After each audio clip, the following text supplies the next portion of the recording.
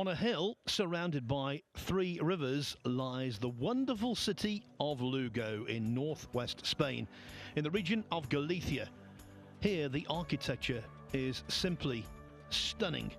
The Roman walls are its most famous feature. It's the only city the world over that still has completely intact Roman walls surrounding it. Also, the food, I can tell you, is delectable. And the weather, well, the forecast for the next week and a half while we're here is going to be terrific. Warm, sunny. The cathedral, well, that was built in the 12th century.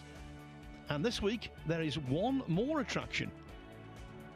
Over 50 nations have provided players for the inaugural Spanish Open, which takes place down the hill from the city centre at the conference centre. Good morning, good afternoon, good evening, wherever you might be watching around the world, and welcome to day 3 of the first ever Spanish Open, the latest addition to the ever-growing World Nineball Tour. Matchroom have put on another wonderful event here, and at the end of today, we will know the last 64 players remaining out of a starting field of 256. So these are the betting odds. None of the giants of the game have been removed so far. I think the most notable absentee would be Mohamed Soufi, runner-up in the World Nineball Championship in Poland back in February, who has lost 2 matches and therefore he's been eliminated. He was one of the players involved in the latter matches last night, and he was beaten by a Chinese player, Wang Can, so consequently Soufi doesn't appear there. The favourite is Joshua Filler. Very much the local favourite is Francisco Sanchez Ruiz, the world number 1 and world Nineball champion, completing the top 5. 3 other titans of the game: Shane Van Boening, Eklund Kachi, the recently crowned UK Open champion, and the twice world Nineball champion, Albin Ouschen. Take your pick. As for table 1, well, today we've got 4 different rounds going. And so consequently, an awful lot of pool to be played and an awful lot of hearts to be broken. We start off with Zheng Xiaohui of China against Luong Doc Tien of Vietnam. That's on the loser's side, the losers round 3. Then it is winners qualification. And our first offering is centre stage, where he should be at home, Francisco Sanchez Ruiz against the USA's Hunter Lombardo. The other 6 matches, well, they'll be available to you when we know who's involved. As for table 2, you can see all of the action over there live on the Matchroom Multisport YouTube channel. It starts out again with a loser's side match. Skylar Woodward against Damien Massey from the UK. Massey is quite a talented player. Woodward will have to be pretty sharp to come through that one, although he is the favourite. And then it's winners qualification second up. Albin Ouschen against Mickey Kraus, Austria against Denmark. 4 other matches on table 2. When we know them, you will know them. So, being as this is on the loser's side, it is a race to 8. And the other pertinent information to tell you is that my co-commentator is the best in the business. Former US Open champion, Jeremy Jones. Well, thank you, Phil, and a pretty sweet 1-loss side match to open here. A little light with the lag from Tien, and we've seen that, you know, maybe not quite that light, but we've seen it a few times from players, and really for a 1-loss side matches, and these players need to win 2 today to get through on that 1-loss side, but pretty quality to start. Yeah, there's a round before this still to be completed. It's one of those days where it's all crossover matches and we have to keep right on top of it, which we will do, don't worry.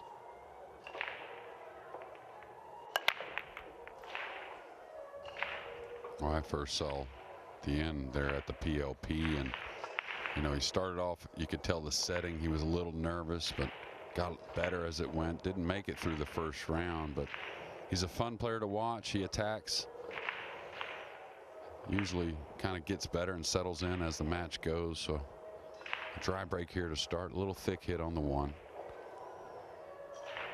But a lot of traffic out there. A good starter on the 1, but Nothing easy to get to the blue two.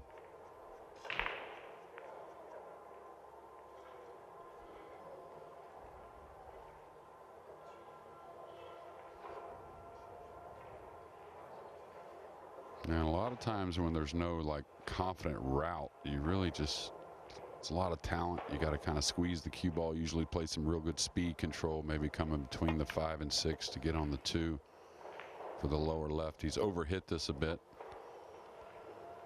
So most likely a safety coming and a tactical battle to start game 1.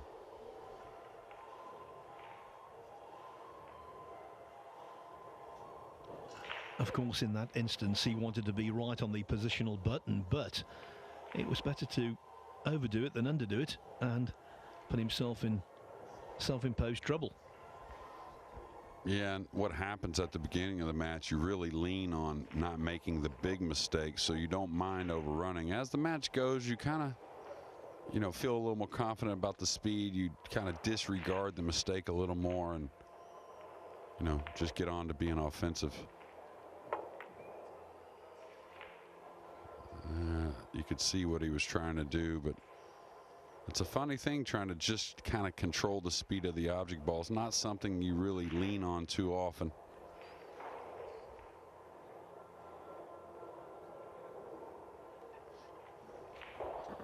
And remember, contact has to be made with a cushion, so that made that particular shot a lot more complex than it would have been without the cushion rule.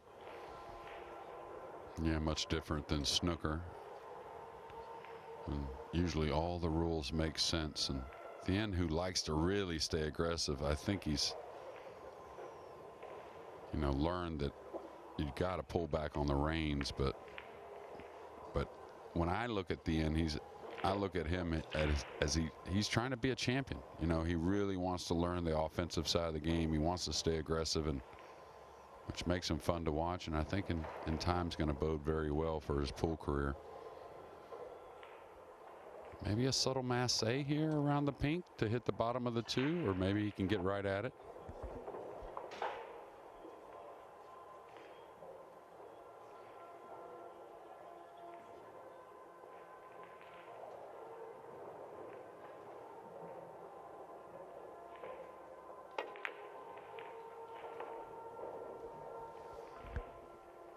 A little bit of body movement there, and now Thien with an offensive shot to get going.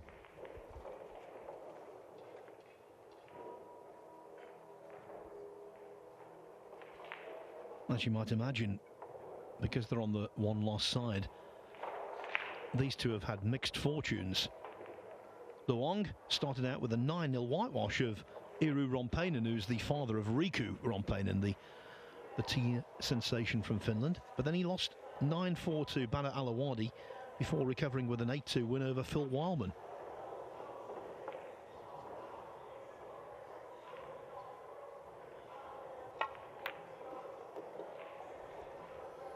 I mean, you saw that ball not hit that great to the pocket, but that's what I was talking about Thien, that he just really commits, stays aggressive with the stroke, which I think opens the pocket up.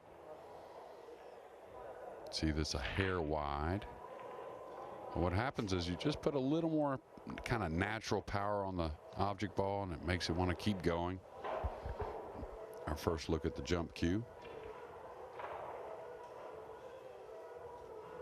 While he's walking around, Jeremy, if you're watching this in Vietnam, you'll know what I'm going to say. But other than that, I think people around the world will be interested to know the interest in pool in Vietnam is immense. Yeah, it sure is. And it seems like, you know, when you talk about Asia and cue sports, some type of cue sports is huge in all the countries, but Nineball pool in the last 10 or 12 years has really taken off there in Vietnam. Nice jump shot there. A little funny on the pink 4, but I think he's going to stay aggressive. A little thin, but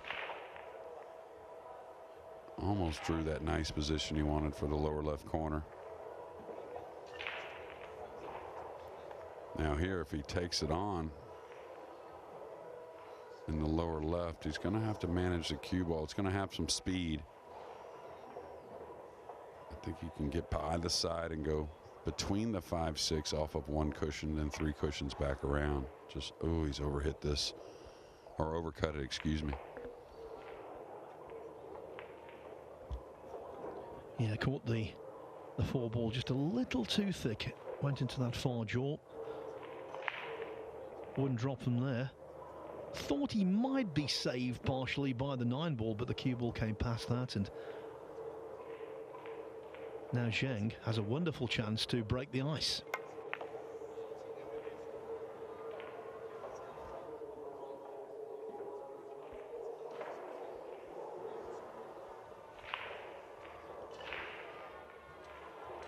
On the Matchroom Multisport YouTube channel for Table 2, Skylar Woodward and Damian Massey kicking it off in game 1, and I think a big match for both those guys. I think, of course, Skylar we expect to qualify, but I think Damian has got enough game to get into that final 64. So, you know, if he could get a big win there over Skylar, get some confidence going, wouldn't surprise me if he qualifies.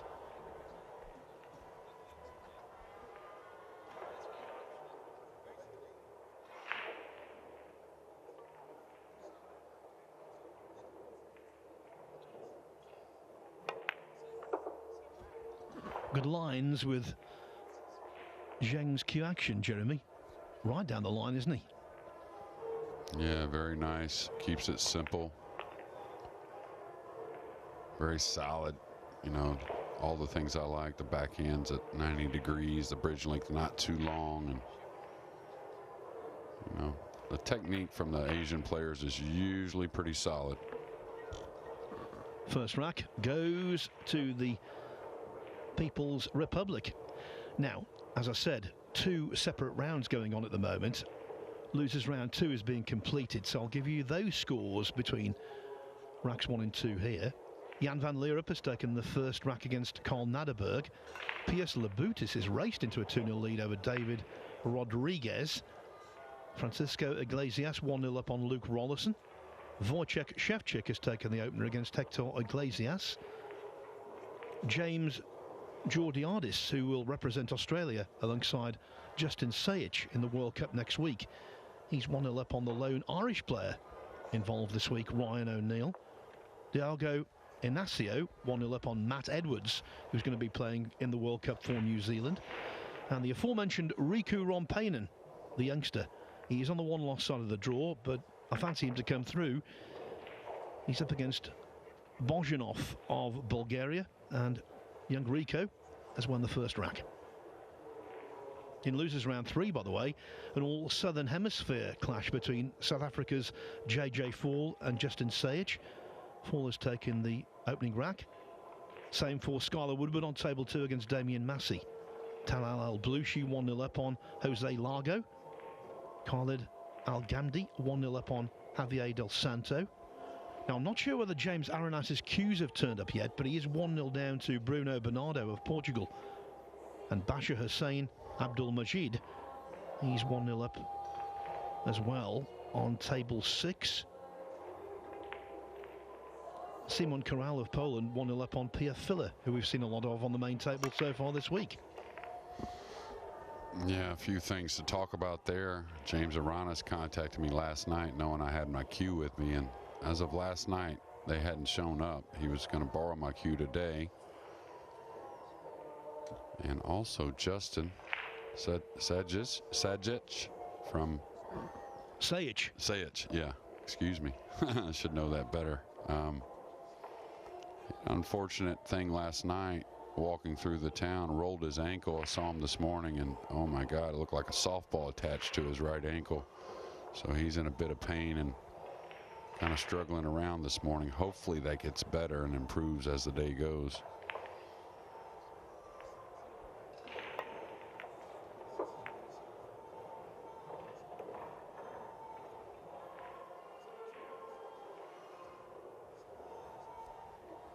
Nice opener there, and had to kind of just turn the cue ball loose a little bit. He's looking to see if he can play the 3 off the 8. There's a possibility. He's got to hit it with a ton of speed. So, and this the type of shot you really don't want to follow your ball. You could miss the 3 off the 8 easily. more of a stun stroke. Still digesting what you've said about poor old Justin Sage. I recall the 1989 Snooker European Open in Deauville in France. Alex Higgins played with an ankle injury that basically he couldn't put any weight at all on the foot, and he was literally hopping around the table. And he won his first match against a very capable player called Les Dodd. It was remarkable. He was bathed in sweat at the end of it. Yeah, when you have that injury, it heats that body up. The adrenaline tries to help out and get you through it. But yeah, Justin was telling me this morning at breakfast that couldn't really put much weight on it. I'll tell you, it wasn't the easiest thing to look at first thing in the morning.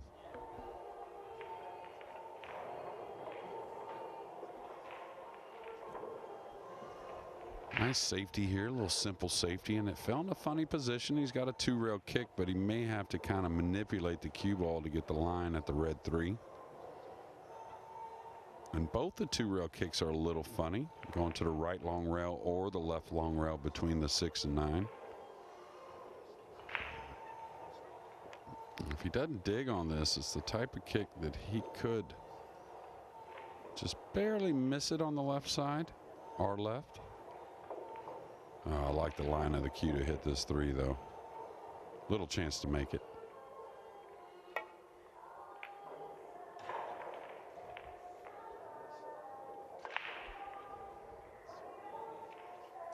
Interested in our second match as well with FSR, of course, but I think Hunter Lombardo's game's improving. He's pretty much kind of Mr. Consistent.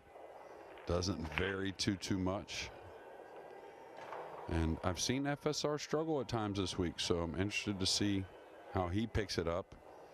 And again, what kind of heat Hunter can keep on him. Obviously, Shane Van Boening and Skylar Woodward will be in the Mosconi Cup team. I think that goes without saying. Everyone pretty much knows it. Tyler Steyer has a very strong hand as well.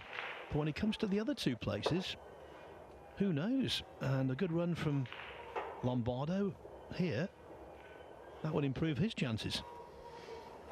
Yeah, well, you know, you got to play singles and doubles, but what you feel like as a captain is, you know, you can kind of rate the singles play, but and what you a little bit expect, but you know, Hunter, the way he does keep it simple and very steady with the cue ball and just about every part of the game, he just sets up for a good doubles partner in a lot of situations. Really nice bank there, and another nice shot now onto the 5 and looking for a 2-game lead.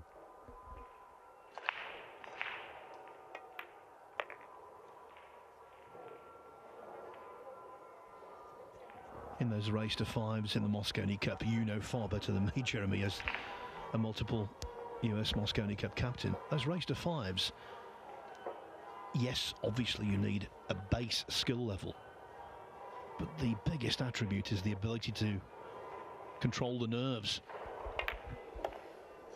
Yeah, and it all starts with the brain, I think. You know, if you can stay pretty, you know, true to yourself on how you play, and again, if you're the type of player that can use the brain here and there, kind of helps you get through those nerves. And I kind of feel like it always was something that helped me, you know, just shot selection and kind of understanding some percentages, and because we're all nervous out there, it doesn't matter who it is. Not many signs of nerves for Zheng here, about to double his lead. Yeah, and whichever player gets off, you know, and gets out to that good start and puts together a good match early, it's a big day for these players to qualify. And in losers round 3, Justin Sage hoping to literally limp through his match against JJ Fall. He's 2-1 up. Pekinyak 1-0 up on Manuel Fernandez.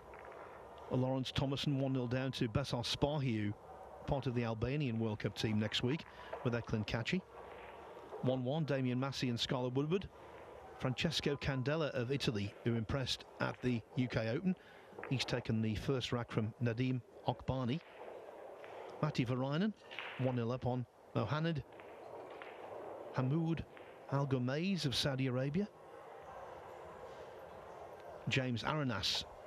He's now 2-1 up on Bruno Bernardo, having taken a couple of quick racks after dropping the first. Win Kong Tan of Vietnam and Georgi Georgiev of Bulgaria, 1 each. And Pierre Filler has equalised against Simon Corral. Zhang de breaking game number 3. Very solid hit there. Boy, he'd like to bottle that one, and he's going to end up with a nice starter on the blue too. And just to get back to Justin one more time and talk about Matt Edwards having to travel so far. Of course, Justin doesn't come to quite as many events, but I'll tell you, he's the type of player in the, you know, the cue action he has, and he's so solid. If he was able to come to more of these events, I think he would creep up the ranks, and I'd almost bet on it. Just so solid cueing the ball. And these tables are tightening up even more. Watching some matches, and Skyler missing a 5-ball there on table 2. Well, Sage comes here with a few dollars in the old Skyrocket. Australian dollars, of course. He's been winning lots of matches and some tournaments down under, playing on the smaller tables. Well, to me, you know, he's one of those types, the way he cues the ball. You just never expect a real bad hit on the cue ball. You know, something that's kind of, where did that come from kind of question. But again, if he was able to get around and just pick up little things from all these top players, I really think he'd be somebody that excelled quickly up the rankings. And his demeanor, right? He's just such a great guy.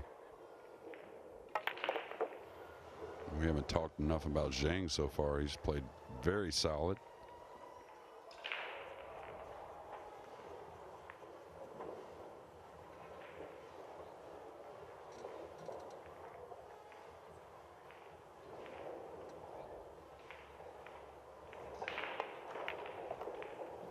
This could get a little funny if it doesn't travel.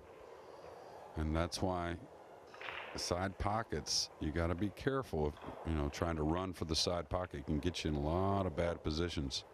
Now it looks like he crept just enough to stun off the 7, get position on the 8. But you saw how much he had to put into that.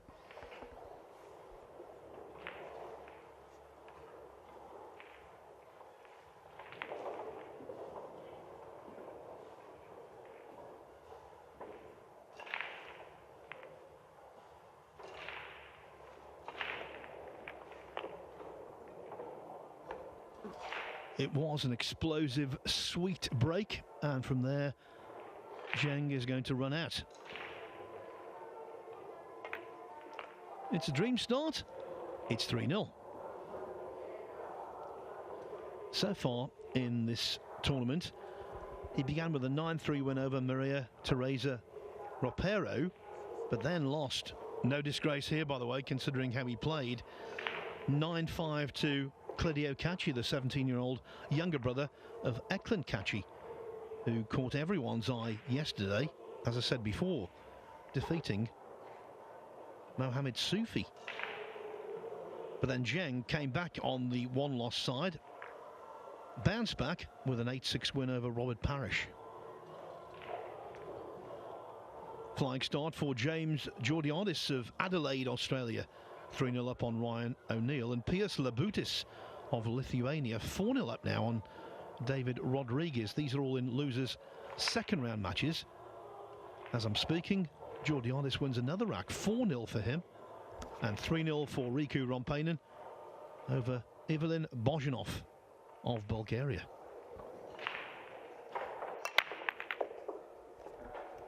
All right, Tien's going to get an opening here, losing the cue ball 1 rail on the side. So he's got a chance to get started. I think the 1 will go in the upper right. If not, he'll take ball in hand and play the long shot down in the lower left. The 3 is near, so pretty easy position play here.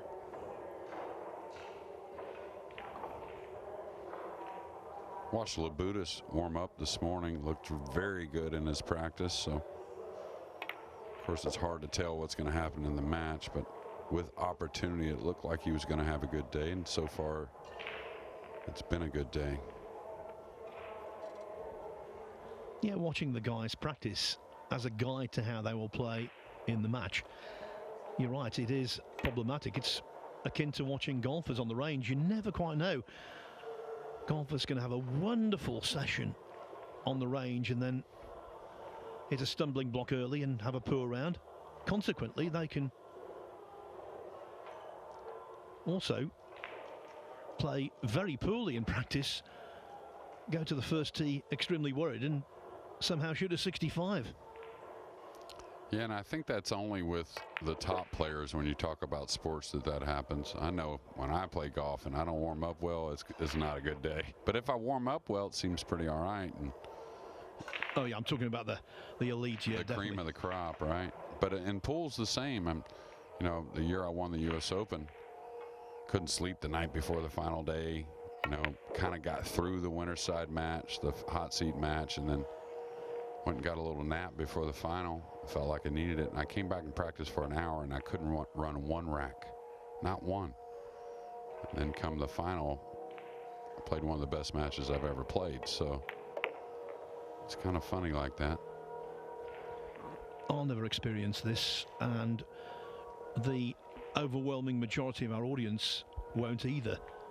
What does it feel like when you put that winning 9-ball to win the US Open? It must be an extraordinary outpouring of euphoria. Yes, it is. And, you know, depending on, you know, what kind of player you are, of course, I get very entrenched when I play, so it takes a little bit of a second for me to realize. But that one there, I kind of realized it before I shot the 9 and felt pretty good about it. So it is an incredible feeling. And it's amazing to me, right, to win that kind of title, right? But to me, I still can't replace the feelings of the Mosconi Cup. That's still the epic moment in my life, playing pool and the way I felt. Really, really interesting. Luong Doctien getting off the mark. Cheng still leading by 3 racks to 1. James Arenas and Bruno Bernardo 2-2. Chris Tevez of Peru 2-1 upon Jonas Kornmesser. Khalid Al Ghamdi, fine young talent from Saudi Arabia, 2-1 ahead of Javier Del Santo. Francesco Candela improving all the time, 2-0 upon Nadim Akbani. Skylar Woodward over on table 2. He leads 2-1 against Damien Massey. Just a reminder that you can see all of the action throughout the day on table 2, throughout the week in fact, on the Matchroom Multisport YouTube channel. And Adrian Pekenyak, he's 3-0 upon Manuel Fernandez. That massive Spanish contingent of over 60 players that started out gradually being whittled down. Nice break off. Hit a little thick in the first one. Made the adjustment, got the 1 down. Going to be a difficult push shot here. Definitely a push out coming. And Thien compared to Zhang a little more simple with the stroke, right? Kind of easier to start matches that way, I think. Where Thien has what I think a little more powerful stroke, but it's something you have to get a hold of.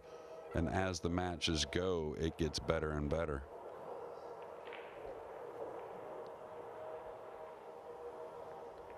All right, rolling out to the kick on the blue 2. You don't want to give up a piece of this. And most likely, you normally wouldn't get this kick back as well, especially with the 6, 9, 5, 3, and 8. You want to try and kick the 2 down table underneath those balls. Now it's going to be a little bit of a thin hit, so the cue ball is going to track a hair. What I mean by track, it's going to move to the right side of the table, but I think you probably still take the kick on. Now, if you give up a piece of this blue 2, it could be a very easy return safety for Thien. So a little bit to think about here, Phil. I also get the impression these two know they're quite evenly matched. I'm not saying it's a toss of the coin. It's not all about luck, of course. It's on the day, I think, though, these two. Yeah, really nice. Now, this is what I was talking about. He got the cue ball to the rail, which is important to cut off maybe some side spin and definitely the bottom part of the ball. But you can see now that he gave up a piece of this, maybe a little bit of an easy return. Even though when you're 8 feet away, it seems like nothing's easy.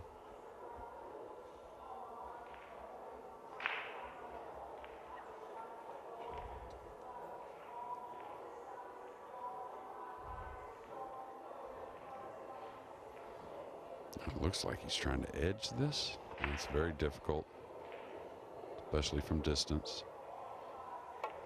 He's playing the more full hit. Very smart. And this is what I meant about taking on the kick. If you do leave a piece of it with all these balls down table, the 6-9-3 and all that, it's going to be a pretty easy return. But that's the sport of 9-ball, and the way it is, you have to gamble. And it seems like even more so the way the game's shaping up. Yeah, and the way the 7 was flicked out there, any possibility of the jump shot has been removed. He's got a pretty doable rail first. This is where you have to make the decision. Am I going for it, or I'm just laying across it trying to play safe? Don't shoot in between. He's playing the safety side, trying to spin the cue ball. I think he knew it was a little under hit, but he had to kind of curve it subtly.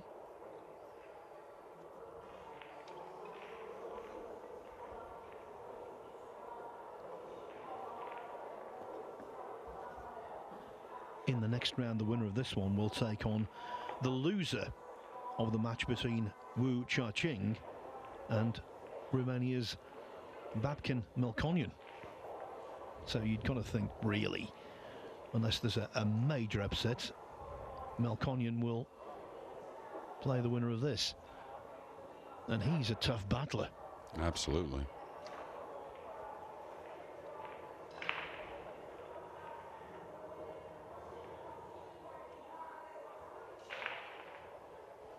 Yeah, it doesn't have quite enough angle to bank this in and really come down and get somewhat close to the red 3. Like to edge this ball right on the right side maybe and run the cue ball, but again, there's some gaps. Some may just go ahead and ice the bank, right? Feel good about the bank and then play safe on the 3. Just got to weigh a little bit.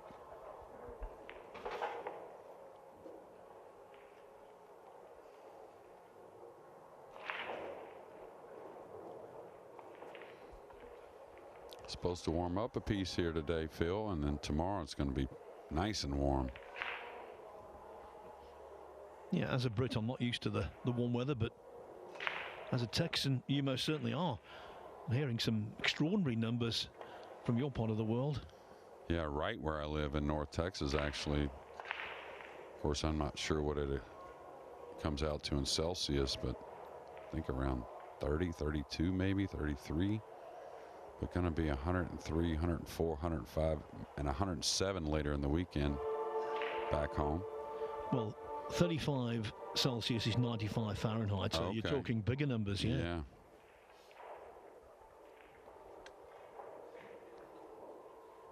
Yeah, I was talking to my wife, and she said, you know, we own quite a few dogs, right? But they go right outside to the restroom. They come right back in.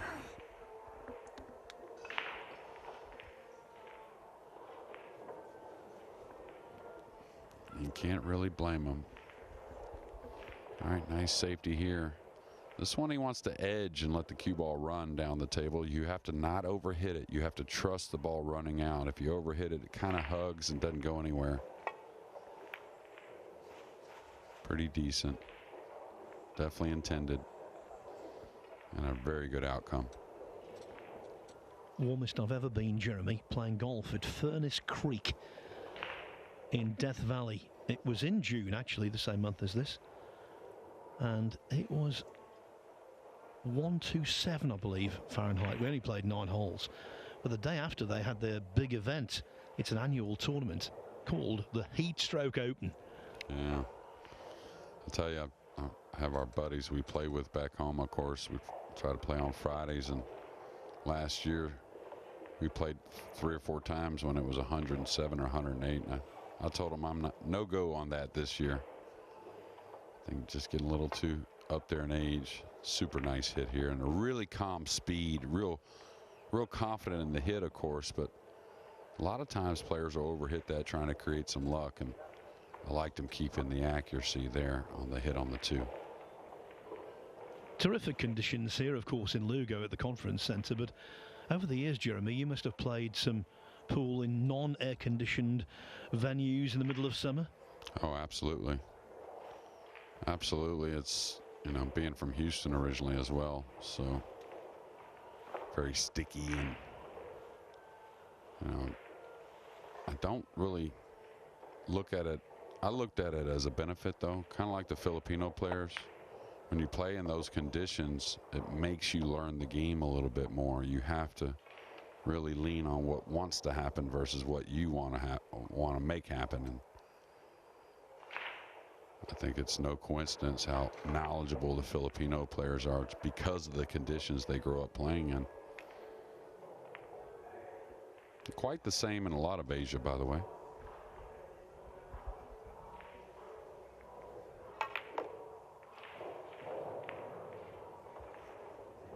Well, the flick off the 5, beneficial. Might have tied up the 9, but that's not the case. Good opening pot here from Luong.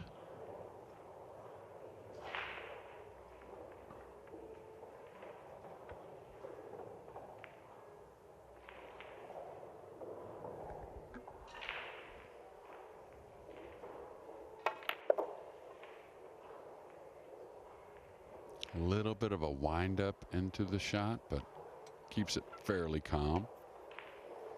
But again, it's the type of technique, as he stays in the match and plays more matches, it usually just gets better and better, maybe a hair calmer, and the timing just kind of settles in.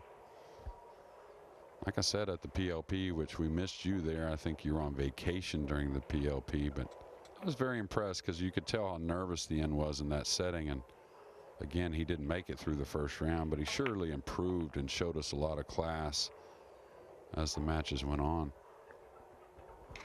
Well, as a young player who wants to have plenty of matches against top-level opposition, Premier League pool is ideal because you play so often against the very best.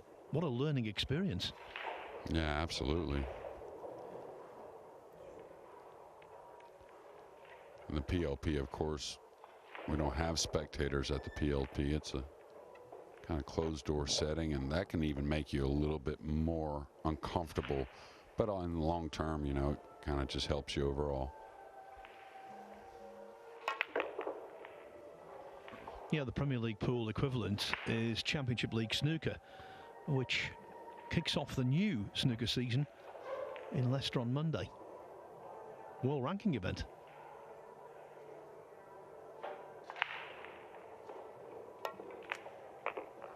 In goes the 9.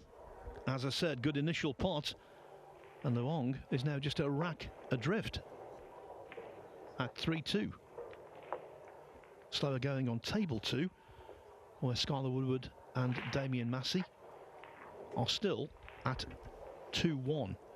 Now in the losers round 2, Nikos Sikonomopoulos, he's 3-0 upon Bruno Martins.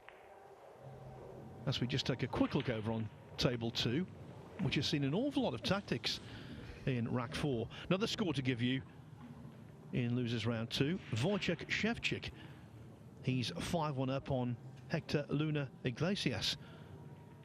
Szewczyk having the brutal luck of playing Wu Cha-Ching in his second match in the tournament. Yeah, well, some of the seeded players, that's going to happen more and more again.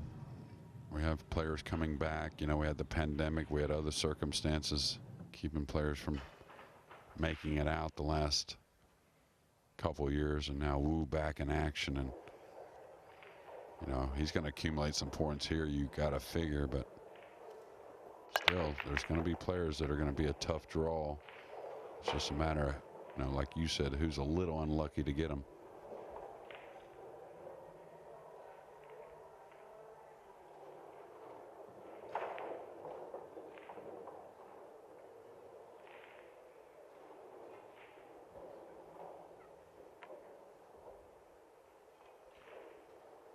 You can't ask for much more than this. Really open table. The 2's near. The 3 and 4 together. A little bit of work, of course, but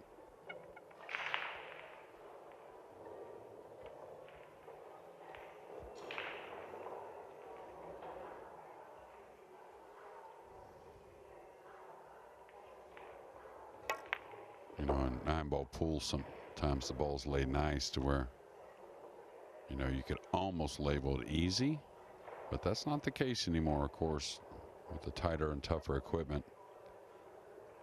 You really can't take your eye off any ball. We saw that yesterday in a few situations, especially when the nerve starts flowing. Incredible match from Aranis and Wilson yesterday. Showed us a little bit of that at the end.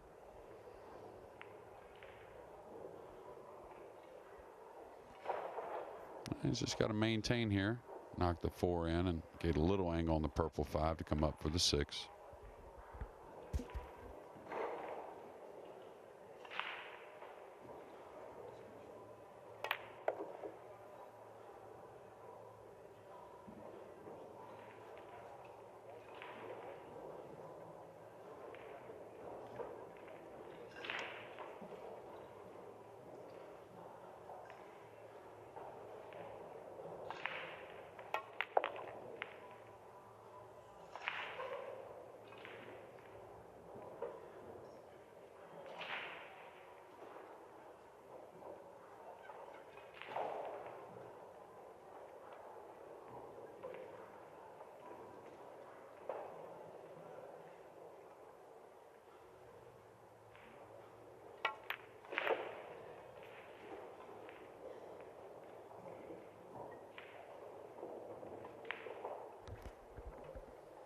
All the tables being used here at 10 a.m. That'll change as the day goes a bit as players are eliminated, but got another nice wave of players coming in for the junior event, right? The FSR Junior, which will start tomorrow.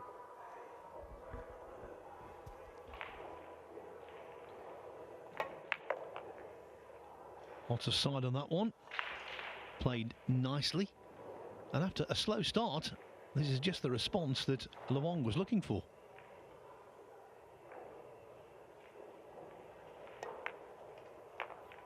The first 3 racks went to Zheng. The next 3 have gone to Luong. It is all square. James Aranas, who was mentioned in the previous rack, now 4-2 up on Bruno Bernardo. As for table 3, well, that features Pia Filler up against Simon Corral of Poland. And Corral, who's at the table, is currently leading 3-2. Dimitri Jungo from Switzerland, he's 3-0 upon Nicolas Rimbaud of France.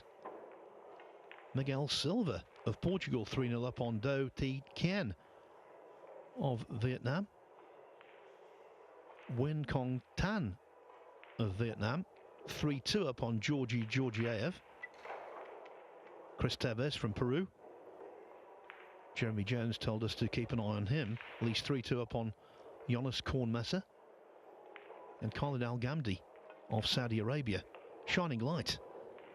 As a junior, he's 4-1 upon Javier Del Santo.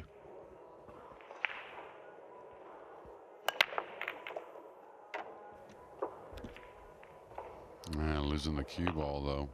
Unloaded on the rack nicely. Got the one down with a couple others, but gonna surrender ball in hand now. Zhang back at it. Not sure if the red 3 got tied up here on the pink 4. He will have the side pocket if he doesn't have the corner, but we'll have to move the cue ball a bit more, and doesn't seem too stressed about the 3, so it probably plays in the lower left.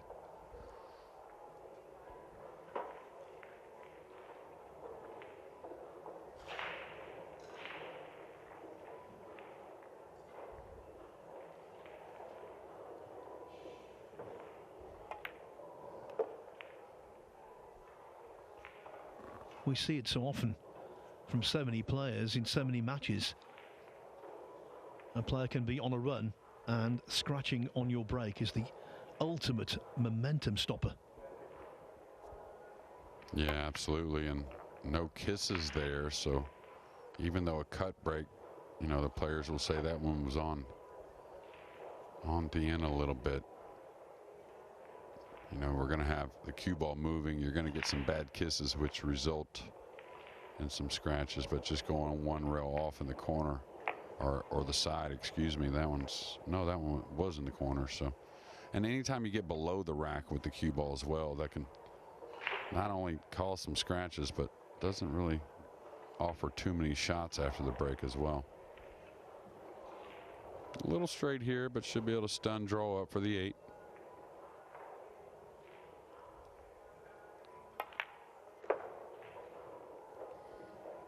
And really nice cue ball control so far for Zhang. Makes the cue ball move easily.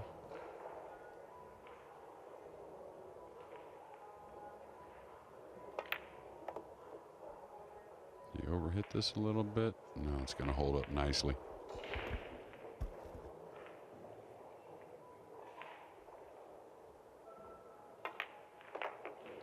We often talk about a kick and stick. That was a scratch and sit. The Wong scratched, sat out the rest of the rack as Zheng regains the lead at 4-3. By the way, an extremely lengthy 4th rack on table 2. Skylar Woodward still 2-1 up on Damien Massey. They're on the brown 7 ball in rack 4. What's been a real marathon. I think in line to record the first victory of the day is the Australian World Cup player James Georgiadis, who's on the hill against Ryan O'Neill, 7-1 ahead in losers round 2. Also going nicely, Piers Labutis 6-1 up on David Rodriguez. And Riku Rompainen hasn't lost a rack yet. He's 5-0 up on Evelyn Bozhinov of Bulgaria. Nick Malai 4-1 up on Sasha Lobert. All of those scores are in losers round 2. And James, you talked about there is going to be a World Cup member for Australia, but seems like all them players down under are super talented. And again, if they just got to spend a little more time and around these better players, I think they would excel even more. By the way, that marathon I was telling you about on table 2 is over, and it's fallen to Woodward, so he leads 3-1 against Massey. Yeah, great break off here. A little funny shot on the 2, just because of where the 3's at. I don't know if he can hit this enough with a lot of right spin, catch the side rail, in rail, and come back down the right side of the table. The problem with that is the 3 doesn't pass the 5, but you at least want to get some kind of look at the red 3. Maybe a combination if you get really good on it, or most likely a safety. But you don't want to trap yourself trying to do a little more and get snookered on the red 3. I don't think the 2's very missable, really, but a lot of side here.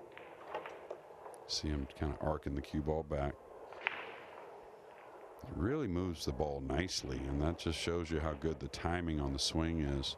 Similar situation than we saw for Pia Filler yesterday. He could 2-rail bank this up in the corner, that being the top right. Now, does the 3 pass? I didn't think it passed the purple 5. That would be really good, and he'll just play a standard shot. But he could try to make this if he's playing safe and play the safety as well. Yeah, and he would have got the 3 much more down table. He's going to leave a little more of a 1-rail kick than he wanted. A little shake of the head, you could see. Those are the type of shot, you know, if you play other games, you recognize those shots, those 2 ways.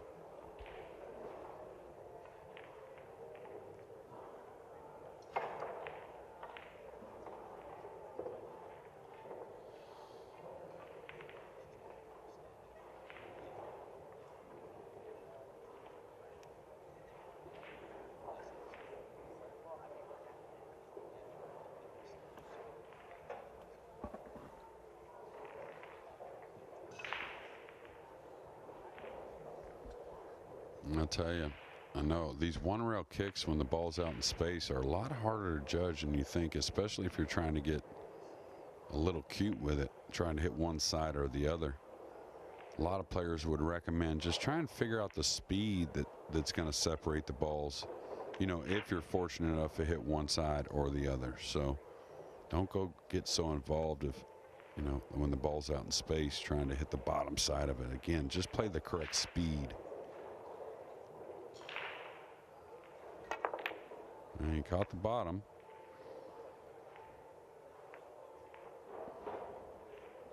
Can't give up a cross-side bank that Zhang may attack with.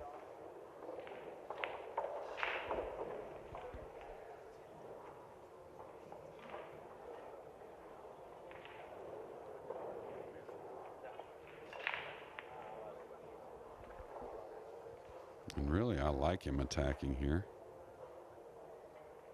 Most of the great 9-ball players bank the ball really well. Well, he played the safety. Doesn't want to fluke the 8. Did get the snooker. Still only 21 years of age, Zheng, and we talked about Luang gaining all of that experience in the Premier League pool. He gained experience by being a debutant in the World Pool Masters this year, losing 9-6 to Victor Zielinski in round 1. But a big honour to be invited to that elite 16-player event. Yeah, and it was what a field it was. And 21, how sweet that is. And he's got a real solid game at a young age. Of course, it seems like every sport's just getting a little younger as each day goes on. That was the case with snooker for many years, but not so in the last decade. The top players have got older, and they've remained the top players by and large. Any reason you would, kind of why that is? Well, internationally, more players are coming through, so they're on the younger side. But in terms of the UK, the production line has pretty much stalled. It's interesting, really, especially snooker, doing pretty well. A lot of money involved. And a lot of, I would suspect anyways, there's several places to get trained there in the UK that they're very qualified.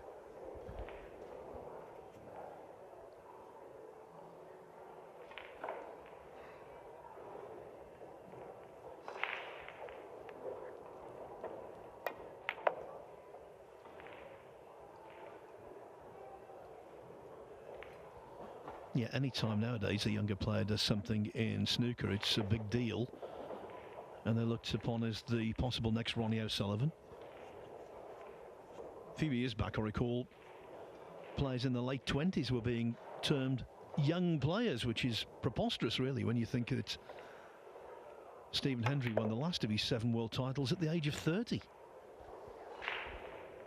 Yeah, well, he was winning titles at a very young age, so I guess there are some exceptions, but also, if I read right, there were some veteran players that started playing again, right, and having some results. Yeah, well, Gary Wilson had some time out of the game after winning the World Junior Championship. The man we're keeping an eye on here, who's doing so well. He was disillusioned with the way the game was going. Started to drive a taxi, but then when Barry Hearn took over, and the game became so successful again. What Barry has done, by the way, Barry Hearn for snooker, is revolutionary, as is the case with Emily Fraser and Matchroom in pool. And so when Gary Wilson realised there were more tournaments, more opportunities, more money, then he took up the cue again, and the rest is history. He's the Scottish Open champion, and he's doing well in all kinds of cue sports disciplines. So there you go. Another rack on the board. Still not convinced who's going to win this one, although Zheng now does have a 2-rack advantage at 5-3. Pia Filler in trouble on table 3. She's now 6-2 down to Simon Corral. We have a table over there.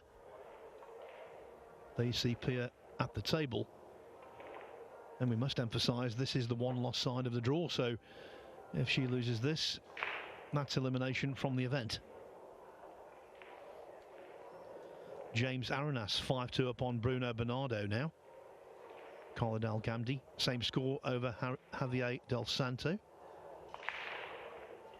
Skylar Woodward was 3-1 ahead of Damien Massey, but Massey's just won rack 5. Vesal Sparhiu 4-1 up on Lawrence Thomason. And even despite that ankle injury, Justin Sayach holding JJ Fall at the moment to 4-4. Riku Rompainen on the hill on table 21 in a loser's second round match against Evelyn Bozhinov at 7-0. We have two results already. Pius Labutis beating David Rodriguez 8-1 and James Georgiadis overcoming Ryan O'Neill 8-2. Again, that's losers round 2. So those two still have an awful lot of pool to be played before they can get into the last 64 if they do so. Yeah, a little bit of a longer day for some on that one-loss side, and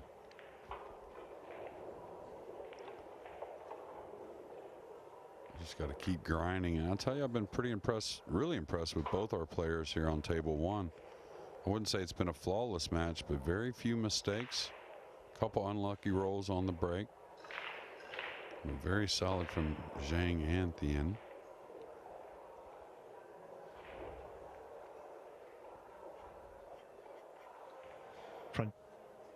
Francesco Candela 4-1 up on Nadim Akbani.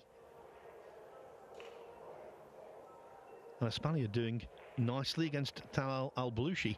Jose Largo 4-3 up. Yeah, he's missed the one in the side, and he's going to give up an offensive shot, and a guy that likes to stay offensive. And on table 2, I'll tell you, I think Skyler's going to have his hands full in this match. Just my feeling, my gut feeling. And even though Massey trails 3-2, just the pace of it, I think, is good for Massey, right? Not letting Skyler get going, running around that table a little bit. And Massey, of course, a very capable player himself. And I can't remember, he had a nice win at the UK Open over a very good player where he was an underdog. So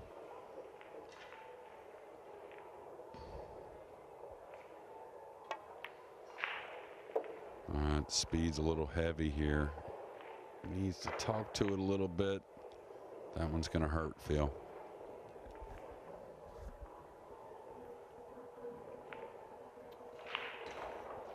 Cue ball very much in mid-table as well, making it rather inaccessible in terms of the reach from the top end.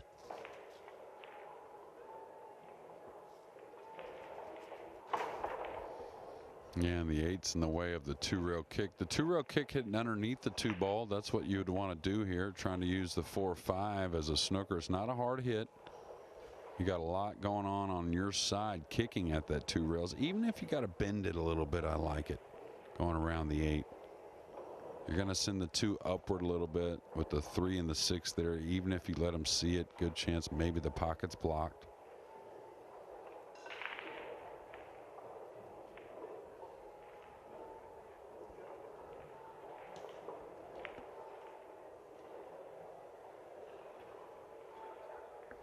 Looking ahead to that World Cup, you got to like it just because we're going to be here in the same venue. Players have been here a week. All the teams are here together, getting to work on things, talk about things, and I think it's going to be one of the best World Cups ever as far as the level of play.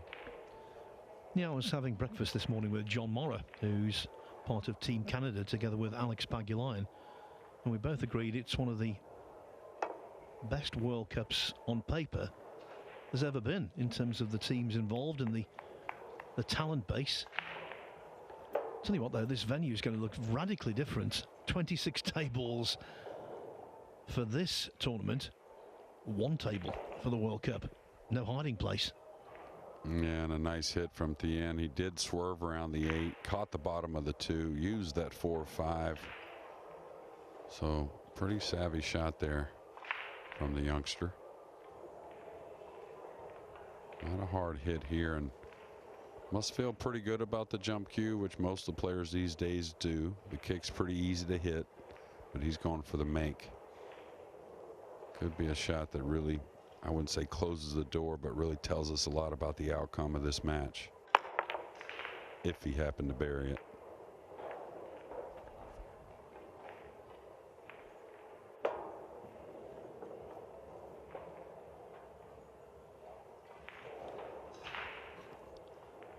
Only half an hour to go now before the start of the winners' qualification round. Some wonderful matchups in that. I'll tell you about them at the end of this rack.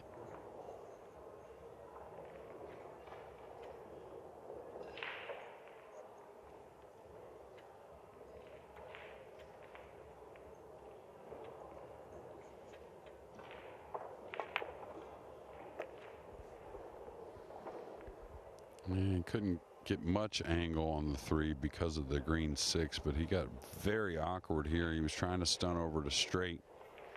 That way he could draw the ball, and now he's going to have to take a little more of a shot on the pink 4. He's looking for, you know, the center of the table, which is a smart place to get. Again, it's not easy. He's got to hit this pure if he's going to come between the 6-7. He may stun 2 rails off of a very small angle on the 3, but that could get into the 7 as well. So a lot going on with this shot here, and it really matters how you hit the pocket with the 3 ball. It's going to overrun again, and that's the problem with the stun. You know you have to get into it, so easy to lose the speed control.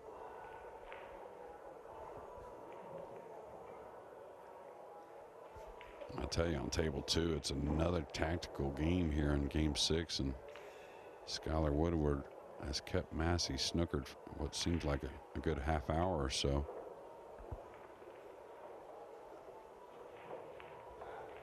Yes, he's a very fluent player, isn't he, Skylar? But he does have the necessary patience if required. I think he prefers a more flowing game, though, than fragmentary. Yeah, but you got to have them all, right, Phil? I mean, that's the ticket. Talked about it yesterday.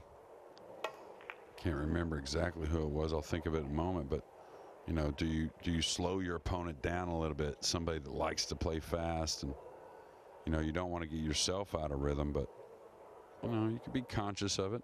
There's a little gamesmanship in the sport, that's for sure. Really nice safety here. And Zhang may have to come some 3 rails underneath this. He's going to try and play a subtle swerve, and nothing wrong with that if he feels good about it.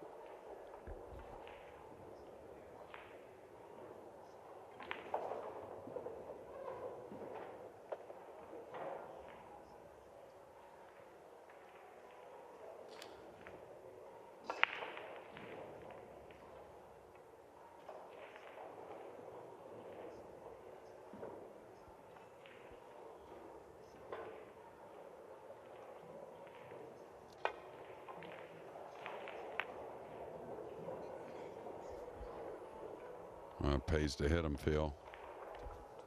What an outcome. What an outcome. 1, 2, 3. Cushions on the nose, in behind the 5. What an outcome.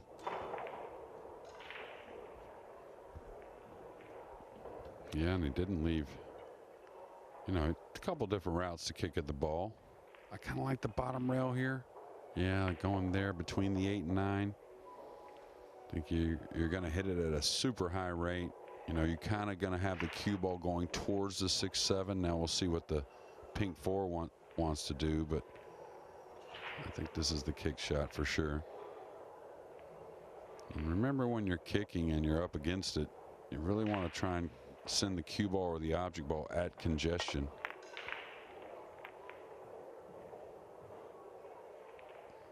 Well, he's going to land the cue ball on the rail, but you got to figure that Zhang will attack, even though going into the green 6 with the cue ball. So, not probably knowing the entire outcome. Quickly, the last of several snookers laid by Skylar Woodward in rack 6 was fruitful. Massey failed to make contact. Woodward dished, so he leads 4-2.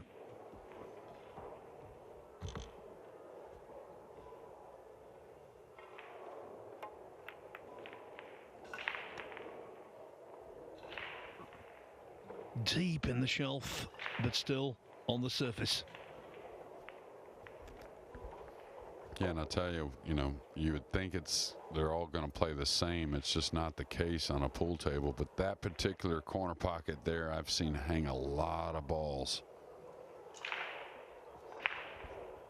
Yeah, it definitely happens in Q Sports that one pocket becomes devilish. We had this at the World Championship qualifiers in snooker earlier this year. On table 1, which is the main table, which we streamed, the top left-hand pocket down the black end, oh, it was unforgiving in the extreme. And in the end, it was so tight, it was affecting players' shot selections. Yeah, absolutely. We saw that at the Moscone last year with the side pockets to where it really got in the player's head, I thought. And not the best effort on the 4, position-wise on the 5. Does like the run-through shot, though. Powers up.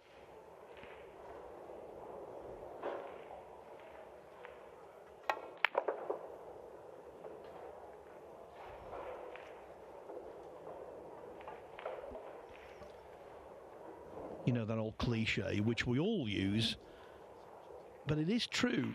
Game of fractions. That ball hanging up, it was fractionally away from being potted, and it's made such a big difference here.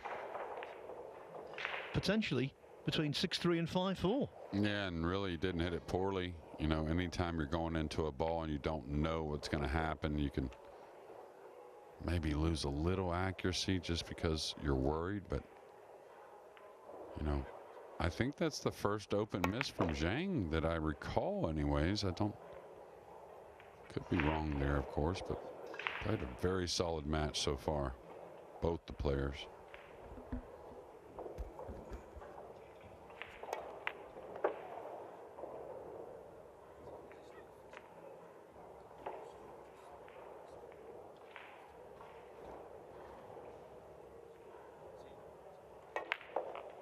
Solid and keenly contested.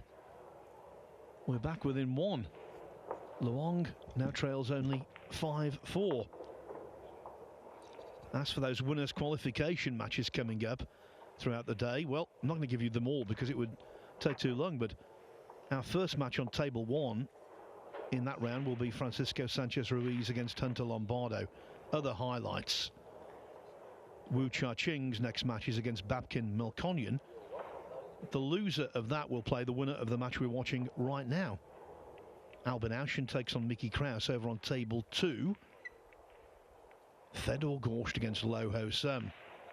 Dennis Grabber, Imran Majid. Jason Shaw against Daniel Corriere of Italy. Shane Van Boning's next opponent. That's going to be third on today on table 1. He faces Elliot Sanderson, so you and I, Jeremy, will be back for that one. Ralph Souquet, one of my personal favourites. He takes on Adam Stankiewicz. Koping Chung plays Tyler Steyer. And young Claudio Cacci, who made the headlines yesterday, he's up against Banner Alawadi. And if he continues to play like he did yesterday, young Cacci might well win that match on table 6.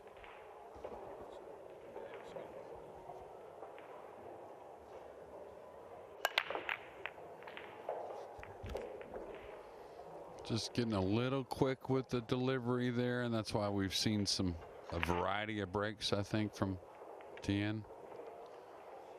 And a few miss hits on the 1, getting the cue ball below the rack. I don't think that's the desired position. It did escape up the table, and I think it's given up a little sliver on the yellow 1.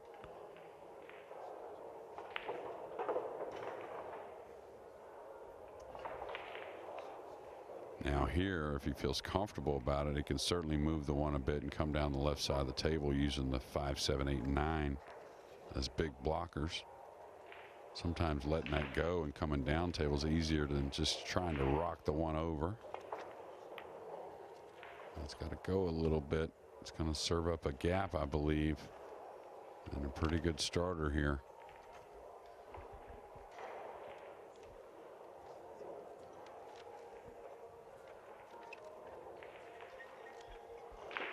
Yeah, I believe the winner of Skylar's match plays the loser of Loho Summon Feder Gorst, I believe. I believe that's what Skylar told me this morning. So all kinds of quality going on all day here, trying to get to that final 64. Little draw stroke here. Oh, he put a lot on that. Is he going to get away from him? He's okay. And really it worked out nicely, kind of bumping the 5 open for later in the rack.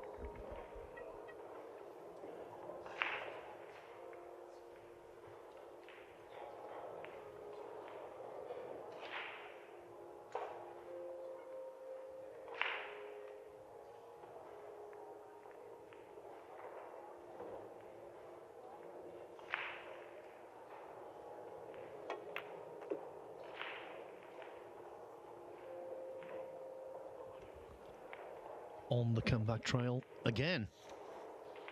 Remember, he was 3-0 down, rallied to 3-3, fell 5-3 adrift, and now he's got the opportunity to draw level at 5-5. Looks like he's got a draw by the 6. Yeah, nice shot. He's going to end up a little short though, so maybe has to put a little inside check spin here to get 1 rail over for the 5.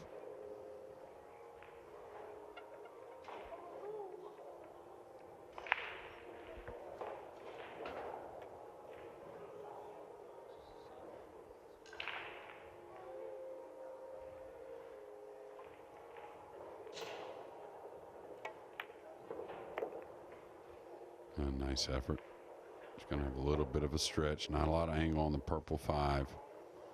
Don't know if he can draw his ball one, you know, just kind of straight back, or if it has to kind of stun over to the right side of the table.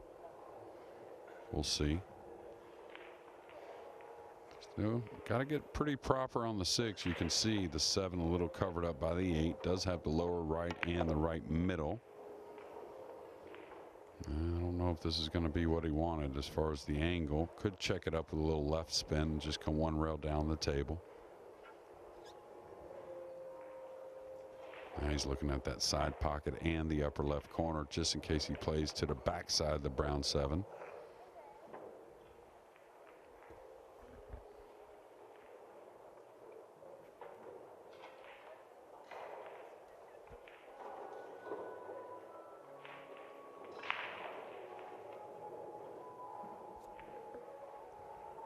Looks like he's putting a little left spin on this, so like I said, should be coming 1 rail down. Really nice touch there. Yeah, wasn't it just? The application of side, clever and precise.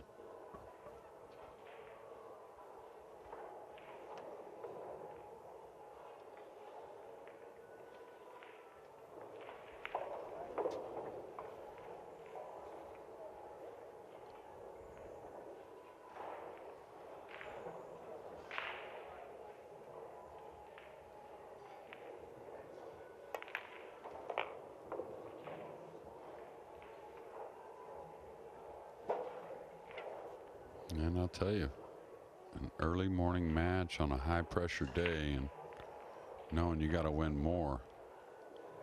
These two have come out to play and have very much impressed me. So solid by both. Yeah, at their age, I don't think mental stamina is going to be an issue as the day goes on. They're just going full bore. And again, the scores are tied. It was 3-3. Now again, it's 5-5. Let me tell you about some more of these winner qualification matches that are so mouth-watering. Kopin is up against Tobias Bongers, who's on an upward trend. He was a semi-finalist in the Mez Bucharest Open recently. Gary Wilson, snooker's representative here, faces Mario He. Duong Qua Quang, who I believe is the best of the Vietnamese player right now. He's going to take on David Al-Kadi. Gerson Martinez from Peru faces former World Masters champion Alexander Kazakis.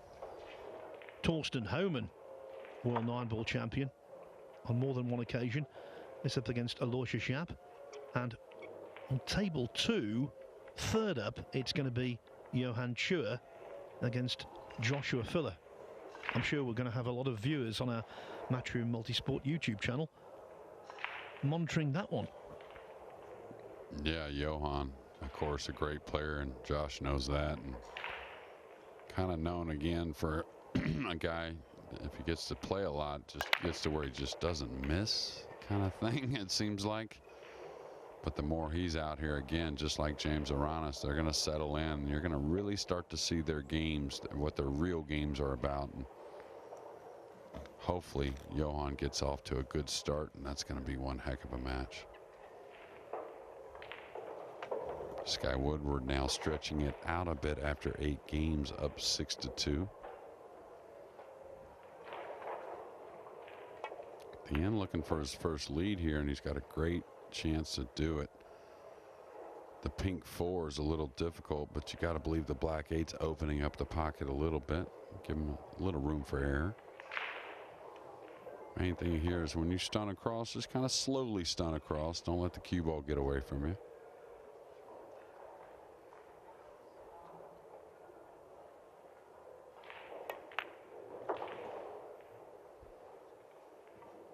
That's what I meant. You know, you kind of want it just kind of creeping across there. That way you don't get over the 9. You don't lose the cue ball in that left middle side pocket.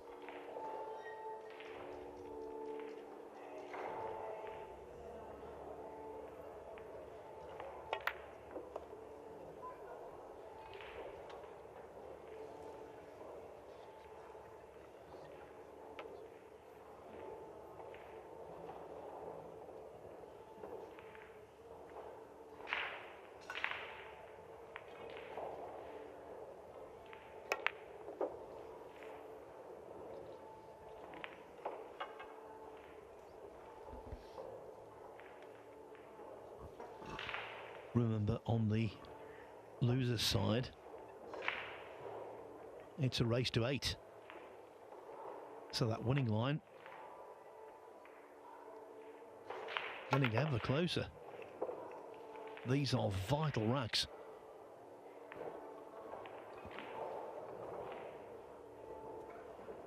Yeah, and the way both these guys have played, you got to like their chances to advance. I mean, playing a solid match here, and of course have more to do later on today, but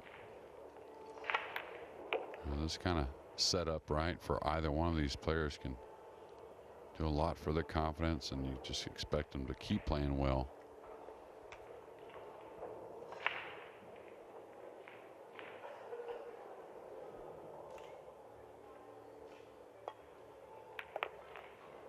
I didn't want this ball to freeze. Oof, a little bounce makes a huge difference on this shot.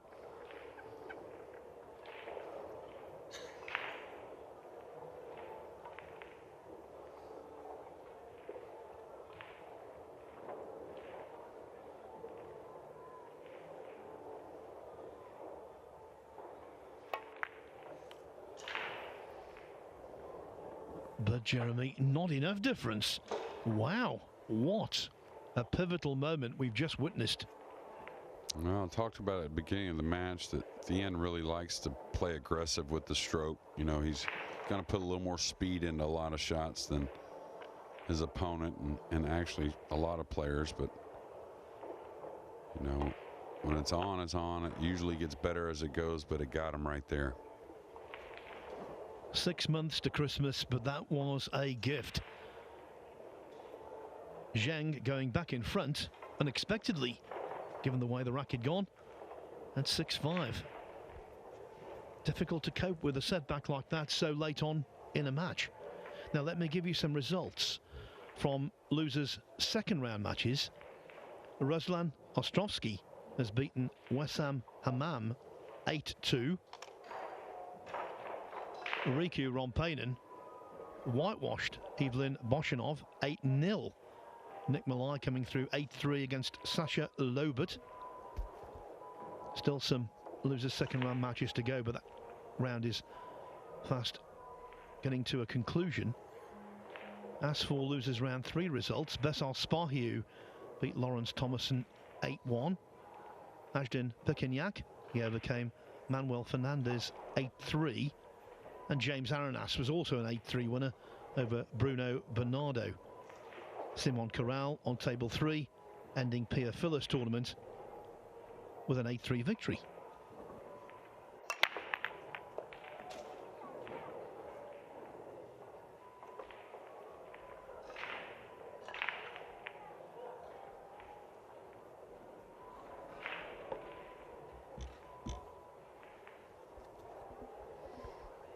I'm still trying to find a little bit of a chink in the armor for Zhang, and I really haven't seen it. Just breaks the balls nice, kicks at the ball well. Seems like the safeties have been good. Haven't seen a lot of jumps from him, but really simple cue ball and moves it easily. So we'll see what he does here with, what is a crucial game here at 6-5. He's had the lead the entire match. Can he keep it? Another result on that loser's side in losers round 2. Wojciech Szewczyk, an 8-4 winner over Hector Iglesias of Spain.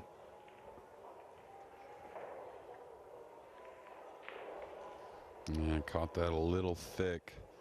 Did leave a look. Bumped the red 3 into an awful position for later in the rack. Whoever's trying to get at that red 3, but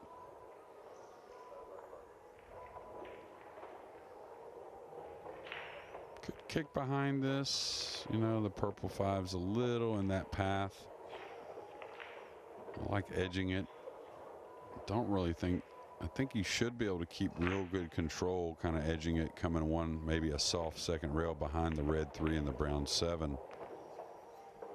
So I wouldn't get too much involved trying to get tricky with this one.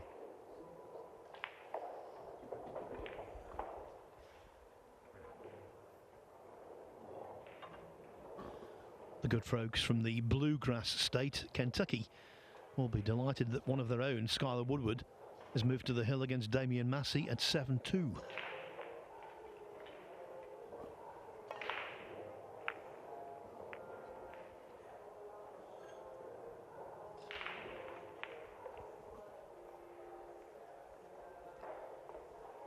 From bluegrass to blue mess. That was a big mistake. Yeah, leaving a look there, and that's why I said don't try to get so involved getting the devastating safety. He was trying to bank the 2 up, come 2 rails behind the purple, and had other options. And anytime you have a difficult ball like the red 3, you really have a lot more options as far as the safeties and keeping them fairly simple.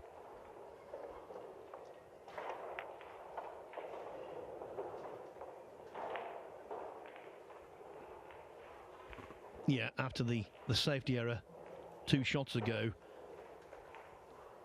he was asking for trouble.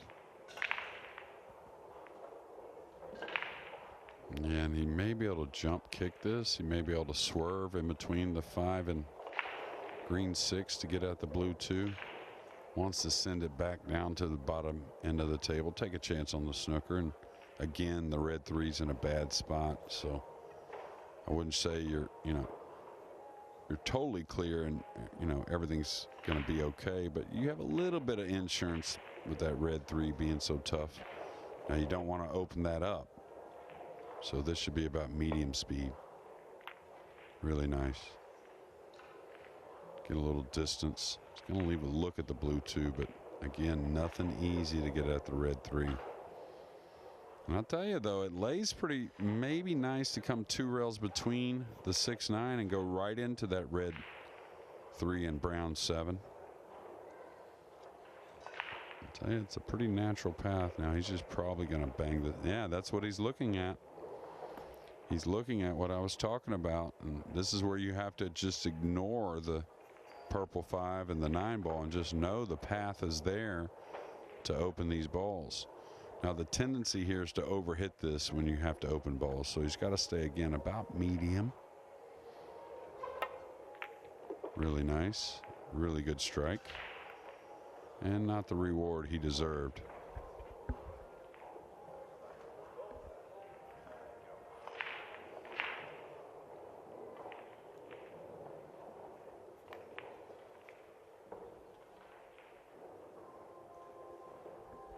I'll tell you what, Zhang, 21 years old, very, very composed young man. I mean, he really sees a lot at a young age.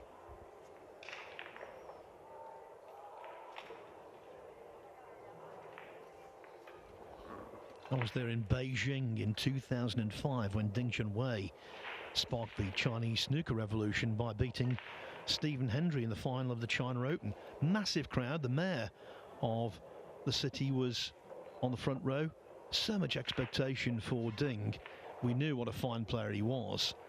He was 4-1 down. Hendry went for a red down the side rail. He shouldn't have taken on, really. He missed it. And from then on in, Ding was superb. And boy, what a consequential result that was for snooker. The reason I'm saying that story is because he was just 18 at the time, had all the poise in the world.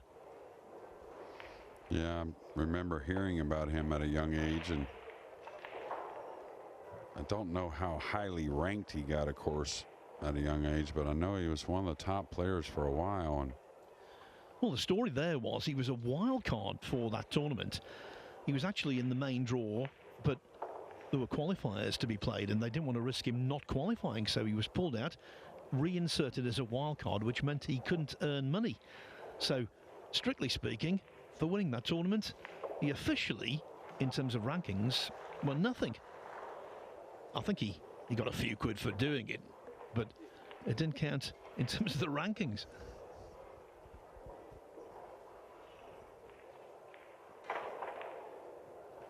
well, that was what?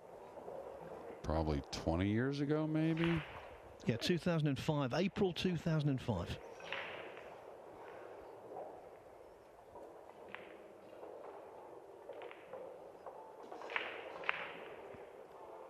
Never forget the roar when the last ball went in and Hendry shook hands and the match was over. It was deafening, and you just knew then that the game had taken a very positive turn. Well, it's like the World Games. I believe the next one is in China, and I can't wait to see what it looks like for the Q Sports there and the participation as far as the audience. You were in Birmingham, Alabama, weren't you, for the last World Games? Yes, I was, and you know, the Americans, of course, tried to support, and you know, it was a pretty good success overall, but I can't imagine it in comparison to the next. After this shot, I'll tell you about a big sporting event that's scheduled for Birmingham, Alabama next year. I was going to say, it looked like the 8 was playable. That's why he attacked in that manner, and got to appreciate trying to create there, and he did so. Yeah, at Rickwood Field in Birmingham, Alabama next year, there's going to be a full-scale Major League Baseball match between the St. Louis Cardinals and the San Francisco Giants, a celebration of Willie Mays. Yeah, are you talking about in Alabama, Birmingham? Yeah. Yeah. Yeah. Well, I think they carry a Braves team as well, a Double-A maybe, or maybe they used to. Or was it? The Birmingham Barons, of course, that's who are famous. Michael Jordan. Yeah. Yeah, Michael Jordan. They used to play at Rickwood Field. They don't anymore. Yeah. But yeah, what a great thing that is for the city. Yeah, absolutely. And I think I'm thinking of Mobile, Alabama, that has the Double-A or Triple-A. It's Hank Aaron Stadium, I believe, actually there. Yeah, Hank Aaron, born in Mobile, Alabama, and also Tommy Agee, who was a fine player as well. I hope I got the pronunciation correct.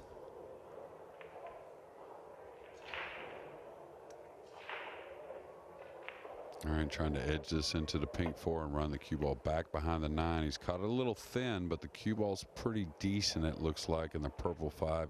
Well, maybe left an edge. Sorry about that baseball talk, folks, but I'm with Jeremy Jones. Well, whether I've got a microphone in my hand or not, we always talk baseball.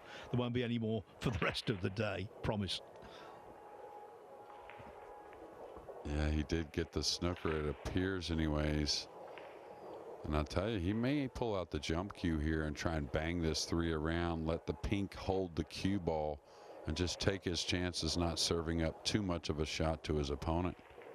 Could go for the cut with the jump as well, but very low percentage make for any player, really. Much easier and a little more margin for error trying to hit the 3 in the face. Not only helps you hold the cue ball into the pink, but you know, it's going to leave. He kind of shot in between. Didn't get the speed he wanted. That's what really gave up the shot here.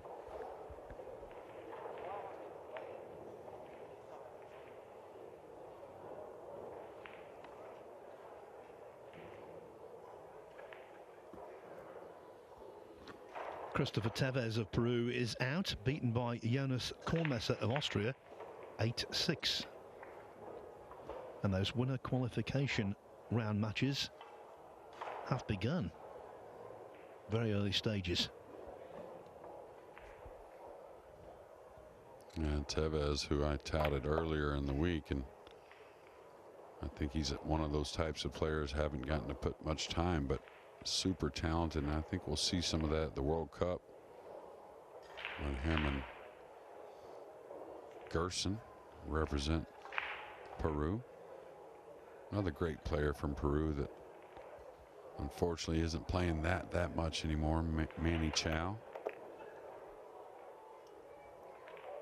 This is going to overrun a little bit, and it's not a big problem, just a little annoying, you might say, especially with for a player that's had a cue ball pretty much on a string.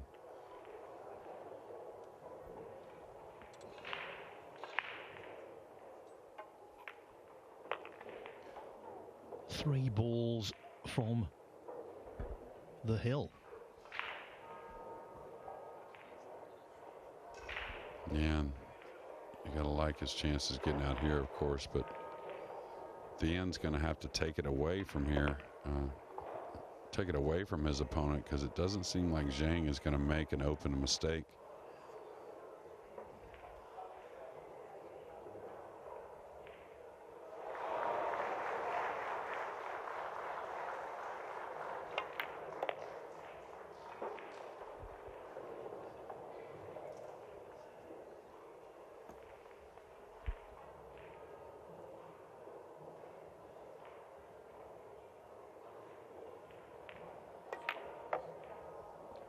Seven-five it is. He's the kind of player, Jeremy, who seems to me as though he's got the ideal rhythm for a shot clock. He's definitely not too quick, not too hasty, but he's got that measured, consistent rhythm around the table that makes him, I think, tough to beat. Yeah, absolutely. We talk about a lot with the Mosconi guys, or anytime the shot clock's involved, and you know, the players get a little worried, but you know, you don't want to get down to the beeps, but again, you don't want to be pulling the trigger under 20 seconds left on the clock, which a lot of players get in a hurry and kind of race into position and whatnot. But the stroke, the demeanor around the table, they kind of all go together for Zhang, and he's put on a heck of a performance so far. Some early racks in winners qualification. Konrad Jezushin of Poland, winner in Bucharest last weekend, 1-0 up on Sergio Moreno. Dimitris Lukatis 1-0 up on Neil Svajan.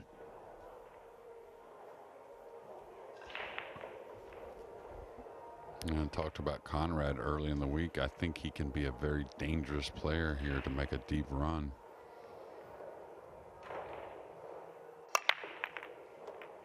Nice break off here. He's going to get a shot at the blue too. It's not easy. A little cueing over the 9, and he's got to really put something into the cue ball to get shape and position on the red 3. But again, you got to like his chances.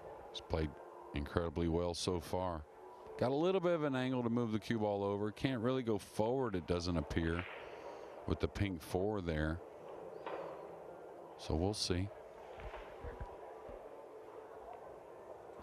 And this is the point in a match where the heart beats just a little quicker when you're on the hill and you've got the clear chance to get the job done. Oh, the 3 does pass. I didn't think it passed between purple 5 and the black 8, so that made that first opening shot much easier, and everyone's heart rate gets a little heavy when the heat's on and the nerves are going, but doesn't seem like Zhang really gets that much different, at least so far.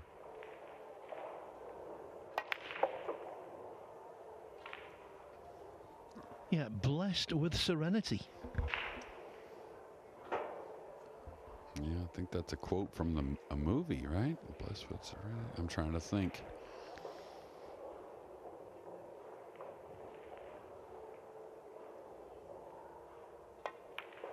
All right, playing 2 rails up and down the table, and really has shown us all the shots so far. Whether it needed power or finesse, it did not matter.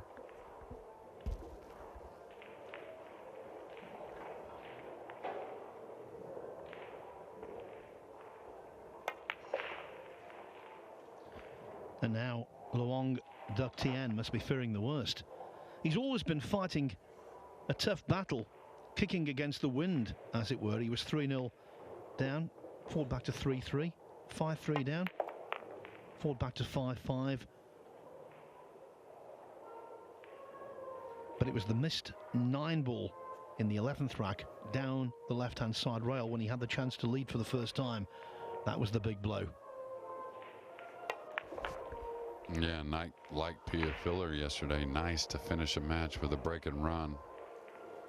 Kind of tells you just how well he played. Indeed, it does. That was impressive.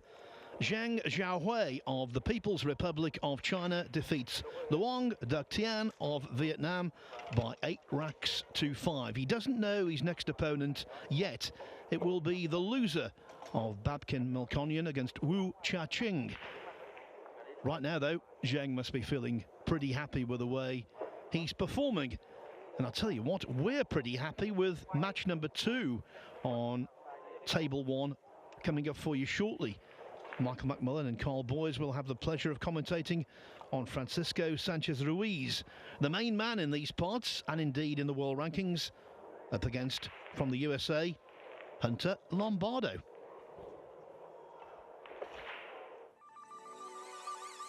This championship is being played with the new Aramith tournament set.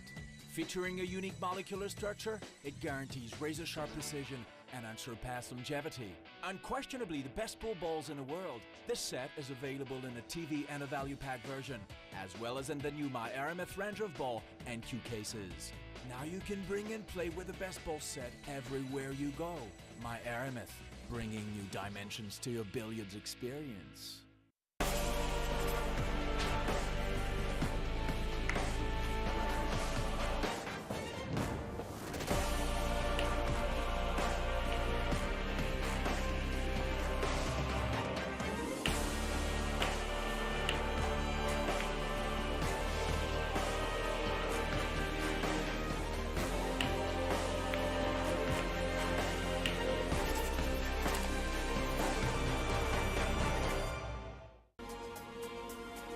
.256 hopefuls go into action over 6 days.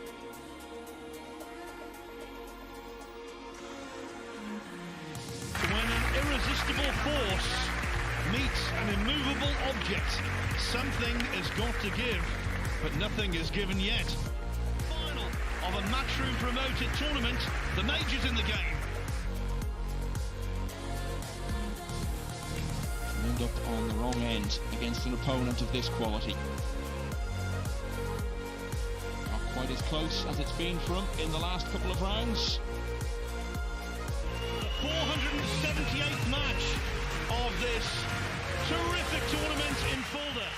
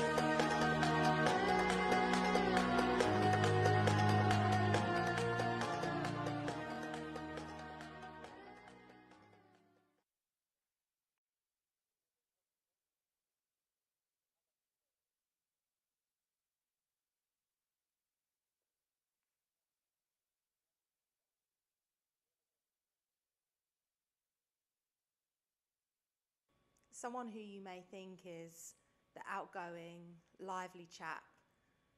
There's a lot of intensity and raw emotion in this episode. This is the Golden Break. One day you're on a high and the next day you just want to end it, you know what I mean? You want to quit. At the end of the day, I would rather talk about it and get it off my chest. Message, and he said, you're like, I just need to stop for a bit now. There's a lot of stuff mentally that can break you. I've seen a completely different side to you.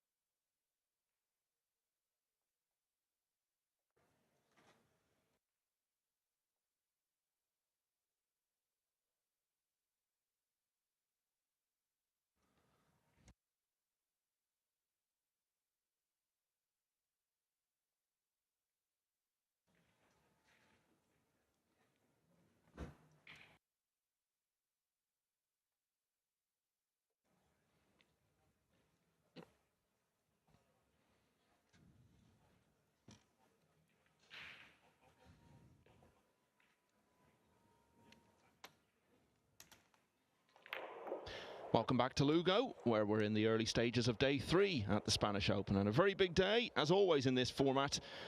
This will be the day when we discover the full lineup for the 64-player single elimination stage, which begins tomorrow. So matches going on in 4 rounds today, and next up on the main table, we're going to see the poster boy for this inaugural staging of this event. But more of that in a moment.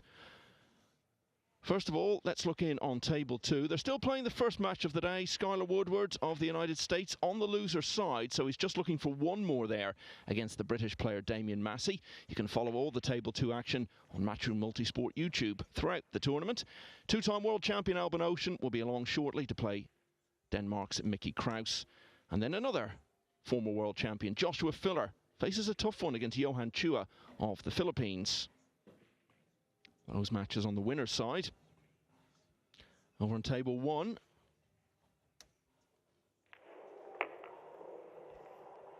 Zheng Zhaohui of China winning that match against Long Duc Tien of Vietnam, pulling away towards the finish in what had been a fairly close one to win 8-5.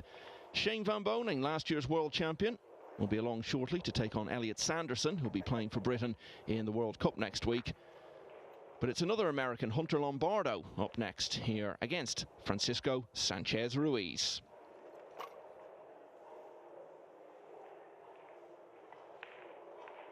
There is FSR. As I said, he is very much the poster boy for this event. All the promotion in the local area has been built around him, which is hardly surprising given the 12 months or so that he's had. And of course, it's a massive 2 weeks for him, because not only is he playing in this event, a tournament of this scale for the first time in his home country, next week in the same venue, he will be part of the Spain team defending the World Cup of Pool. That is Hunter Lombardo, 43 years of age, originally from Florida, now based in New York. What can you tell us about him, Carl? Is he someone you know much about? Yeah, a little bit. I mean, I don't know him on a personal note, but I know he's a very hard-working player, very methodical, so that means he has to work a little bit harder than, let's say, someone with natural talent. Obviously, someone with natural talent like Phil still has to work very hard at his game, but good to see Hunter here representing USA. That's what the Americans need. They need to climb up these rankings, the World Nineball rankings, also the one-year list, because these boys are trying to get in that Mosconi Cup come December. Big match coming up for Hunter. Well, Skylar Woodward is looking very good to clinch a place on that Mosconi Cup team. I think we know one way or another he'll be there for the 9th time in a row. And at the moment, he's looking to secure a place in the next round. 7-4 up, as you can see, against Damien Massey. Yeah, see if we can get a look at Damien Massey's shirt, Michael. Have you seen it? It's got a picture of me and Emily Fraser on it. Well, that's the most disturbing thing I've heard all week. Well, it could be worse. It could be a picture of Phil. Yeah, that's true. There's Emily at the bottom shouting, and I'm just above her. What a strange shirt that one is. That is. I'm reminded of the 1995 Ryder Cup when the American team came out for the final day with photographs all over their shirt of past American teams. It's a similar kind of theme, but on a much darker level. Well, if you're going to have a picture of me on your shirt, you've got to be potting them, Damien. Come on.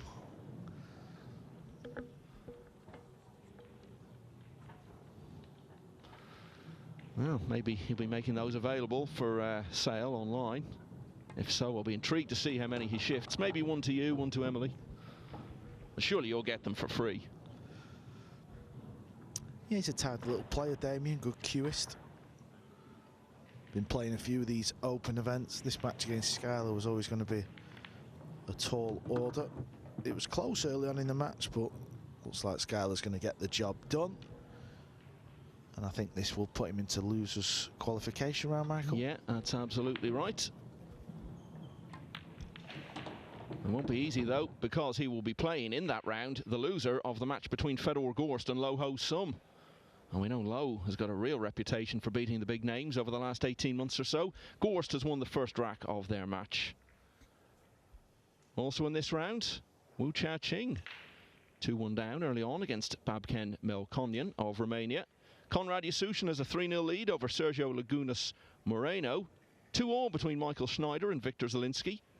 Dimitris Lukatos and Niels Feyen are level at 1-1. They're both players who we've seen in the latter end of big matchroom events recently. Jonas Suto Camino level at 1-1 with Poland's Daniel Maciol. So they're the matches going on at the moment in winners qualification, but so much going on around different phases of the tournament today. 4 different rounds being contested throughout this Thursday in Lugo.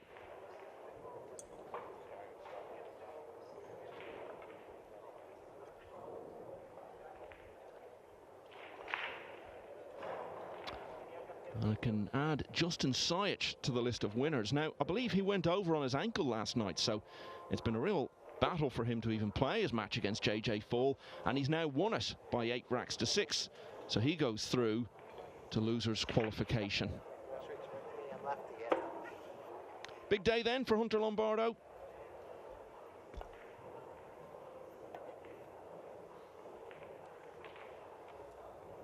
Someone who's been playing a very busy schedule in 2023 and getting a lot of results along the way.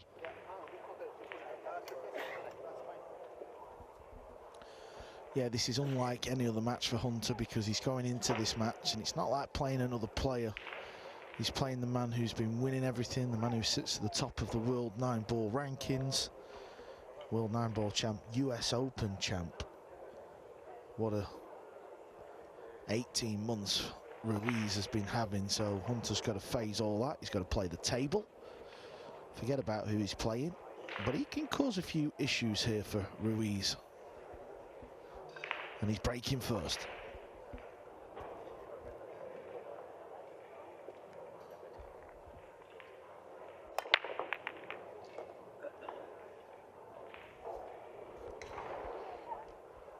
Well, he's made the ball. He's got a combination. Just have a look where this brown 7 ball has finished in a moment. Yeah, it's not quite over the pocket, so he's got to hit it full.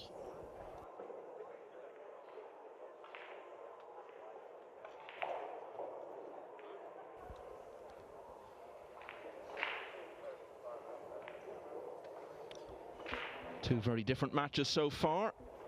Beat Mohammed Ben Dakil of Libya quite easily, 9-2 that finished, but was taken all the way by young Riku Rompainen of Finland in his second match, getting through 9-8.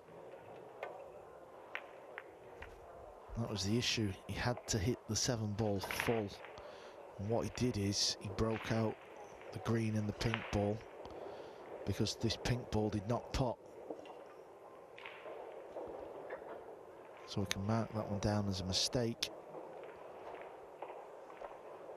Day 3 of these open events, Michael, seem to come alive, don't they? This is where the big names shine through, and of course usually there's a big name in the losers section trying to claw the way through, and also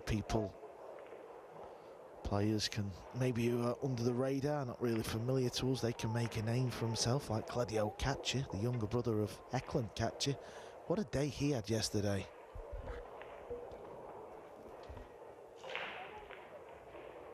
Yeah, and of course the players in the winners qualification round, which this is, half of them will then go to losers qualification, and then the whole context changes where it's your final chance. And there are advantages to taking the direct route through. Keep your seeding, avoid most of the biggest names. Sanchez Ruiz, similar enough, had an easy first round match as it turned out really against Enrique Rodriguez Lima, winning 9-1. But then much closer in the second round. He was behind for a lot of the match against Nick Malai. Got through in the end 9-6.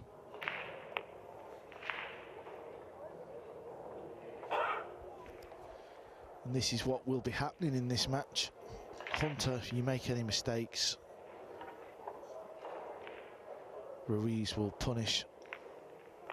He's playing with a lot of freedom, you know, he's all right winning tournaments, and then players can sort of vanish for 6 months, but even when he's not been winning, he's there in the business end, isn't he, Michael Ruiz?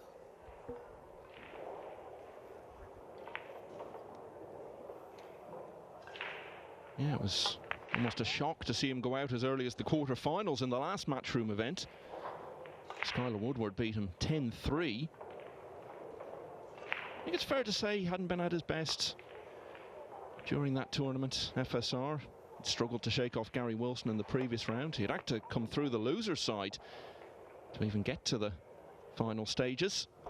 So the miss on the 2-7 combination from Hunter Lombardo proved to be his last involvement in the opening rack, which has gone the way of Francisco Sanchez Ruiz. Just going back to losers round 2, Nikos Economopoulos, well-known, very experienced Greek player, has won 8-3 against Bruno Martins of Portugal. Economopoulos still, though, needs 2 more wins. And Jan van Lierop of the Netherlands in the same round is on the hill at 7-6 against the Estonian Karl Nadeberg. Georgi Georgiev of Bulgaria on the hill in losers round 3 against Wing Kong Tan. That one is 7-5. Dmitry Yongo also on the hill in his match against Nicolas Rimbaud 7-3 there.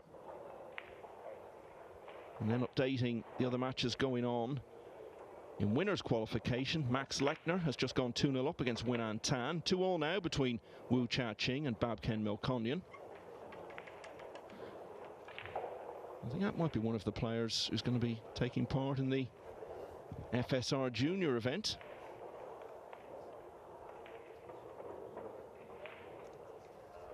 Here is the man himself.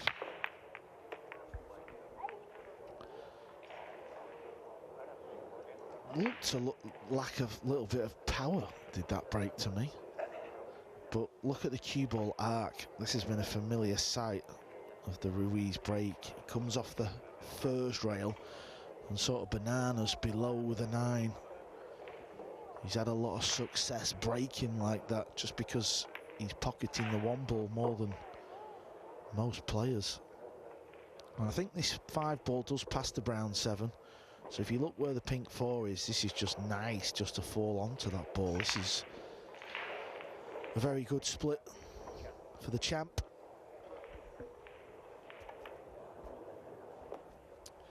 I know last year Michael Ruiz played in his first Mosconi Cup out in Vegas and he thoroughly enjoyed that. You know, if you're one of the European players who have never played in the Mosconi, it's such a big thing on your CV. You want to qualify for the team and get there and play, and once you've played in it, it's kind of all you really think about all year. You're just desperate to make that team. Yeah, people talk about what's the biggest event. Is it the Mosconi? Is it one of the individual events? And just as an event, nothing compares to the Mosconi, and that's why you can't really answer the question, because it's just a totally different context to anything the players experience the rest of the year. That was part of an enormous 2022 for Sanchez Ruiz. And I think to reflect just how much progress he made in those 12 months, you just have to look at his prize money. You can't tell everything from that, but he was the leading money winner in the world last year with well over $250,000. The most he'd ever won in any year prior to that was $36,000. So that tells you what a big leap forward he made. Yeah, the last couple of shots here for Fran, they've not gone in clean. That's why he's finished quite close to his work. Still okay.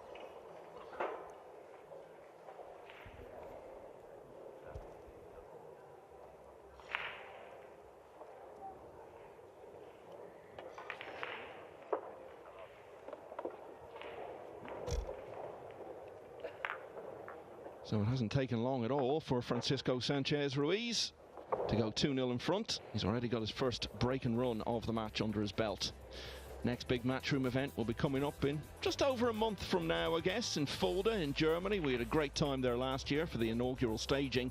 The man in the picture certainly did. Albin Ocean winning the title, beating Shane Van Bonen in the final. Great crowds over that weekend. Torsten Homan will be welcoming us all to his hometown once again, starting from the 8th of August.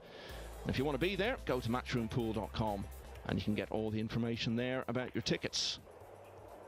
And of course, that will be the event which brings to a conclusion the race for the first automatic spot on both the American and European Mosconi Cup teams.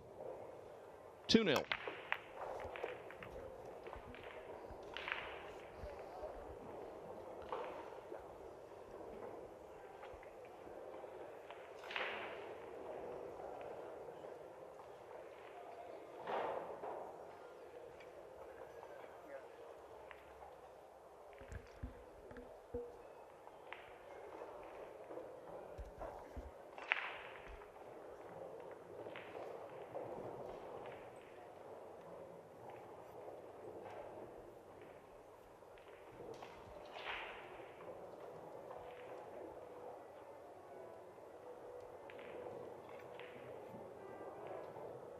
.31 years of age now, FSR, #1 in the world rankings and on course to be the #1 player.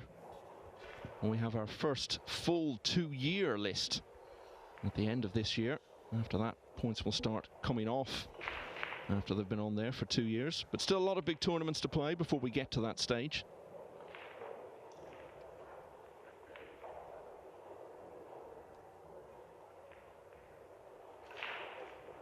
Did well in that Mosconi debut you were talking about, won 2 of his 3 doubles matches.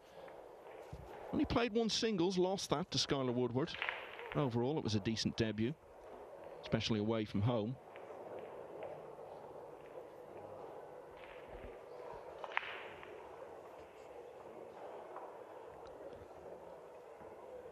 I think he's trying to lock the cue ball in behind the 8. Little stop shot.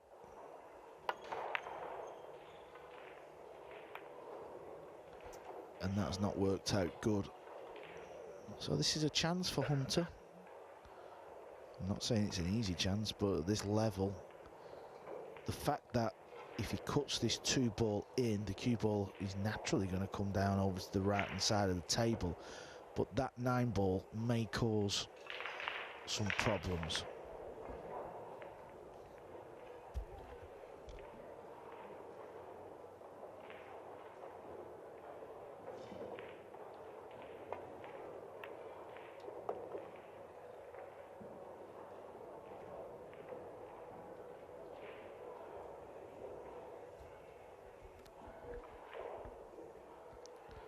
Has the 9 ball caused some problems? Can he get through to the potting angle? We should be able to tell from here. It doesn't look like it. Yeah, he's got the short stick. Hunter will have known that. Years of playing, you kind of get a feel of things like that. So upon the shot, he would have just took a little bit of a gamble, made sure he potted the 2. But unfortunate. But this is not the hardest of jump shots at this level. Oh, and he's lost the cue ball. Just lost the cue ball because it bounced onto the left side of the 3 and it's found the floor. And this is turning into a bit of a nightmare start. Another result to give you from losers round 2. Karl Nadeberg of Estonia has got through in a hill against Jan van Lierop of the Netherlands. So we look again at the shot from Lombardo, which has given FSR a chance to go 3-0 here.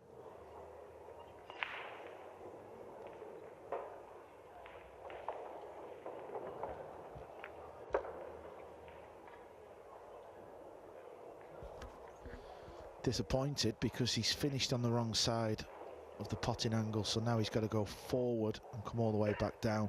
He may just take a bit of an insurance policy here. He might just pull it back to that kind of area and leave a longer, thinner 5. That would be a smart move. Doesn't need to get too close to the purple 5.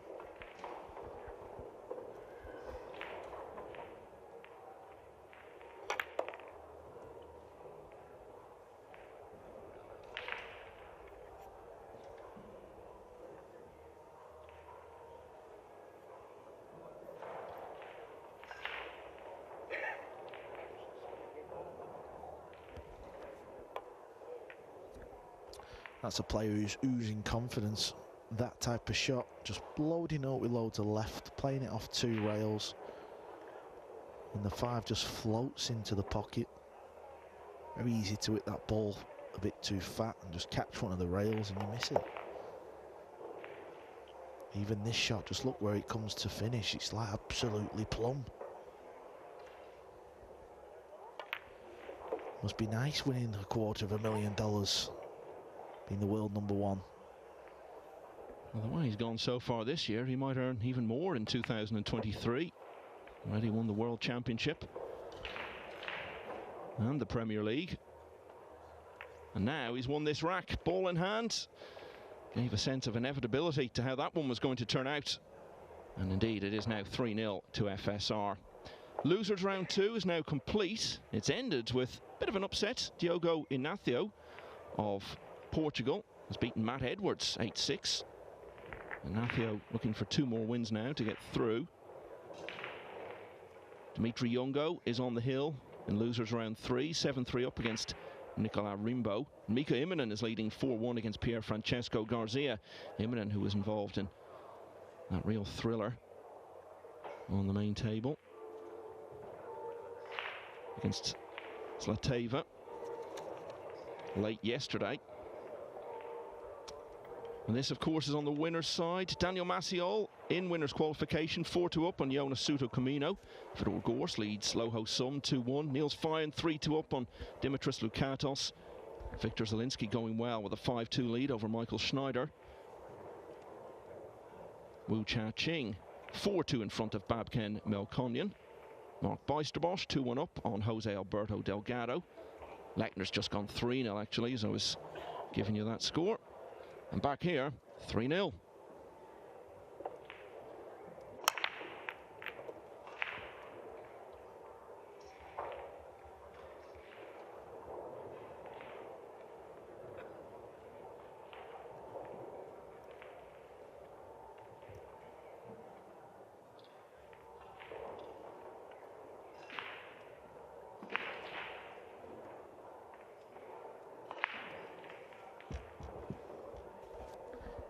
I'll tell you what, Michael, if he's breaking like this come the TV rounds, he'll be getting a warning for soft breaking. Not one single ball past the head string there.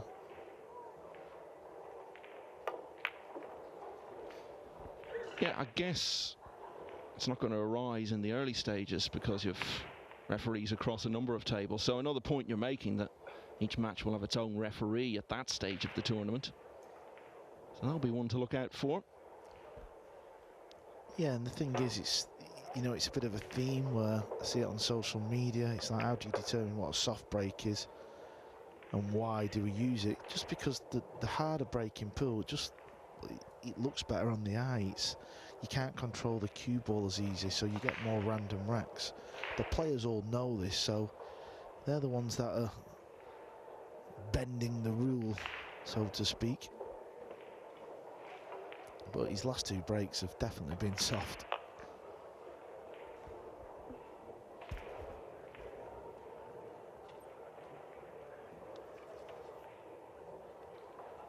Whatever happens now, 2023 will always be a special year for him.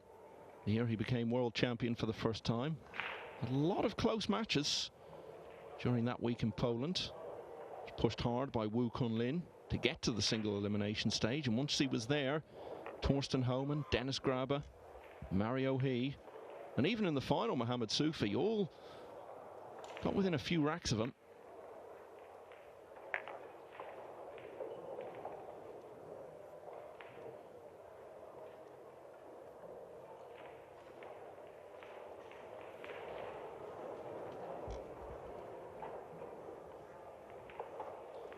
Mickey Kraus has taken the opening rack against Alban Ocean on table 2, which you can watch throughout on Matchroom Multisport YouTube.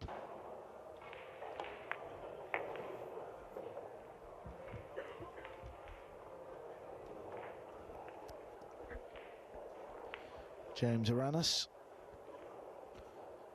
spectating for this match. Yeah, he's already played today on the loser's side and beat Bruno Bernardo.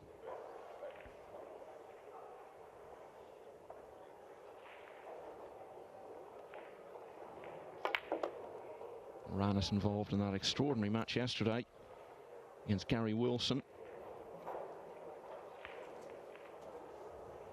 who beat him in a very eventful 9-8 finish.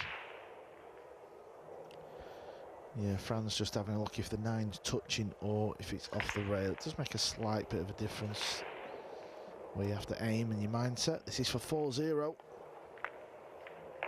And this is looking really ominous. It's been a horrible start for Hunter Lombardo. It's been a very good one for Francisco Sanchez Ruiz. 2 breaking runs already, and he leads 4-0. Mark Bijsterbosch going very well. 4-1 up on Jose Alberto Delgado. Jani Uski of Finland has won the first couple of racks against former world semi-finalist Oliver Sholnocki. Wu Cha Ching 4-2 up on Babken Melkonyan. Max Lechner, as I was telling you, leading Winan Tan 3-0. Konrad Yasusin just ahead of Sergio Lagunas Moreno at 4-3. Kostas Koukiadakis of Greece has taken the first rack against Sanyan Pelovanovic. Victor Zielinski now 6-2 up on Michael Schneider. Mickey Kraus has won the first against Alban Ocean, as I was telling you. Vastly experienced Dutchman Niels Feijen with a 4-2 lead over Dimitris Lukatos, who got to the quarterfinals of the UK Open. Fedor Gorst has won the 4th rack to extend his lead to 3-1 over Loho Sum. Daniel Maciol also a couple of racks clear at 4-2 against Jonas Suto Camino. All those matches in winners qualification, you get through that, and we won't see you again until tomorrow and the last 64.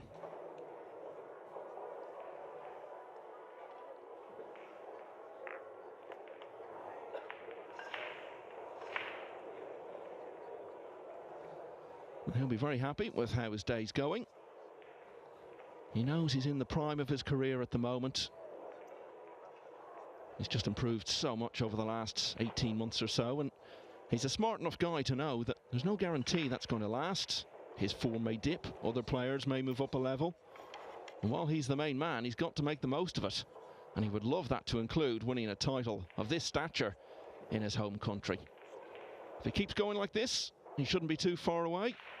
He's already almost halfway to victory in this match as he looks for a place in single elimination. It's 4-0.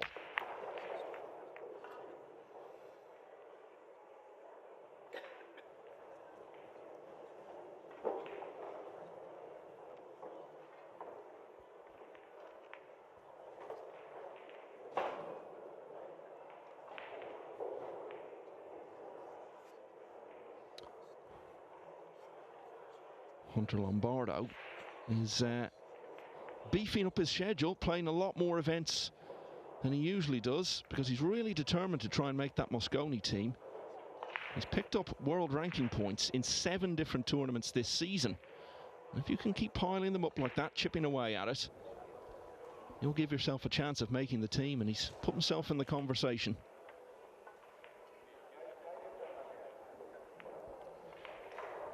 Three ball is in the way for a natural kick, so he may, if he's coming that side of the table, which looks like it's his only option, he's got to play it with side. I don't really like this shot though. How do you get this safe? I think you'd be better going 3 rails,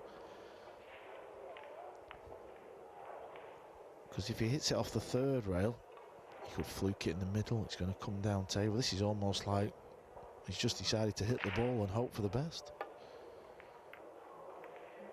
Yeah, to me there was no percentage going that way. That was bizarre, that. Really bizarre. Whenever the players are kicking, there's always a little bit of luck, but the legend Efren Reyes, who is regarded by many as the greatest pool player that's ever lived, but he's definitely the best in that department. He would always play the kick shot, which would give him more percentage to get away with it, even though it might be a harder kick shot. So that's what I felt there with Fran. He was just going off the 1 rail to guarantee the hit, but it was always going to be difficult to get away with that one. Can Hunter get off the board in rack 5? Don't you always try to tell us you were the greatest pool player who ever lived? Maybe in my house. That's about it.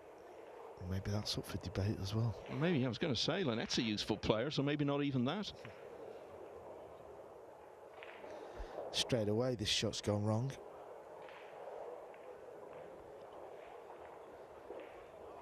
He'd really love to try and attack the table. He doesn't want to be letting Fran back out the chair so soon, but he might be forced into playing safe.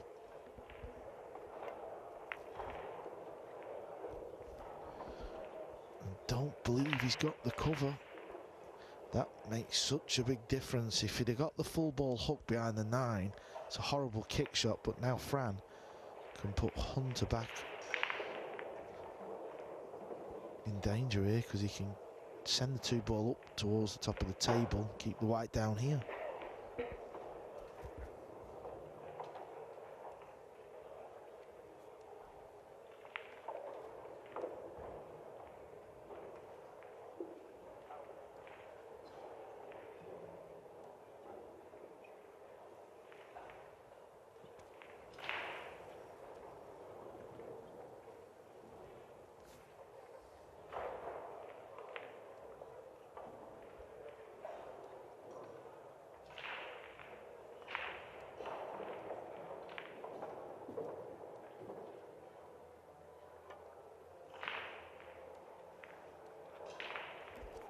This is a nice shot. Even if he's left that little gap in between both balls, it's still a very good shot, because he was using the green and the pink ball as blockers.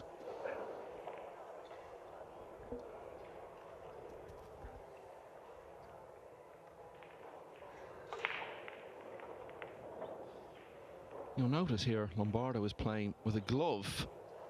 It's the first time he's actually done that in a match like this. It's just because of the weather conditions here. Practiced for 4 or 5 hours with it yesterday. Yep, we can all see this has gone wrong as well. Just not happening at the early start of this match for Lombardo. If he does go on to lose, it's not all doom and gloom. He's still in the event. He just goes over to LQ. That's the beauty of getting through to the winners qualification round. If you lose, you go straight to losers qualification round. Sounds difficult, but it's not that difficult to follow. 256 always start in the open events, and the goal is to get through to the final 64. That's where we play single elimination. 32 players undefeated, 32 players with 1 loss, and it's redrawn. The players who've come through the winner's side, each of those faces someone who's come through the loser's side. Now, you would think in theory and in reality, pretty much all the time, the 32 from the winner's side as a group are a much stronger bunch, so that's what you want to be in, so you can avoid most of the big names.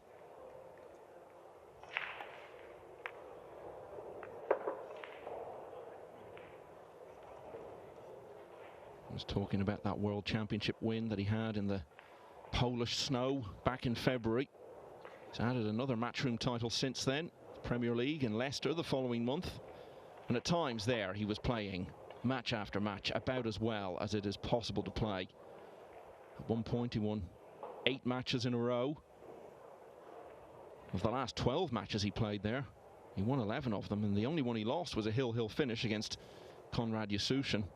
At that stage he was already through from the round robin phase to the knockout stage anyway.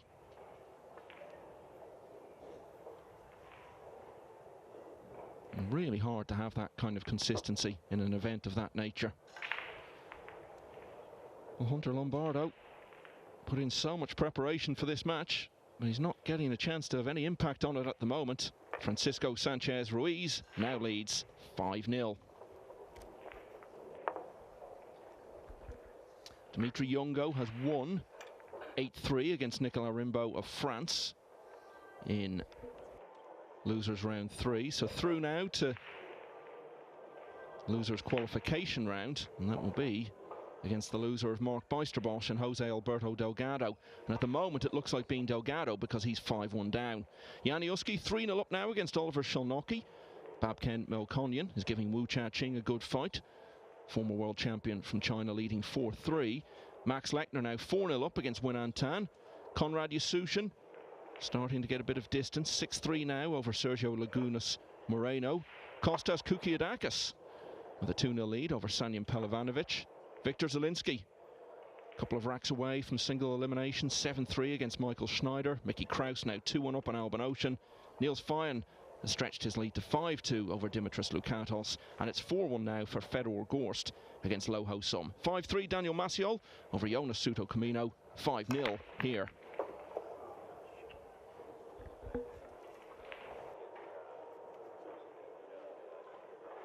Well, never mind even winning the match. I'm sure he's not even giving that much thought at this stage from 5-0 down, but just to start getting into it, this is a bit of a gift of an opportunity for Lombardo.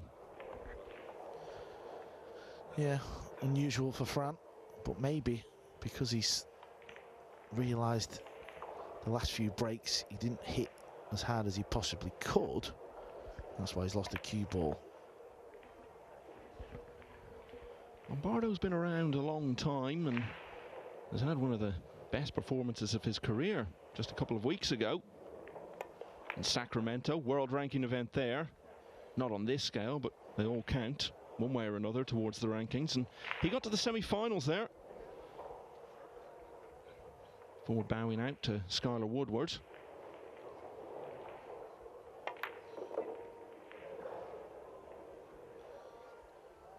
Started getting results in events in America like the US Open and the Turning Stone about 15 years ago, and was winning events on some of the mini tours in the States around that time.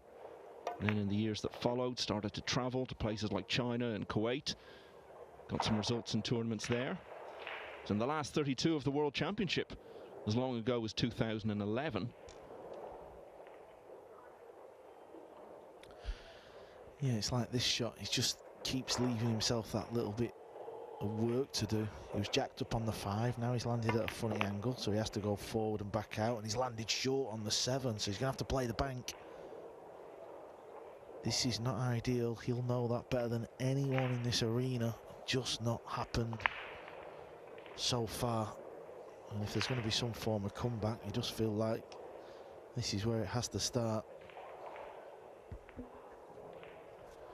Over on table 2, that's available on Matchroom Multi-Sport YouTube channel if you want to watch that. Mickey Krause is 2-1 up over Albin Ocean. Back here, Lombardo has recovered the situation well, banking the 7, landing on the 8, and should now trouble the scorers for the first time in this match. Also, Fedor Gorst is playing low host, so you can actually watch that match on the Matchroom Pool TikTok live page as well. Yeah, low host Summers just won the 6th rack there to close to 4-2. He's done well here, Hunter. Steadied the ship, hasn't he? Made a good bank shot. Wasn't a clinical run out, but it'll still make him feel better sat in that chair. Yeah, it's not like he's had a load of good chances. It's been frustrating for him early on. But he got his opportunity there when FSR scratched off the break, and Lombardo has won the rack from there. So the whitewash averted at least. Now let's see where he can take it from there. 5-1.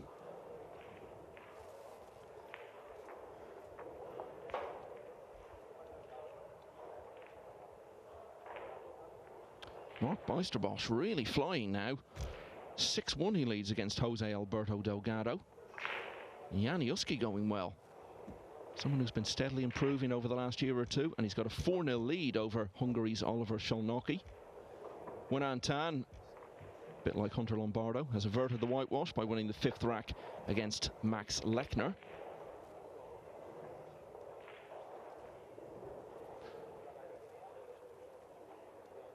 Lombardo has a big reputation for coaching and teaching in the United States, and has been mostly focused on that in recent years. Highly respected in the New York pool scene. But he's looked at the opportunities there are in the game now, and it's his big dream to play in the Mosconi Cup. He feels he's good enough, and now that there's a direct path there, you can get there on the basis of your results. That's why he's playing so much at the moment. Been winning a lot of matches this year. He's got a long way to go to win this one, but at least he's off the mark now. It's 5-1.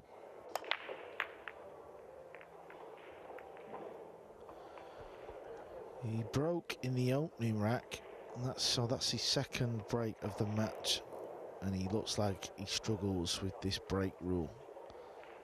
Hits it too thin, doesn't really get the balls moving.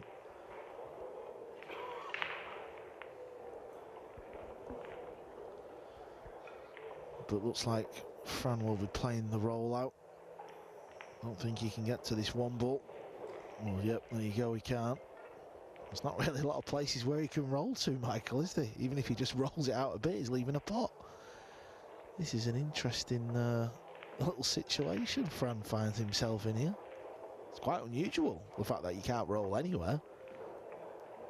A lot of the players, if the ball's near the pocket, they might roll out to a kind of 50-50 sort of jump shot. Fran can't even do that. This is a peculiar moment we're facing here. Doesn't look like he can even roll a ball to tie another ball up.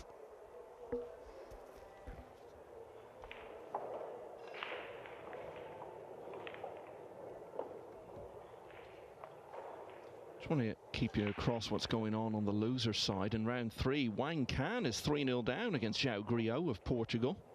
Mika Immonen on the hill though at 7-2 against Pier Francesco Garcia. John Mora, one of the better players on the loser side from Canada, 5-2 in front of Hector Delamo Garcia. Mateusz Niagotsky, quarter-finalist in Fulda last year at the European Open, has a 4-0 lead over Alexandra Eve.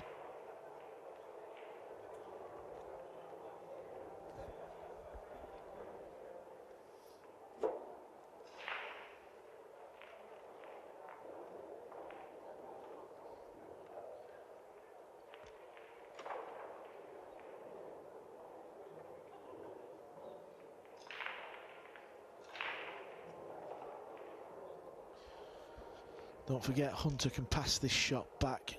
Ruiz called the push out. So if he doesn't like what he sees, he'll put his opponent back in.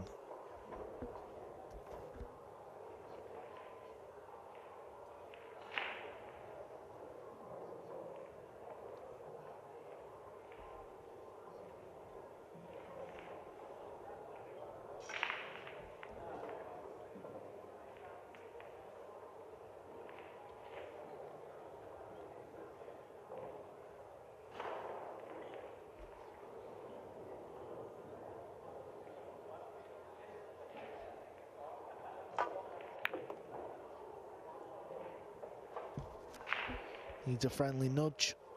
Has he got one? Not really. Safety shot coming up.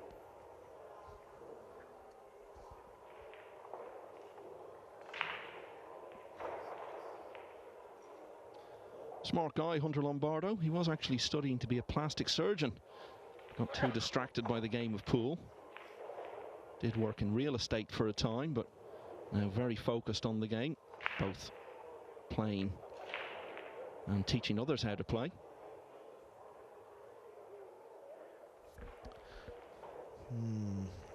He wouldn't have minded that 2-ball going in the pocket because he'd have had a shot at the 3. The fact that it stayed so close to the middle, he'll be sat in his chair feeling like Fran can't miss this one.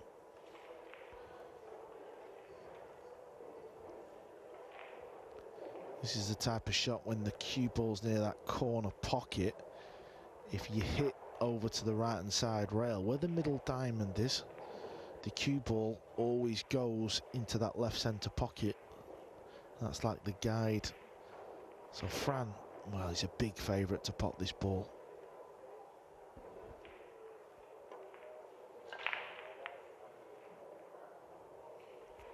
Well, he didn't even hit it. Well, that was the thing. As you rightly said, the fact that it was sitting over the pocket gave FSR a great chance to pot it. But flip side of that was, if he missed it, he was going to be leaving. Another great opening for Lombardo here.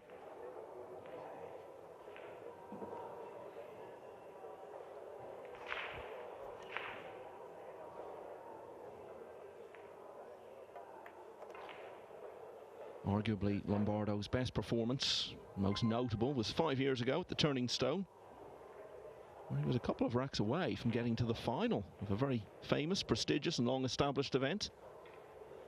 Edged out 9-7 by Johnny Archer. He's been knocking on the door of doing well in some of these big matchroom events the last couple of years. Been to the final 64 of the World Championship in 2 of the last 3 years. He was 1 round from single elimination in both the World Championship and the US Open last year. He got to losers qualifying round at the UK Open just a few weeks ago, but ran into Mario He and was beaten 9-4.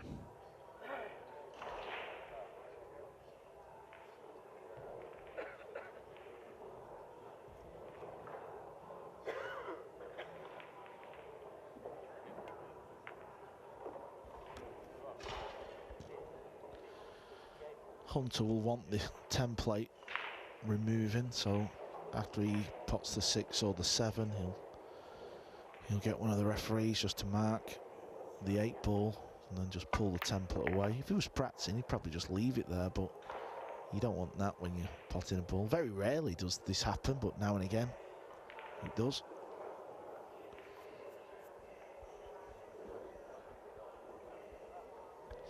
Once the cue ball off the rail, oh, he's overdone this. He's got too much into it, yeah. That is not good. Well, I told you he was studying to be a plastic surgeon. And referee Ben Taylor Fuente would need the touch of a surgeon to remove the racking device here. Now, what's he saying? Is he saying that it can't be taken away? No, I think he would just get him to watch the shot, because it must be very close to 9, but I'm amazed he's not just told the ref to move the template. He's well within his rights, and it's not a difficult thing to do. All the refs have these ball markers in the pocket, and just mark the 8, pull it away and lift the template off. There you see. Very easy to do. I don't really know why Hunter's not having it done. Maybe he just He's not fazed by it, which is fair enough. It's down to himself. Big shot. Oh, nice pot, Hunter Lombardo. Fair play. Yeah, well, even with ball in hand and the 2 over the side pocket, there was still plenty to be done here. Certainly the hard part has now been overcome. So should be 2 in a row for the American. Yeah, top left corner or left middle. Left middle looks like the pocket to go to me.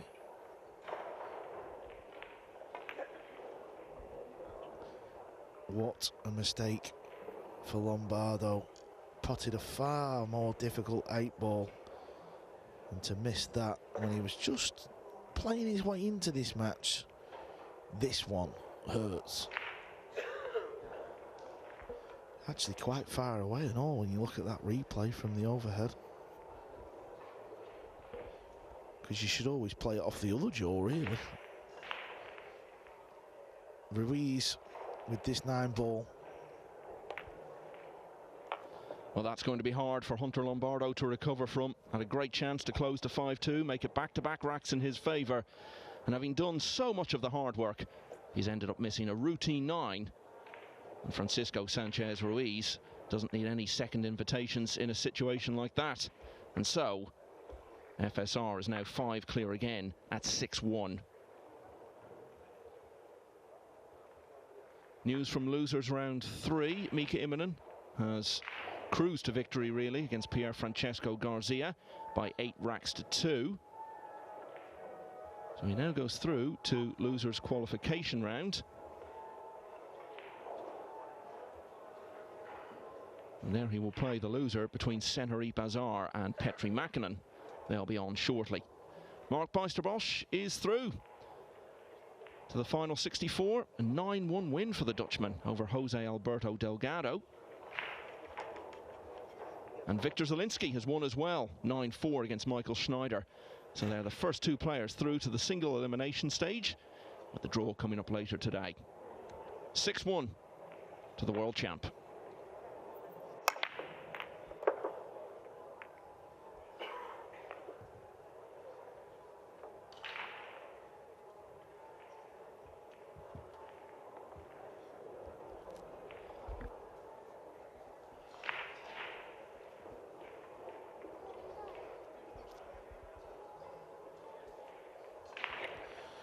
Well, that missed 9-ball from Hunter Lombardo may get double punished here. May not just cost him the 7th, it might cost him the 8th.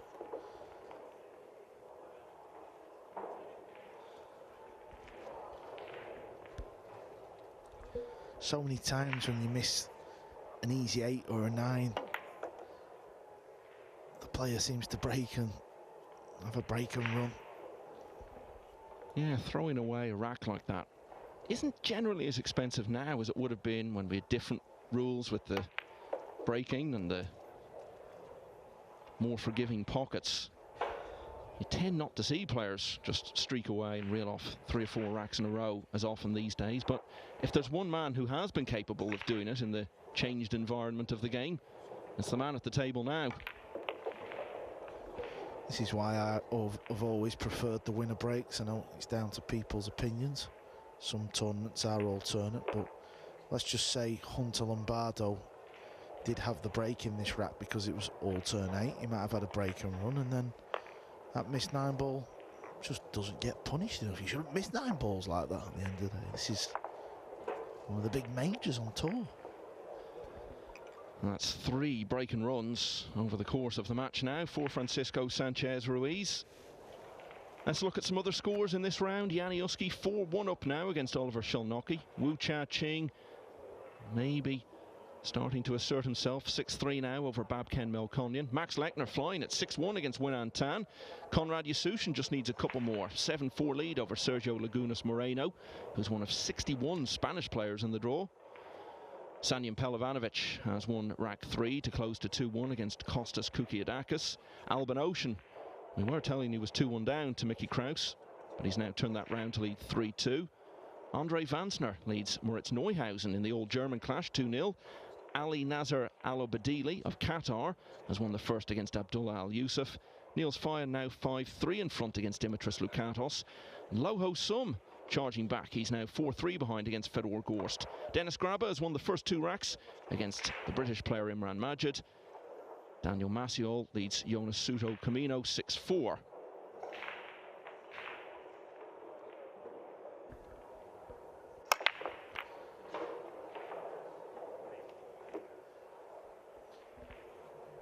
We did see Ben having a word there with Fran. Carl, do you think that might have been about the break? Yeah, definitely, yeah, because 3 or 4 have definitely been herring on the soft side. It's always up for debate, but as I said, us as players or commentators, former players, whichever way you want to look at it, we know what's going on out there. Fran knows himself as well. You were talking about one of his breaks earlier in the match and saying he hadn't got a single ball back over the line. Now, could that be something that could be instituted, that if you do that, it's an automatic warning? Well, break formats over the years have implemented that, but we feel like it can be very confusing to the neutral viewer, somebody who doesn't watch pool, so we don't use that rule. But the referees could still use that as a guide, and I think that's what's happened.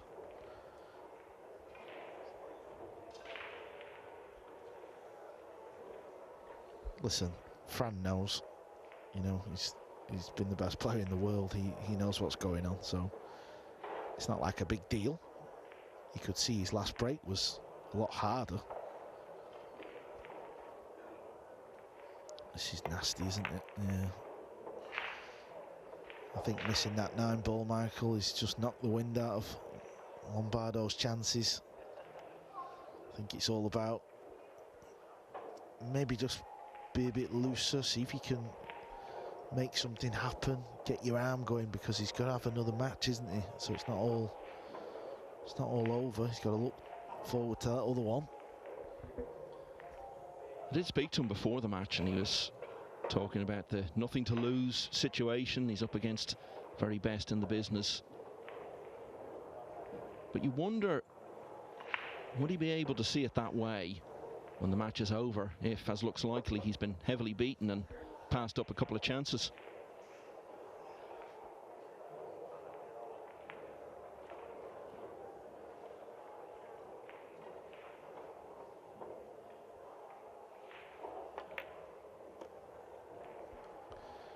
That was a nice positional shot, wasn't it? Had to play it reload to top left. So when the cue ball hit the top rail, it spun over to where it's landed. Very nice.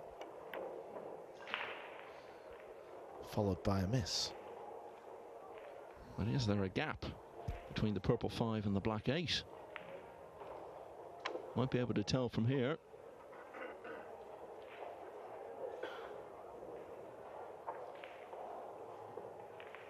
Oh yeah, I think he can get through to that.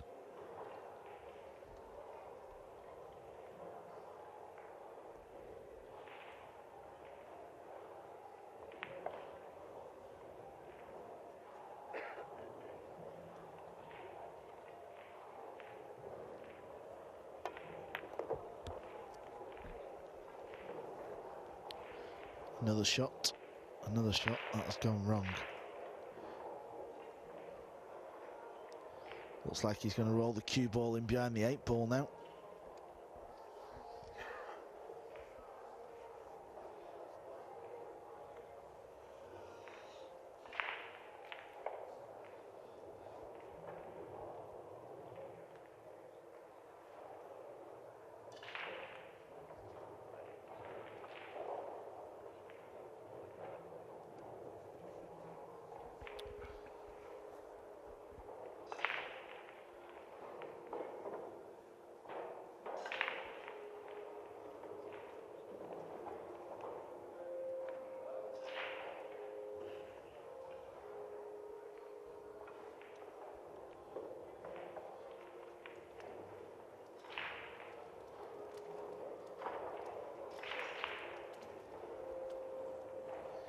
Looks like he's having a go at this one. Yeah, he's undecided. I think he knows he should roll the cue ball in behind the 8. But maybe he feels he's got to just make something happen. Maybe try and come with a shot. Opted for the safety. seemed to be the smart option. It's an interesting score to keep you updated on from the loser side. Wang Can, who'll be playing for China in the World Cup here next week, surprisingly 5-0 behind now against Portugal's João Griot.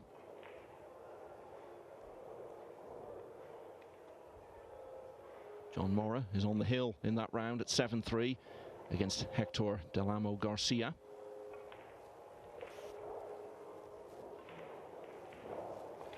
Shane Van Boning, he'll be next up on the main table, playing Britain's Elliot Sanderson.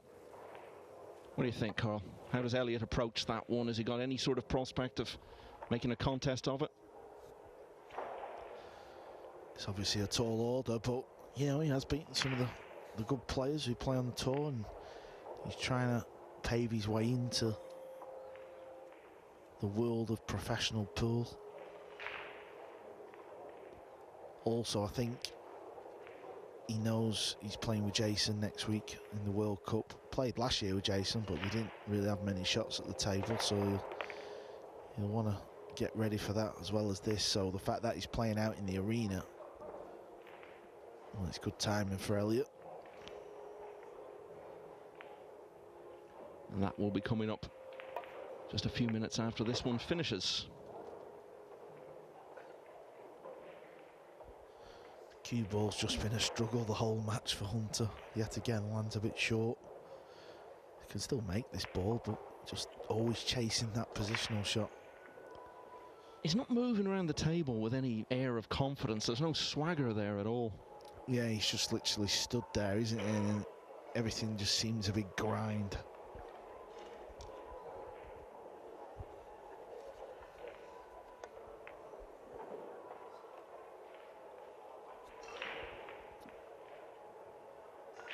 Just okay.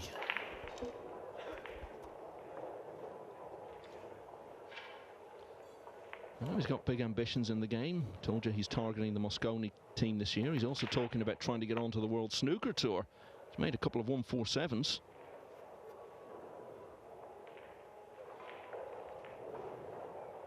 His ambition at the moment, though, is to win this 9th rack, and indeed he has. So that's now 7-2.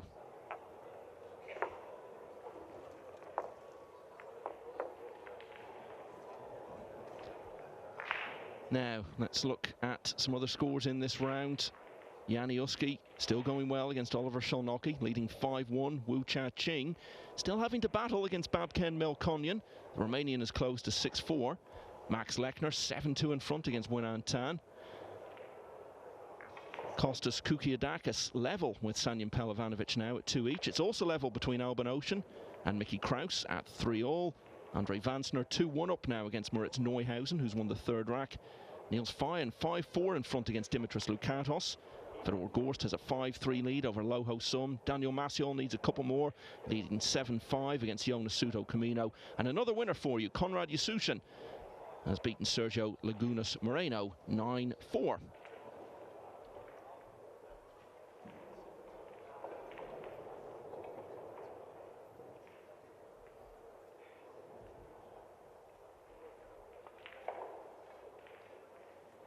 Let's see if he can produce a better break than he did a few racks ago.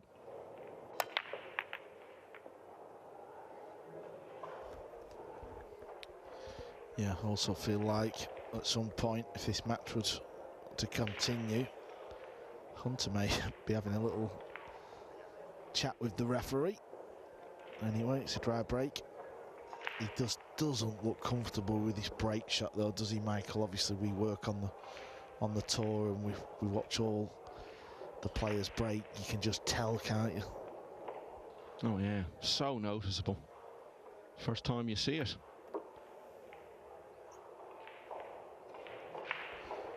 Nice little shot there.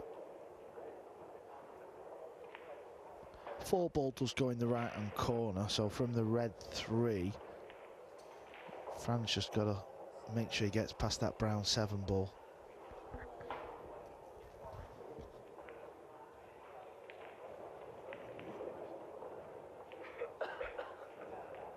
Defending the World Cup of Pool with David O'Cady for Spain next week, as we've said. And they'll be among the favourites to win it again, particularly with home advantage.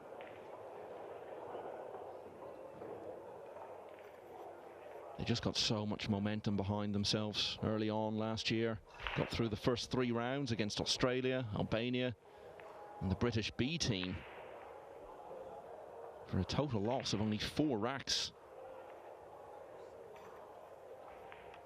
And that carried them all the way through, past the Coe brothers, and then into the final against Singapore. And they won that 11-6, so it wasn't really a close contest anywhere. They just dominated the tournament. First time Spain had won it. They'd only ever been beyond the quarter-finals on one occasion, when they'd made the last 4 back in 2019. I don't think he's got past this brown 7. Well, he did. He just seemed to not be happy today. It's a bizarre moment. He actually couldn't have got any better with the cue ball.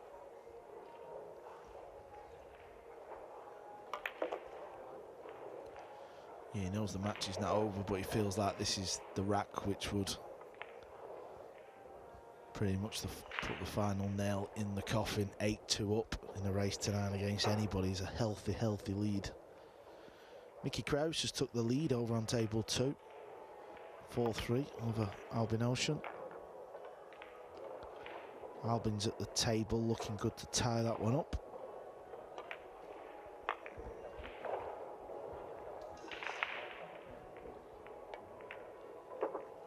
Well, here on table 1, it's a very different sort of contest. Dry break from Hunter Lombardo here. Very swiftly, Francisco Sanchez Ruiz finds himself on the hill at 8-2. Let's look in on table 2. Mickey Krause now in front again against Albin Ocean at 4-3. Ocean at the table looking to draw level here. Very disappointing UK Open for the Austrian. It was the same last year, but then in the next event of this nature after that, in Fulda, he went out and won it. Looking for a similar bounce back here. Also in this round, Yanni Uski 6-1 up on Oliver Sholnocki, 6-4 for Wu Cha Ching against Babken Melkonyan. Win Antan is trying to hang on, but he's 7-3 down against Max Lechner. Sanyan Pelivanovic is now in front against Kostas Kukiadakis at 3-2. Andre Vansner has won the 4th rack to go 3-1 against Moritz Neuhausen, the old German clash.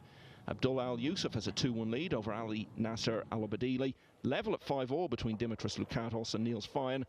Fedor Gorst 5-3 up on Loho Sum. Dennis Graba has a 2-0 lead over Imran Majid. Daniel Maciol's on the hill at 8-5 against Jonas Suto Camino. Sanchez Ruiz is on the hill here.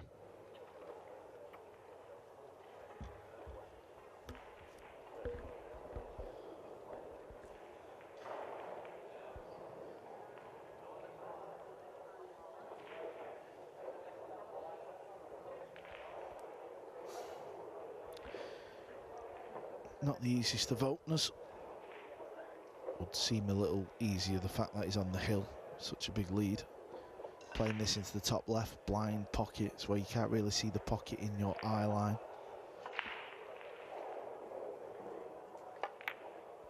Right in the middle of the pocket. Why wouldn't it go in the middle of the pocket? Yeah, most things have for the last 18 months for him. A couple more winners to bring you up to date on the losers' side. Of note, John Morra of Canada has now beaten Hector Del Amo Garcia 8-3, and Roman Hibbler, an 8-1 winner over Heriberto Ibar Santana of the Dominican Republic. Mateusz Sniagotsky on the hill against Alexandre Eve at 7-2. Wang Kan has now registered in that round, Chinese World Cup player. And he's 5-1 behind against Zhao Griot. Looks to be over here.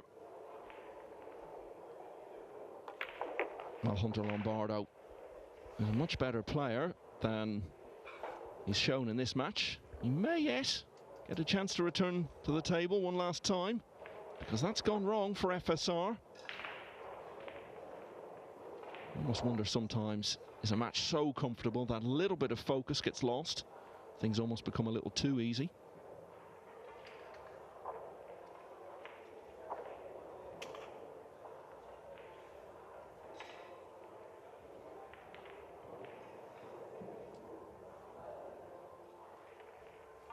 How does he play this, do you think?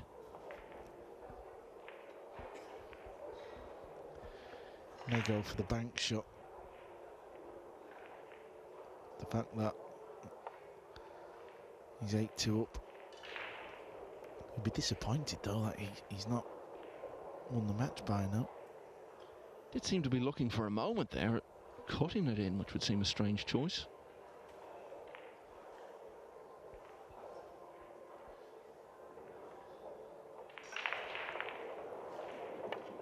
Well, that is what he's tried to do. And he's done it. What a shot he's played there, by the way. That was so thin, it didn't even look achievable. I think he'll leave the length of the table bank shots to his mate O'Cady.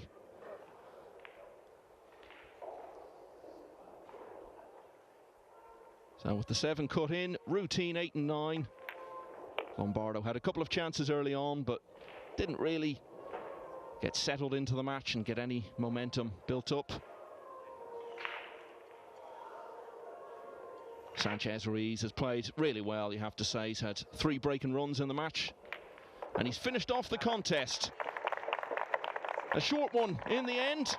Another dominant display, and that trademark big smile from the ever-popular and so likeable Spanish superstar. Sanchez Ruiz is the winner by 9 racks to 2. He'll be here tomorrow for the single elimination stage. Shane Van Boning will be here very shortly, taking on Elliot Sanderson on the main table. Phil Yates and Jeremy Jones will describe the action on that one. For now, though, it's congratulations to the world champion.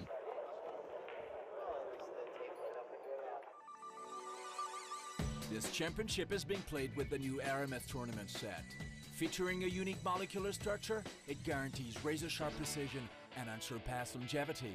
Unquestionably the best pool balls in the world, this set is available in a TV and a value pack version, as well as in the new My Aramith Ranger of Ball and Q cases. Now you can bring and play with the best ball set everywhere you go. My Aramith, bringing new dimensions to your billiards experience.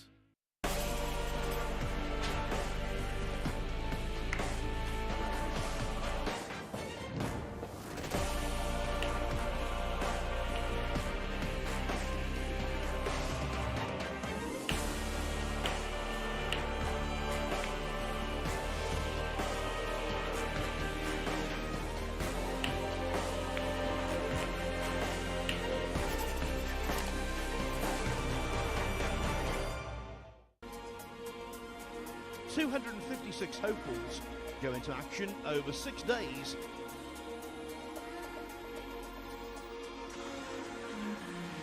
When an irresistible force meets an immovable object, something has got to give, but nothing is given yet. Final of a Matchroom promoted tournament, the majors in the game. Up on the wrong end against an opponent of this quality. Not quite as close as it's been for him in the last couple of rounds. 478th match of this terrific tournament in Fulda.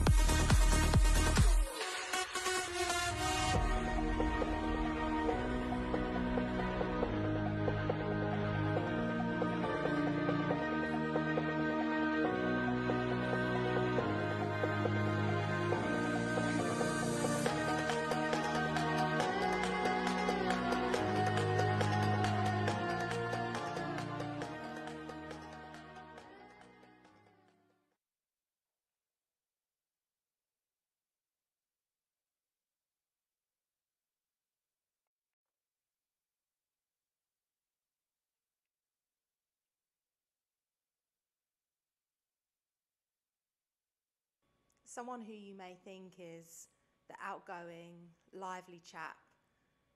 There's a lot of intensity and raw emotion in this episode. This is the Golden Break. One day you're on a high and the next day you just want to end it, you know what I mean? You want to quit. At the end of the day, I would rather talk about it and get it off my chest. Message, and he said, "Oh, you're like, I just need to stop for a bit now." There's a lot of stuff mentally that can break you. I've seen a completely different side to you.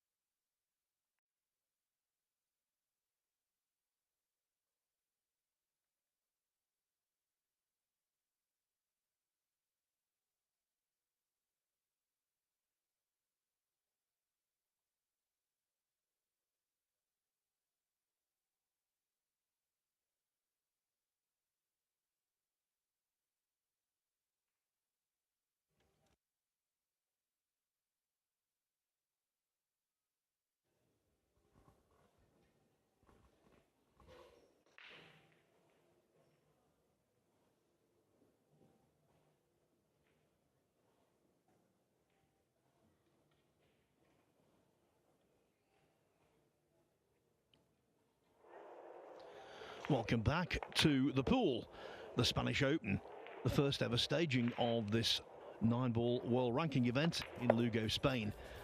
It is day 3, and this is a very important day because at the conclusion of play we'll have only 64 players left in single elimination. Now over on table 2, Skylar Woodward has already completed a win over Damien Massey. That's on the one-loss side of the draw, so it was a race to 8. It's now winners' qualification over there, and Albin Auschen, the twice World Nineball champion and a mainstay of the European Mosconi Cup team, is finding it difficult to shake off Mickey Kraus from Denmark. Auschen leads by 5 racks to 4 in a race to 9. And coming up over there, on the conclusion of that one, it's going to be Johan Chua of the Philippines against the bookmakers' favourite for this $30,000 first prize, Joshua Filler. Live on Matchroom Multisport YouTube channel, all of the matches on table 2. As for table 1, Jeremy Jones and myself will be concentrating shortly on Shane Van Boning against Elliot Sanderson. Already today, Zhang Zhaohui has come through a one-loss side match against the Wong Doc Tien of Vietnam, 8-5. And if you were with us just a few moments ago, you'll have seen Francisco Sanchez Ruiz make short work of Hunter Lombardo, 9-2. Now, though, it is SVB against a very interesting opponent, Elliot Sanderson, who next week at this very venue will partner Jason Shaw, representing Great Britain in the World Cup of Pool. Sanderson loves his pool. He's very dedicated. And I tell you what, if he were to win, we can guarantee one thing, a very lavish celebration. He's known as the Shouter because when he wins big matches, or matches he constitutes as big, he lets out a right old yelp that can be heard right across the venue. Do you think he's got a chance, Jeremy? Yeah, absolutely. He's always got a puncher's chance, right? A good, really good shooter, pockets the ball well, can move the cue ball easily. I think Elliot's kind of like a few others I think about, to where you got to make sure it's all dialed in, right? I mean, with the tighter pockets, he can get a little quick with the swing at times, get a little like feeling good kind of thing, and nothing wrong with that, but these tables will remind you you have to be on point in pretty much all categories. Always on point, it seems, the Polish contingent, and I can tell you, since Michael McMullen signed off and I took over the microphone, Daniel Maciel is through winners qualification. He's beaten Jonas Souto Camino of right here in Spain by 9 racks to 5. As always, we'll keep you right up to date with all the scores in winners qualification, and indeed in losers round 3, which is also taking place at the moment. Now, though, let's concentrate on Sanderson van Boning, with Sanderson having prevailed in the lag. Yeah, square hit there. You know, it was a cut break, but exactly what he wanted. And good connection. It's got a decent look at the blue 2. Got a little congestion over the red 3, but you'd like to stay offensive if you can, and I'm not sure he really has that here. Now, Elliot is a player that won't take a ton of time usually. Really nice there with the cue ball, 2-ball greed, getting through that traffic, and our first look at arguably the greatest player of all time.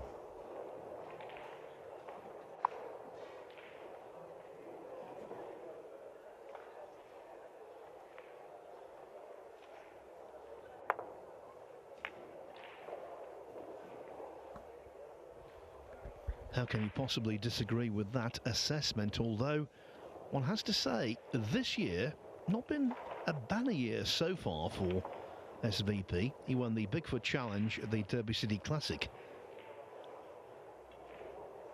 and he's been there or thereabouts. He always is, but he was out in the last 16 of the World Nineball, defending his title.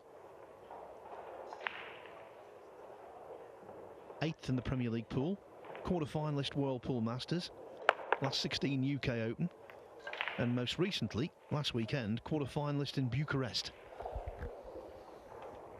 Yeah, and of course I didn't get to see all those matches in Romania, but you know, the World Nineball this year, I thought he was playing, you know, just as well as he did last year when he took it down. It took something special to get beat there, and he's in there. And you know, one thing, Shane, we talk, and of course there's always communication of some sort, whether it be via through Skyler or us talking about Shane, and Shane could easily, you know, get, I don't even want to call it down on himself, but maybe just overanalyze things a little bit. I think he's just got to keep doing what he's doing. He'll get back holding that hardware soon. Quite an awkward jump this, with the bridge hand on the side rail.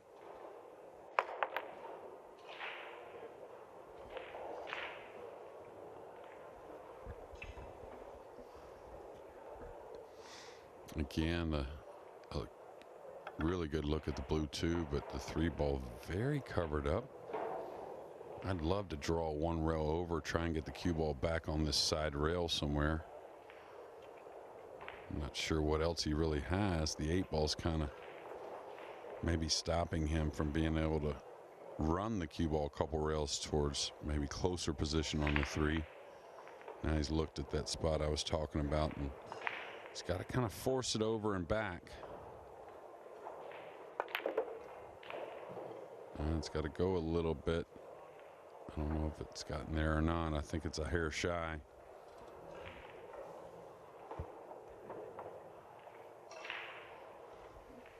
You notice how he put left spin on that ball. You want to shoot that shot with straight draw. When you put left spin on it, you're throwing the ball, which allows you to hit it thicker, but also in return slows the cue ball down with the thicker hit.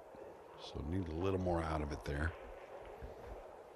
Problem here, do you play the kick and stick, I think, versus trying to make it? I got a double kiss. He may get fortunate. We'll see. Not a tough jump for SVB, and maybe a cross corner bank if he can get a direct look at the 3.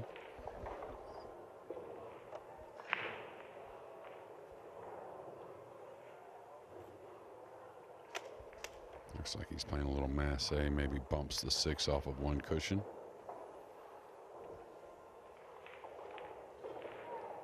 Alvin Ocean knotted at 5 apiece. That's the Matchroom Multi-Sport YouTube page. You can sweat that action. It looks like he's going for the cross corner bank here on table 1.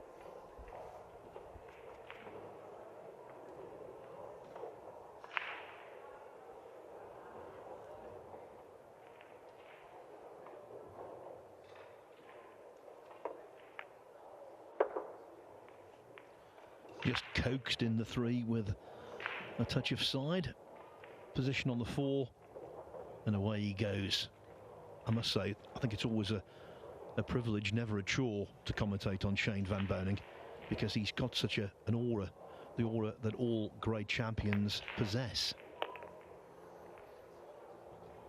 Yeah, well, I'm, along with you, always a pleasure to commentate Shane's matches. Usually you see some of the greatest shots coming from Shane. He doesn't back down, and I'm super kind of doubly interested in the matches here. Of course, changing the equipment a little bit, taking the extension off, and what I saw in his opening round match, shot in, shot out, some of the best timing and tempo I've seen from him in a long time. Yes, to this point he's had 2 wins out of 2, as you'd fully expect. Beat Gareth Esprit 9-1, Miguel Silva 9-5.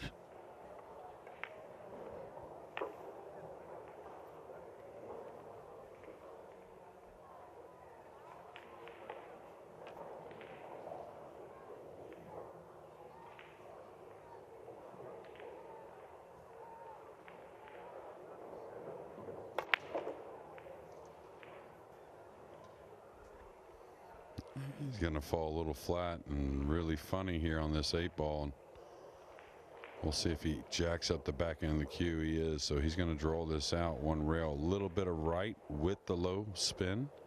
Probably spinning the above for the 9-ball in the lower right corner. When it comes to jacking up the cue, I don't think anyone is any better, especially when he's got to play with power, as was the case there.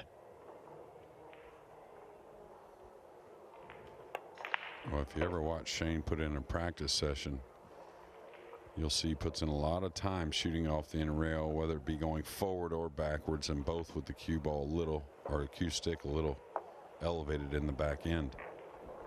First blood drawn by one of the greatest. Now, lots of matches still going on in the losers round 3. Sullivan Clark on the hill against Robert Braga at 7-2. Same thing for Samuel Santos over Ruben Omar de Campo.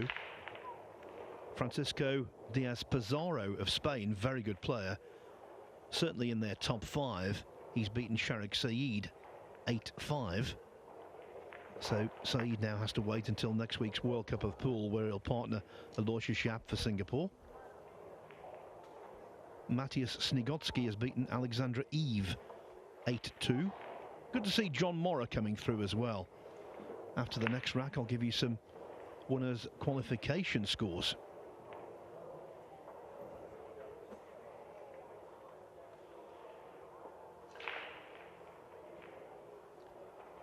Just waiting for our referee, Scott McMillan, to put the template on and make sure everything is correct.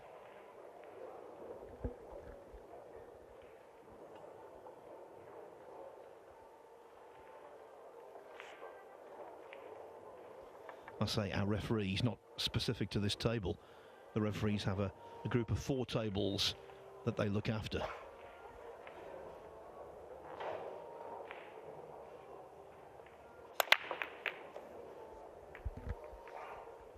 And Shane has changed the break a little bit. Of course, he never babies it, but that'll never be the case with SVB. But definitely not, you know, the smash that we've seen from him in the past. Kind of like Kachi. Got the one down. Very thin cut in the side. And I wonder if he wants to gamble here, cutting this ball and trying to come across with the cue ball. He may just be chipping this ball and laying the cue ball down behind the green 6. No, he's going. He's shooting at it, I believe, anyways.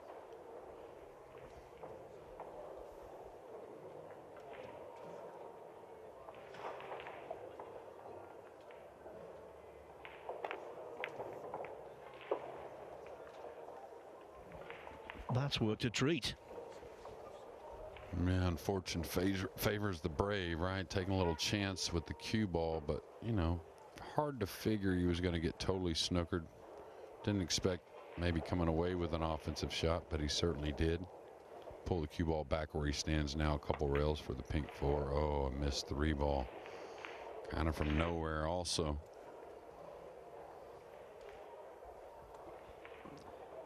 Now, that really hurts a perfectionist like Van Boning. He never imagined that would go astray. Well, that's why I talked about it pretty much every match, but definitely earlier that, you know, balls will set up kind, but, you know, the conditions are always going to be difficult now, so you can't take your eye off any ball at all. And exactly what the doctor ordered for Elliott. He's got a bit of a tricky position shot. Anytime the ball's hanging in the pocket and you're coming across from the middle of the table, that's where it becomes a little tricky, containing the speed and really the hit on the 3, believe it or not.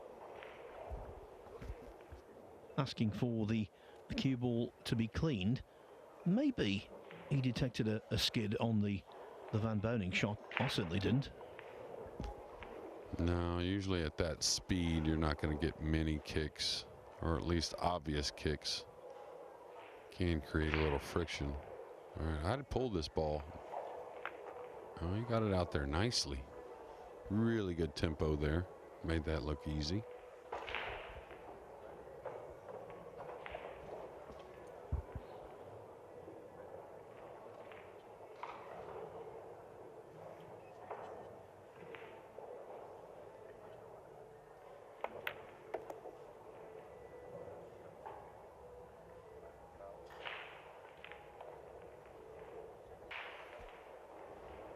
And again, you know, Elliott's a, I wouldn't say totally a rhythm player, but definitely can get in rhythm.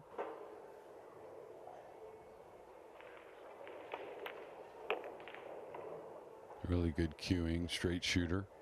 Still probably at the point in his career where he's gaining a lot of experience and knowing how to handle certain moments, but definitely has made some noise here and there.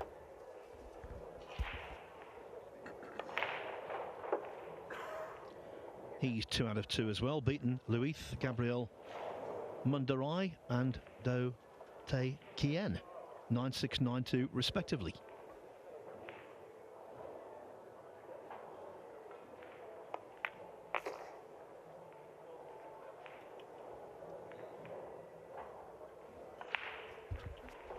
Little shy and a little thinner on the black 8 than he wanted. So again, makes it a hair more missable, but how he hits the pocket with the 8 should be okay regardless, really. He's going to use the second rail on the right side, should play the 9 in the lower left. And like you said, going to be in that World Cup next week, and he's pulling the ball. So it's speed control, very important here. He's going to overrun a little bit.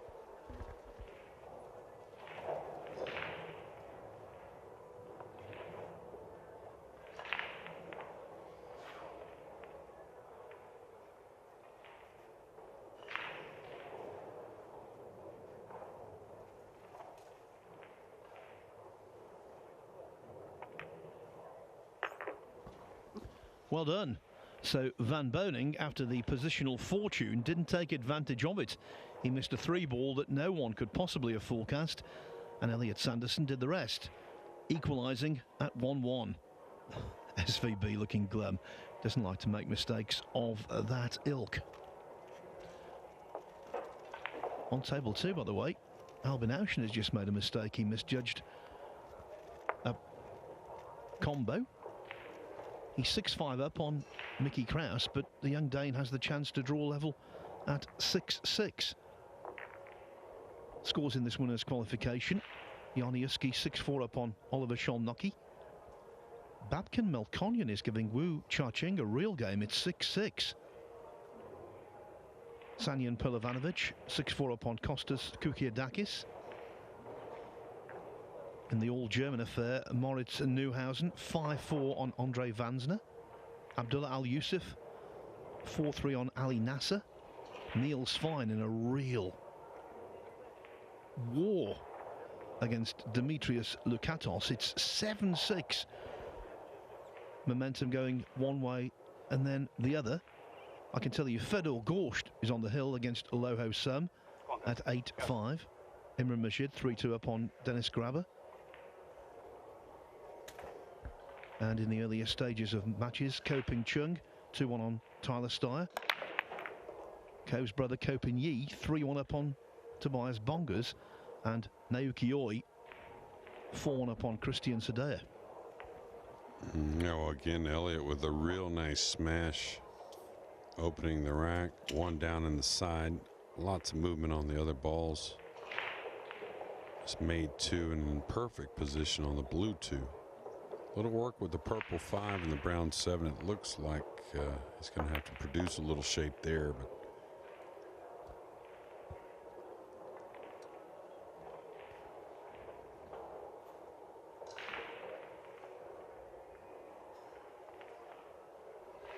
the thing about getting some type of short side position or something that's a little tricky, like the purple 5, you got to look at the next ball, the green 6, kind of pinned over there on the side rail, so that complicates things getting on the purple 5. Not only getting on the ball, but getting on it properly to advance the run. Quickly, the misjudged combo from Auschen did cost him rack 12. It's 6-6 with Krause. If you want to see that one, just a reminder, it's on the Matchroom Multisport YouTube channel. All of the games on table 2 can be found there. And didn't get a ton of angle here, so yeah, you can see him point. And what I was bringing up about that World Cup, that Elliott will team up with Jason next week, and it should be something really special all the way around with all the teams. But I kind of liked, you know, there was some argument there about Chris Melling and some other players, and Chris having a good UK Open, of course, but I didn't mind seeing that with Elliott. I think there's some things that add up. You know, both being lefties, I think helps. But the other part to me was, if you remember last year's World Cup, that team really didn't get to shoot much, and Elliott especially, I think he got 1 or 2 shots in the entire event. Yeah, I think it was 2. Yeah, had no opportunity to display skills at all. Yeah, he's going to need a little flick on the purple. Nice shot. Percentage-wise, that was always going to be okay.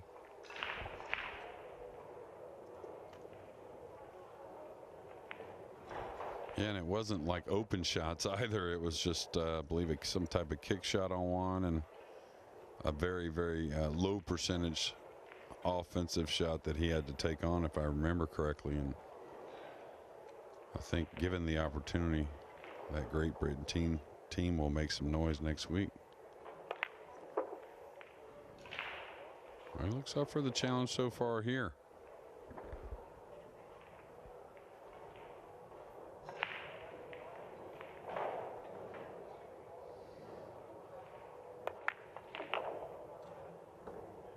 He has the kind of personality that means when he is centre stage, particularly against a world-class opponent, it's something he relishes. Well, what I like, just like the 6 ball we just saw shot in, he didn't rifle it, but, you know, not trying to just roll it down the rail. really confident with the stroke. And again, I think that's what helps on the tighter equipment.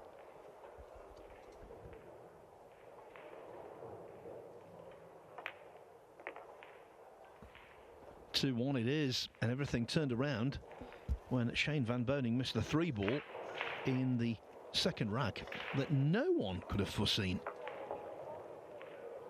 Elliot Sanderson, originally from Yorkshire, now though living in Glasgow. He's the house pro at McGoldrick's, which was the venue for the very successful Jay Flowers Scottish Open, which took place the weekend before the UK Open. It had a really good field. And of course, during that tournament, Elliot was very busy as the host. And I think we can certainly see that one coming back on the calendar next year.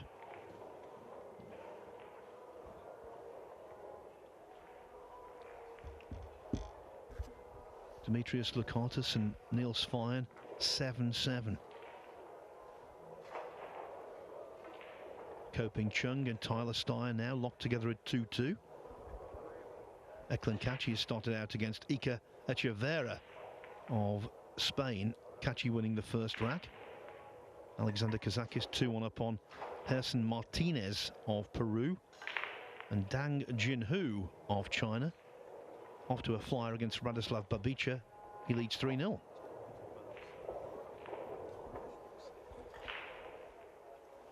Okay, here goes rack 4. Sanderson looking to build his lead. Almost the 1 on the side, almost the 9 in that same side. And SVB will get back to the table via a dry break from Sanderson. A long shot on the 1, but a playable one, with the 2 hanging over the corner. Not a lot needed besides knocking this ball in. Don't think he'll take a chance at opening the pink 4 and 8 over there. No reason to do that. It's a playable combination.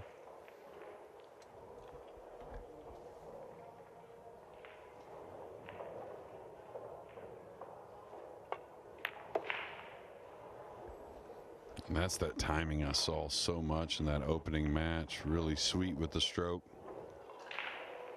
Now, is he going to play the 3 up long? I think that's a pretty smart play just because positions in front of you. Very easy to get that proper angle to fall in that combination. So I doubt he moves for the short pocket here.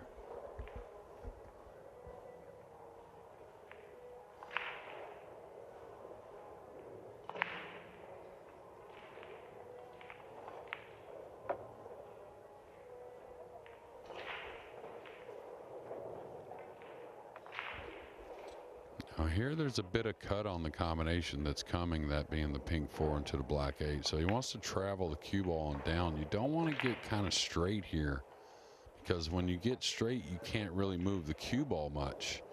And the 4, unless you want to hit it with a super slow speed, is going to come up the table after making the 8. So may get a double kiss here, play the double kiss like that.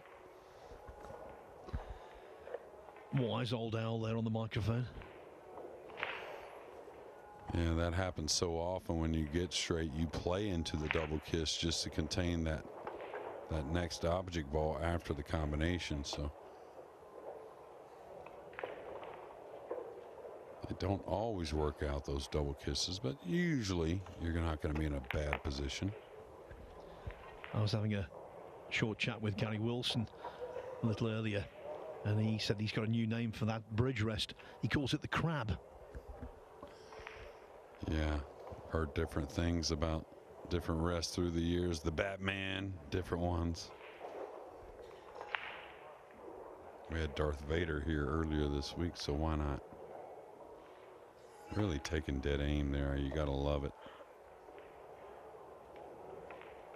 And that's kind of what I was talking about with some other players, that, you know, when the stroke doesn't slow down much and really kind of, you have that little moment of pause to really, you know, take dead aim. It gets hard, and, you know, on these tight tables.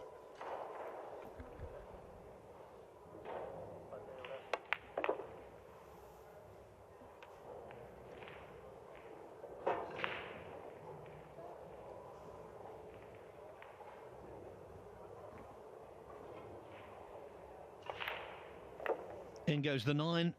Back onto level terms goes Shane Van Boning. 2-2. Let me tell you, on table 14, a notable could be going out of the event. Wang Kan, who late last night defeated Mohamed Soufi, the World Nineball Championship runner-up. He was 7-4 down against João Grillo of Portugal. Wang has just won the 12th rack, but he's still in some trouble. Also on the hill, George Antonakis, 7-2 up on Michael Jednak.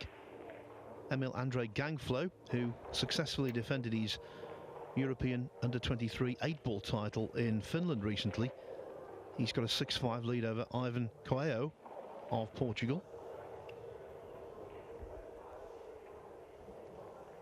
Wojciech Szewczyk and Pius Labutis, that's going to be a difficult match to call. 2-2. Yeah, I'll tell you another one. After SVB breaks the balls here in game 5. Big smash. Put a little more speed into that one. And a player that has impressed me and has come a long ways in a short period of time is Jani Uski of Finland. Really improved his game. Super nice guy. Just seems like he's almost harmless when he's at the table. But really becoming into a player, and now up 7-4 over Oliver. Yeah, Oliver Szolnocki, that's in the winners qualification round, so Uski 2 racks away from single elimination.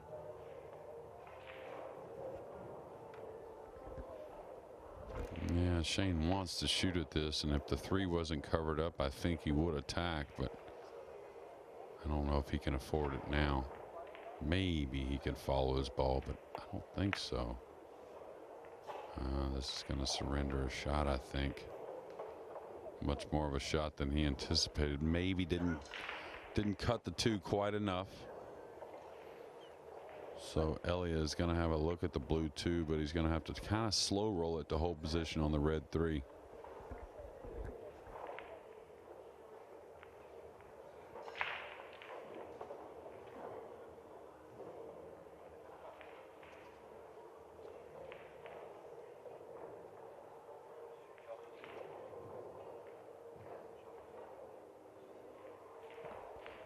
Shane Van Boning has played so much pool, he knows the importance of getting this win under his belt and having the rest of the day off.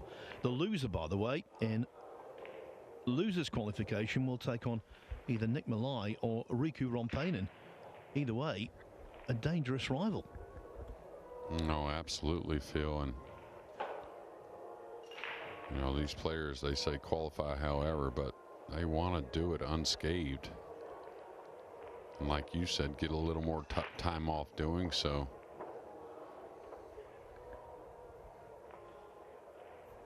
This ball here, you could see him kind of raise the arms immediately. Feels like it took a hair of a right turn. Well, we had a gesticulation like that yesterday from Gary Wilson in his match that he ultimately won against James Arenas.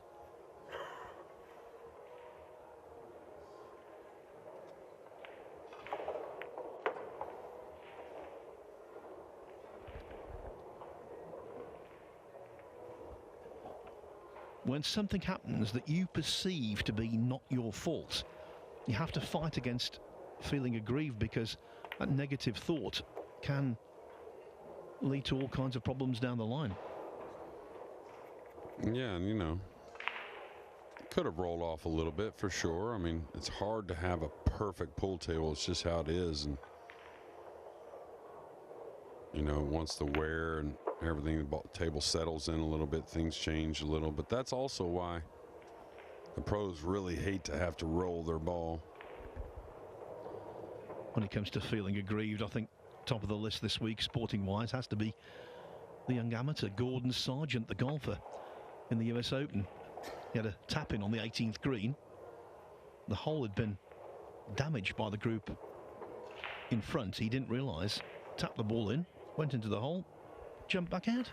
Yeah, I saw that, and the worst one I've ever seen of that was in the qualifying school. Maybe, I think it's been about 10 years now, and actually cost a golfer his season of getting on the PGA Tour. missed out by 1 stroke. Joe Daly. Yeah, I knew you would know it. Very different body shape to John Daly. One was thin, one was not so thin. Yeah, and the funny thing is about the Cups there at Los Angeles Country Club is I saw the ball bounce around a lot when people were knocking them short ones in, but talk about short ones, here's a couple to take a little 3-2 lead for SVB.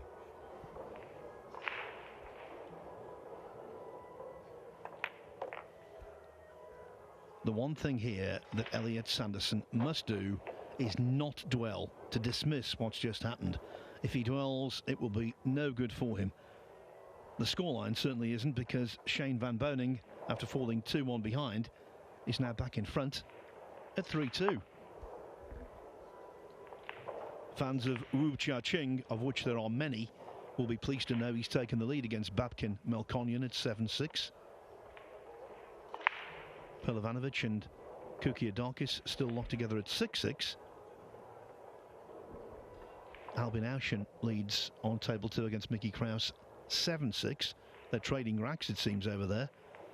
Moritz and Neuhausen 6-5 up on Andre Vansner. Abdullah Al-Yusuf 5-4 on Ali Nasser.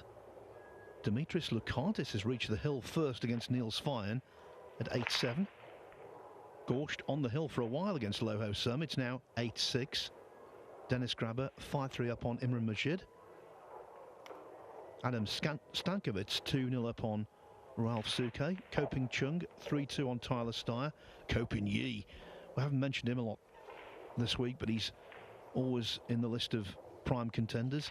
He's 6-1 up on Tobias Bongas, as is Naoki Oi over Christian Sadea of Romania. And Gary Wilson, the snooker player, has taken the first rack against Mario He.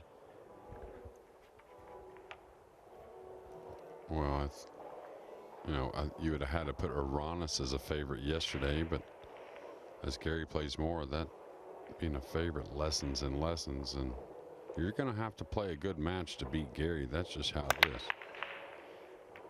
Okay, maybe caught it a little thick there.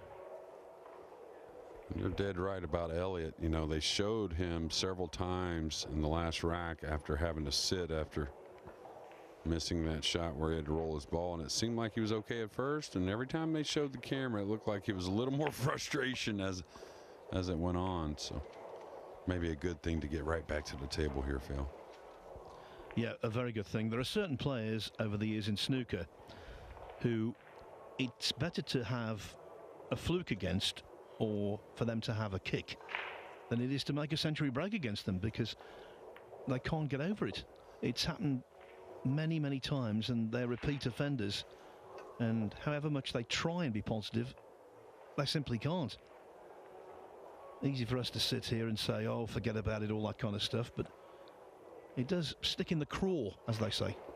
Yeah, and the thing is that you got to make an effort to start learning how to forget about it. You're not always going to be able to do it. That's just how human nature is. And I was thinking about, before this match, I was watching some matches, and watch out here, this could be a huge mistake from nowhere. Unforced error getting snookered. And I was thinking about Albin, and as great as Albin is, he still has a little bit of that mental hang up of being a little negative, or maybe a hair over negative at the wrong time. And he's getting better at it for sure, but as great as he is mentally and strong playing the game, it's difficult to leave those things behind.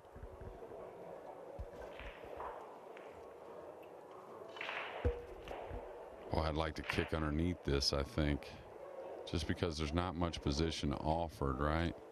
I think I'd go 3 rails underneath the green 6, trying to kick the 3-up table. While it decides, Yanni Uski has beaten Oliver Szolnocki 9-4. Yeah, this again is not going to offer much as a reward. Not a whole lot of ways to separate the balls kicking this way.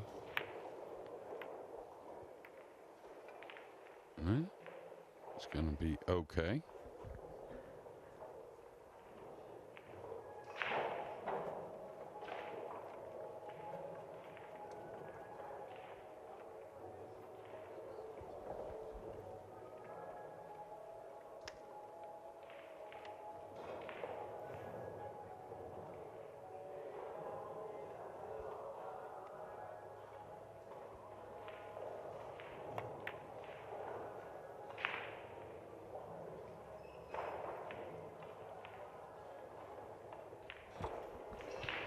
You know, Lugo is famous the world over for being the only city that is surrounded by a fully intact Roman wall, and there's a wall of a different type down the spine of the table there, exploited by SVB.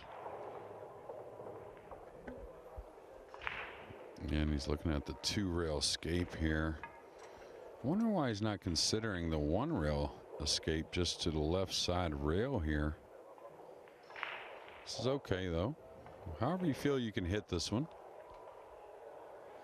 But the 9 may throw downward towards the right middle if he goes to the left side rail and gets a fairly full hit on the 3.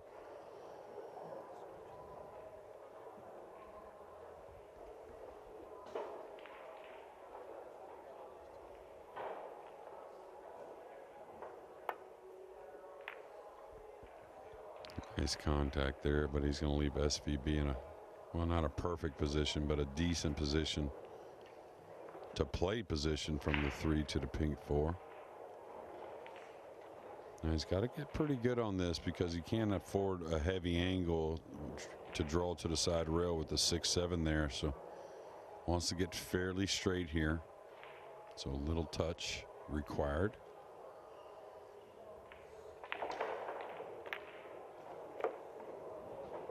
And that should be good enough. He can draw to the left side for a little short side on the purple 5.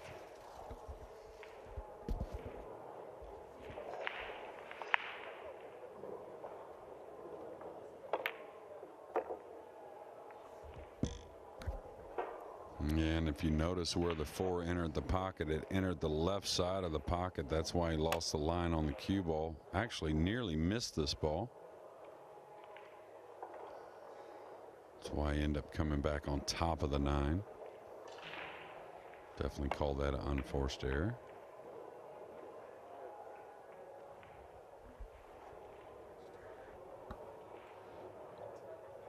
And has to be pleased with that. Could have been much worse.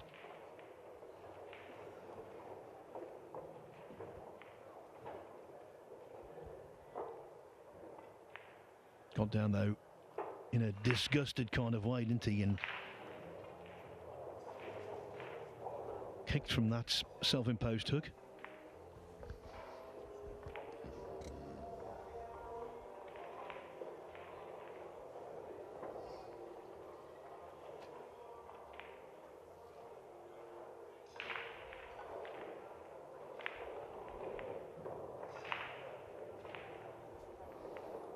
And a couple times already, Elliott asking for the cue ball to get cleaned, and I wonder if that's going to be a constant theme here.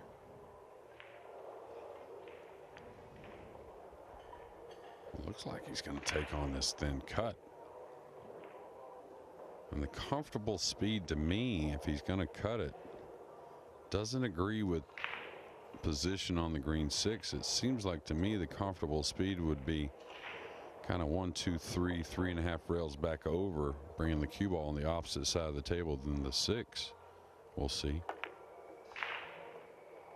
He got a lot out of it, and he got more than I expected. What a shot.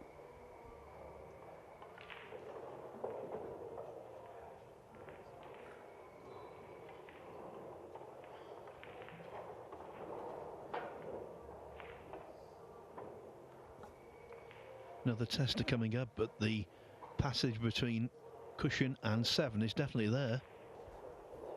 And he's got to come backwards with the cue ball most likely and take a little distance on the 7. Could go with a high ball. It looks like there's the path between the 8-9 to go 2 rails back over for the 7 in the lower left. Most would come backwards here and sacrifice a little distance. And I'll tell you, stroking the ball well, and again, when you're stroking the ball well, the pocket plays just a hair bigger. You could see that caught a little rail going in, but not much.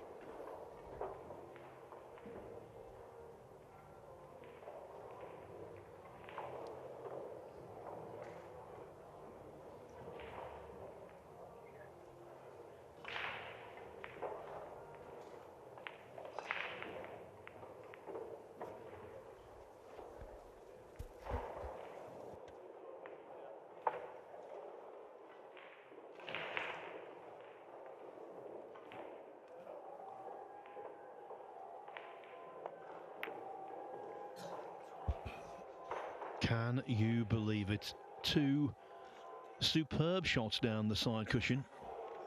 And then the easiest one of the 3 got nowhere near the target.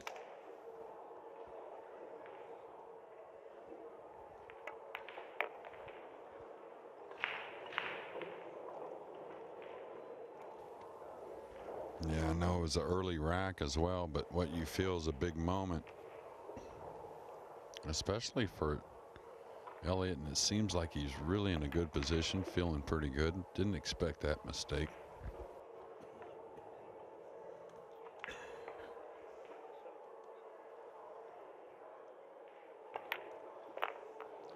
Van Boning had the chance in potting the 4. He snookered himself, but it didn't matter in the end. That could be a really big rack in the final analysis. He's doubling up on Elliott Sanderson. He leads 4-2. Another big rack to tell you about on table 2. Albin Auschen is on the hill against Mickey Kraus at 8-6. It might well have been 7-7. Kraus, though, in potting the 2 was a little unlucky to hook himself on the 3. It gave Auschen the chance, which he took.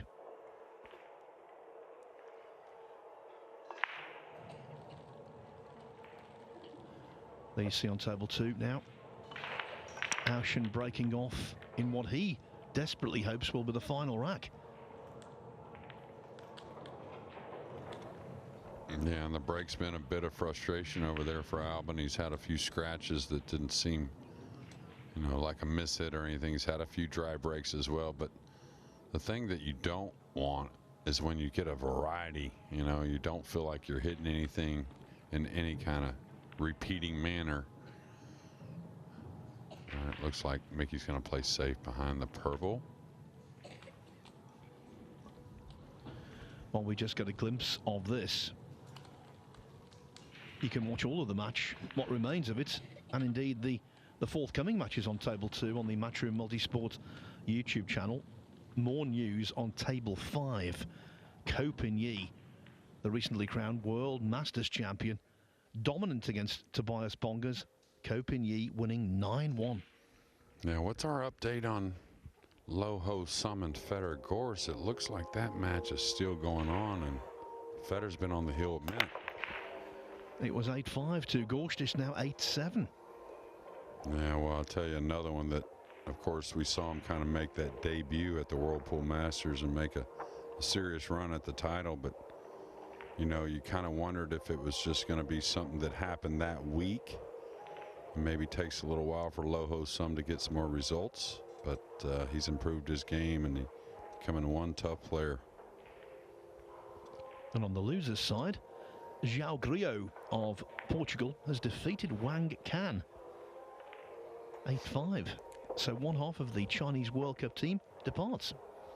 Well, yeah, just like the Spanish players, Portugal brought, you know, a decent amount of players, somewhere around double digits or so. And, you know, as they play more matches, right, get a little more comfortable, you're going to see some more of those upsets. Maybe not on day 1 because, you know, they're a little out of place, a little out of sorts, but that's just human nature. Get a little more comfortable, you're going to see better pool.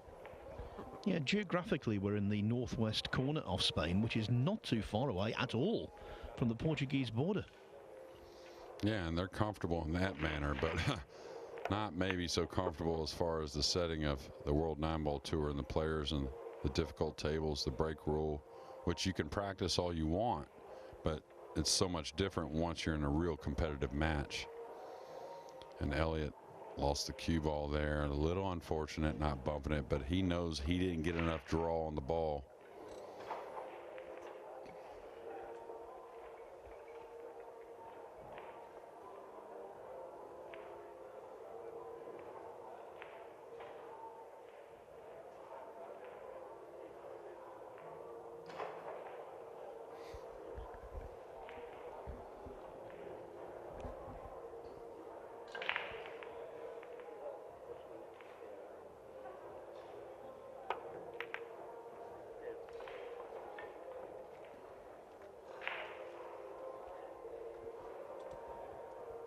Wu Cha-Ching has won.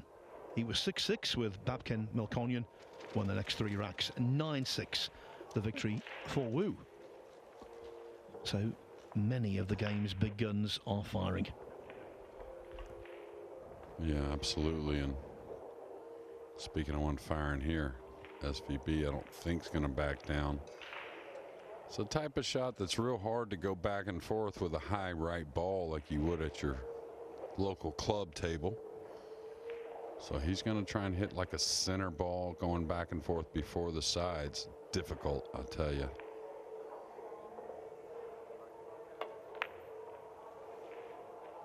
It just wants to shrink the pocket up, that type of shot.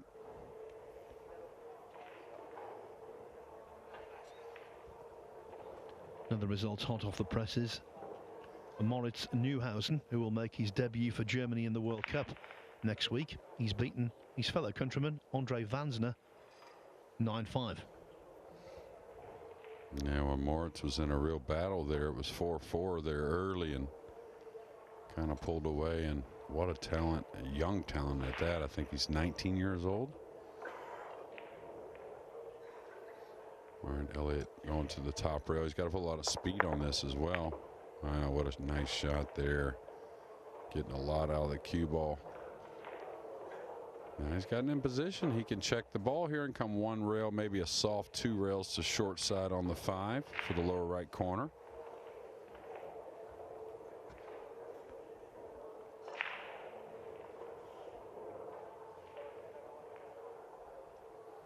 Kind of seen from a distance, Loho Sum leaving the table with not such a nice complexion on the face, right? Wasn't too happy, it appeared, and Federer quite the opposite, looks pretty eager to get at it. Again, the loser of that match, the winner goes on to the single elimination, but the loser of that match will play Skylar Woodward roughly around 2:30. Is he planning to bump him here to get anything? Wow, he bumped the 7 and got on top of the 9. A little unlucky. Has the 9-ball got a chance? Maybe a 2-rail kick here. Coming out of that corner where the 7's at. It's the only way you can really get enough movement on the 9 to get it all the way up table.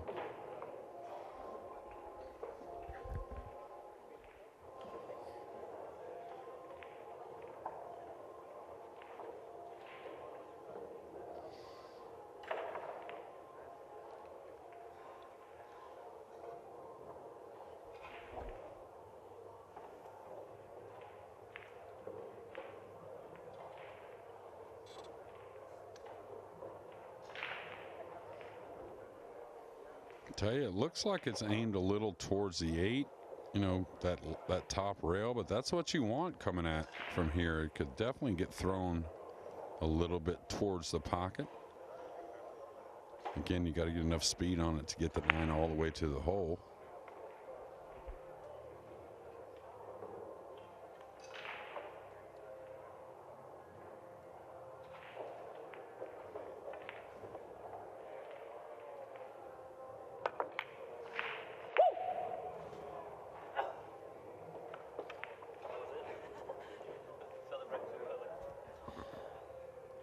That was embarrassing. He thought the 9 was in. He was celebrating and it didn't drop. Yeah, you could hear him say, I celebrated a little early, and The shouter has shouted prematurely. yeah, used one up there, Phil. Yeah, you wonder, you know, at what time in his career, at what date is he going to start calming down a little bit, though, because he does exert a lot of energy during the match, both off the table, you know, in the chair, it seems like, and when he's at the table. And, you know, that's not the worst thing in the world for nerves to have a little adrenaline, right? But you don't want to have too much of anything. And I thought he might be going for this 9, and Elliott gave him a shout. And he held the 5 up short to where he still had cover with the 6. So what a shot. Do you remember early on when Sanderson played that role and it just rolled out. Well, that white just rolled out there as well in the same portion of the table, so it is consistently doing that. Yeah. Yeah, but if I remember the 2-ball, though, it rolled in, right? He hit it thick, so like I said, it's hard. The pool table's a very fickle thing. It's amazing they get them as good as they do, to be fair. Albin Auschen, one of the very best, is through. It was a struggle, but he's beaten Mickey Kraus by 9 racks to 6 over on table 2. As we have been saying, the big guns are amassing.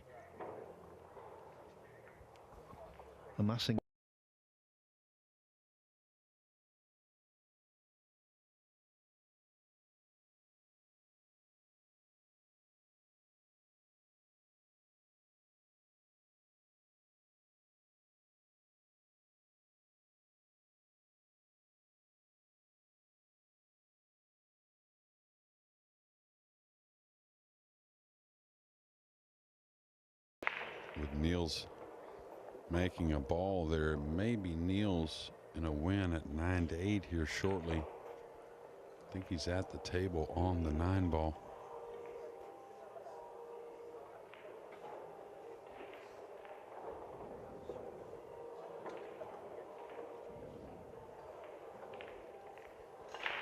Now, was he looking at the curve shot here?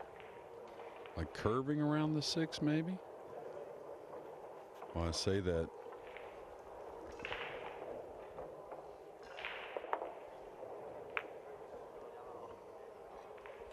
I think Niels has missed the 9. He'll. He's left nothing easy. He's had so many heartbreaking defeats in matchroom events this year. Is that going to be another one? He's been a nearly man in 2023, that's fine. Yeah, well, like Kachi, you got to just keep at it, right? Keep knocking on the door. You're going to get those results. Not saying it's going to be easy and you can't know when it's going to happen exactly, but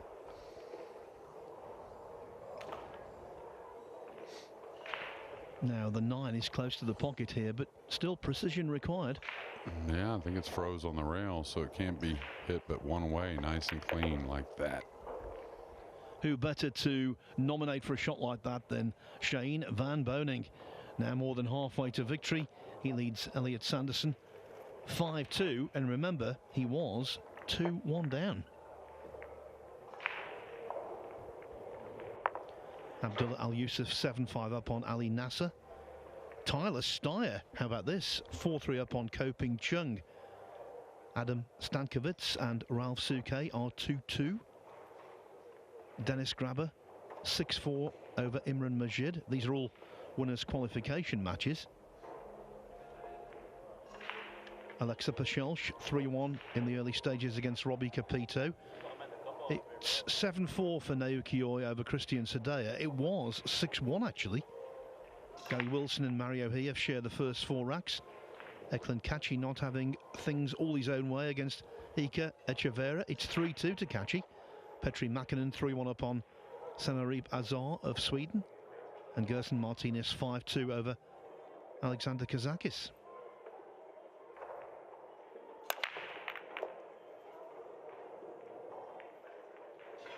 Ooh, how about this for a layout? Shane Van Boening, figuratively, licking his lips.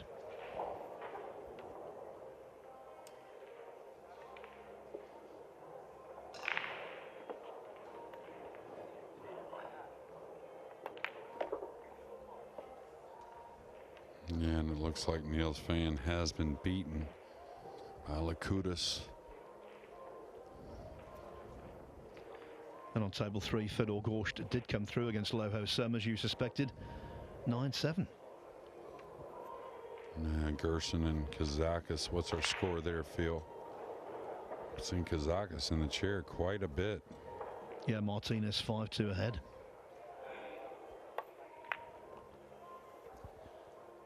I was a bit hesitant to say roadmap for the first time this week when he broke off and the balls went that way, but for him, this qualifies as a roadmap. I'm going for it. Yeah, and you know, I think you can be a little more hesitant with that term. You can't be so loose with the equipment the way it is. You really can't take your eye off any shot, but when they lay right, you gotta figure that SVB's gonna handle this business and lengthen his lead.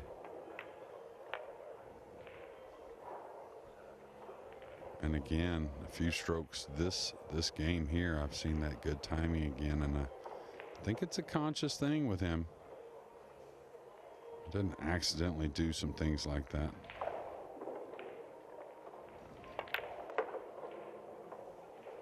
What you find when the timing's better, the cue ball just moves easier, the pocket gets a little bigger. You really start to trust a lot.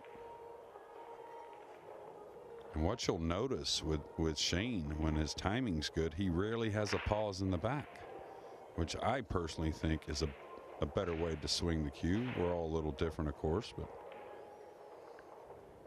I think under pressure, I think it just holds up a little better. Now he'll thin this, cheating the pocket a little bit, coming 3 rails right at the 9. Maybe the cue ball ends up about where it's at now.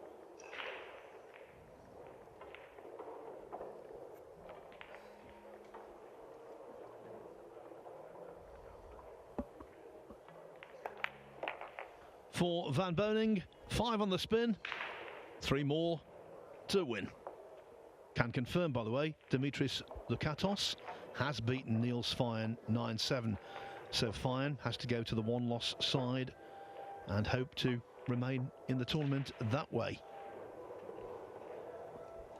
Just about to start on table 4, Daniel Corriere of Italy against Jason Shaw. I can tell you Dennis Grabber has taken a 7-4 lead over Imran Majid. Badr Alawadi has taken the first rack from Cledio Caci, who in the eyes of many was the star of day 2. Eklund Caci, his older brother, 4-2 up on Iker Echeverra. It's now 6-2 for Herson Martinez over Alexander Kazakis. Dang Junhu on the hill against Radoslav Babica at 8-2. And also, just underway, Torsten Homan and Aloysius Schaap. A battle of the generations. Yeah, SVB to break here with what is looking like a very big lead at 6-2. A real treat coming up on table number 2 in the Matchroom Multisport YouTube channel. Johan Chua, who's warming up right now, about to take on our odds-on favorite, Joshua Filler. And I think that's just. I mean, I think Josh is correct to be the odds-on favorite after his performance at the UK and what he seems to do week in, week out. And I don't know about roadmap again. But the thing about it, when the greats and when we talk about the greats, the real upper echelon greats gets these kind of starters after their break, they just rarely do they not perform.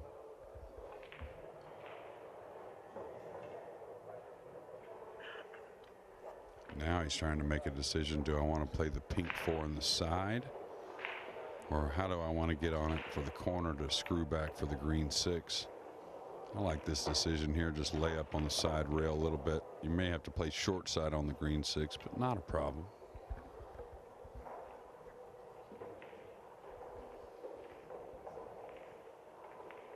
And you wouldn't label Gerson, right, as a favorite over Kazakis, or most wouldn't. And I'm not saying I would, but I think it's a lot more of a dead heat match than people think. That Gerson has come a long ways with his game, and he always had some game when he first came to the States, but it's almost like he had to learn how to win. And he's done that in a lot of tough fields in the U.S. And I know his road mate, Tevez, didn't have the tournament he wanted, but I still think they're going to be a very difficult team next week in the World Cup of Pool.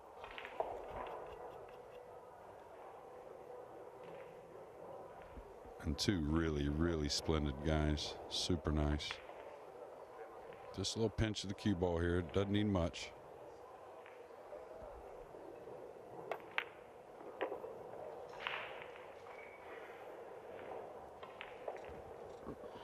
looking grim for Sanderson because Van Boning's in stroke.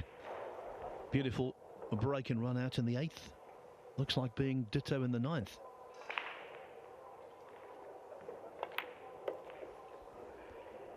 And the more I look at it, the more I see the improvement from Shane. And to be honest, exactly what I think he's needed for a while. You know, sometimes you can lean on your talent, and it's great to have it, but you don't want to rely on it all the time. And I think at times his backswing got quick. We saw a bunch of different kinds of pauses in the back, and now really no pause in the back, which I think is splendid.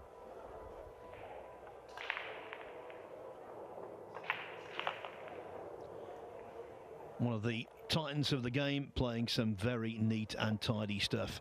He leads 7-2, and bear in mind, he was 2-1 down at one point. Dang Junwoo, or Dang Junhu, I should say, now 8-3 over Radislav Babica. What we do know, all of the matches are either finished, in progress, or have been allotted a table in the winners' qualification round. So our entertainment for the rest of the day is going to be without a safety net. It's going to be on the loser's side. If you lose, that's the end of the tournament, and that always adds spice. Yeah, and that loser's qualification will be a race to 9 as well.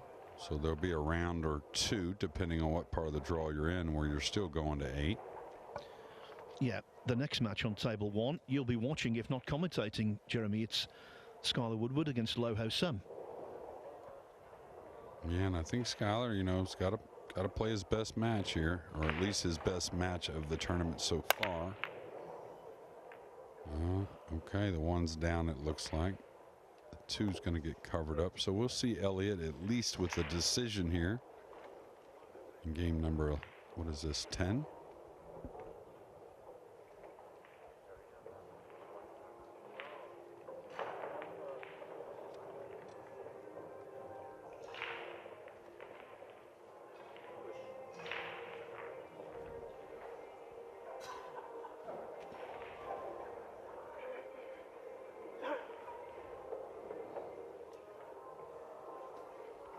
Elliott can't take this on.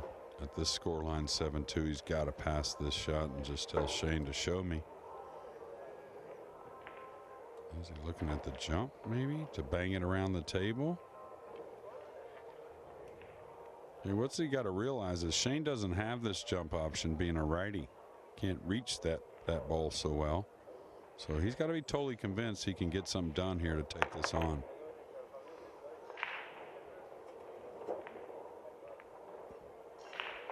And I'm a big fan of someone that's willing to try and take it on versus passing it back. But right there, maybe at 7-2, I may have passed that one. Especially recognizing that Shane couldn't play the jump. He had to kick at the ball.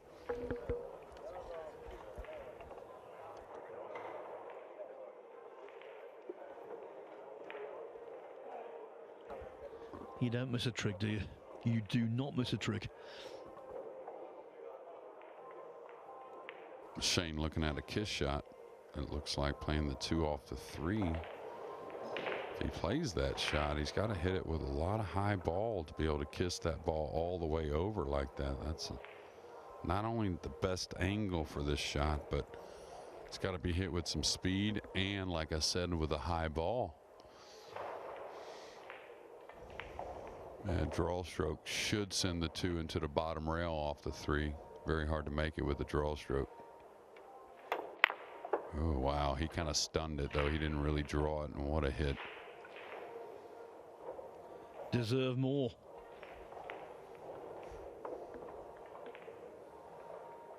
Not only that, not only did you have to have power from distance, you had to have accuracy as well. So he's feeling it. Looks like Josh Fielder's going to take game number 1 in another winner's qualification. Well, if you are of the opinion, like I am, that all the best tournaments are the ones where all of the big names are in action late on, you'll be loving this.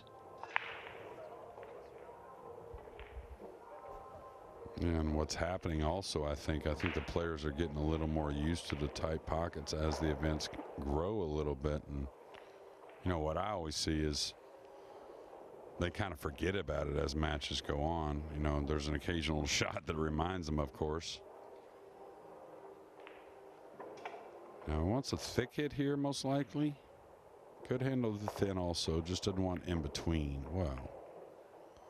Wow, that's that corner we were talking about earlier. How does that ball hang at that speed? We got to name that top right corner there, Phil. You got to figure one out by the end of the day. The nasty boy. Look at that. Wow, and it had a rotation on it. You know. In snooker, we say there's a goalkeeper in there. Goaltender, I suppose, would be the hockey equivalent.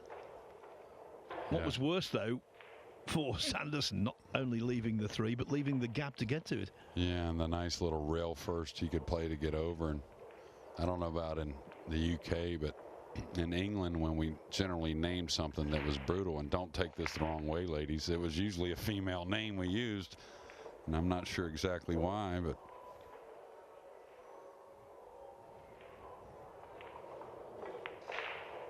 well, the lady players probably do the opposite with the, well, it's like there, that ball fell, right? But the other one hung, and that one caught quite a bit of rail. But the stroke was good.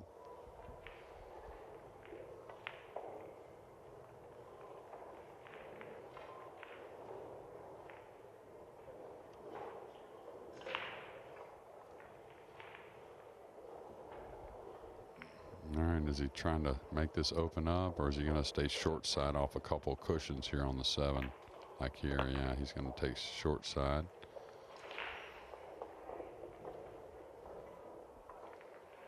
And with a little change, what happens with Shane is it keeps him fully engaged because he's working on some, even though he's competing, right? So that's a dangerous combination for his opponents. I must say, I like what I'm seeing here. I really do.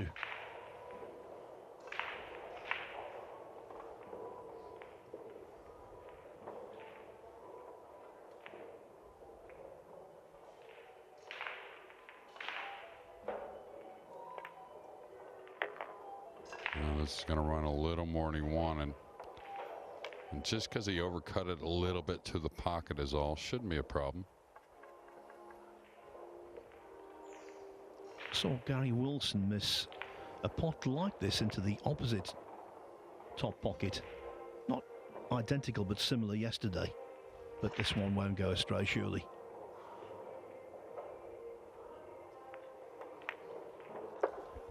I had no thought whatsoever there that he was going to miss that, and indeed he did not. So Shane Van Boening reaches the hill. He's a proud native of the state of South Dakota, a state that's well known for the Black Hills, and it's a black hill for Elliot Sanderson because his opponent's on it, and he needs 7 racks in succession from here to complete a very unlikely victory. In the very early stages over on table 2, Joshua Filler ran through the first rack. It looks like Johan Chua is going to do the same in the second. Yeah. The state of play here, by the way, we've only got a handful of matches left in losers round 3. The winners qualification round is well underway, more than halfway through, in fact, and it's been a very interesting day so far. Yeah, Elliot's issue is he's got to get back to the table. That's the real problem. I mean, the deficit on the score doesn't help either, but don't know if Shane got cut off here by the purple 5 or not. I was fortunate to get a little invitation from Shane to go up there and spend a little time in those black hills you were talking about, and boy, it's something special.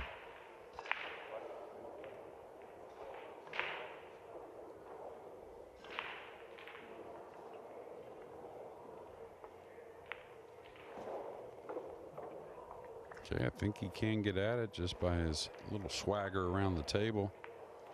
come 2 cushions just for a little cut shot on the 3. Should wrap the cue ball. If he gets off the rail, I think he's okay. Now there's a little preference here. You know, under pressure, a lot of players want to pull the ball here with low right and come 2 rails around the 7, back up for the pink 4. You know, some people would say textbook is just a high ball with a hair of English, but the thing about that is it's a more nervy way to shoot the ball. So under pressure, a lot of the players like to pull the ball here. And that's where he got a little quick with the backswing, and what happens is he let up on the ball just a little bit. Do you remember in the second rack, he missed the 3? Missing the 3 again there. Apart from that, the mistakes he's made, almost non-existent. Yeah, and I think he'll learn from it. I think he felt it. He recognized it immediately, and I did as well, because Shane has the pause in the back when he gets quick. That's what slows the stroke down and tries to get it kind of the right speed. But when the takeaway is good, he just rhythms through, and the right speed's pretty automatic.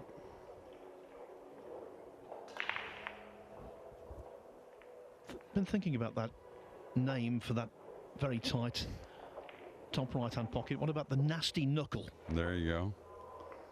It's hung a lot of balls, and you know, all the pockets have, but I've seen it hung, you know, a lot of balls hang that look like they should have went. Now Shane Elliott's like pulling his hair out here. Hadn't got to shoot much in the last 20 minutes, and when he did, he had made a couple errors to get Shane going, and now snookered after a miss from SVB. This isn't going to help any. He has made mistakes, Sanderson, there's no doubt about that. But you also have to be completely fair and say he's not had the best run either. No, not at all, and that's why he's got to realize he's still in a great spot. You know, that's why you win those first 2 matches, so you can win 1 out of the next 2 to get into that qualification. And you always want to do it from the, you know, no loss side. There's a couple reasons why. You figure to draw a little easier percentage-wise, but you know, regardless, you just got to remember when you get to the final 64, you're going to have to play great no matter what. Looks as though Sanderson on the 1-loss side in losers qualification will be up against Nick Malai or Riku Rompainen. Malai leading 2-1 at the moment. So at least with that scoreline, he'll have time to decompress, have time to get over this one and go again. Well, that's the one good thing about Elliott, I think. I think when he's in the match is whenever he can really, you know, get a little bit frustrated, maybe overly frustrated. But when he leaves the match, I've seen it many times, he can shake it off pretty nicely. He's got a great smile and laugh about him and just kind of get on with it.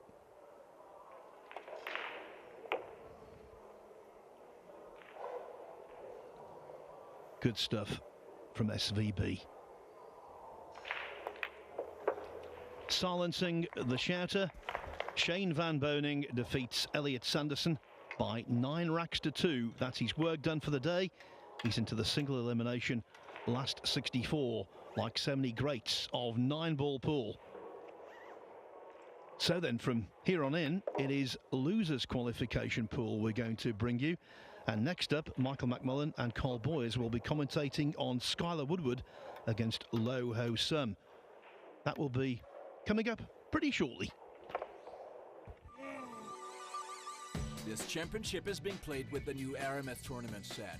Featuring a unique molecular structure, it guarantees razor-sharp precision and unsurpassed longevity. Unquestionably the best pool balls in the world, this set is available in a TV and a value pack version, as well as in the new My RMF Ranger of Ball and cue cases. Now you can bring and play with the best ball set everywhere you go. My RMF, bringing new dimensions to your billiards experience.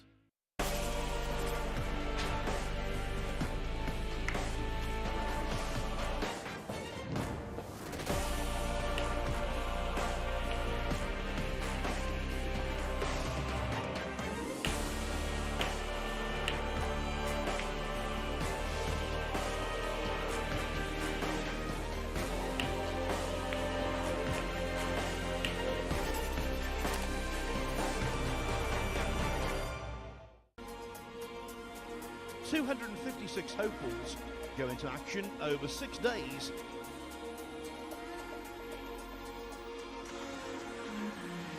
When an irresistible force meets an immovable object, something has got to give, but nothing is given yet. Final of a matchroom promoted tournament, the majors in the game.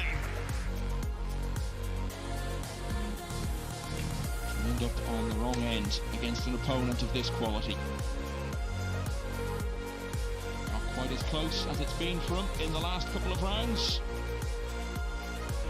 478th match of this terrific tournament in Fulda.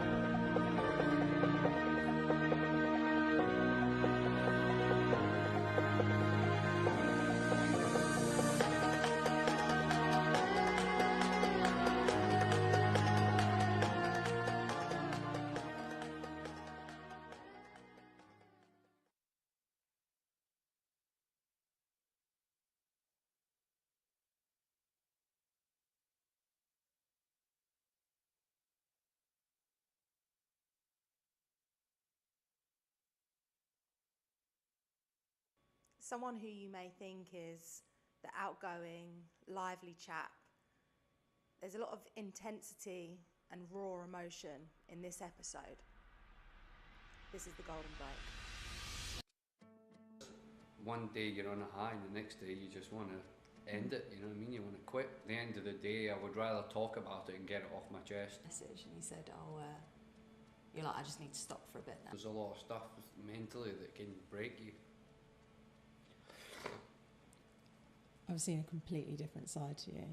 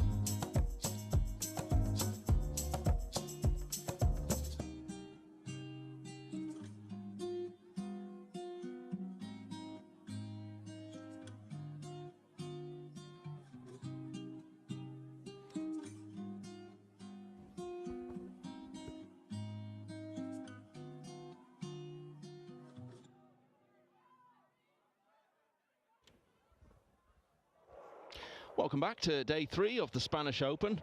Start of a 2-week festival of pool here in Lugo, which will include the World Cup of Pool next week. Moritz Neuhausen will be there playing alongside Joshua Filler for Germany. And Neuhausen is through to the 64-player single elimination stage here after beating his compatriot Andre Vansner by 9 racks to 5 earlier. Afterwards, we spoke with him. Moritz, safely into the last 64. How do you reflect on your week so far? I'd say today was a little rough. The tables are pretty tough to play, so I made my mistakes, but I guess it's gonna just get better and better and better with every day. But it's a lot of fun. I feel like the 4-inch pockets, that's the right way to go, because now everybody gets a chance at the table, and it's really tough to run out the whole set, for example. So yeah, it's a lot of fun to play. We saw you have a good run at the UK Open a few weeks ago. Do you feel like you're coming into form at the right time? Yeah, I feel like, I played pretty good, and I feel comfortable now. So yeah, I'm looking forward to play. Looking ahead for the rest of the week, we know you've obviously got your World Cup debut to come next week, but how important do you feel a good run here this week is to that next week?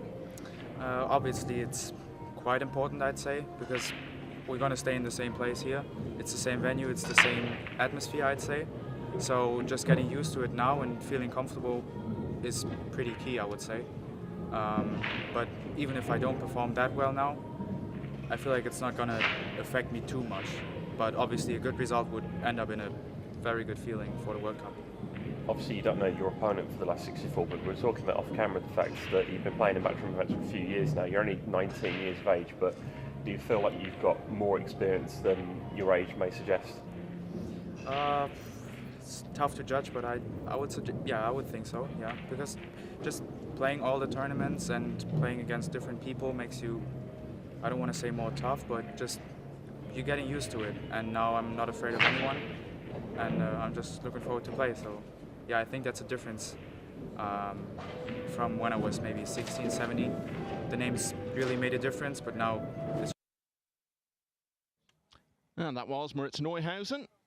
And as he was alluding to there, he'll find out later today who he faces in the last 64, which will be played in the early session tomorrow. A lot more results have come in since we concluded the last match. I'll take you through some of those in a moment. That's what's happened so far today on table 2. Skylar Woodward beating Damien Massey. We'll be seeing Woodward on this table in a moment. Albin Ocean really found the going tough early on against Mickey Kraus, but he came good as the match went on, and the 2-time champion of the world got through. Johan Chua of the Philippines is up against another former world champion, Joshua Filler. Chua 2-1 up in the early stages. Jonas Suto Camino against Justin Sajic will be next on that table. Here on 1, Zheng Zhaohui of China played very well to beat Long Duc Tien 8-5.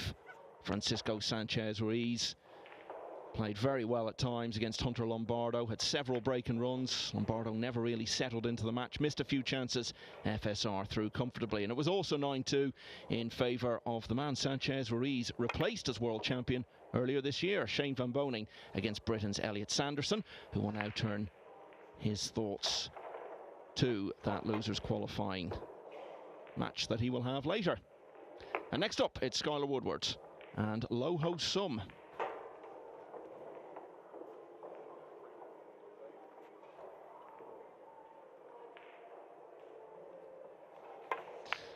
So let me tell you about some of those results. James Georgiadis is through to losers qualification round. He's beaten Diogo Inácio of Portugal by 8 racks to 5. Georgiadis will be playing for Australia in the World Cup of Pool next week. So he goes through to losers qualification and will play either Adam Stankovic or Ralph Suke.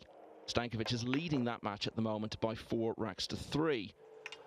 Also in losers round 3, some big names involved there, not least Wojciech Szewczyk, who's 6-5 down against Pius Labutas of Lithuania. It's 4-all between Nikos Economopoulos of Greece and the Estonian player Karl Naderberg. And Riku Rompainen, the Finnish teenager, is level with Nick Malai at 2 each. But in this winners qualification round that we've been watching over the last part of the day, Sanyan Pelovanovic is through, beating Kostas Kukiadakis, who started the match very well, 9-6. Victory also for Abdullah Al Yusuf, World Championship semi-finalist last year. Within the last few minutes, he's beaten Ali Nasser Al Obadili of Qatar by 9 racks to 6. Dennis Graba has defeated the British veteran Imran Majid 9-5, so the Estonian is in the draw. And so too is Naoki Oi, very experienced Japanese player, another man bound for the World Cup next week. A 9-5 win against Christian Surdea of Romania. And Dang Jinhu of China, who we saw on the main table yesterday, one of the Chinese players returning to the fold after all the difficulties of the last few years, and still going strong with a 9-4 win over Radoslav Babika.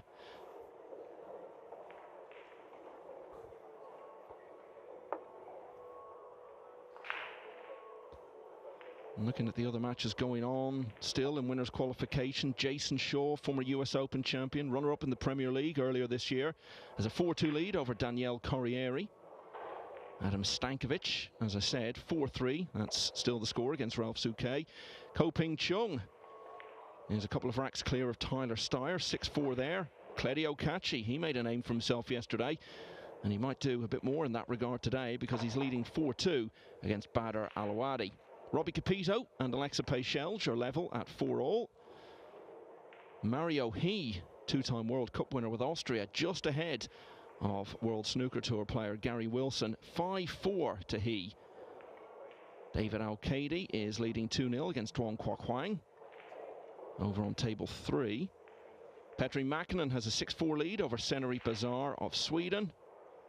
Herson Martinez, who'll be playing for Peru in the World Cup, 6-4 up on Alexander Kazakis.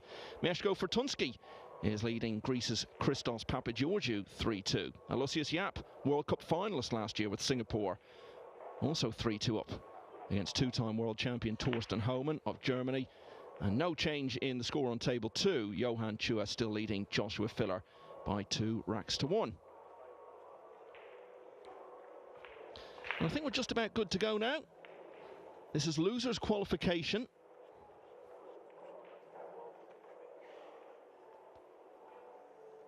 "32 players coming through on the winner's side, each of whom will play one of the players who comes through on this side of the draw. And it does move up a bit now. Previous matches on the loser's side have been raced to 8. But now in this final round, it goes up to 9. That's the target to get through.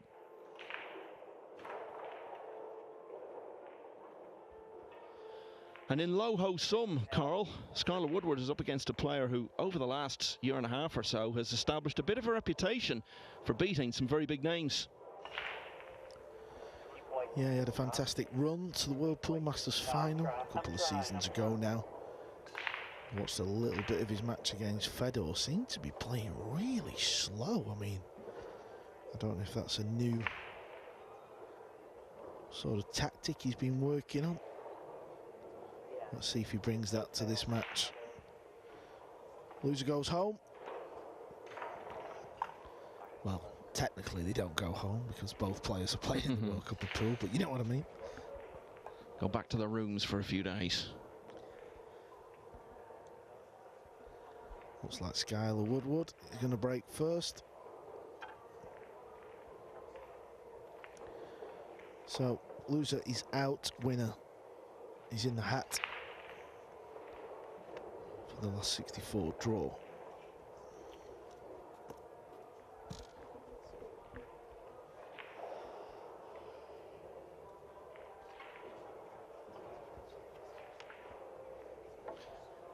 Skylar Woodward ended up going to the loser's side after just one match of the last event of this nature, the UK Open, but ended up in the semi-finals. He's on the loser's side again, but he can get through to single elimination anyway if he wins this match. It's a good break. We'll break something Skylar has, I wouldn't say struggled with, but just not been consistent at finding the same sweet spot on that yellow 1 ball, but that was a very good start. You can see these 2 balls, so he can pot it. He's got a bit of traffic to avoid though. That green 6 ball is the ball that's going to scare him on this positional shot. Wants to find the centre of the table.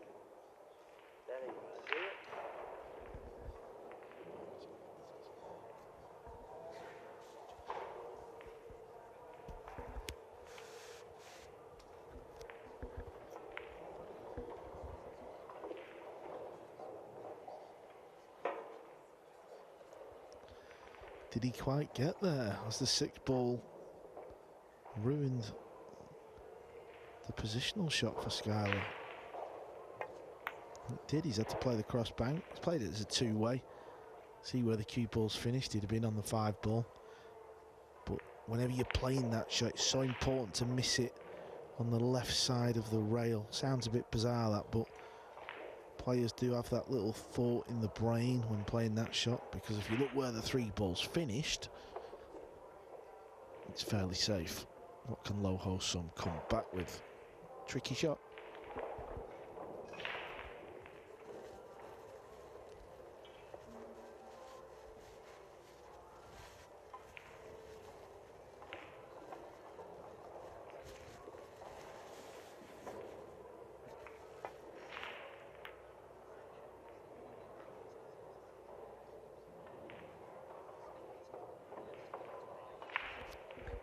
It's not worked out well, but Skylar can't avoid cannoning the green ball here, so he may just have to roll into it and play a thin cut on the 5.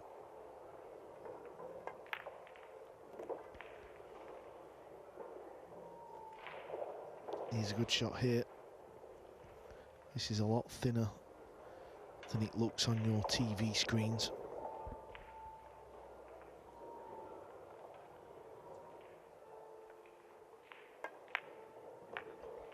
Good shot. Started off with a 9-0 win against Hector Luna Iglesias, part of the sizable home contingent. And it might seem a strange thing to say about a 9-0, but it was actually much more of a contest than that makes it sound, because Iglesias actually got into position to win quite a few racks, just kept breaking down, coming towards the end. And then Woodward on this table yesterday lost to Dang Jinhu in his next match, 9-7, so had to win 2 matches to get this far on the loser's side. Won them both 8-4 against Oliver Rodriguez Roa of Spain and the British player Damien Massey earlier today. And that's why he's in loser's qualification, where he has won the opening rack against Low Ho Sum. Jason Shaw leading 4-2 against Daniel Corriere in winner's qualification round. Well, that's now gone 5-2. Ralph Souquet is levelled at 4-all against Adam Stankovic. Ko Ping Chung 6-4 up on Tyler Steyer. Claudio Cacci has a 5-2 lead against Badr Alawadi. Robbie Capito, who'll be playing with Low Ho Sum for Hong Kong next week, is level with Alexa Pei-Shelge at 4-all. Mario He still just one ahead of Gary Wilson at 5-4. And Johan Chua has won the 4th rack to now lead Joshua Filler 3-1. Aloysius Yap is going well, 5-2 lead over Torsten Homan. Skylar Woodward turned 30 last month, but been around such a long time. He'll be making his 9th successive Mosconi Cup appearance for the USA in North London later in the year.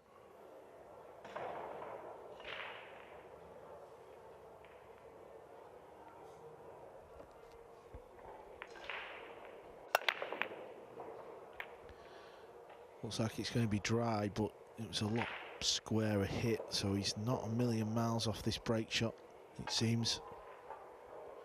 Now I'm intrigued to see the pace of Low Ho Sum in this match. I know he's not at the table here, but I'm sure at some point he'll get a go at running the table out. Against Fedor Gorst, it was painfully slow, Michael. I don't know if you paid much attention over there. It's not entirely out of character for him, though, is it?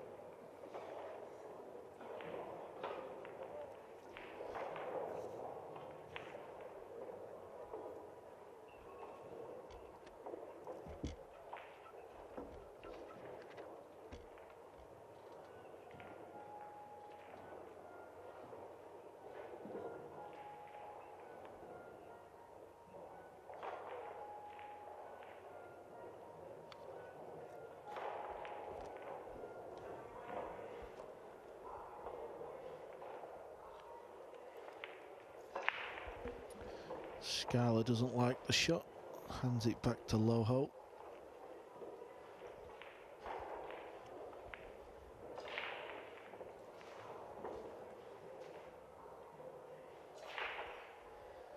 He may try and get the cue ball over to the right hand side of the table.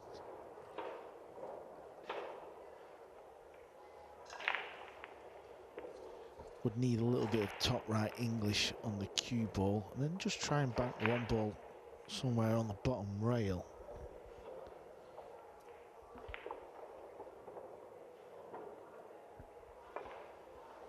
Yeah, watch the right hand spin. Needs to miss the pink 4. Needs a little bit of luck. Did he get it?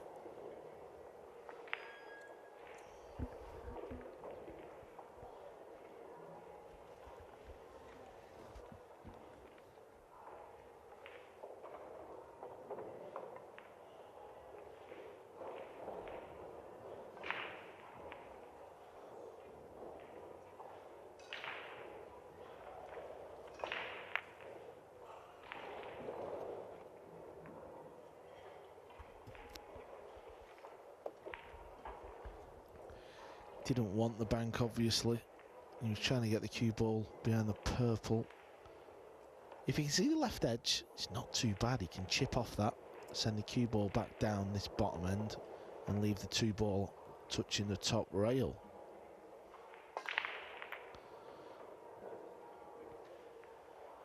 Oh, just flicked the 9. I think people who never play 9-ball pool, Michael, they probably don't appreciate how difficult the safety side of the sport is. Sometimes you've just got to really focus on getting a safe object ball because you can't guarantee a good cue ball.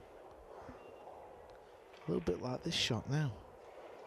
He's in a funny little position here to try and get both balls safe.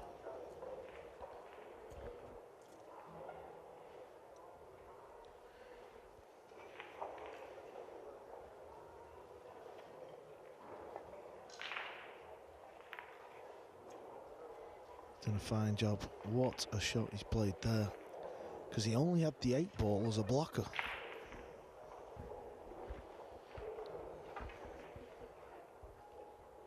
Mentioned the Mosconi Cup earlier, talking about how Woodward will be playing in it for the 9th time in a row. It isn't actually guaranteed, but he's in a very strong position to qualify, and I think we can regard it as inevitable. If he did somehow miss out from that point of view, he'd get a pick anyway, so safe to assume he will be there once again.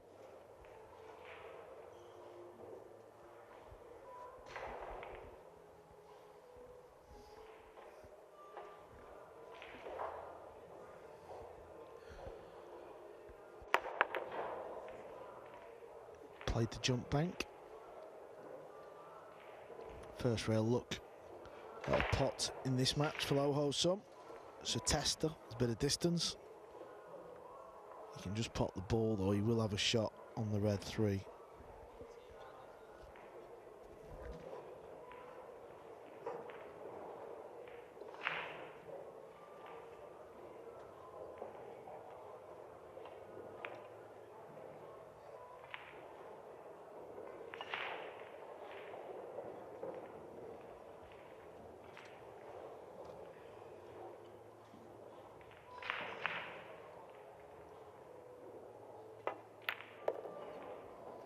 Well, that's encouraging. Loho Sum, as you said earlier, Carl, best known, I think, for his run to the World Pool Masters final last year. And that's not an event you can get very far in without beating some very good players, and he certainly did. Dennis Grabbe in the first round, and then most notably Shane van Boning in the second round, just a few weeks after SVB had won the World Championship. Abdul Al Yusuf, who was a semi-finalist in that World Championship, was Lowe's next victim at the World Masters. He followed that with a win over Mieszko Fortunski and gave Joshua Filler good contest in the final before the run ended with a 9-6 defeat. Had he won that final, he would have been one of the most unexpected winners we've ever seen of a tournament of that level of prestige and profile.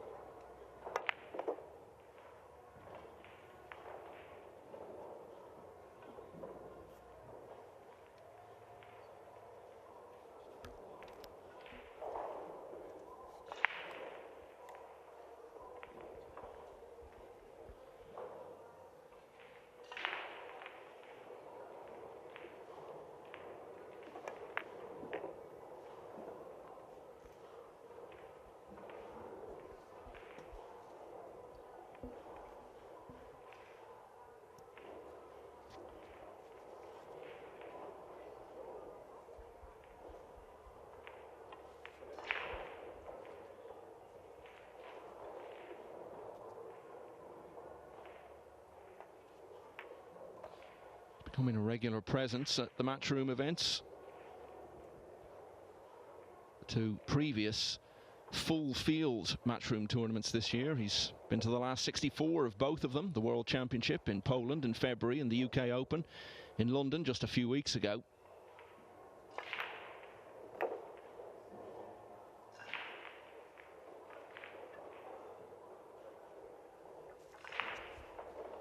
He's no stranger to that kind of level. He was in the last 64 of the World Championship as long ago as 2017.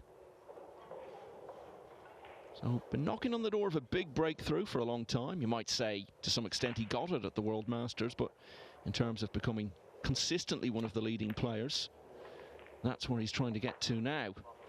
And he had a really good pot to start that visit. And from similar sort of range, he's missed the 8 when it looked as though most of the hard work was done. Yeah, he's been very fortunate where the 2 balls have landed, because missing a ball like that, you should never get away with it. That's shocking. I just feel like he's playing a bit too slow. Even all the balls felt like they were over the pocket. It just felt like it was a grind. I don't know if he's a little bit sick or something. I don't know. I don't recall him ever playing this slow.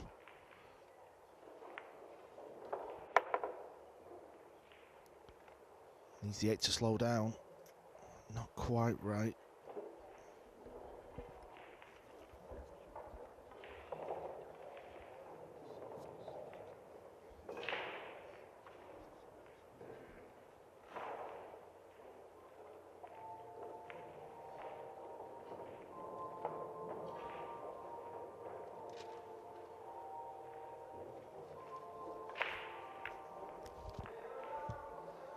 Well, that's better, and it looks as though that miss on the 8 a few moments ago is not going to cost him.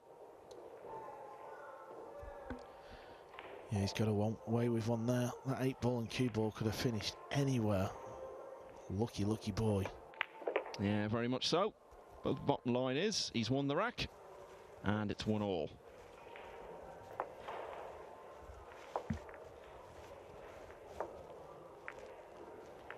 Jason Shaw battling to shake off Daniel Corriere on the winner's side. 5-3 to Shaw. Ralph Souquet has gone in front against Adam Stankovic at 5-4. Ko Ping Chung is now on the hill against Tyler Steyer. It's 8-5. Badr Alawadi hanging on against Claudio Cacci. He trails 5-3. Alexa Pechelge 6-4 up on Robbie Capito. Mario He has won the 10th rack to go 2 clear of Gary Wilson at 6-4. David O'Cady, one of the leading members of the home contingent, just ahead of Duong Kwok Hwang at 3-2. Petri Makinen, also a rack ahead, but at a more advanced stage, 6-5 against Seneri Pazar. Herson Martinez of Peru, 7-4 up on Alex Kazakis. Mieszko Fortunsky leads Christos Papageorgiou 4-3. Aloysius Yap with a 6-2 lead over Torsten Homan. And Joshua Filler is 5-1 down to Johan Chua. 1-all here.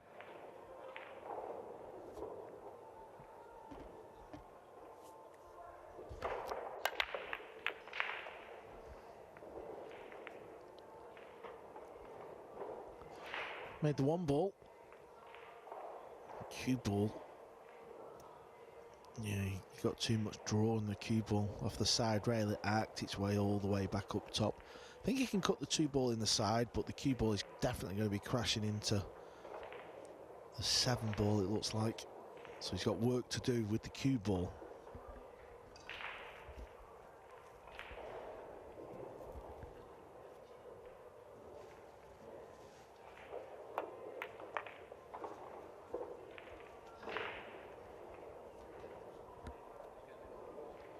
Well, because he played it so hard, it arced past the 7 ball.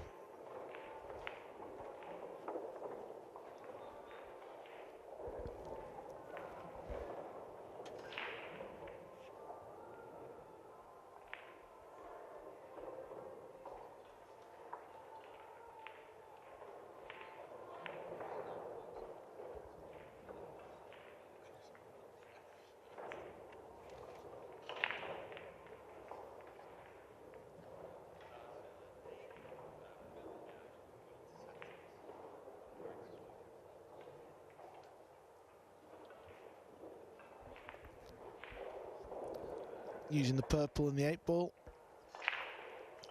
I think Skylar will bring the jump cue to the table here.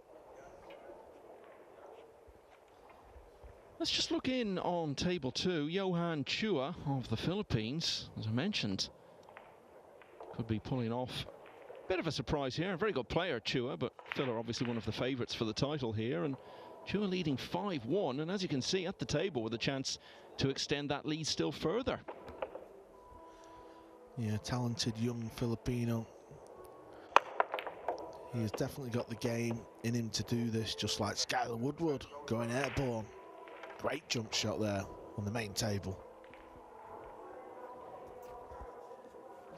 When you consider that any kind of shot from distance with the jump cue is going to be with pace, Carl, how much harder has a shot like that become with these tighter pockets?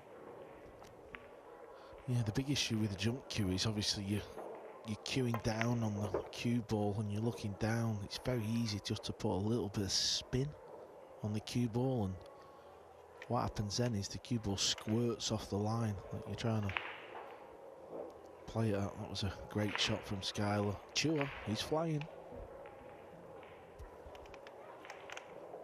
Yeah, 6-1. You can follow all the table 2 action throughout on Matchroom Multisport YouTube.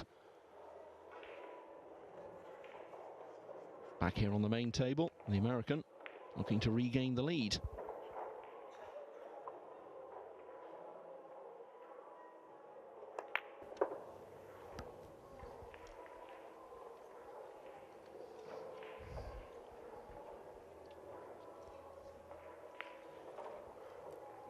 Slightly hampered cue in here.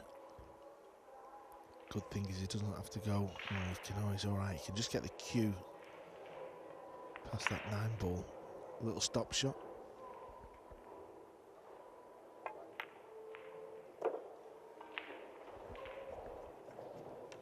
Well, if he does win the rack, this will be the key moment. Very confidently struck.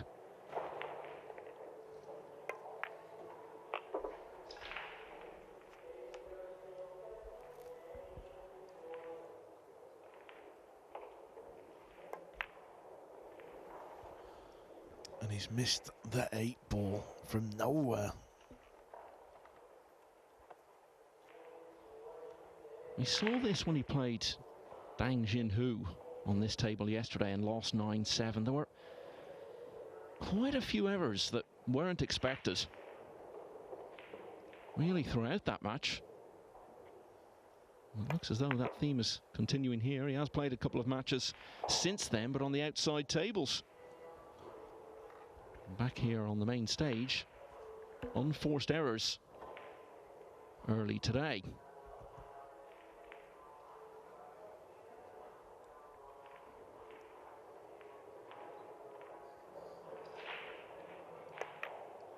Might so easily have been 3-0 down. Instead, Loho Sum is leading by 2 racks to 1.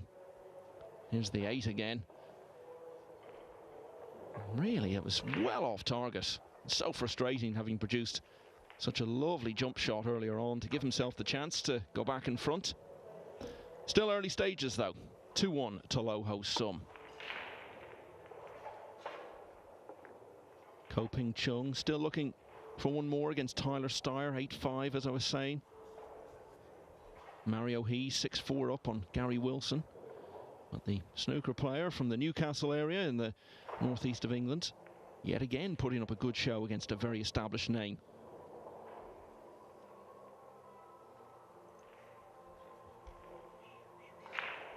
On the losers side, looking to get through to losers qualification, Wojciech Shevchik is really having to battle 6-all against Pius Labutus. Karl Naderberg 6-5 up on Nikos Economopoulos.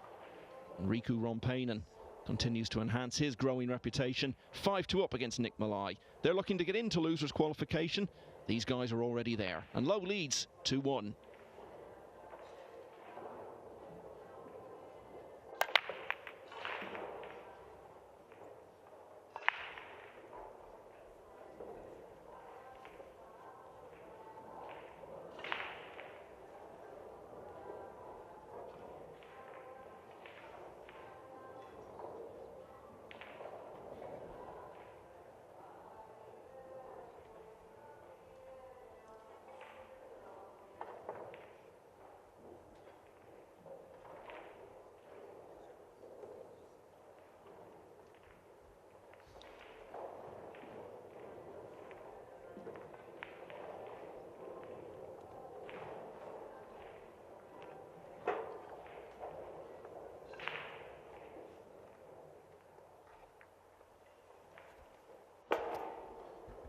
Okay, there's the push out.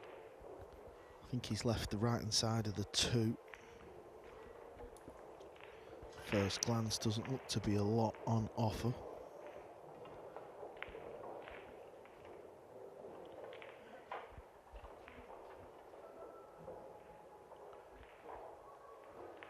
What is on offer for Johan Chua is a 7-1 lead. He's at the table again, and a nice position.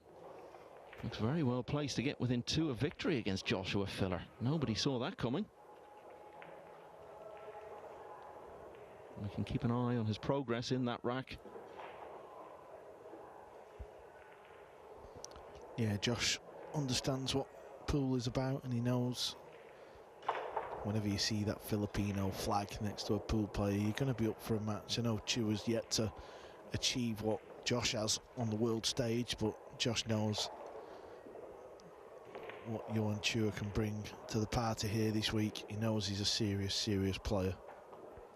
Yeah, just 2 players from the Philippines in the field. Chua and James Aranis. They'll be playing together next week in the World Cup.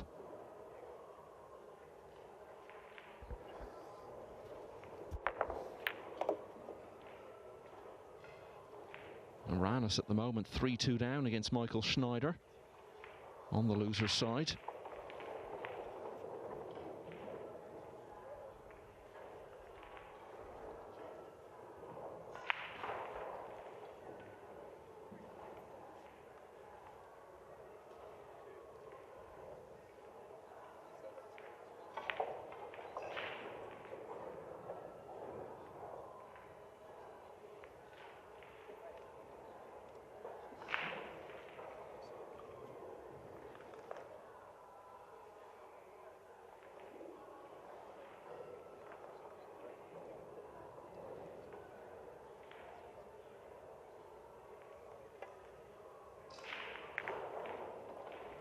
Although that turned out to be slightly harder work for Chua than it perhaps should have been, he has now moved into that remarkable 7-1 lead. Yeah, it'd be interesting to see where Filler would land in that loser's qualification round if he does go on to lose that match. Woodward's at the table with a good chance, another good chance.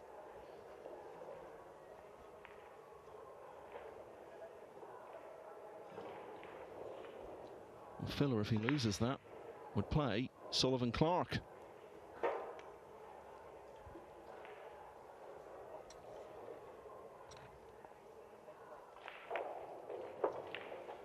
Another World Cup bound player with New Zealand. Yeah, and the thing with these double elimination events is, you know, this is all hypothetical, but if Filler does go over to LQ and he wins, where does he land in the draw? Because he would play someone undefeated.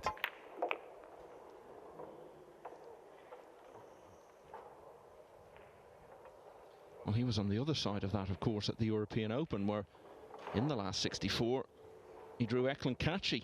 Kachi actually played really, really well. But because he found himself playing such a strong opponent at such an early stage, still got beaten.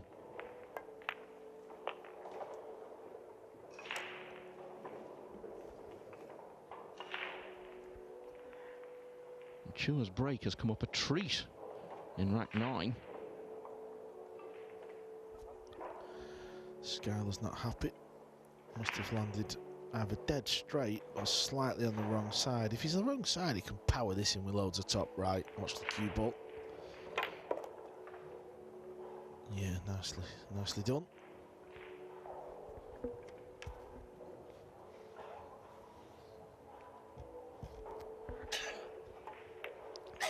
So he's got this 9 down the long rail to tie the match up and forget about the previous rack where he missed the 8 ball.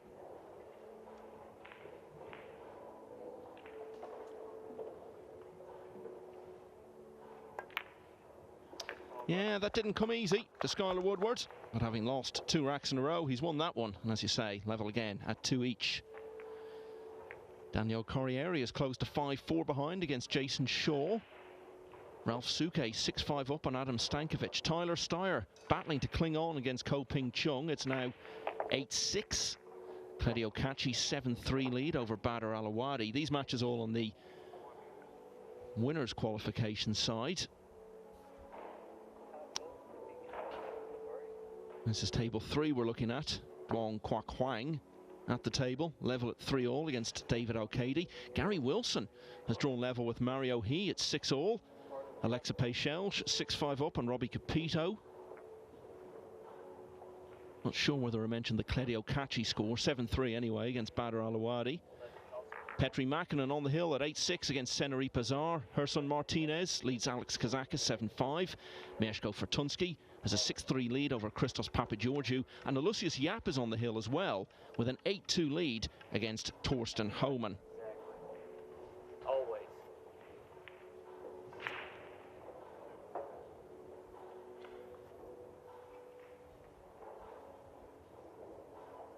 Two all here.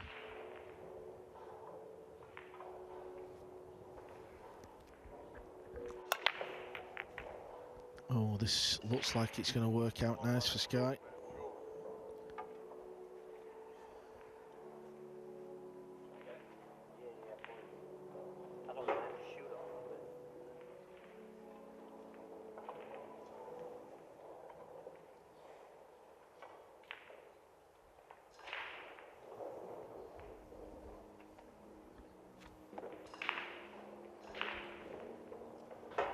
Yeah, I told you Johan Chua had a lovely finish from his break in rack 9 against Joshua Filler. He's on the 8 now. Bit of work to do though, at 2 balls away from getting to the hill at the very improbable position of 8-1.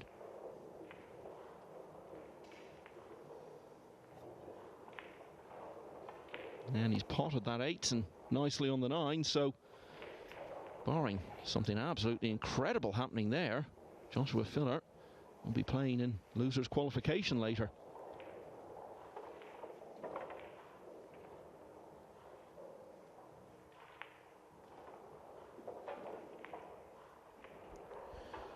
Yeah, now and again it happens, doesn't it? You've seen it in this match. Skylar missed the 8 ball in rack 3 and he's straight back to the table in rack 4. Over on the other table, looks like Phil's barely seen the table.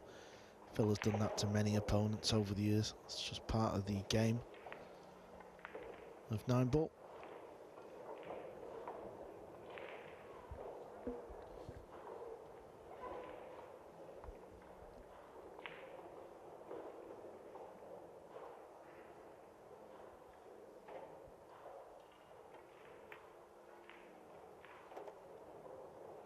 Skylar Woodward has had a good 2023 so far. It got off to a flyer. He was 1 rack away from winning the Turning Stone Classic in January, beaten by Jason Shaw, who pretty much owns that event these days. Later in the month, he was 5th at the Derby City Classic 9-ball. So he would have been going into the World Championship in Poland with high hopes of maybe getting that breakthrough, really big title. But he didn't even get to play because we were in the absolute depths of winter at the time and there were travel issues, and Woodward never made it to Poland.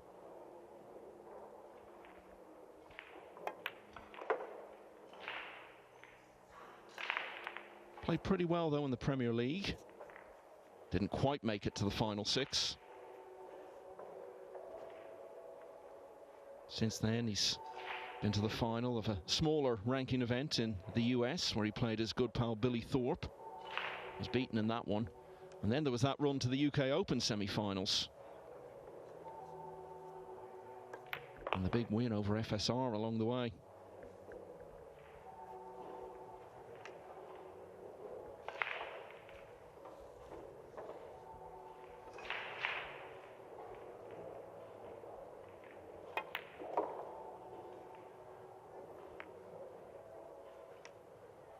So the most straightforward rack of the match so far.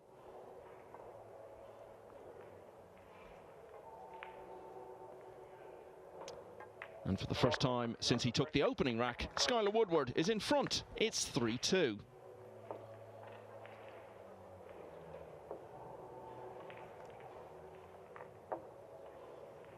Now let's see what's going on over on table 2. Joshua Filler coming to the table. But it looks a pretty hopeless task now. 8-1 down to Johan Chua.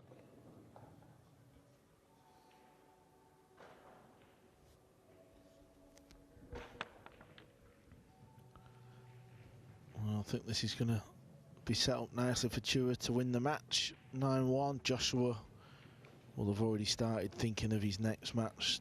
It's all about making sure you get through to the final 64. Just because you come through undefeated doesn't mean you're going to fall in a section what is very kind. It swings and roundabouts. Main goal at the start of these open events is get your name in the hat for the draw. Well, as you said, Filler seems to have spent a lot of his time in his chair. I think the next time he gets out of it may well now be to shake his opponent's hand, because the way this has been going, you'd really fancy Chua to get the job done here. I'll tell you who has got the job done in winners qualification is Cledio Kachi. He has now seen it out at 9-3 against Badr Alawadi. That was close earlier on, but Kachi pulled away towards the finish. And Tyler Steyer continuing to battle. 8-7 behind now against Ko Ping Chung. What a tournament Cledio Kachi has had, Michael. Come here, never played before. Kachi's told us all about him, saying he's the real deal. He shows up and wins 3 big matches against 3 very competitive players as well.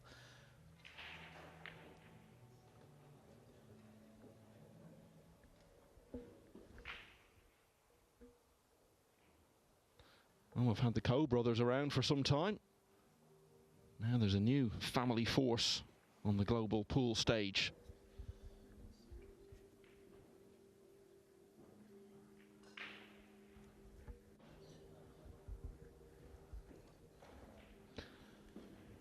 Some way to go in this match, but the same can't be said of what's going on over on table 2. Johan Chua has produced one of the finest performances of his career so far, and one of its biggest results is just a ball away. Johan Chua beats Joshua Filler almost unbelievably by 9 racks to 1.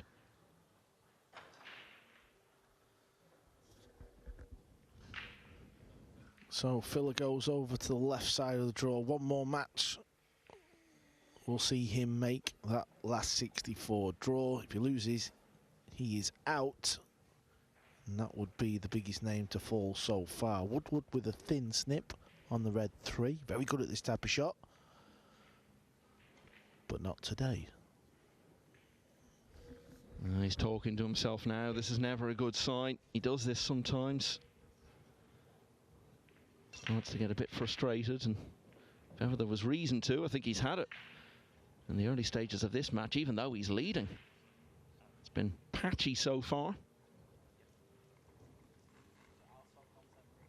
Yeah, just a reminder, Filler's opponent will be Sullivan Clark of New Zealand. In around an hour or so from now.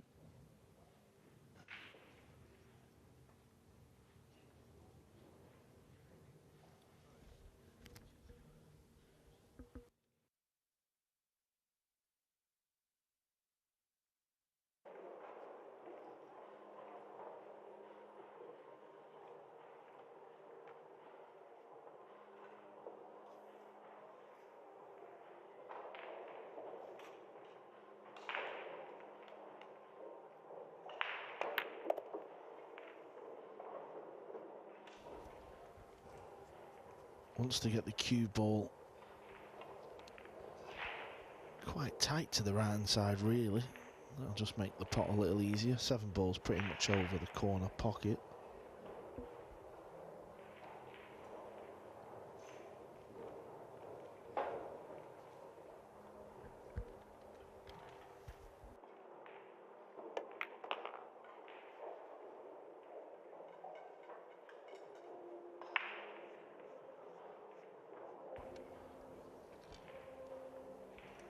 He's actually landed quite nice there. He can just go forward with a cue ball.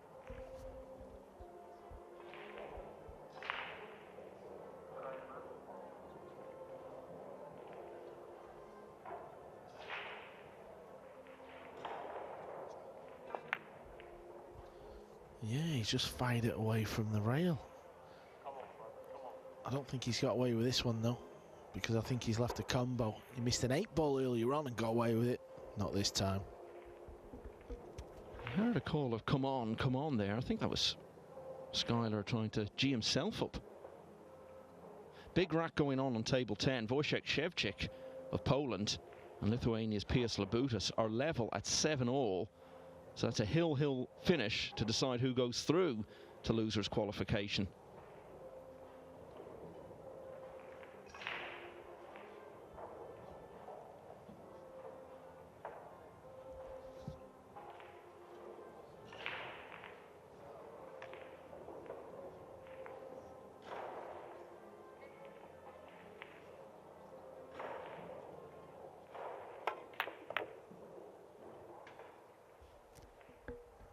Well, he had to make it, didn't he?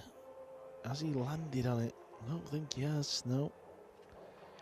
Doesn't look like he can play the jump because the 8-ball looks like it's blocking, so this is a tricky situation for Sky. I wonder if he could cut it up the long rail into the corner, actually. Don't think the cue ball would scratch.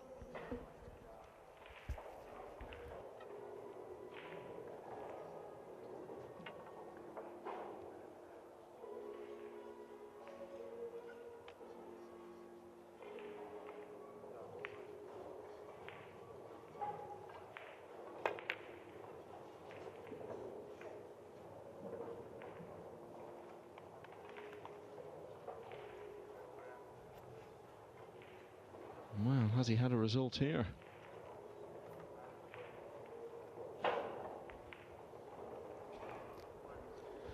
Seems both players are feeling it. Yeah, it's been, I think it's fair to say, a pretty forgettable start to this match. If they're feeling it this much as early as rack 6, what will it be like if it goes close towards the finish?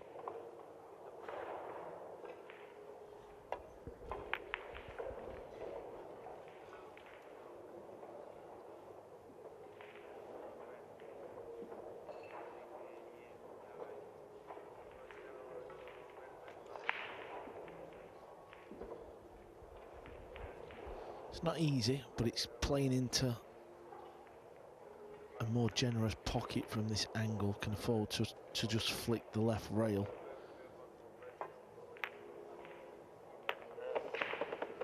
Well, it's found its way in.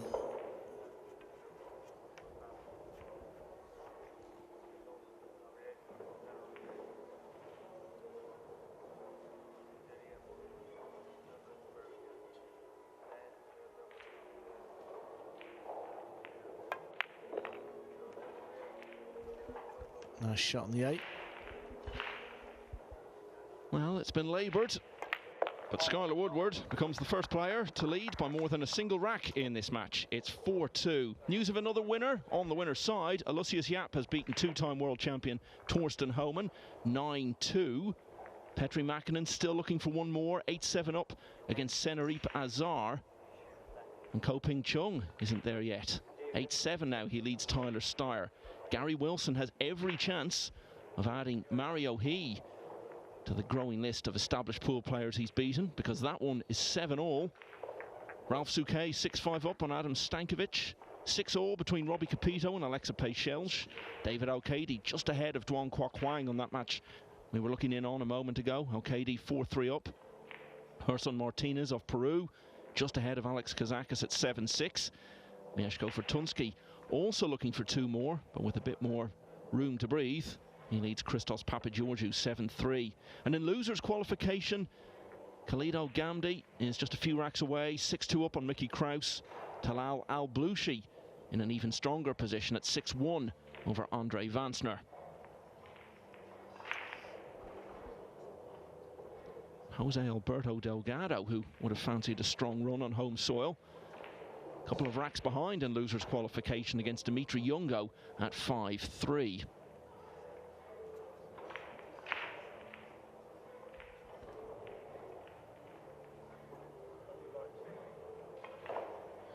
Let's have a look at table 3. David O'Cady behind Francisco Sanchez Ruiz would be the biggest name from the home contingent.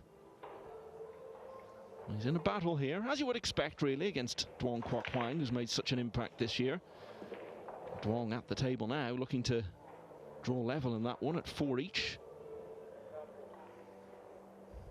Even aside from it being his home event, O'Cady could really do with having a good, strong run in one of these events. Hasn't been doing much of that lately. Apart from the team events, of course, where he was a winner in both the Mosconi Cup and World Cup in 2022.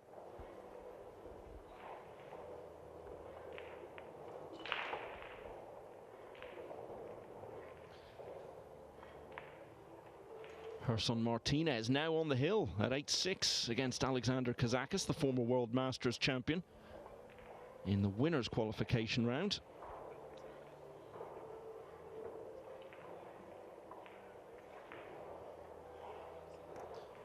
We're just waiting for Skylar Woodward. He's left the room for a moment. Seems strange to say it about a player who's 4-2 up, but he probably could do with a few moments to recompose himself.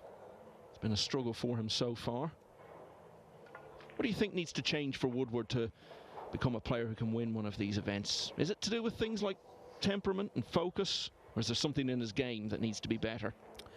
Yeah, good question. Maybe just misses the odd one or two silly balls where maybe the tournament winners don't, but also I think when he does break the duck, I think when he wins an event, maybe he could sort of kick on.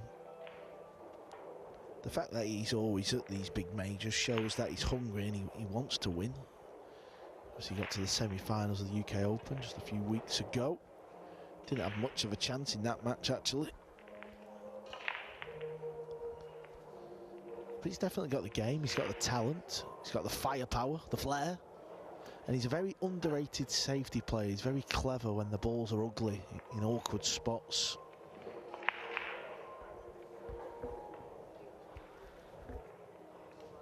As we look at one multiple Mosconi Cup MVP waiting to start the next rack, I can tell you another one. Jason Shaw is one away from getting through to the final 64. He now leads Daniel Corriere 8-4. So Jason Shaw on the hill.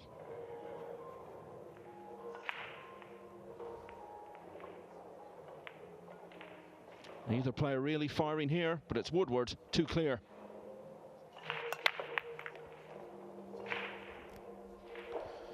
Two ball, he's going to dress up over the corner. He needs a 3 to get out the way. It has done. You can tell with the player's mannerisms. You sort of learn that when you've played the game. You can look at a player's face and that tells you everything you need to know. Well, especially with someone like Skylar. So expressive.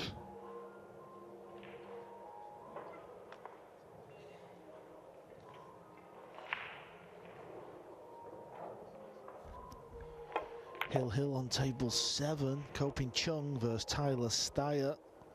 Yeah, I'm not sure what that was at Koping Chung's strongest position. I think it was 8-5. And Steyer, someone who's got a reputation for not killing off matches from winning positions, might end up winning that one.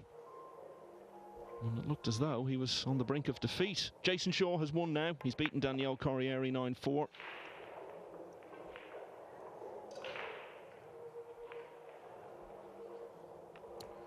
Yeah, Corriere goes over to LQ. Jason Shaw advances through to tomorrow's final 64. I believe the draw for the last 64 will be done on Off the Rail tonight. What about Shaw against Filler in the last 64? That'd be one to get up for, wouldn't it?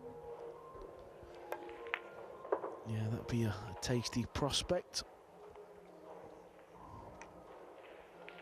Skylar's just starting to loosen up now. Very good front runner. Yeah, absolutely. It's been frustrating for him at times in this match, but he's had a couple of breaking runs.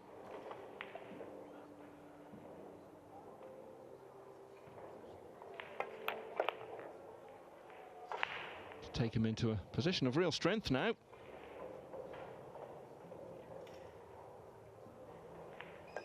That's 4 racks in a row, 5-2.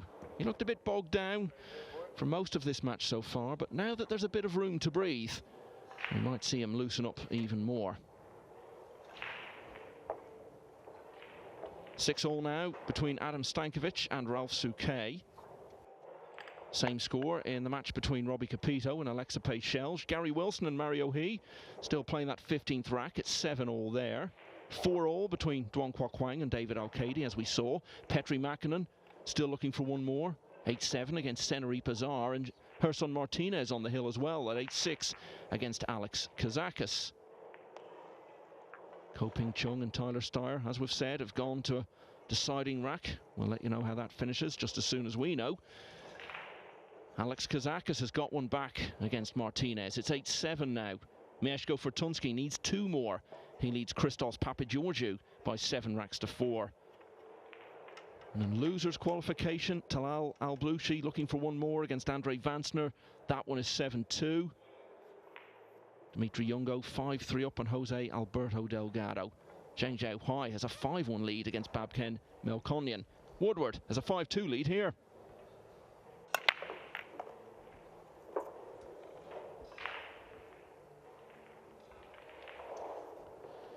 Well, that went from the prospect of a golden break to scratching off the break in about half a second. Yeah, it was off the bottom of the 9-ball and all, wasn't it? You do see that now and again.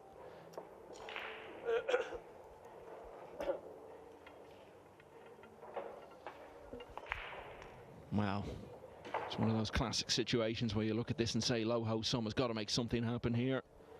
He's lost 4 racks in a row, ball in hand. Good chance to make himself a contender in this match again.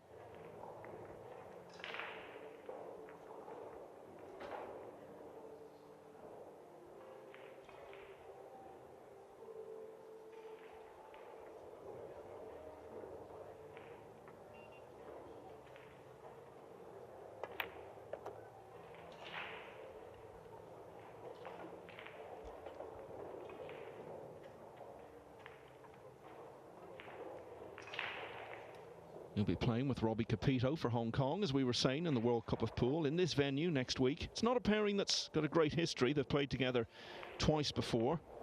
Didn't win a single rack against Greece first time out in 2018, and then last year lost to Poland in the first round, 7-4. But Lo has won a match at the World Cup. It was with Yip Kin Ling Liu back in 2019 when they beat Japan in the first round and nearly pulled off a massive result against Austria in the last 16. Only went down 7-5. The Austrians went on to win it. And that win over Japan is one of only 2 occasions on which Hong Kong have got past the first round in 10 World Cup appearances.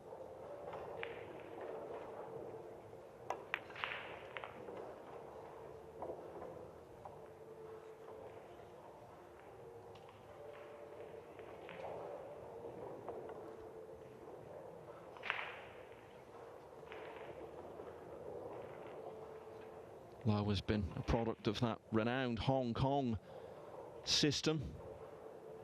There's been a lot of state support. They have a big training centre there for Q Sports. He left school at 15 to immerse himself in the full-time pool scene.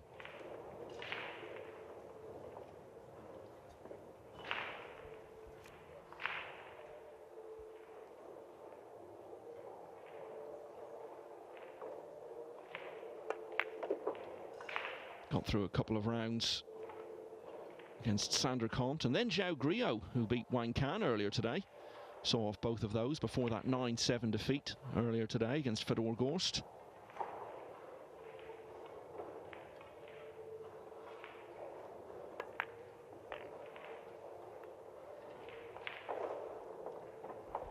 Well, he needed this, didn't he, after losing the last 4 racks. And Lo Ho Sum as this routine 9 to just remind Skylar Woodward that he's here and fighting to win this. It's 5-3, and the standard and the quality seems to be stepping up a bit now, Carl. Yeah, it was helped from the unlucky scratch on the break from Woodward. Still waiting for an outcome to those 2 hill finishes in winners qualification. Ko Ping Chung against Tyler Steyer and Herson Martinez against Alexander Kazakis. Ralph Souquet is 7-6 up on Adam Stankovic. Robbie Capito has won the 13th rack to go 1 ahead of Alexa Page-Shelge at 7-6.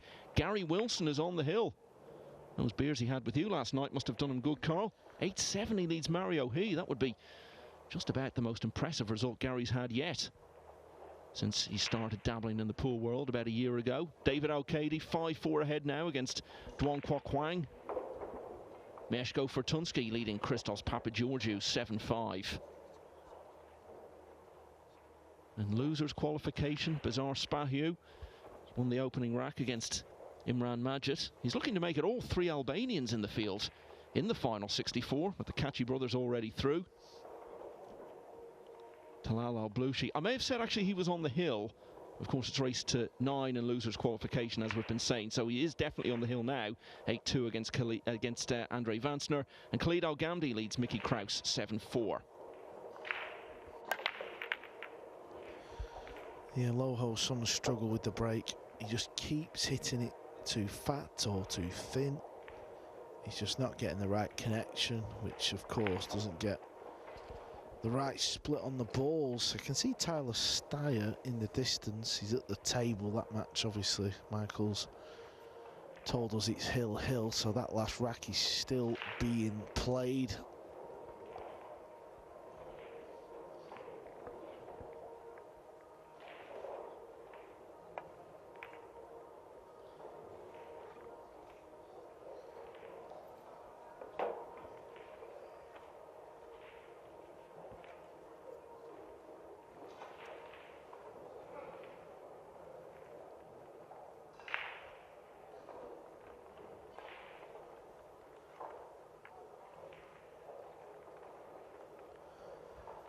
Clever little shot there from Sky.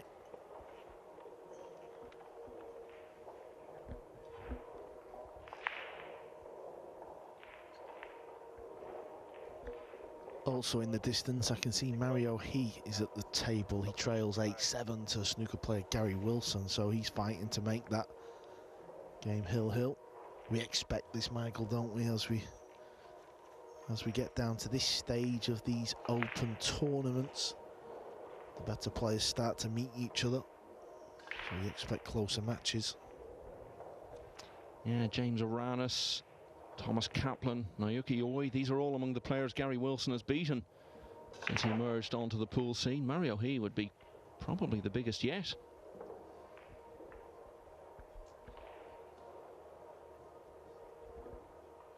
I think one thing we can definitely say without any doubt now, Carl, Gary Wilson, he isn't going to be playing pool on a regular basis. Snooker is still where it's at for him. But we've seen enough from him in the few tournaments that if he was playing regularly on this scene, he'd be right there at the very later stages of tournaments very quickly. Yeah, maybe. I mean, he won a match yesterday. I don't know how he won that match, to be fair, against Aranis. I know obviously that was a big sort of one of the bigger name players that he beat him, but I mean, that was shocking to say the least. And it's gone hill-hill. I've just seen He and Wilson shake hands. He will break in the final rack. One hill-hill finish that has now finished, though, is the one on table 24. Alexander Kazakis has turned it round. He needed to win the last few racks there. He's done it against Gerson Martinez. Gonna need a little bit of luck here.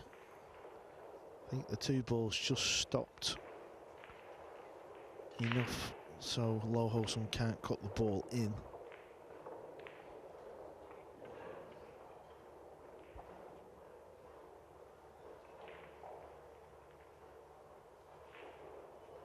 So just 6 places left to be decided on the winner's side, and once that's done, all focus will be on the last chance saloon.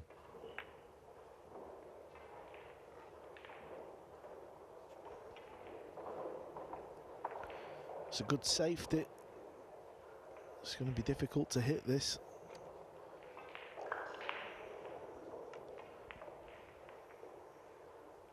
And this is a neat little shot.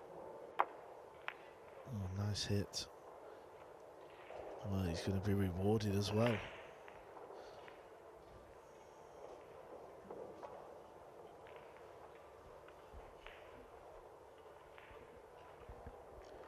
The last rack between Steyer and Ko Pin Chung, both players have had numerous shots in that last rack. Every time I look over, the other players at the table. That would be huge for Steyer if he could win that match, having been behind. It's a bit of a reversal of a lot of his experiences in big matches against big players. I think it's fair to say Lo Ho Sung's having the run of the ball, even though he's losing in this match. Schuyler's already made one jump shot to win the rack. He needs another good one here.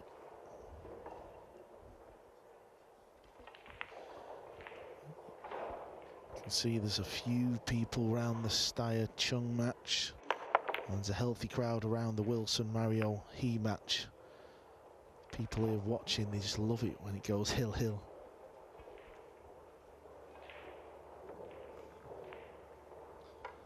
Talal Al-Blushi is through to the final 64. He's beaten Andre Vansner of Germany 9-2 in losers qualification, so he's the first player through from that side.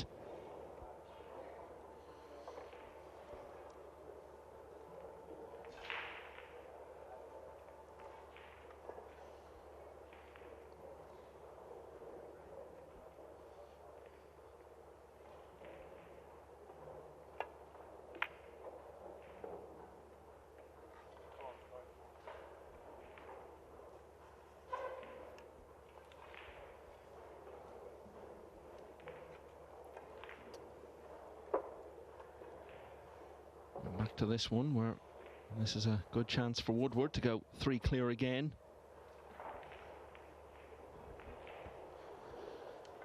Well, Gary Wilson is walking around the table, Michael, with the cue ball in his hand, so he's got ball in hand with a chance to win the match over there. Yeah, we just caught a glimpse of him there. You're a bit closer to that one, Carl, so you can keep us posted on it. I think it's a big week next week for Schuyler Woodward. He's a chance to win the World Cup of Pool with Shane Van Bonen. I think they'll go in as about as likely to win it as that pairing have ever been. They've been to the final before in 2017, lost to Austria in London. USA's only win was Van Bonen and Rodney Morris 15 years ago now.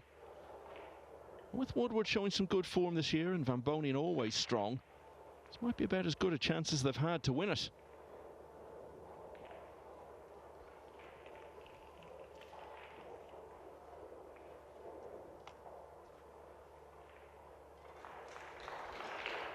Yeah, if you can hear the clap, that's because Wilson has got the job done. He beats Mario He, hill.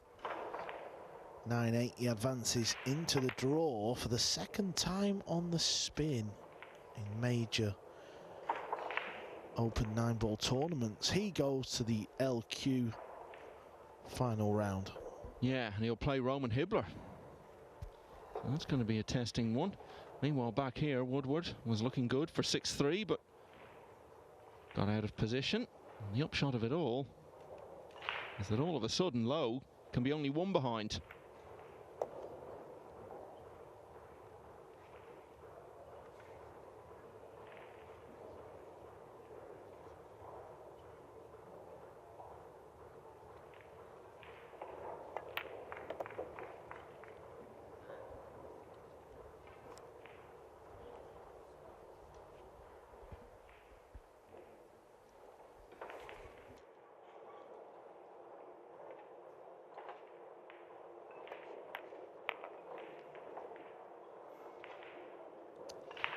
And Woodward's frustration continues.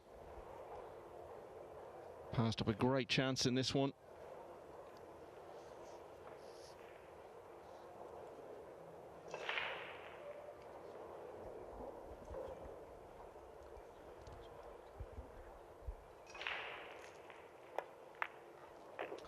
As a result of which, the potential to go into a 6-3 lead in a very commanding position with the winning line just maybe starting to come into view has turned in to being only one ahead now and perhaps heading for a close finish. We've got another result and it's really big news for Tyler Steyer.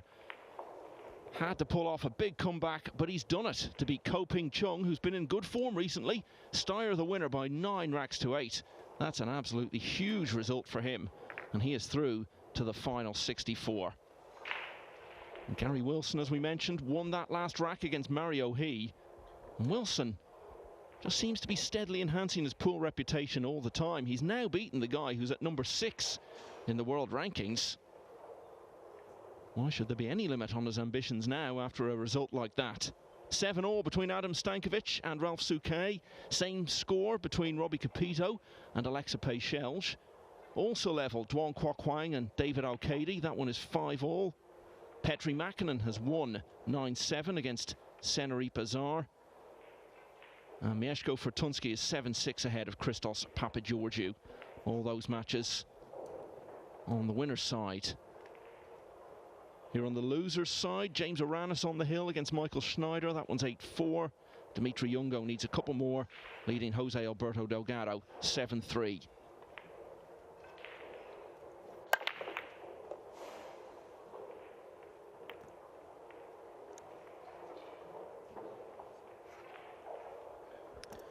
Problems here.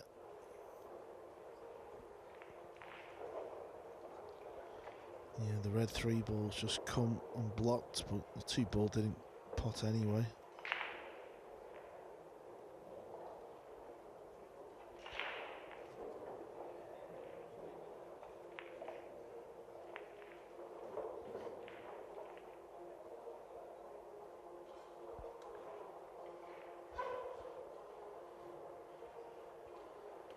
Justin Sajic, part of the Australia team for the World Cup, is just a few balls away, it seems, from leading 2-0 against Jonas Suto Camino, who'll be playing for Spain B. That one going on table 2, which of course you can follow as ever on Matchroom Multisport YouTube.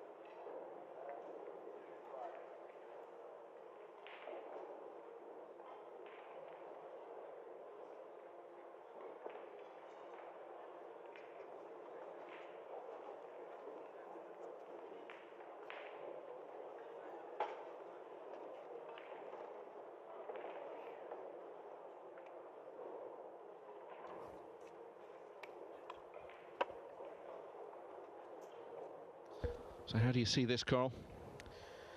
Well, it's very tricky, isn't it? You could play the 2 onto the 4 and you could pop the 5, but that's just so difficult.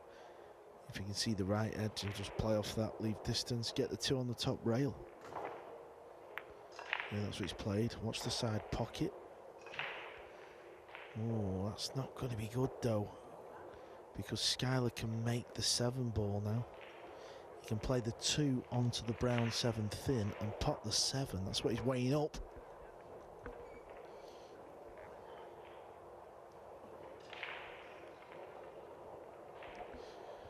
What scores the David Al-Kadi match? They seem to have been playing forever over there. Yeah, he's just won the 11th rack to lead Duan Kwok-Wang 6-5. Al-Kadi desperate to get through to the final 64.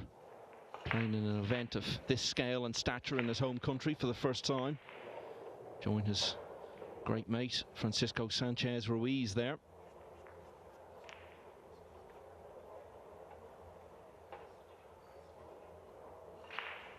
Jonas Kornmesser of Austria has just got through on the loser side against Kostas Koukiadakis 9-3, and James Aranis has advanced as well. He's got the one he needed to beat Michael Schneider 9-4.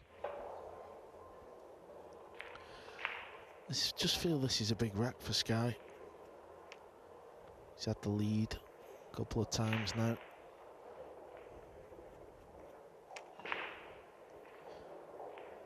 I wonder what shot he's going to play here. Is he going to just draw back? This is not good.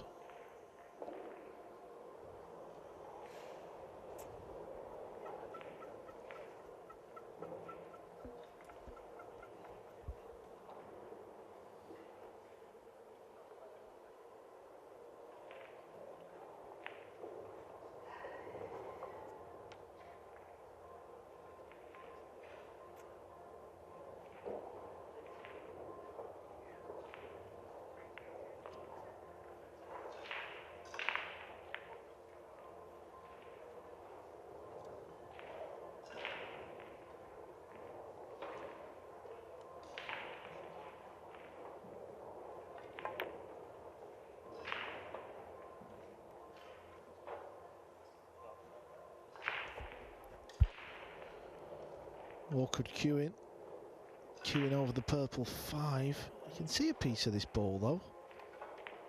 I mean, he can't pot it.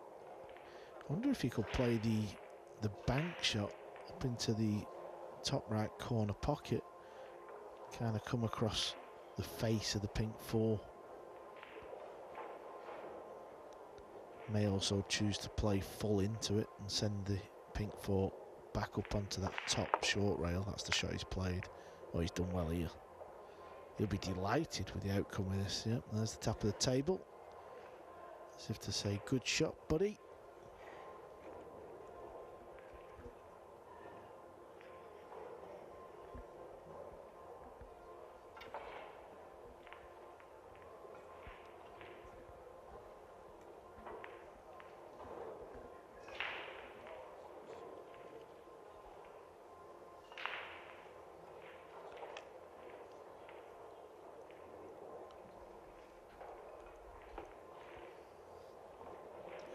Is he trying to make something happen with the purple 5?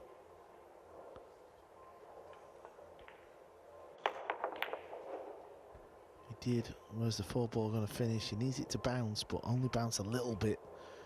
Yeah, because it's bounced quite high. I think this now goes in the corner past the green 6.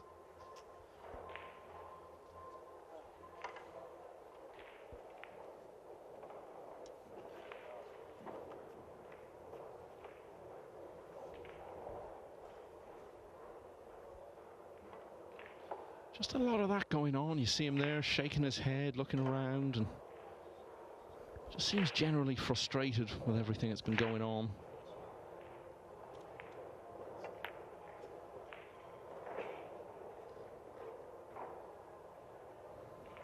But maybe less so with the outcome of that shot.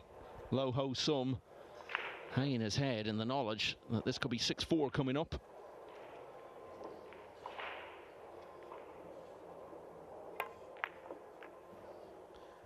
Yeah, both players are struggling with the cue action here because he nearly missed the pot there. It went in too wide and the cue ball was supposed to be in the centre of the table. I feel like Skylar's playing a hair better than Lo Ho Sum, and just maybe he's eager just to get the win. Yeah, I think you're spot on there. Neither of them playing great, but Woodward doing just enough to have the upper hand here.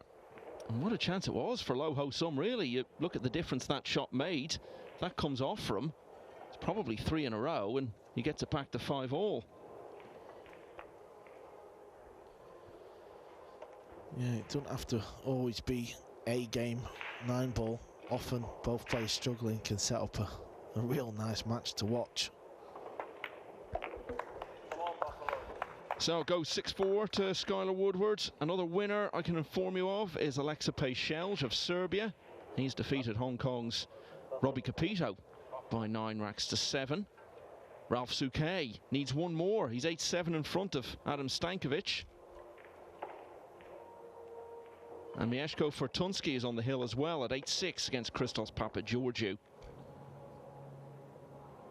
And the only other match still going on in winners qualification, David Alcady in that real slog against Duong Kwok Hwang. Alcady leading 6-5. Turning our thoughts then to losers qualification. This match on table 2 is in that round. Justin Saich of Australia has won the first couple of racks against Jonas Suto Camino of the host nation. Mohamed Hamoud Al-Gamais of Saudi Arabia leading 6-3 against Ali Nasser Al-Abadili from Qatar. Mickey Kraus on the hill now against Khalid Al-Ghamdi. Kraus turning it round to lead 8-7. Oliver Shalnocki has a 5-4 lead against Shimon Corral. Hunter Lombardo, who we saw on the main table earlier, against Sanchez Ruiz. Level at 1-all with Miguel Silva.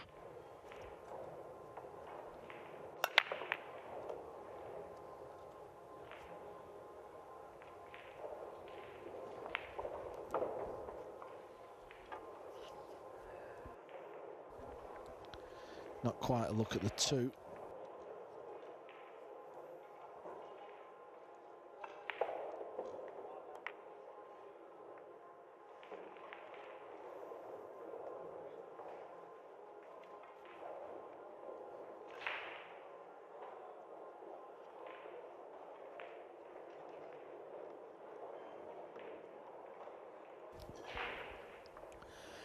think that shot has gone wrong as well. Obviously you're trying to get the full ball snooker.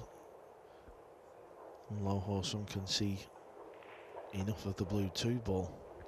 The other match on table 2, Michael, I've been watching that. Obviously we've got 2 screens. It's been awful. Camino versus Sajic. It's been absolutely dreadful.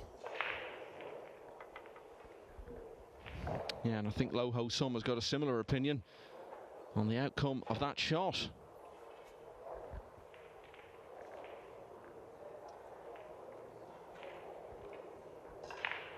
So much to try and stay on top of here in this losers qualification round.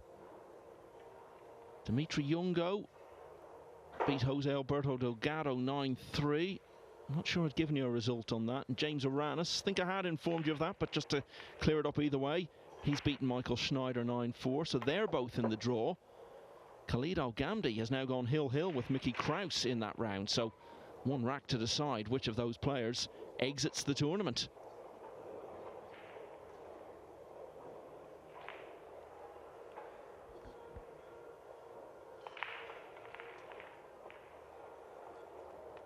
David Al-Kadi has inched further ahead now, 7-5 against Duong Quoc Huang on the winner's side.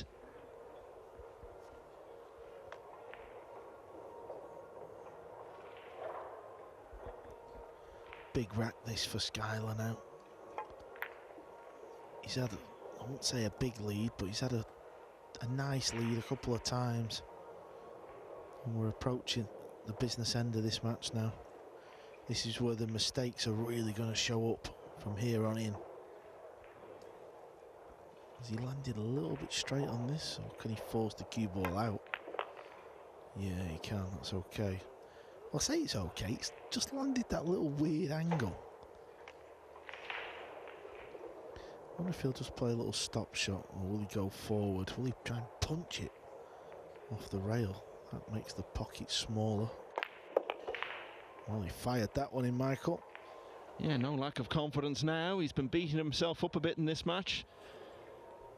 But a bit more of a spring in a step now as he perhaps starts to see the final 64 appearing on his horizon. Low Ho Sung was 3 racks behind earlier in the match. He was 1 shot away from probably getting back to level. And that was really only a matter of minutes ago. And now all of a sudden, he's 3 behind again, and Skylar Woodward is 2 away from victory here. It's 7-4 to the American. Hill-hill on table 9 in winners qualification now between Adam Stankovic of Poland and the German legend Ralph Souquet. No change on table 3. David Al-Kadi 7-5 up on Duong Quoc Huang. Mieszko Fortunski just looking for one more to get through. 8-6 he leads Christos Papageorgiou of Greece. Still no outcome between Khalid Al-Ghamdi and Mickey Kraus.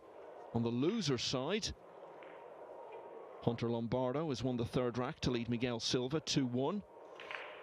Winan Tan is now 3-2 in front against Georgi Georgiev after winning rack 5. Oliver Shalnoki 5-4 up on Simon Corral. Zhang Zhonghuai also leading 5-4 against Babken Melkonyan. Niels fine in the early stages against Francesco Candela. That one's 1-all. Imran Majid is 3-1 up on Bizarre Spahiou. Woodward looking for 2 more.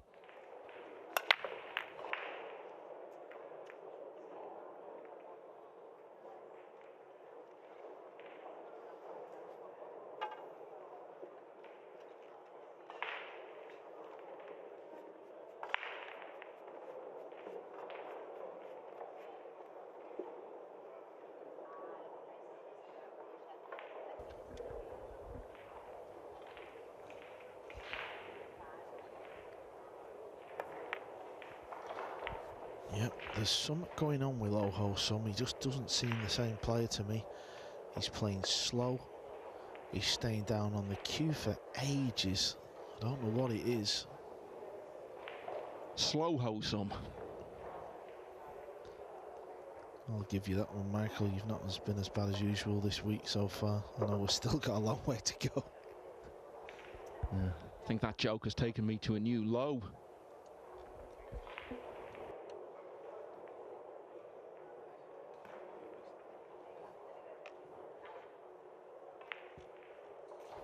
Yeah, and Skylar's looking at this and seeing how much of a struggle it's turned out to be for Lo Ho Sum, and even more so really as the match goes on.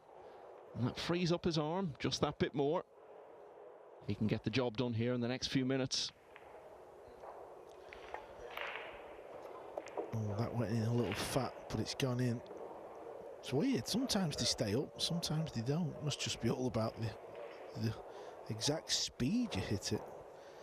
Have another look at this one. Yeah, just strange.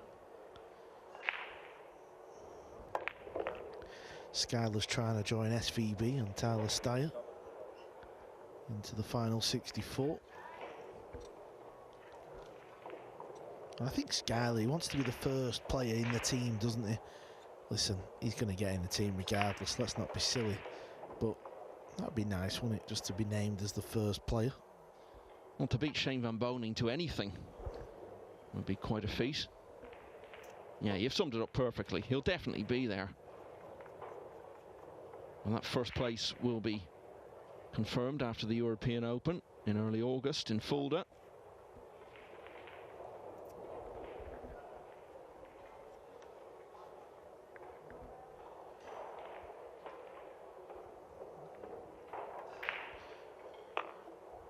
It's always disappointment for a player, Michael, when you get to the winners qualification round undefeated, you lose that and then you go straight to LQ and you lose that one. It's not a nice feeling, because you know, the first couple of days of the event you're on a high, you think, oh, it could be my week, I'm playing well here, and then all of a sudden you go 2 and out.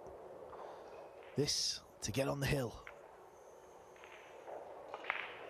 and that's going to be it. It's all about the 8 ball there. And with that, Skylar Woodward takes it to 8-4. Lo Ho Sum needs a miracle of epic proportions here, given the way he's playing. Trying to win 5 racks in a row seems almost unthinkable. But we will see. What we've already seen is Mieszko Fortunski of Poland getting through to the final 64. It's all over at 9-6 against Christos Papageorgiou. So that just leaves 2 places to be decided on the winner's side. The next one will come from table 9, where Adam Stankovic and Ralph Souquet are still playing that deciding rack. And the last place is going to come down to that match on table 3, where David Al-Kadi leads Duong Kwa Kwang 7-5. On the loser side, Imran Majid going well. In his 50s now, Majid. He's leading Bezar Spahiu 4-1. Francesco Candela has won the 3rd rack to lead Niels Fayen 2-1. Mohamed Hamoud Al Gamais of Saudi Arabia needs a couple more. He's got a 7-3 lead against Ali Nasser Al Abadili of Qatar. Bashar Hussein Abdul Majid, another Qatari player, is 7-3 up on Sergio Lagunas Moreno. Oliver Sholnoki has a 6-4 lead against Shimon Corral, and it's 1-1 between former world champion Torsten Homan and Tim de Ruyter. Woodward on the hill.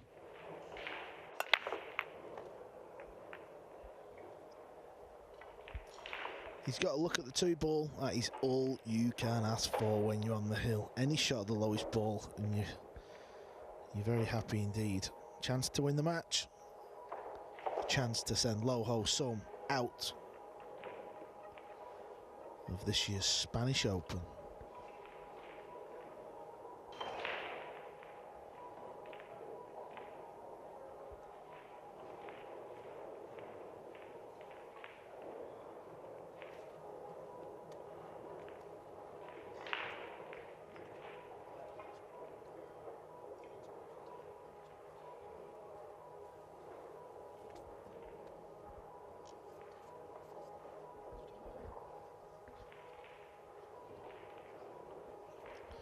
Playing this into the top right corner. He feels it's better for the cue ball. He feels it's better for the cue ball.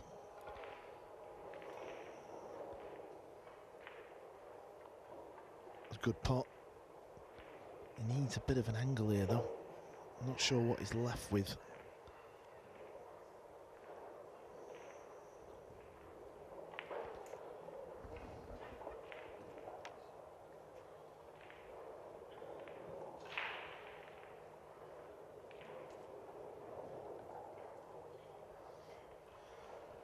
Just trying to pinch a bit of the pocket here. This can go wrong.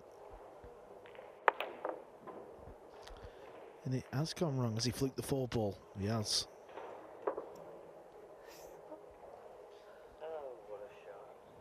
Oh, what a shot, says Woodward.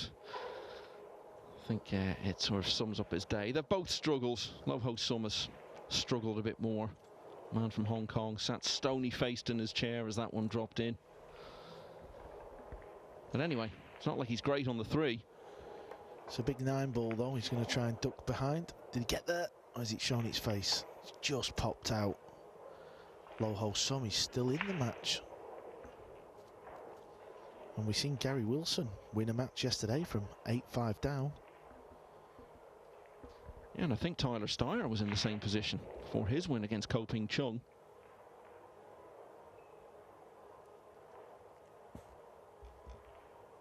You're normally good at spotting matches from 100 paces, Carl. Can you see the Ralph Suke, Adam Stankovic match, table 9? I'm trying to pick it out here across the arena. Hill finish.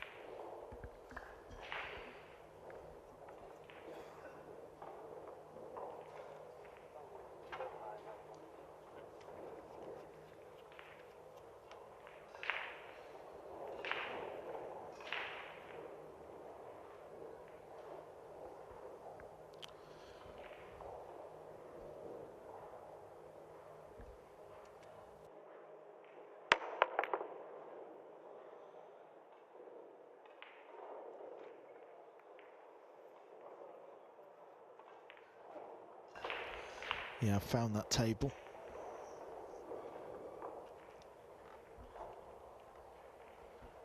Stankovic is actually at the table, so obviously I can't exactly see. Well, Suke is now at the table, so much going on over there. Who doesn't love a hill finish, by the way? We just love to see people in pain, don't we? Dogging it, missing the balls. I was going to say, when you said who doesn't love a hill finish, I was going to say the players involved in it. Well, you say that. I think Low Ho Sum would like a hill finish. But look at that. This has just been dreadful.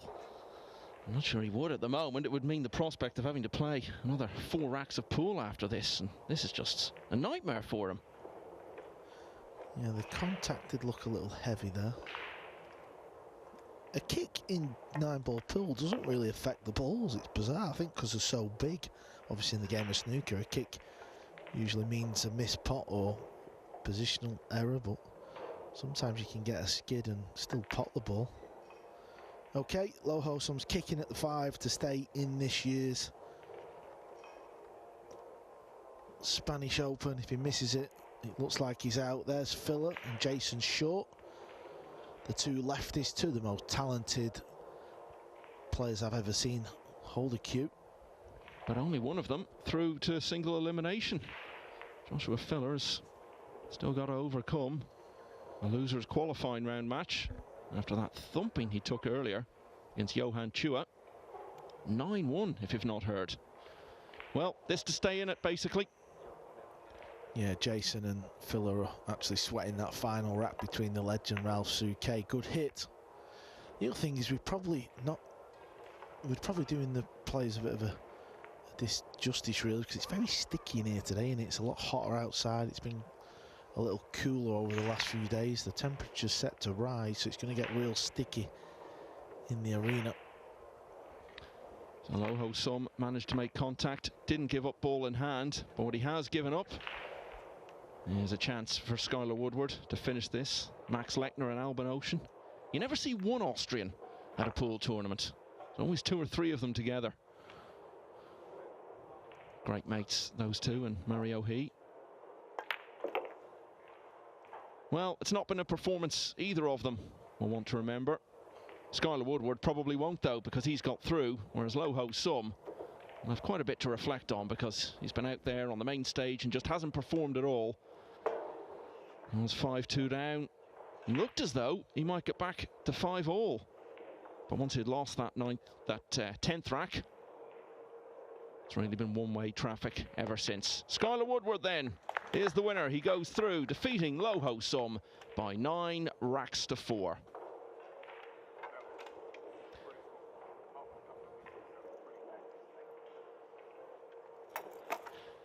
Now, one of the big results we've seen today, wonderful performance from Johan Chua of the Philippines. A remarkable 9-1 victory against Joshua Filler.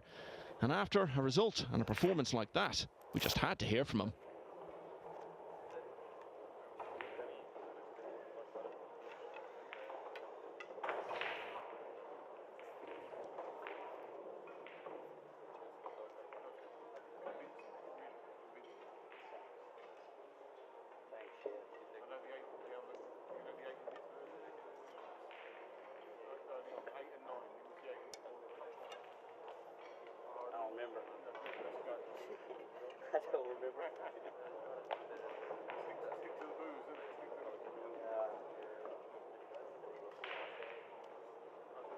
Safely into the last 64, and we know it's not been easy for you to get here this week, so you must be pleased to get to the last 64 in such easy fashion.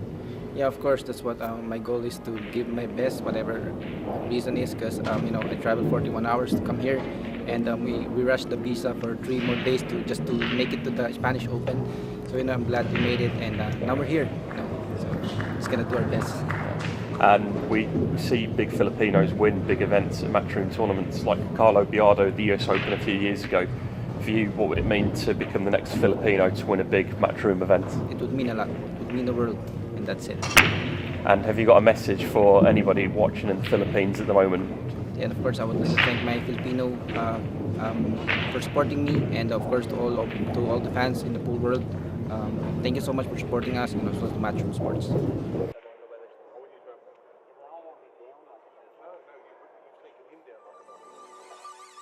This championship is being played with the new Arameth tournament set. Featuring a unique molecular structure, it guarantees razor-sharp precision and unsurpassed longevity. Unquestionably the best pool balls in the world, this set is available in a TV and a value pack version, as well as in the new My Arameth range of ball and cue cases. Now you can bring and play with the best ball set everywhere you go. My Arameth, bringing new dimensions to your billiards experience.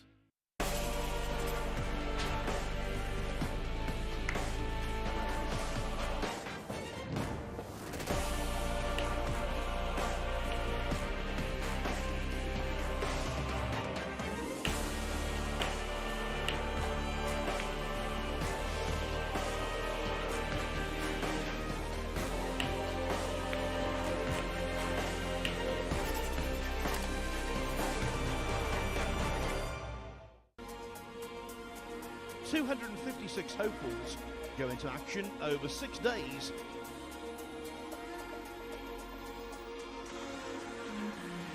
When an irresistible force meets an immovable object, something has got to give, but nothing is given yet. Final of a matchroom promoted tournament, the majors in the game.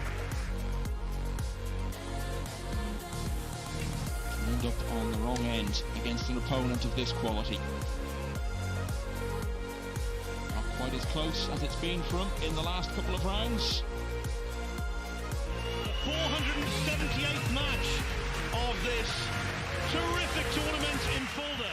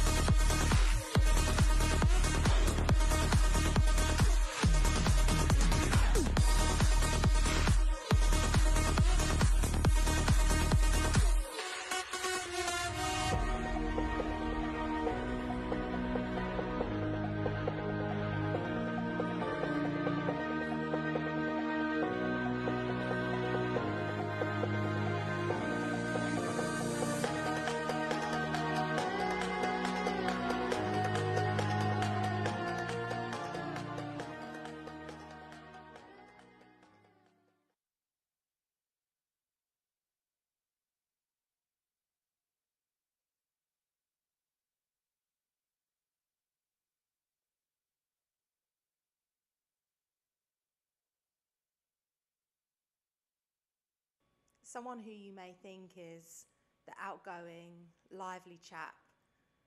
There's a lot of intensity and raw emotion in this episode. This is the Golden Break.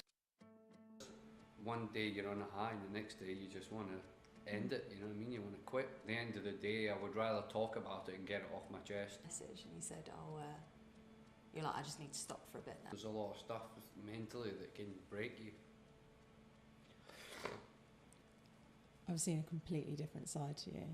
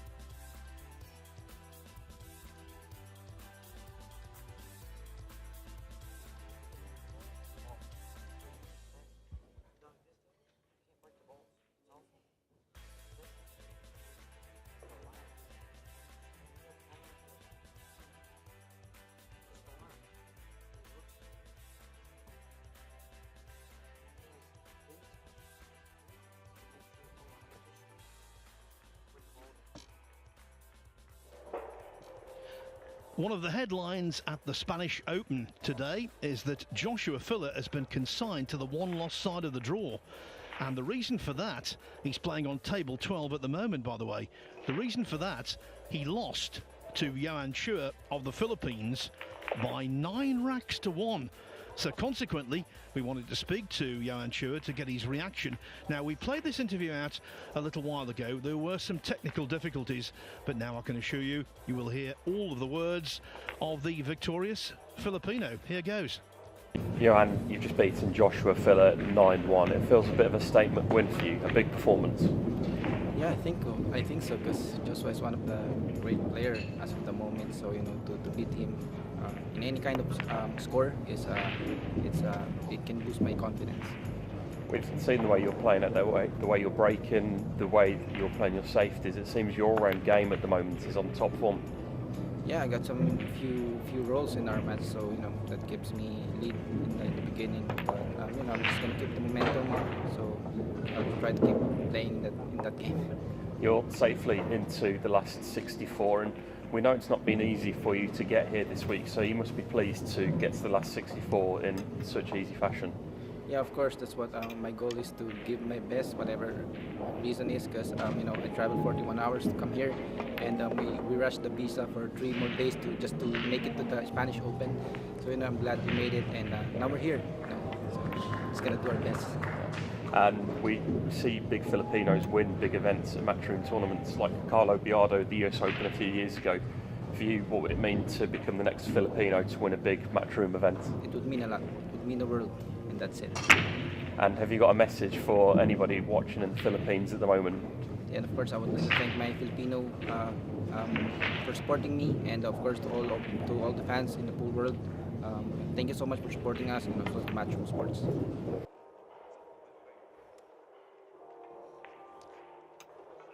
Johan Chua there, who could well lift that trophy come Sunday night if he sustains the form he showed against Filler. By the way, Joshua is now playing over on table 12 in losers qualification, and he's taken the first rack against Sullivan Clark. This is what's happened so far on table 2, where all of the action has been available on the Matchroom Multisport YouTube channel. Skylar Woodward, a win for him over Damien Massey. He followed up with another victory. Albin Auschen, hard fought that was over Mickey Kraus, 9-6. We saw the Johan Chua win over Filler. It isn't very often, I can tell you, that the German loses 9-1. At the moment on table 2, in what has got to be said is a very low quality contest, Justin Sage leading Jonas Suto Camino by 5 racks to 1. As for table 1, Zhang Zhaowei started the day off on the loser's side with a win. Then Francisco Sanchez Ruiz, Shane Van Boning, both very convincing, as was Skylar Woodward in booking his place in the last 64 at the expense of Loho Sum. So coming up now, it is Riku Rompainen of Finland against a player we've already seen on table 1 today, who will be hoping for better fortunes than his last outing, centre stage, Elliot Sanderson. It's now a case of win or go home. Well, certainly in the case of Riku Rompainen. As for Sanderson, he's involved next week here in the World Cup, representing GB alongside Jason Shaw. Any preference here? Any fancy, Jeremy Jones? I believe Riku definitely could win this one. No, absolutely. I don't really see this as anyone being a big favorite. And on paper you're going to put Elliott as a little bit of a favorite, but he had some things get away from him in the last, playing on the same table, which really shouldn't mean a whole lot, but there's always that kind of pool superstition kind of thing. And I tell you, Elliott's got the pressure on him a little more than Rico. And who has been in these positions more between the two, Phil? I mean, the youngster probably.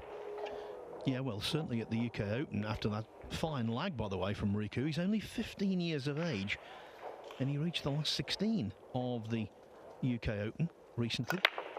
And I'll tell you what, he acquitted himself well all the way through. The youngest ever player to reach the last 16 of a Matchroom Open event. UK Open recently. And I'll tell you what, he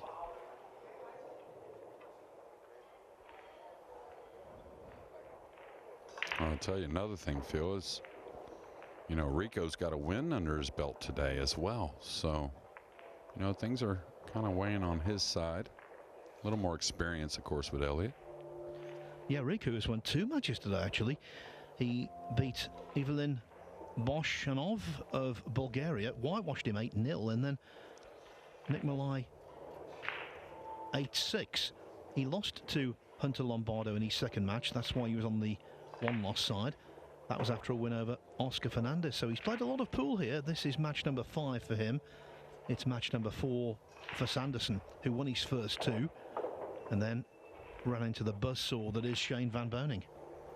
Yeah, and a buzzsaw that looks in really good form to me. And, you know, when it comes to the question mark, you know, just because Elliot is already the better player, so harder to improve at a greater rate. And the youngsters, you just never know. We can see them a month, you know, just a month apart, and they can improve drastically. So I really see this as who gets comfortable. Of course, maybe a roll or 2. And you talked about table 2, and table 2 showing us more of like what the table can do to you if you start to get a little weak between the ears. I think kind of like a major in golf. You know, who's going to give in and succumb to the conditions. Ron Paynon certainly isn't worried about reputation. He's beaten in the past Skylar Woodward, and he's beaten also Robbie Capito. Plenty of other names as well. Seems to me as though he just takes everything in his stride, and he's totally convinced in his own ability. Yeah, and you know, he's of course learning all the time, but really still at the stage of just trying to knock those balls in, and you know, the focus there is huge, and I think it goes a long ways as well.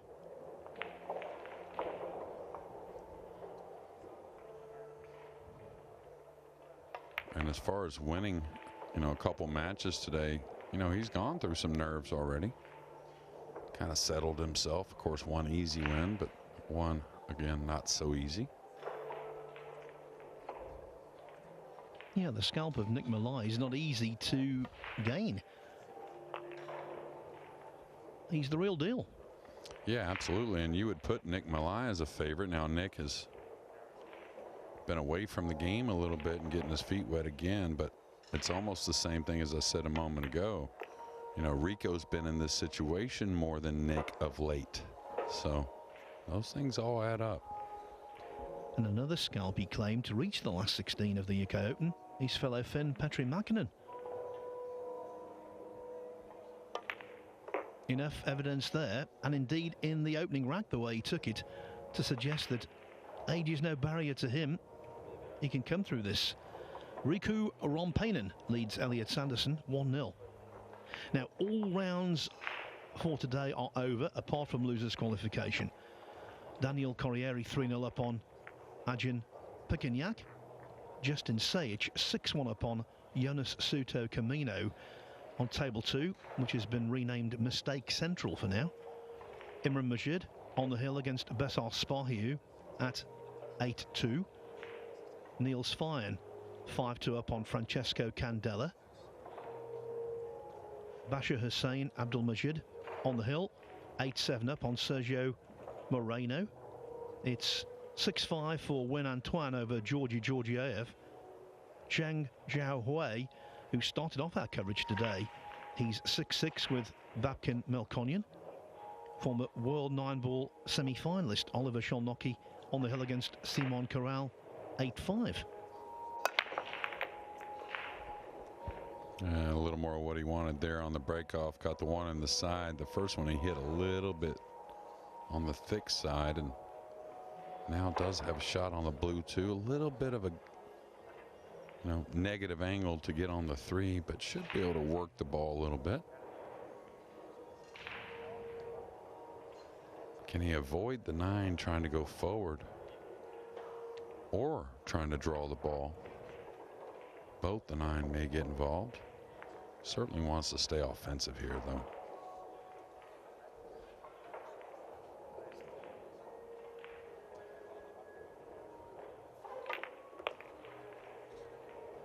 he's going to get snookered here, it looks like anyways, and we'll see if he wants to go with the jump cue.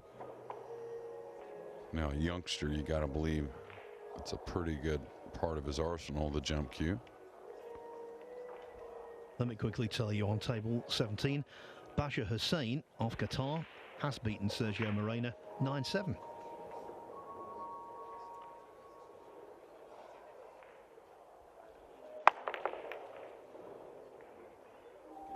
A little fluke on the purple 5. Pays to hit him. And now a very difficult shot on the 3. Can cue the ball though. Got to put a little into the cue ball as well to get some type of shape on the 4. Now here he could roll it, just kind of, you know, a little less than medium. You can come all the way out to the middle of the table. Don't think you got to baby it. Yeah, that thick hit seems to be a lot when you're rolling the ball.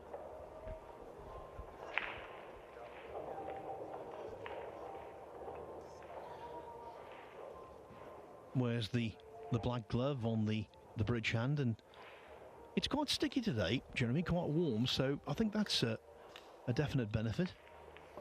Yeah, absolutely, and it's been a little bit different every day. First day was pretty sticky. Yesterday was a lot better, I thought. Conditions were a little easier. But the thing is, we talk about the sticky and the tight pockets, but every day the cloth gets a little more worn in as well, which will make the pockets play a little tougher.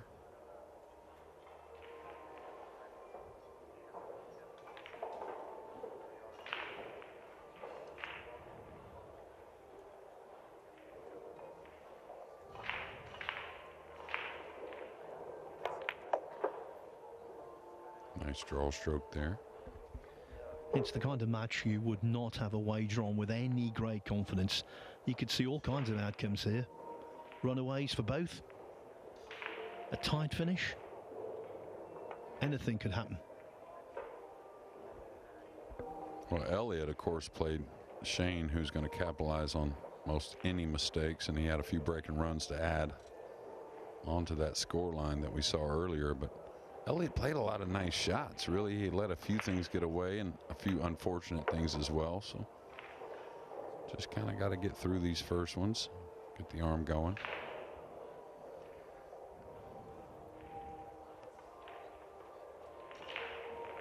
And it's difficult when you're playing in difficult conditions, and what happens is you can't take your eye off any ball, but you also can't be stressing over every shot. So it's a difficult combination. The mistake was made, and from that, Sanderson took them nicely. 1-1. Justin Sage, if you weren't with us this morning, you might have heard Jeremy Jones tell us that he turned his ankle over last night, and it really was quite swelled, certainly over breakfast today. But right now, in terms of pool on table 2, he's found his feet. He's 7-1 up on Jonas Souto Camino. A great hope for Spanish pool. He was producing one of the worst performances I think I've ever seen him produce, Jeremy. Yeah, and like, you know, a lot of players, I think the one hang-up, he's certainly improved his game, and he's a really good player, and just a little negative from time to time. And I know a lot of people, including myself at one time, thought I could just shake that off easily, but I think it does linger. And you have to wonder about the influence of playing on home soil. David Alcaide and Francisco Sanchez Ruiz are coping with it just fine, it seems. But for the lesser experienced players, I think it might be an issue. Look at Delgado, already out. Yeah, absolutely. And, you know, there's a little pressure there. And, of course, these two, you talk about Delgado and Souto, they're the second team. So they're wanting to show some good class here in the Spanish Open prior to that World Cup next week. And it hasn't happened for Delgado, and it doesn't look too good for Jonas at the moment either. Yeah, a little earlier on, Jose Alberto Delgado was beaten 9-3 by Dimitri Ungo. Yeah, and of course that's what I was talking about. You really can't take any of them for granted. You can't just slap at the ball. You want to get that good feeling, let the arm really start moving, but it's just got to be a crisp strike of the cue ball. And that's something that can happen to anyone in his match against Elliot Sanderson. Shane Van Boening missed 2 3 balls, one of which was very straightforward. Yeah, absolutely. And they're very similar shots, kind of pulling the cue ball 2 rails. And I don't know if you noticed, Shane practiced one of them right afterwards. And it was the only time he kind of let that quicker tempo get back in the entire match.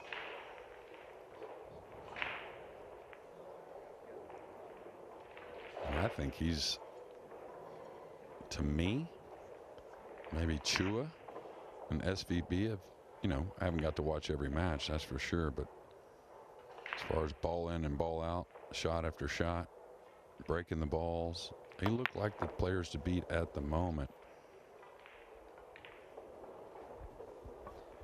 Another illustration of the tightness of these pockets. Nothing can be taken for granted. Everything must be hit precisely.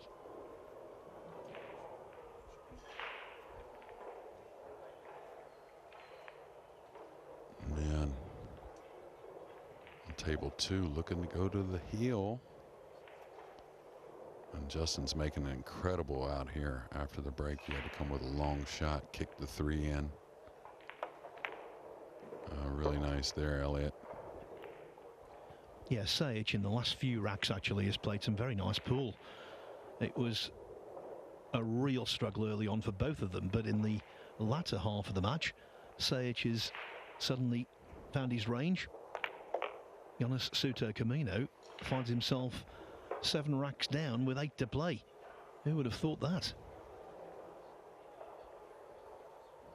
And of course, we'll have more stats as the event goes, but that stat sheet there would have been a little ugly for Jonas. A lot of opportunities early. Must tell you this one. Sullivan Clark of New Zealand 2-1 up on Josh Filler. The tournament favourite with the bookmakers is toiling. Yeah, and you figure Josh should get it going with opportunity, but again, if you lose any focus, it doesn't matter what player it is. And that's the thing, we don't expect Josh to lose focus, and you know, with the talent he has and how he is under pressure, that's why he's our favorite. Now there is a rarity, but he will accept that gladly. Elliot Sanderson winning a rack in which he's missed a ball at point blank range. So Riku Rompainen won the first. Sanderson though hits the front at 2-1. That's exactly the scoring progression when he played Shane Van Boening. Sanderson now hoping it doesn't stay the same, because then Van Boening won the next 8 racks. So the match is still going in losers qualification, and there are plenty of them. Francesco Candela 5-3 down to Niels Fine. Imran Majid on the hill against Besar Sparhu 8-3. As we've said, Justin Sage on the hill against Jonas Suter Camino 8-1. Daniel Corriere of Italy 4-0 up on Adrian Pequignac. Win Antoine 7-6 up on Georgi Georgiev. 7-6 also the scoreline. Babkin Melkonyan over Zheng Xiaohui. Miguel Silva 5-3 on a Hunter Lombardo. Tim de Ruyter 5-4 on Torsten Homan. Christos Papageorgiou 2-1 on Samuel Santos. João Grillo 5-1 on Radislav Babica. Francisco Diaz Pizarro, fine Spanish player, 6-2 up on Gerson Martinez. Mika Immonen 3-2 on Senarip Azar.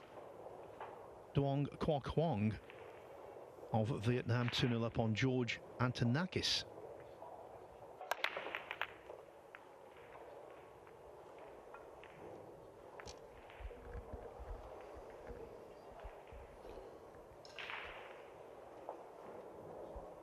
Pretty good break off there. Made the one in the side. Ball's congested a little bit near the cue ball.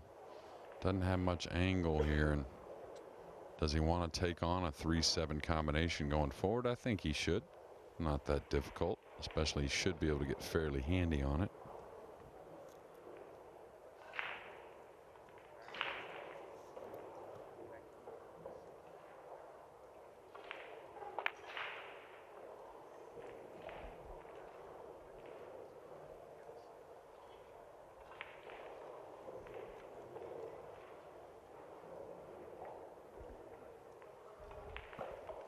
balls are being missed. Yeah, well, I forgot the name he gave for that top right corner, but we talked about it earlier. The nasty knuckle. That's right. I won't forget it again. The double N, or actually knuckles with a K, I guess. But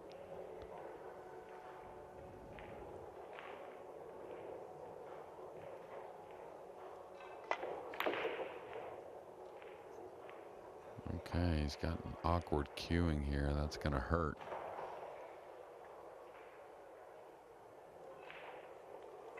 I wonder what shot he's going to play here. Normally when you're cutting this kind of combination, if he does attack, it's easy to want to overcut this ball. Kind of hit the 7 a little thin because you're really guarding against kind of chunking it.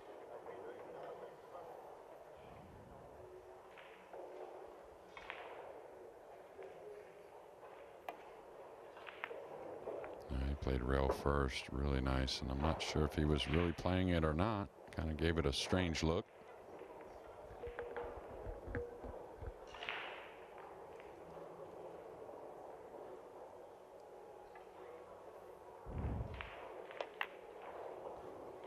He was always going to nestle that cue ball in the corner there.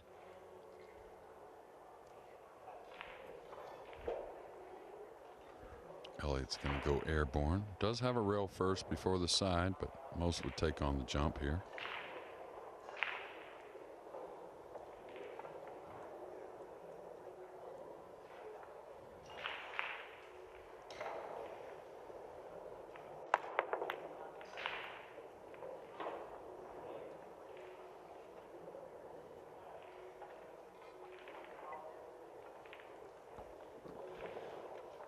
Youngsters always enjoy potting balls. Riku was out of his chair very fast there when he realised there was an open table for him. And a golden opportunity to equalise. Yeah, it's just made the rack a little easier, bumping the 8 in front of the side. Shouldn't have any problems from here.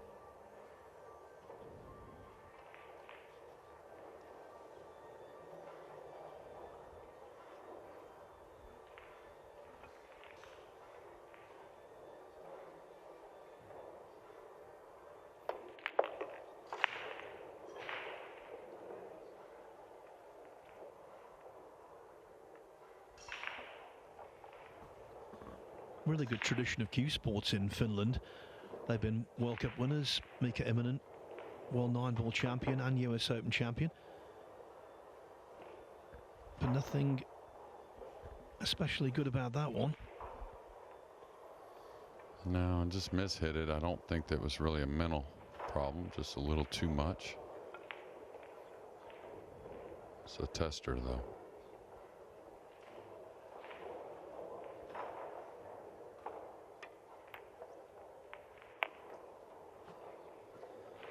Without wishing to be stereotypical, that's when young nerves really help. Yeah, without a doubt. And that's how the game's supposed to be, in my opinion. These are, you know, you get it a little out of line, it's supposed to be a little difficult. It wasn't terribly difficult, but it's supposed to be, you know, a little pressure on those types of shots.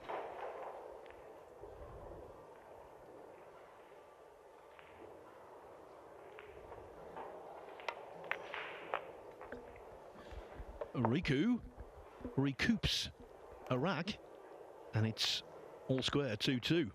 Yeah, I was mentioning the Finnish cue sports tradition, talking about Mika Immonen. Petri Mäkinen is a fine player as well. And even in snooker, we've had a champion from there, Robin Hull, who's a former world junior champion who won the shootout on the professional tour. Table 2 could be coming to a conclusion, or especially after that. Yeah, but Jonas knows that's on him. He missed a pretty easy 3-ball, a long ways from coming back in this match, but certainly can't be making open misses. We've seen some incredible comebacks. They will happen again. Nice hit there, and may get a little reward. We'll see. Well, Cue ball's going to be flying at that brown 7 off the right side of the red. Could be a rapido conclusion here for Justin Sayich, who travelled for 34 hours to get here. 3 planes.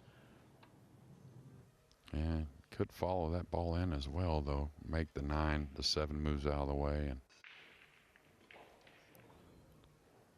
I got, just to inform you got a little contact on that brown 7. The 9 didn't go. So Jonas Pseudo Camino still in action.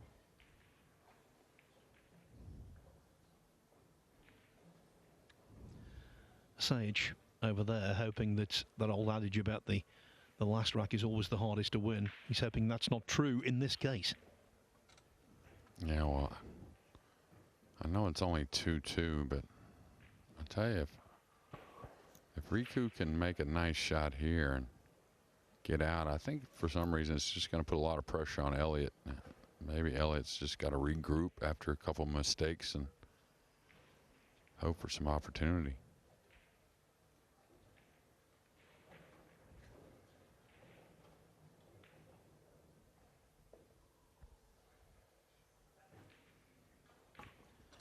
I really like the way he hits the ball. There's a tendency at his age to hit the balls too hard, but Rico doesn't fall into that trap. Far from it. Yeah, I agree. Just the 9, like the 9-ball he shot the last rack, right? I like that medium speed, you know. Get a little firm with it. We see a lot of players really try to put that extra speed on the 9, and it cost them occasionally. A little fluke there. Yeah, he's second of the match. Yeah, and Elliott might have a little steam coming out the ears here in a moment. We sees many more of those. You can see that on the right side, Justin trying to play some type of kiss shot. Running the cue ball towards the 9. He might be banking the 3 on the 9, actually. What a shot. What a shot. Justin Sayich, the man from down under, comes out on top against Jonas Pseudo Camino, whose Spanish Open, whose home Open, ends in very disappointing fashion. And not just the scoreline, not just the defeat, but the performance that made it happen, or not happen, as the case may be. While that was going on, Riku, very surprisingly, missed the 5-ball altogether. Yeah, I think he was putting a little English on the ball, and like you talked about, I talk about a lot too in the teaching regard, when you let up a little bit, right? It's almost like an overcut basically on a thin one, and the cue ball swerves a little early and could be a hair embarrassing, but we've all done it. Next up on table 2, by the way, will be Emil-Andre Gangflor against Ika Echeverria. Norway against Spain. And that's the last losers qualification match to go on. All the rest are either finished or in progress. Nice shot there, kind of killing the cue ball coming across, but Elliott hasn't been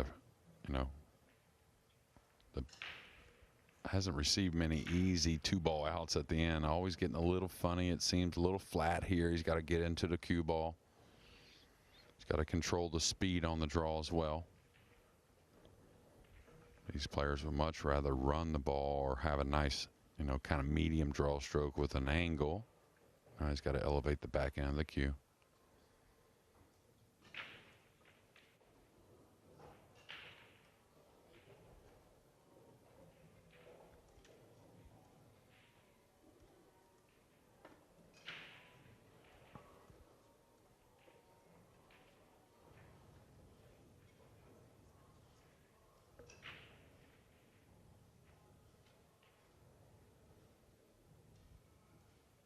Yeah, he made a little adjustment on the cue there, and I think he noticed it, didn't like it.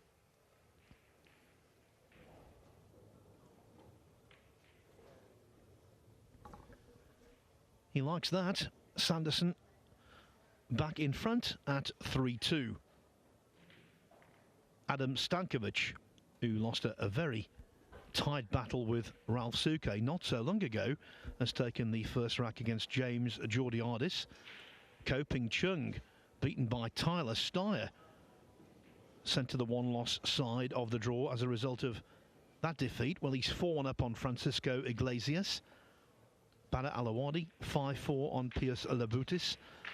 The youngster from Estonia, Carl Naderberg, and Tobias Bongers are 3-3. John Morra 3-2 up on Robbie Capito. It's 4-4 Matthias Snigotsky and Christian Sadea. Duong Kwok Wong 2-0 up on George Antonakis. The aforementioned Mika Immonen 4-3 up on Senarib Azar. And Francisco Diaz Pizarro 6-3 on Gerson Martinez of Peru. João Grillo from Portugal, who beat Wang Kan earlier today. He's 6-1 up on Radislav Babica. Yeah, Gerson, who was up 7-2 against Kazakis earlier, and said, I talked to his partner, just made a couple of mistakes there and got beat Hill. And of course, Alex probably made some incredible runs there to get back in that match. But now Gerson on the brink of elimination, down 6-3. As you were speaking, Jeremy, 7-3 now. Yeah, even worse. But he knows it can be done. It just happened to him, making those comebacks. A nice opening combination from Elliott. A little closer to the 2 than he probably desired, but should be okay.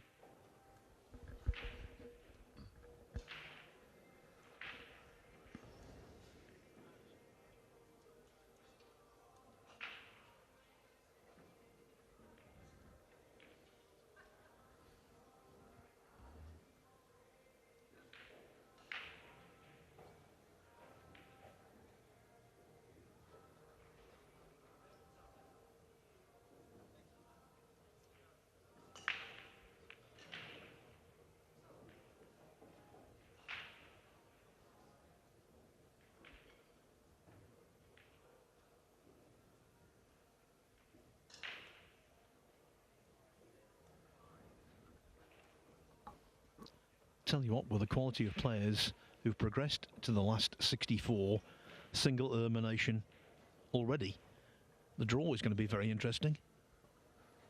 Yeah, it sure is, and be hard to pick out a match for the main tables. I interviewed Gary Wilson, who beat Mario He 9-8 a little earlier for the Matchroom social media content, and I asked him who he fancied drawing, and he was very honest. He said, the worst player possible. Watch out, 7-ball. Should be okay.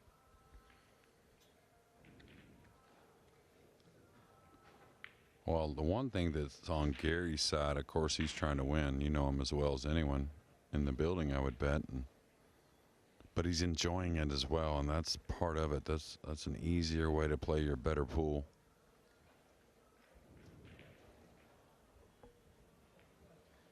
Yeah, and the Mario He match, the Austrian definitely looked the one under a much heavier weight of pressure, no doubt.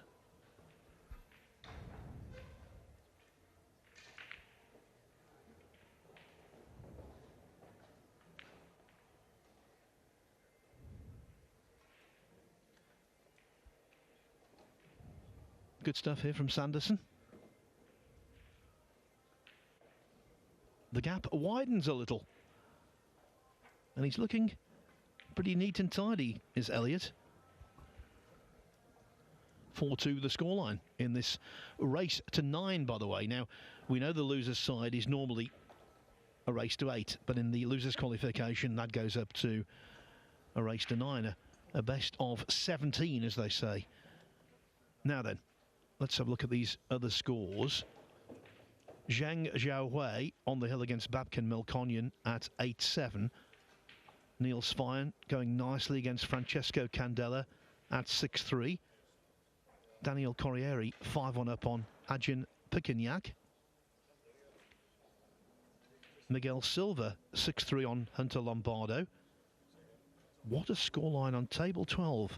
Sullivan Clark 4, Joshua Filler 1. That's incredible. I thought that Filler would bounce back from that defeat by Johan Chua. I thought he would shake it off. Maybe not. Well, I can't, I don't know. It doesn't necessarily have to be about Filler in that situation. I think it was you and I that talked about Sullivan Clark at the UK Open. It may have been me and Michael, but, he plays real steady, real solid. He's played a ton of these tournaments, so he's improving, and he's obviously playing well, because Filler's not going to keep making mistakes. It just doesn't happen. Well, Clark made a very good move actually after the UK Open. He didn't fly back down under to New Zealand. He stayed in London, and so consequently the journey here was very short. Yeah, that's a good move, and probably got to play some pool around the clubs in London, and it's growing over there. Got to play some good players, I'm sure. Maybe a little competition, you never know. But it's, if you just watched Sullivan, you would think it's, man, he's a good player. But if you watch him more and more, he's pretty steady, and he just doesn't do a whole lot out of line. And if you make some mistakes, he'll definitely capitalize. Well, one thing's for sure with that scoreline, Filler feeling the heat. When does he not fail to reach the last 64 of one of these? Normally goes far, far deeper. Yeah, and I wouldn't doubt that there's many people pulling for him, even though he was the shortest odds. Almost the safest bet to get into that quarterfinal or semifinal, and there, from there it's just whoever plays the best, because they're all great players. Okay, a little funny here, not too bad, should be okay. I think here, I probably try to get out for the side. Looks like he can kill the ball one rail, no problem.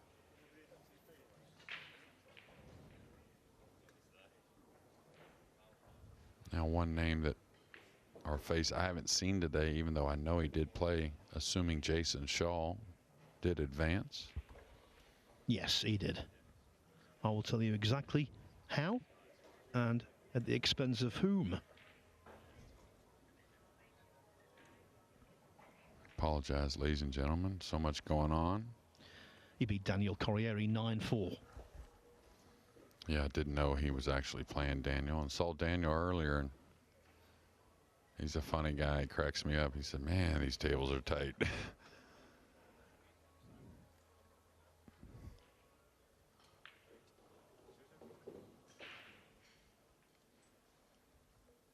Another player that would certainly surprise you if you just took a look at him, and he's shown us some class, I think anyways, at the World Cup before. Not the results that they wanted, that being Italy, but sure has played some solid pool. All right, does he come back for the side here? Does he stun across? I kind of like just stunning across myself.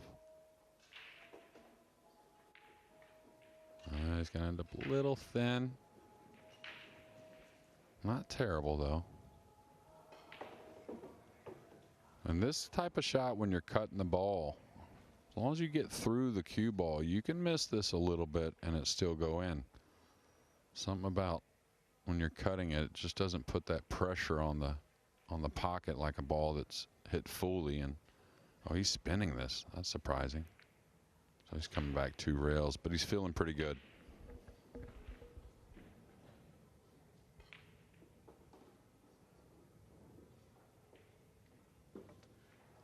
A deep run here would vindicate the selection of Elliot Sanderson for the Great Britain World Cup team next week. And he's well on his way. In this match, he leads 5-2. Daniel Corriere, we were just talking about, 6-1 up on Ajin Pekinyak.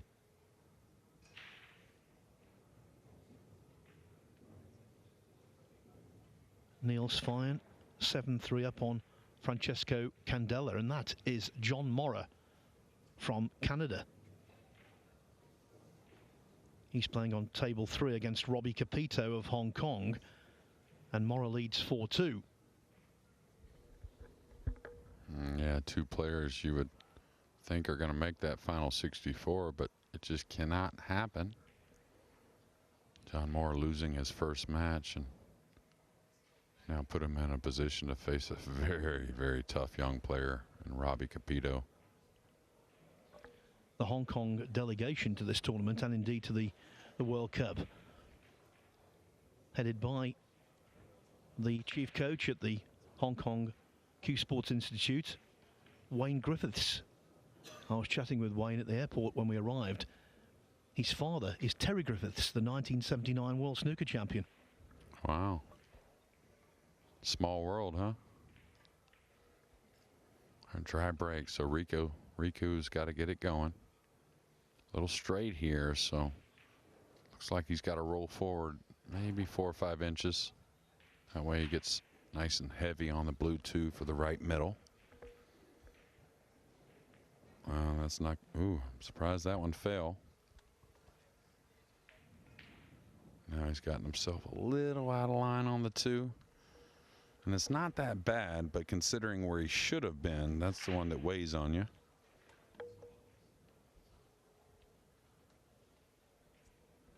Now, does he really want to try and pull this? He can go the rail and up to this, past the 3 for the red 3 in the lower right. Just a little preference here.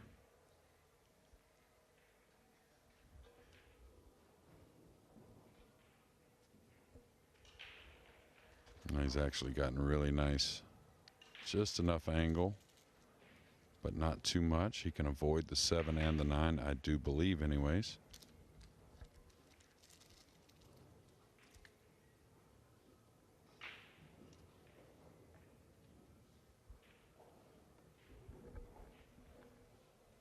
They've just lagged in the last match of the day on table 2, so all contests are now underway. So a process of deduction will tell you this is our last contest on table 1, sadly. Yeah, and Riku hit that a little thick to the pocket, cost him a little cue ball movement. Now, shouldn't be a problem, but definitely a little awkward cueing. He's rolling this. That's surprising. Does like to roll it, though. Doesn't mind rolling the ball, I guess. As he gets older, he'll want to stay away from that.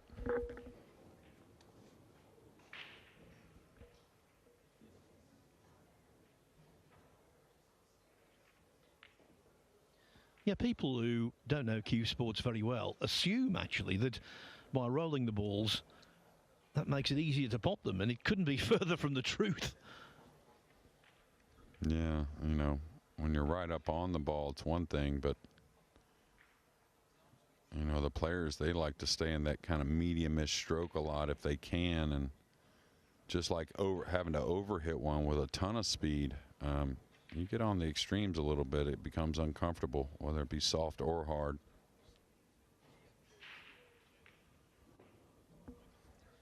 The youngster badly needed this. The schoolboy, the teenager, 15-year-old Riku Rompainen. From 2-2, Elliot Sanderson had stretched away to 5-2. So that stops the rot.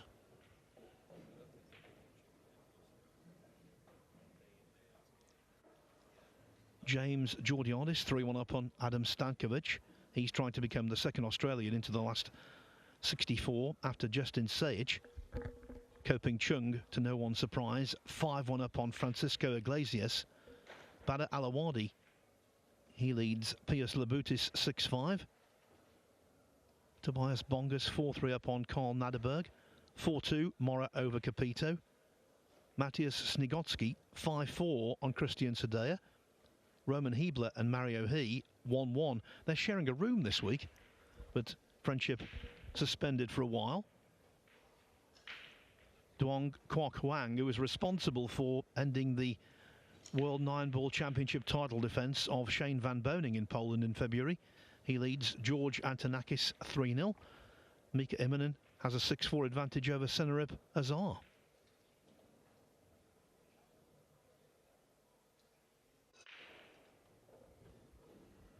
All right, again, just like his opening break, caught it a little thick, it looked like, even though the cue ball did run a little bit, but we'll see. Get another look at it. Yeah, I got a kiss. That's what it was. And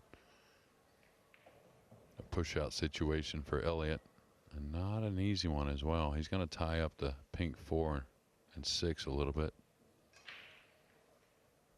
That's another thing that the tighter table does. It gives you a little more leeway with the push.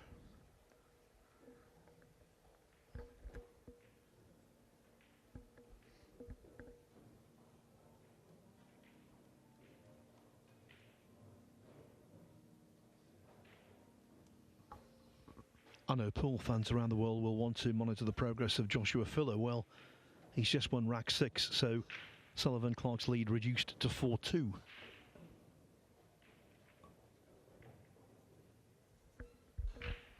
A really nice shot there, and Elliott could have pushed the 4 a little more difficult.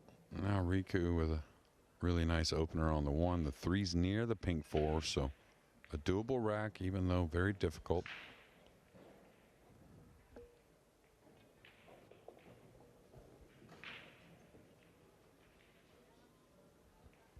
Now the question, do you just accept the shot from there?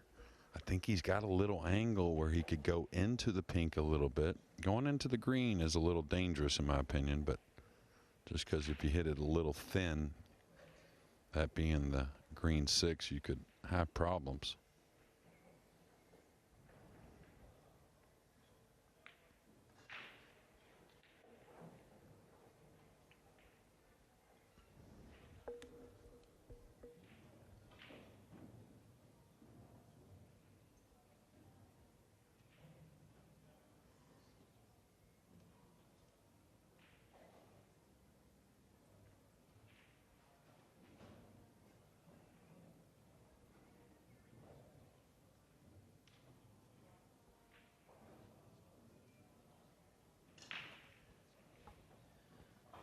Overcut the 4 by quite some way, actually. Cutting back into a blind pocket, never easy, and we've mentioned 1,000 times already this week that these middles are brutally tight.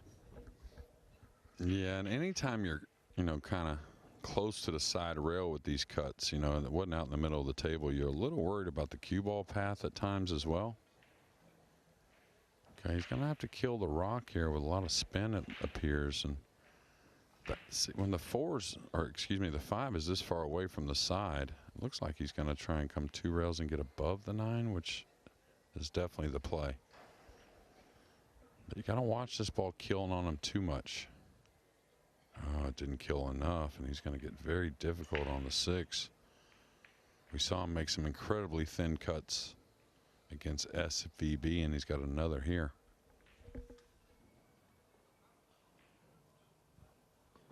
Yeah, potted a couple of them down the rail.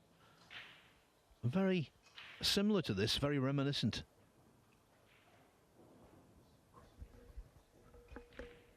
Yeah, he definitely always wanted an angle on the 6 to get over for the brown 7, but this wasn't the angle he wanted.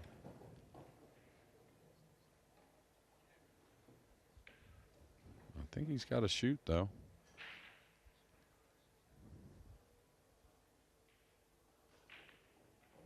Super clean. He really must like those thin ones.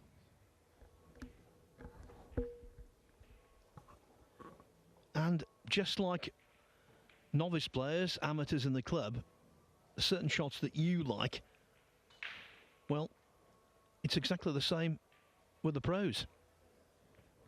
Yeah, for sure. Just like when you get close to the ball, how you want to move the cue ball is a lot of preference. What he's looking at now is these tough middles. I really don't want to draw my ball much, so am I going to settle and just take the 8 kind of from where the 7's at? Yeah. And usually if the gut's telling you something, it's pretty true, Phil, so I wouldn't force it here. This is where, again, you remind yourself how great a player you are. And do you want to cut the 7 to get a little better on the 8, or do you want to make sure you make the 7 to take a little bit shot on the 8? I probably play the side here.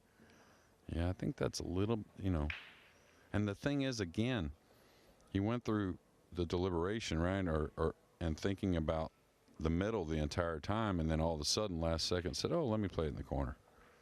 Just because he didn't want to take on more of an 8. So which one's more difficult?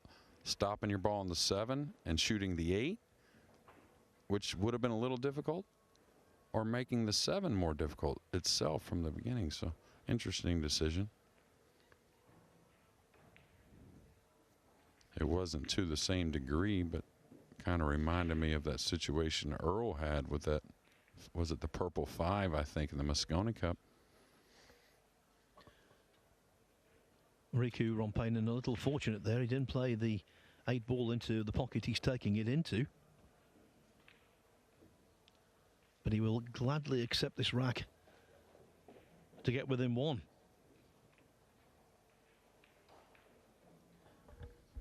Elliot Sanderson's lead is trimmed to only 5-4.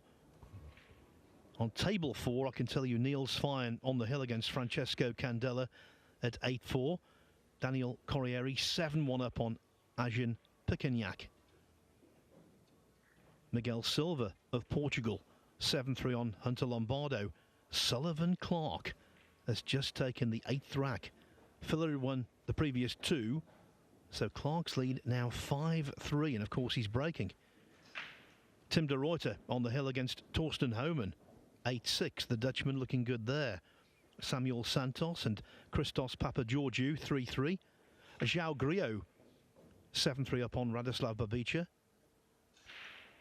Gerson Martinez fighting back against Francisco Diaz Pizarro. It's 7-6 now to Pizarro.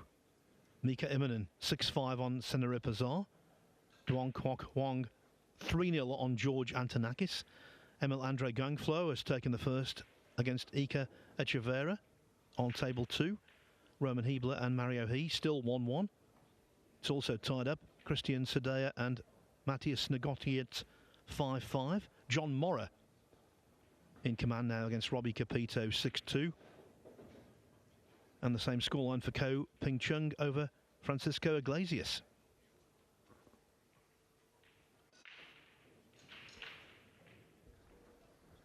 And he got the 1 down. A nasty little kiss on the cue ball.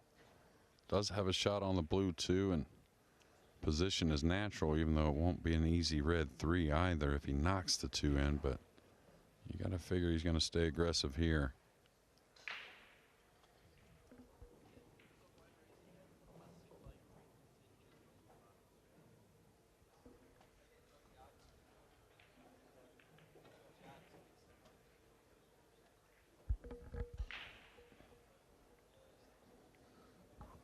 Again, that propensity for the slow roll.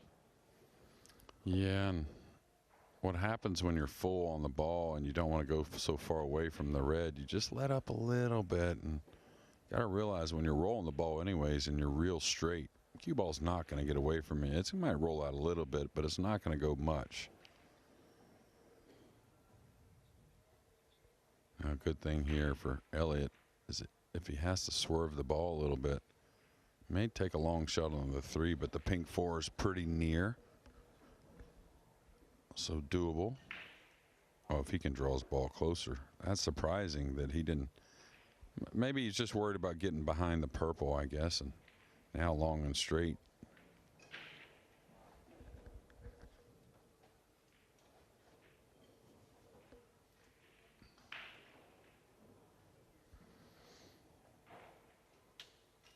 Now again, this is the same exact situation.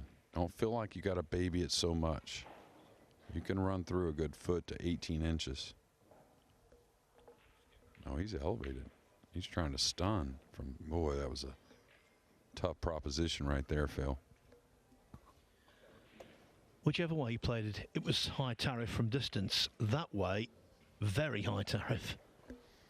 Yeah, and I really feel like he decided to shoot that. He did play on this table against Shane, and remember that ball he felt like rolled off on him, right?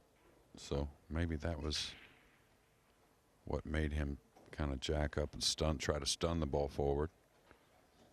I'd almost rather draw back and play the pink in the corner instead of stunning forward from that much distance on these tight pockets.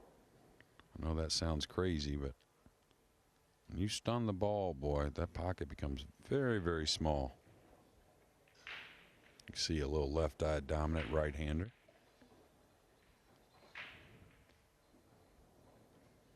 And you just wonder, how tall is Riku going to end up? Whew. He's grown a lot right before our eyes. Yeah, I was thinking that about Loho's son a little earlier on. He's a tall individual.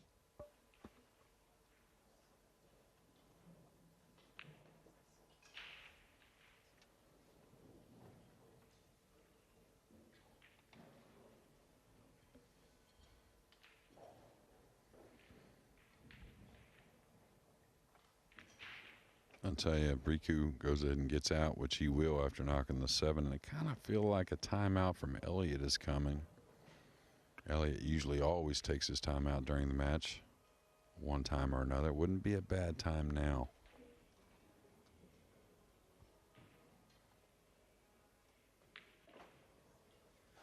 The racks going in spurts. Sanderson from 2-2 went to 5-2, and you thought, well, maybe Riku's race is run. Not so.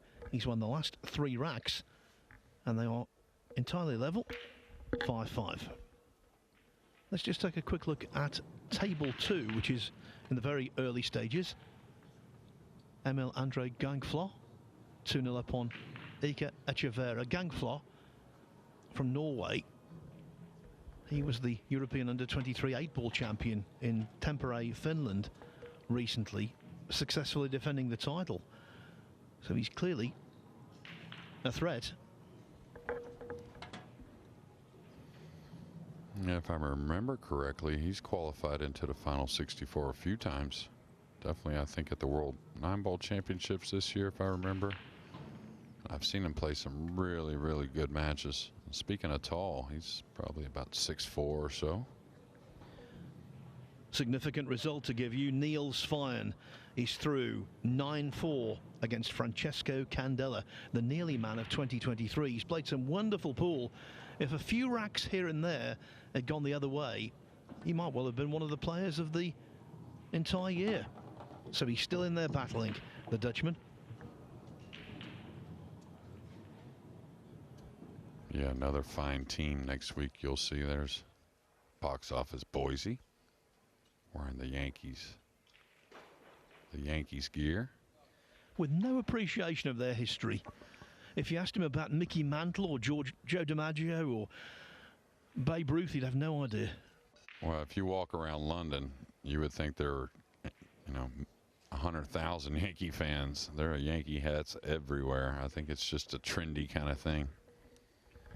Of course, this weekend, Major League Baseball comes to London with the St. Louis Cardinals and Chicago Cubs playing a couple of games. It's the Olympic Stadium, which was very close to where we were at the Copper Box for the UK Open Pool. Yeah, that's right. Probably the hottest ticket in London this week, I would think. All right, big shot at 5-5. And the thing is right there, at times it looks like he's trying to hit it softer to open the pocket, and you lose accuracy when you do that. And you mentioned it before, Jeremy. It is the overcut deceleration. You see it all the time. Yep, absolutely. With outside English, it's the overcut. With inside English, you end up running fat into the ball. So, okay, is he going to try and bleed the cue? He's going to lose the 1 maybe a little bit here. I didn't understand that shot at all. Thought he would edge the right side of the 1 and bleed the cue ball towards the red 3 and just use a real heavy 2 ball to get the snooker. There were other options, though. Now, this is another one of those shots. He may have to just go forward with the combination and try and get a double kiss on the 1 to contain and get a following shot after pocketing the 3. Like that. Very nice. Fuller's back to only 5-4 down against Sullivan Clark on table 12. The 1 came very close to dropping in. Yeah, not in that pocket. We've talked about that already. Yeah, that was one case where Riku was pleased it was tight. Yeah, just a little stun here. Probably plays for the lower right. Could come for the side. I like this, though. Keep it simple. Them corner pockets, they really in my opinion anyways, kind of breed confidence when you're not trying to race around for the short pocket, the short shot.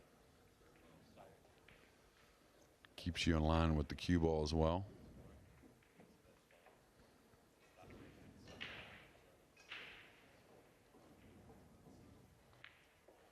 Rico is, there's some players like this, or Riku, excuse me, really doesn't take any practice strokes. Gets down with a settled arm. It takes the little ones, but doesn't really take, you know, what most of the top players will take one, maybe two kind of practice swings, then go to the kind of micro swings into the pause at the cue ball, but not really any for Riku.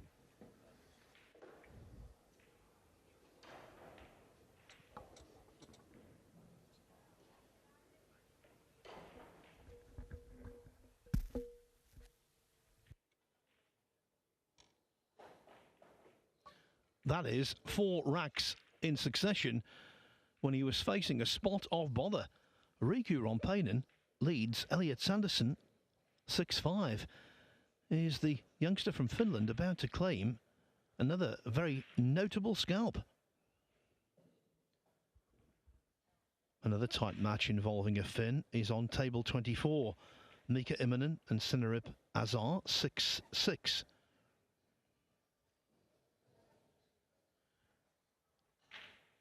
There's a hill-hill contest on table 20. Francisco Diaz-Pizarro and Gerson Martinez, who's fought back valiantly in that one. Sullivan Clark. Every time you think Joshua Filler's going to take control of that match, Clark answers. It's now 6-4 to the Kiwi. Miguel Silva of Portugal on the hill against Hunter Lombardo, leading 8-3.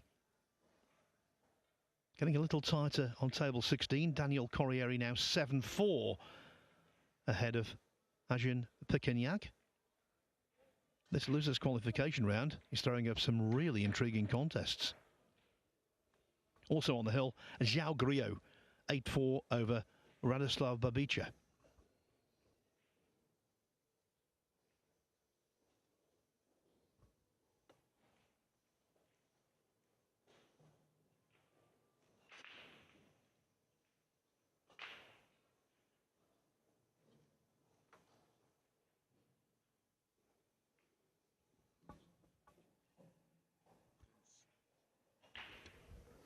Didn't sound like the best connection there, but he got a lot of movement. One went right in the side. The two got covered up by the pink 4 a little bit, so push out most likely anyways.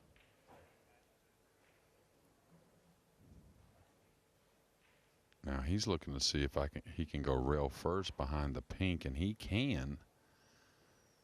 But it looks like to me it requires a little right English to throw the two towards that pocket. I just don't think it's going to be enough. Now, these players are at the table, so they see things better than we do. Yeah, you can see him trying to elevate just a little, get a little more in there, get a little more throw on the ball. Oh, he played the stick. What a shot. And that was definitely intended.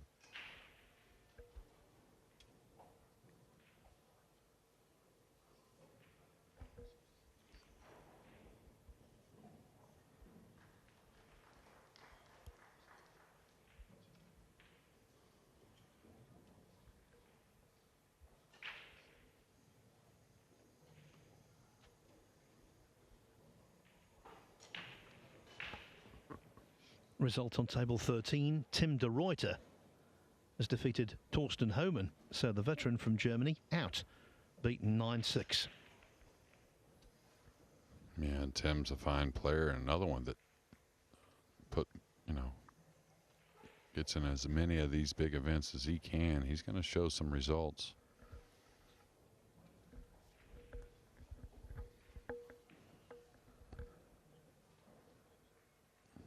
Going for the jump cue.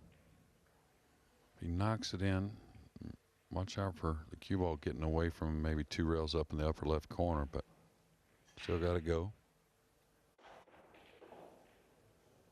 That's that corner I was talking about there, Phil, and it's definitely going to leave him long. Them youngsters don't mind it, though. Well, look at the two. Buried it was. Right into the heart of the pocket. I think he's got a hair of an angle here to be able to go forward. And it looks like the Spaniard has gotten Gerson. Wow, what a shot. That isn't just one of the shots of the match, it's one of the shots of the day. Man, the impressive part is he really just didn't, you know, overhit it, right? It was real clean, trusting the draw stroke, trusting the movement. A lot of players, even some of the top ones right there, when they really need some power, tend to overhit the ball, especially from a lot of distance. And I'll tell you, he's shown experience way beyond his years. A little funny shot here, though. He may get a double kiss on the 6 to move the cue ball here. He got away from it. And again, doesn't mind a little length.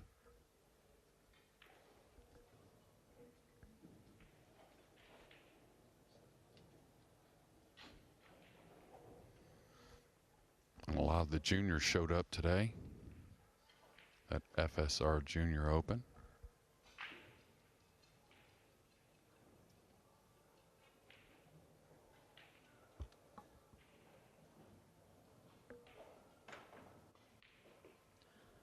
But Riku mixing it with the seniors and not looking out of place at all. Another cracker.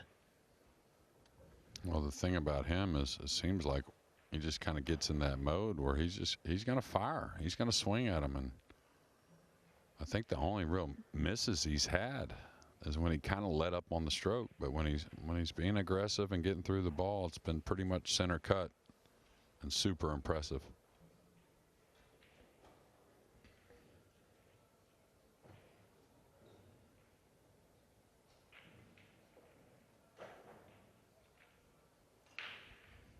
Working the rock a couple rails.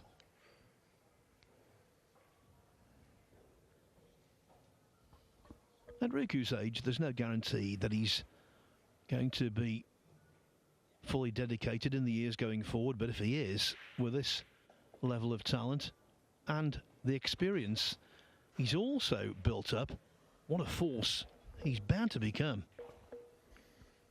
And obviously, or at least it seems like, going to be a tall man as an adult, and I think that's an advantage as well, and one heck of an out. There's that timeout I thought was coming in the last rack.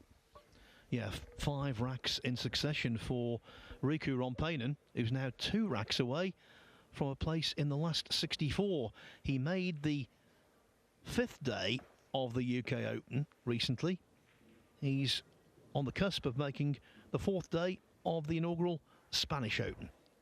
Now, a couple of results have happened recently. Win Antoine beat Georgi Georgiev 9-7. Babkin Melkonyan, who is the definition of a battler, the Romanian, coming through hill against Zheng Xiaohui of China 9-8. Daniel Corriere still 7-4 over Adjan Pequignac. Miguel Silva of Portugal on the hill against Hunter Lombardo 8-4. As for table 3, I've been watching over there, casting my eye on John Morra. Now, Robbie Capito is at the table with what should be quite a simple 8 and 9. But if the 9 goes in, he's still 8-3 behind.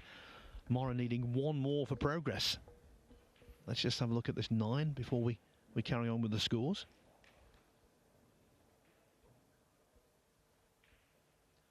Capito not capitulating. Carl Naderberg 6-5 on Tobias Bongas. It's 6 for Bada Alawadi, 8 for Piers Labutis, 8-2 for Ko Ping Chung over Francisco Iglesias. I couldn't see any other result there, to be honest. And Ko bouncing back from his defeat with what looks like being a comfortable victory. James Georgiadis 5-4 on Adam Stankiewicz of Poland. Matthias Snigotsky and Christian Surdea That's Poland and Romania against each other, 6-6.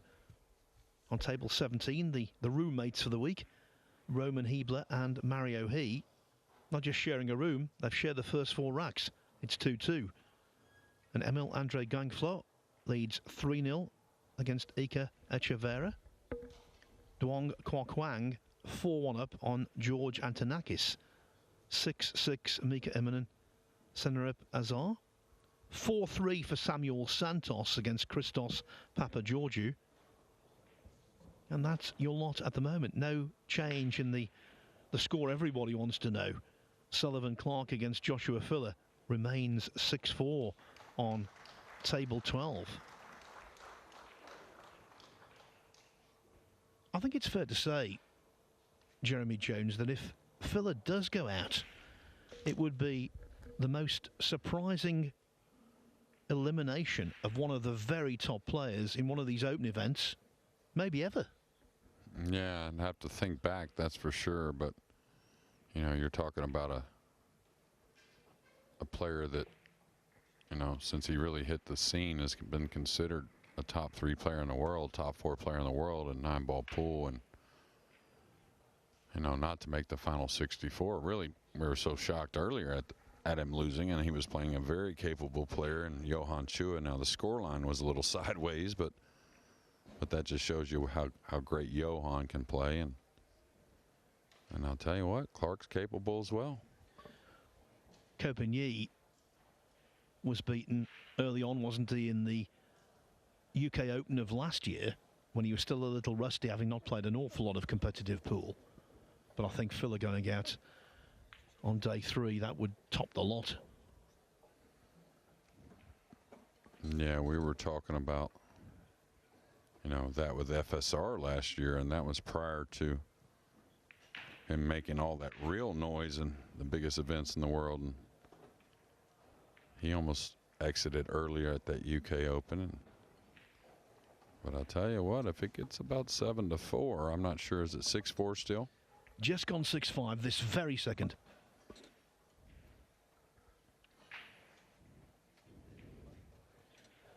So much to be impressed about with Riku Ronpainen's performance in this match. I think, though, the break needs some touching up. Yeah, it's you know, the swing itself has been really good. I mean, he's got movement on the balls. He's certainly not you know, under hitting them. I think the speed's okay. Just a little bit better hit on the 1 maybe. And Elliott has lost the plot, as Carl says. Another result hot off the press. Miguel Silva of Portugal defeats Hunter Lombardo 9-4. A setback for Lombardo's Mosconi Cup chances. Yeah, he played really well in his, you know, first day of play. Today, you know, wasn't his best, but he'll rebound. Elliott's got a big pocket here on the 1. He should attack. He needs to start knocking some balls in. That's kind of what he's known for anyways. I wonder if he's going to notice how big the pocket is on the 1 with the brown 7 there. I think it's a shootable shot. Maybe the purple 5 has it kind of cut off, but looks like to me it's definitely playable. When you said, Jeremy, that it looks like the Spaniard Francisco Diaz Pizarro has beaten Gerson Martinez, in fact, that is true. It was 9-8. That's why we heard the big cheer. Yeah, and I hope Gerson, I've seen him come a long ways in America in just a few years, and came to America as a really good player already, but hope him and Tevez keep at it with these big events. I know they're in the Spanish Open probably because they're in that World Cup next week, but I caught the 2. He wanted to kill the cue ball behind the 2.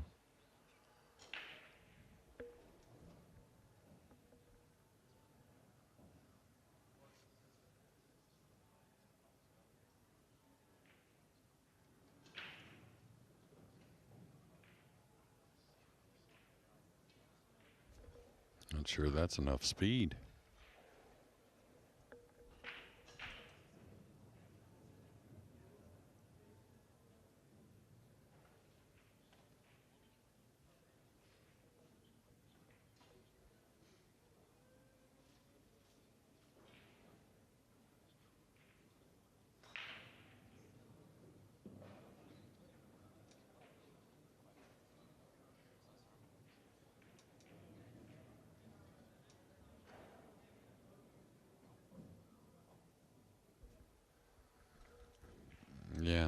I'll tell you, I don't know if it's shootable or not. He's going to play a little mild safety here but behind the pink. And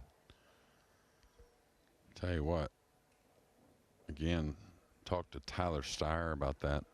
You know, when you're a favorite, you can't just think you can win with your brain, right?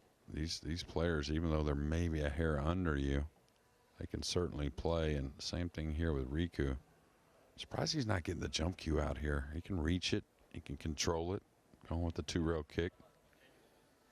Yeah, he's going to leave him tough. And that's what I mean. Riku's a good enough player to go with his instincts, right? Even though he's young, and he's going to make things tough. So I don't think you can change that much against a young kind of champion like that. Yeah, and of course the scoreline makes any shot even tougher for Sanderson because he's trailing by 2.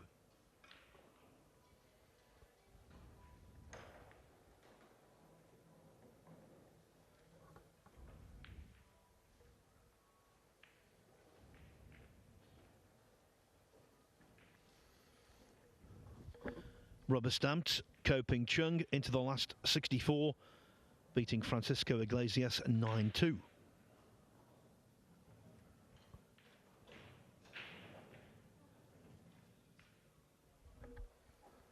Really nice. And I'll tell you, is the 9-ball going to make this a very difficult hit where he has to kind of... Okay, he's not even thinking about the kick shot. He could bend the ball around the 9 and get at the 2.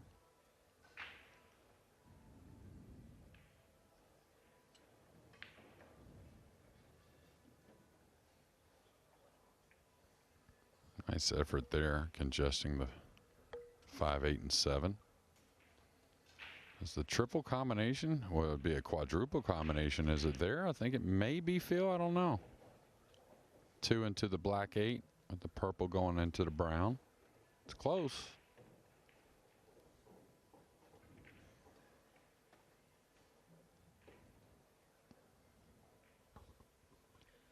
Well, even in snooker, you occasionally see a 4-ball plant, which is the same thing apart from terminology. Yeah, I think that's what he's looking at. And if he has to hit a little behind it to make the 5 throw a little bit to get at the 7, that's available as well. A lot of times what you'll do here is you'll knock the 2 down by those balls and drag the cue ball behind the 3 for the safety. Because he's on 1 foul right now. If you get the 2 down there in a nasty kind of situation and he doesn't make a hit, you can easily get the 3rd foul. I wouldn't say easily, but very percentage-wise, very doable. Table 12 update. 12 racks played. 12 racks shared. Sullivan Clark, Joshua Filler, level 6-6. Okay, he sees something because it looks like he's attacking for the run out. So what's he going to do with the purple 5? Is he going to carry the angle on the pink 4 to get into those 3 balls? A little dangerous, but there's a possibility.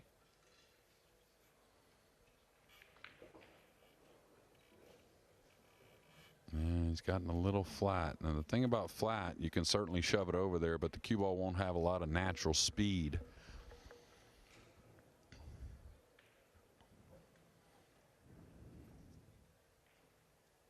Is he trying to go to the bottom rail and into the 8?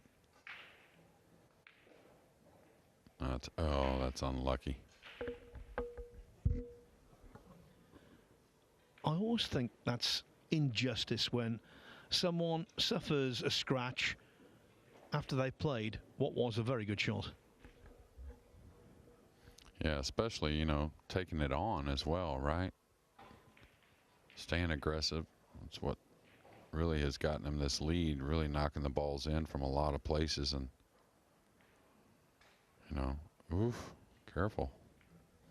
A much needed ball in hand here, and maybe even more so kind of a cupcake out, even though, again, that is a very difficult table.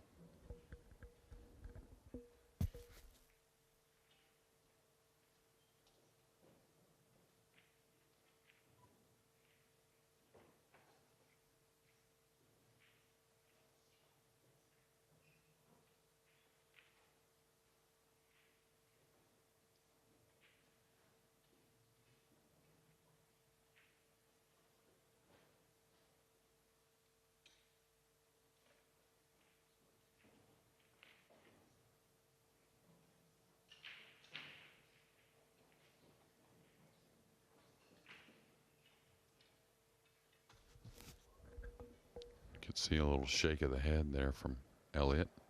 Got a little more draw out of the ball than he wanted. And the thing is, now he can't really draw the ball at all and get a little closer to the 9. He's going to have to just play a little keel shot.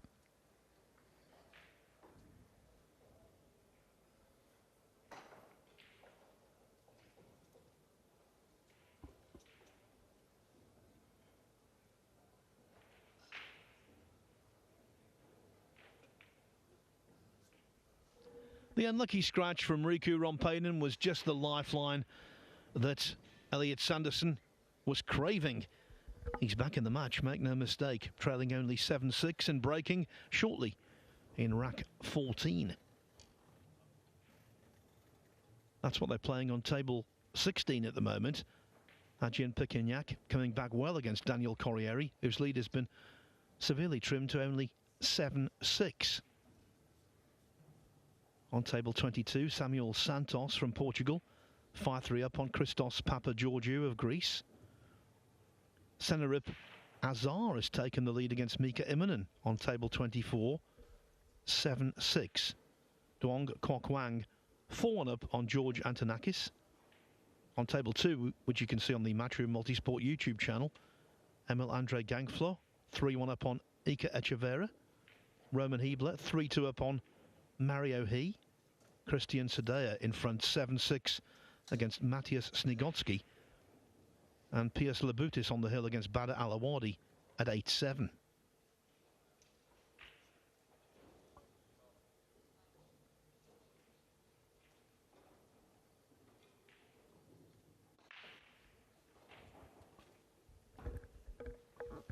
Well, we've not had a sniff at a golden break all day. That was very close to being one. Yeah, both the cue ball and the 9 were a little bit of a sweater after this kiss. Cue ball heading towards the side. I think the 7 saved it, and the 9 narrowly missing. Well, they're all huge shots, but this starter here on the 2, maybe a 4-9 looming.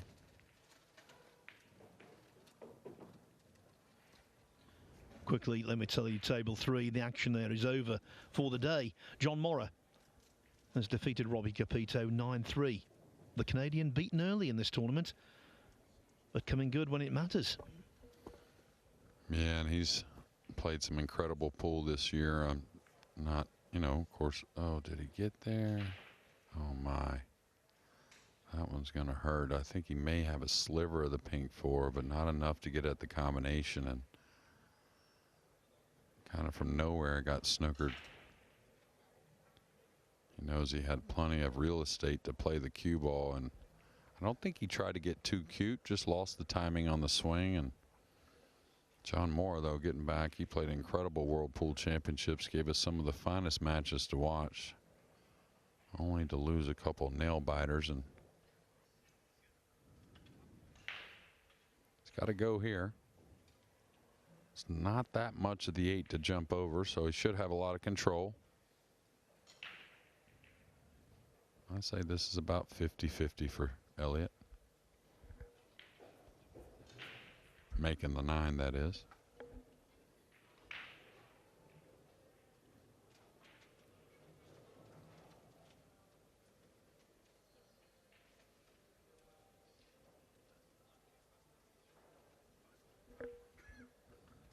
Yeah, he can't settle for the kick here. He's got to go. He's got to take this on.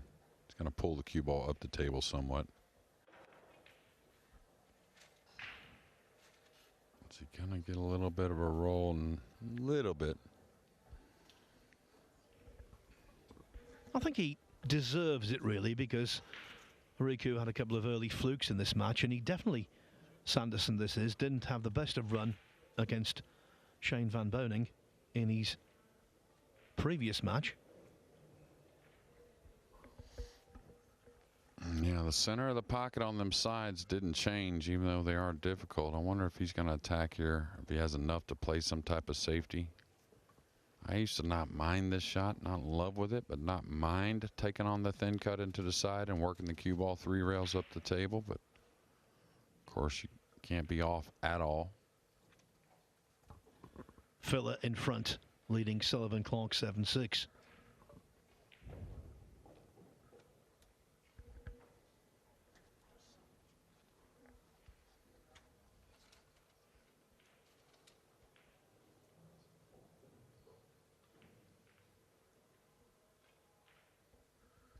Touche on the rolls. Wow. It's been a big 8-ball this game, I'll tell you.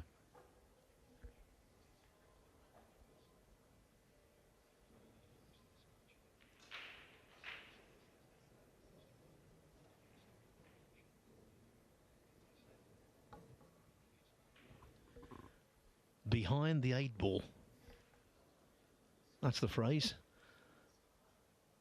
And this is reality.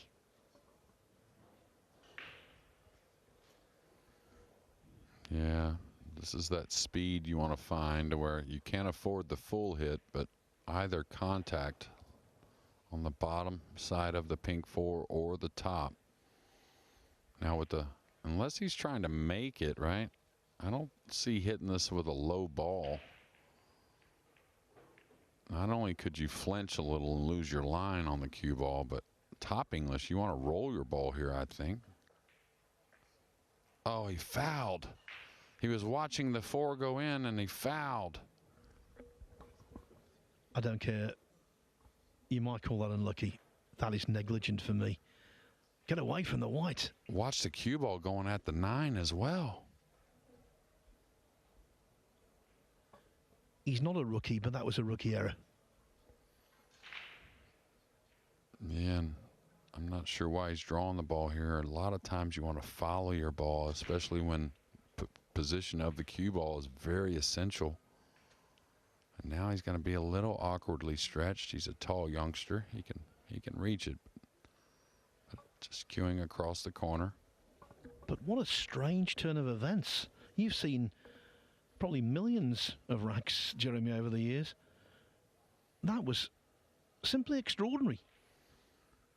Yeah, and he had ideas about the 9 prior to the shot, so pretty amazing he didn't have, you know, some type of look at the cue ball. Now he was looking at the pink as well. All right, needs to come 2 rails and keep an angle. This looks really good, really good. He's kind of been stretched over that corner every shot, it seems, or at least the last few. Now here you got to make a decision. You know, if you're comfortable with like the subtle draw coming past the side for the 8 in the lower left, that's okay if you're really comfortable. Otherwise, let the stroke out and come past the 8 2 rails. Now, one thing, he kills the ball pretty well, Riku, so probably just plays the 8 in the lower left. Really nice. Really nice. Even caught the 7 a little thick to the pocket. And that shows you how touchy it was playing position.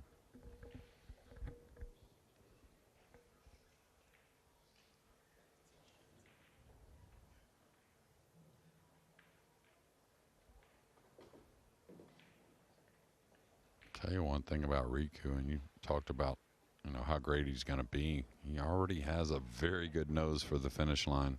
Seems to get stronger and stronger. And how does Elliot Sanderson recover from this? He was watching his work, admiring it, and he forgot to take the tip of the cue away.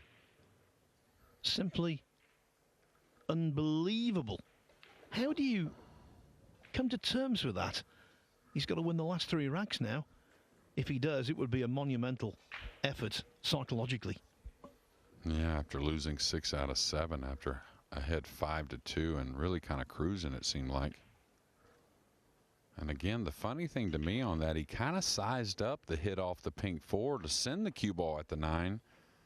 And then once things went down, just kind of lost track of where his cue stick was and where the cue ball was. And they end up colliding and cost him a crucial game. Another result for you. João Griot 9-5 over Radislav Babica. So Spain and Portugal combined, the 2 countries that form the Iberian Peninsula, have done really well in this tournament, providing plenty of players in the last 64, which starts tomorrow. I know all of you will be very keen to know how Joshua Filler's getting on. Well, it's still 7-6 for the German. We know Josh doesn't take a ton of time, you know, probably a little more than he did a couple years ago, but not much. So probably a lot of tactical games over there, maybe not getting shots after the break. Daniel Carreri had a huge lead, and I think it's almost tied at 7 apiece, maybe, or 7-6. 7-6, yeah, to Corriere. Now that's just what Sanderson needed, a scratch on the break from his opponent. Rampant Riku Rompainen. Yeah, nasty little 7-ball 9. Congested on the bottom rail, and I'm trying to figure out a way to get at it, you know, that makes sense, and I'm not sure really if there is one. Maybe just off the 6 a few rails here in 4 or 5 shots. You can't flirt with going into the 7-9 off the 2, not with the 3 a little covered up by the pink. I think that would be a little quick on the draw, in my opinion. That's what I would look at. You know, what's my safety options on the 7 later? Is there a kiss shot on the 9, which probably isn't going to get played, but I like my percentages later going into the 7-9 than off the 2. So we'll see. You can always gamble going in there and just hope things come clean, but these balls are near the bottom rail and sometimes hard to come off the bottom rail when you go into them. If the pink 4 wasn't there, you know, I kind of justified it a bit more. Okay, he's going to stay. He's going in. No, he's staying away from it. That's a smart play.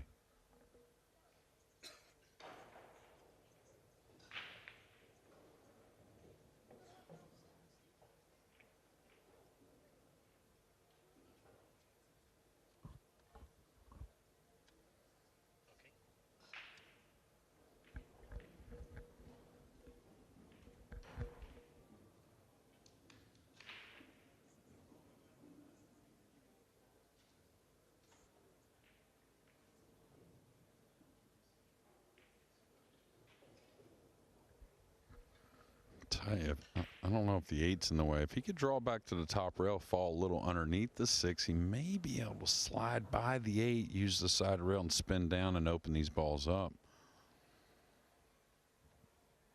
I'm not sure what he was looking at there, really. Is he going to go forward here? Is he trying to get something off the 7?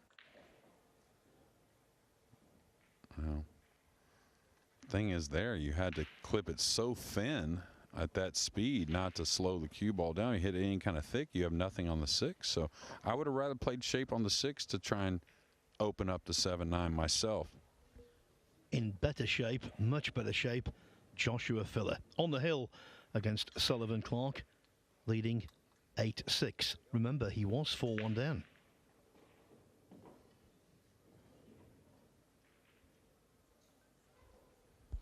Okay, if he can put a lot of left spin, he could open this up off the 2nd rail like this. He's going to get where he's going to play a pretty solid safety, it appears.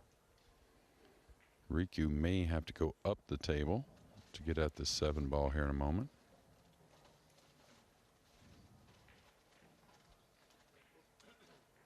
I don't know if he got up on the 9 enough or not. I think he did.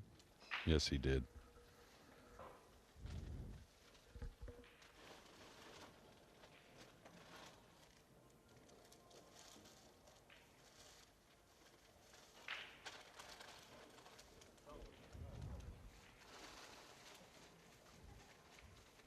The only thing Riku could be contemplating over there is trying to tie up the 7-9 again. I hate to go down with this shot, but myself anyways. It's such a hard one to feel the tie up, and he may have given up a combination. Maybe not. Oh, that certainly looks playable, Phil.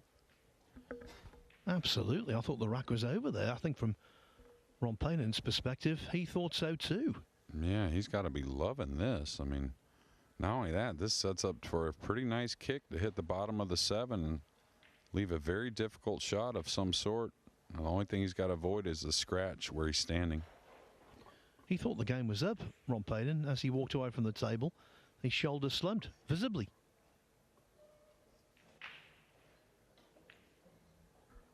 But But that's what I'm saying. And maybe Elliott was worried about a little kick on that combination or something. And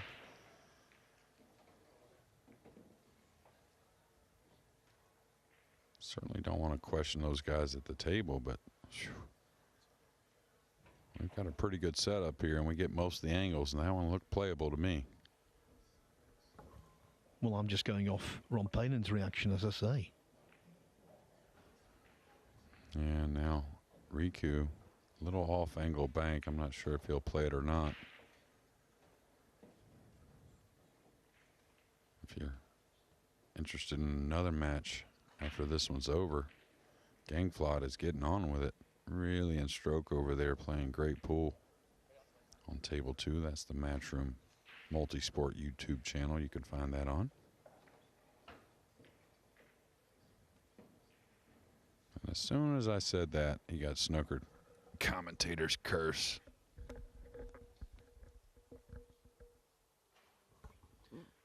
Big name out on table 24. Mika Immonen has been beaten 9-6 by Senerib Azar of Sweden.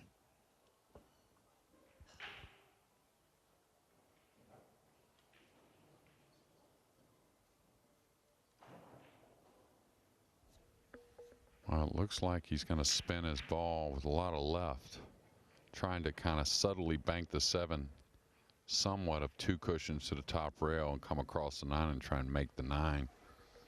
Easy to hang the 9, of course. It's not going to have a ton of speed, and especially if you're trying to capture the speed for the 7, putting it up where he's standing. So,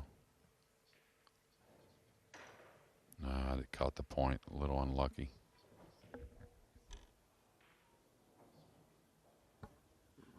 And now one good pot from the 15-year-old, and single elimination beckons. It looks like he's taking it on the side.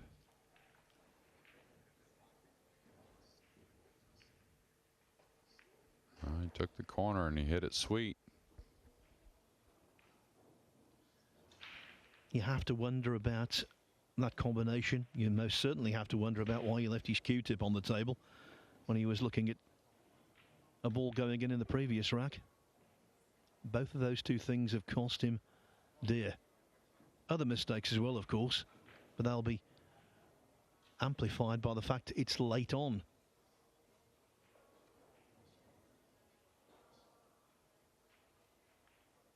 Not late now, it is over.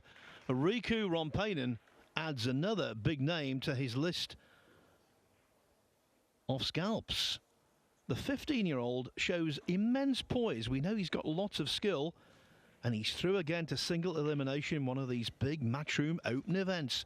This one being the Spanish Open. He's into the last 64 with a 9-6 win. Very well done indeed.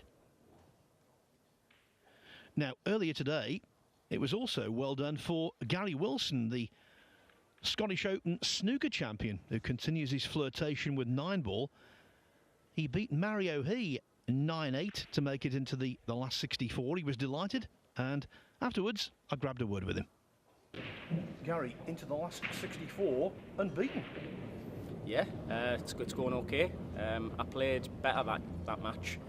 There were still a few little mistakes, but in general, overall, you know, over, was it 17 racks or whatever, I played pretty solid. So yeah, I was quite pleased with the performance. Obviously Mario's a top player, so I knew I had to make as little mistakes as possible, and I'm hopefully starting to do that a little bit more. So yeah, it's encouraging going forward. Yesterday when you beat James Arenas, we were saying that's probably your biggest scalp, but now in terms of the Nineball rankings, Mario He definitely is the biggest scalp, so that must give you an awful lot of confidence. Yeah, as I say, I've felt sort of the last few matches that I'm on the verge of like competing. There will still obviously be, you know, certain jump shots and certain kicks that I'm not going to get as good as the top players. I just haven't had enough time to play them properly. But if the game goes a certain way, I feel I'm definitely competing anyway. Yeah. There was one scare though in the middle of the match with the equipment. Tell us about that. Yeah, I've got a mini butt. It's actually a Potts mini butt for like a Gareth Potts cue, but the joint kind of fits the joint in the bottom of that cue as well. I didn't bring me Green Bay's mini butt because it was a little longer. I thought I'll take the shorter one. It still kind of fits. but it didn't fit perfect, and in the middle of the match there, I was in the middle of clearing up, and the joint must have come away slightly from the actual mini butt with the glue, and it's actually ended up stuck in the bottom of my cue. I couldn't get it off, and it took like a couple of minutes just to try and like tighten it back together again and slowly ease it off. Otherwise I would have had to play with a mini butt just welded into the bottom of my cue, and it would have been an absolute nightmare. But yeah, sigh of relief when I managed to get it out. Thank heavens for no shot clock. Now it's the last 64. Any preferences in the draw? No, I mean, well, yes. I was going to say it like I'm a snooker player and I don't really care who I play, but to be honest, I'm not a pool player, am I? So I do care who I play. I would like a really favourable draw, whoever that is. I applaud your honesty and I applaud your skill. Very well done to get through this one. Cheers, Phil. Gary Wilson there, yeah, being very candid, and I like that. You see it at snooker tournaments all the time when lower ranked players come through and they say, oh, I don't mind who I get. I want Ronnie, and you know they don't mean it. You know they don't mean it. Dripping with insincerity. Now then, over onto table 2 for a little bonus coverage, where a Norwegian is going great guns.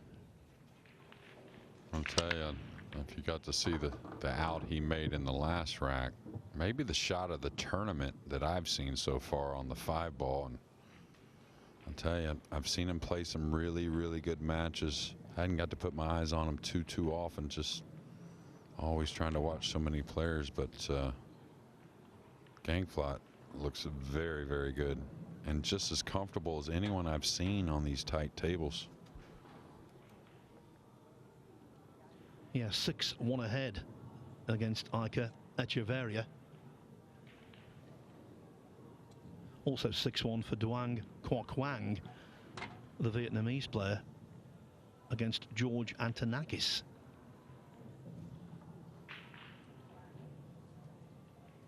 The number of matches now in this double elimination section of the tournament, the first half of the tournament, dwindling down fast.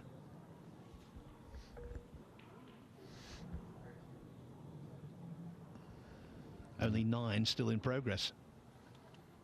Looks like he's got to look at the blue 2 here, just come across real lightly. Looked like he had only that side of the pocket. Trying to hold position on the 3, excuse me. So being as this is table 2, that's the nasty knuckle, the sequel. Yeah, they're running mates.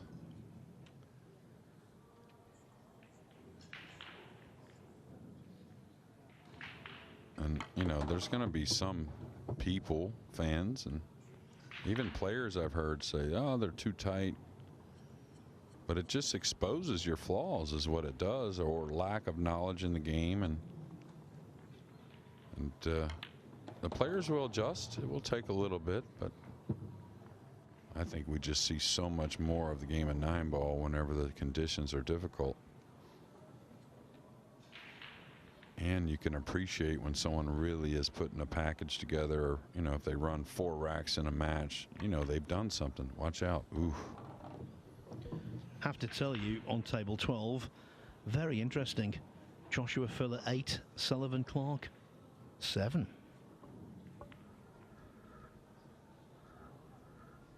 Yeah, it's got a big crowd around it as well. I'm sure there's a few matches that the fans are partaking in over there. A lot of close scores coming down to the end.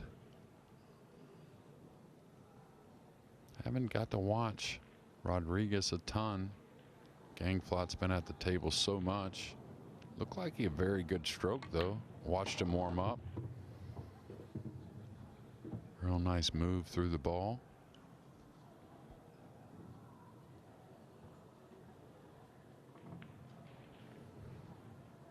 He doesn't have much angle here, so he's going to try and open these balls up, and doesn't need a big bump on the 8, but if you don't have much speed though, it's easy. Maybe you slide onto the 7 after bumping the 8. I actually got into it a little too nicely. And I think that was just the slim angle he had. It wasn't as easy to move that cue ball to the side rail as maybe he anticipated.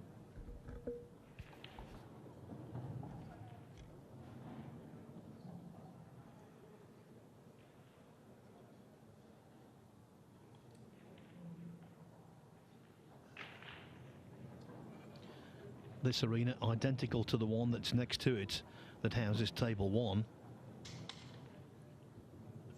That shot may not be fit for purpose. Could have placed himself in a lot of trouble here, Echeverria.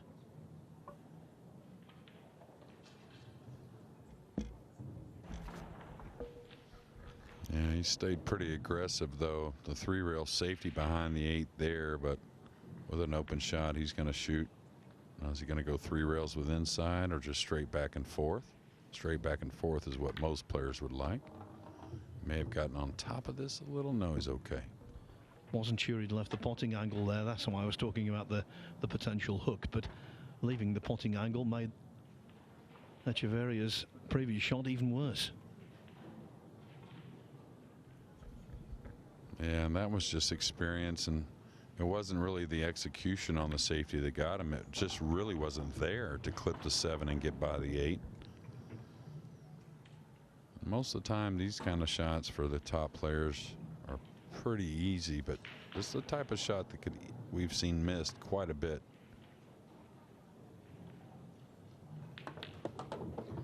Yeah, placing the bridge hand on the back of the middle pocket is never an easy proposition, but Emile-Andre Gangflo made it look that way.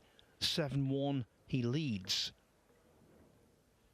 So then let's give you these scores. Daniel Corriere on the hill against Adrian Pekenyak at 8-6. Still 8-7 for Filler over Clark. We're waiting for a big cheer or groan over there. On table 22, Samuel Santos, 7-5 up on Christos Papageorgiou. Duong Kwok Wang, 6-2 on George Antonakis. Mario He getting his own way now against Roman Hebler on table 17. It was tight early on. Now he has got some breathing space at 5-3. It's Hill, Matthias Snigocki of Poland and Christian Sadea of Romania. That's on table 21. And on table 19, James Georgiadis was well in front against Adam Stankovic. Georgiadis now leads only 8-7.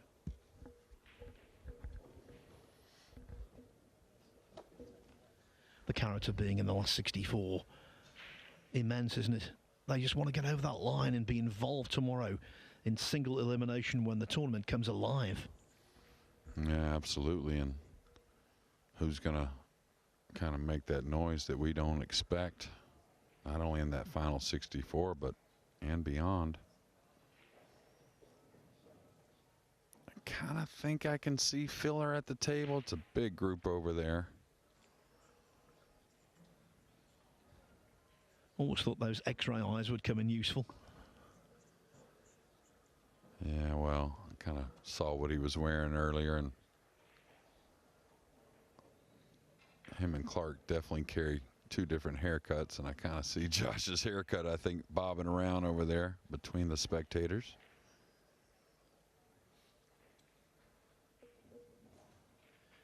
Just to repeat, if you're joining us, Joshua Filler in a pitched battle against the New Zealander Sullivan Clark on table 12. What makes it all the more remarkable is that Filler started out as the tournament favourite, 7-1 with the bookmakers to win the $30,000 first prize. And if he were to miss out on single elimination, that would be a seismic upset. What a victory it would be for Sullivan Clark, who next week represents his country, New Zealand, in the World Cup alongside Matt Edwards, who's a fine player himself and who once reached the last 16 of the World Nineball Championship.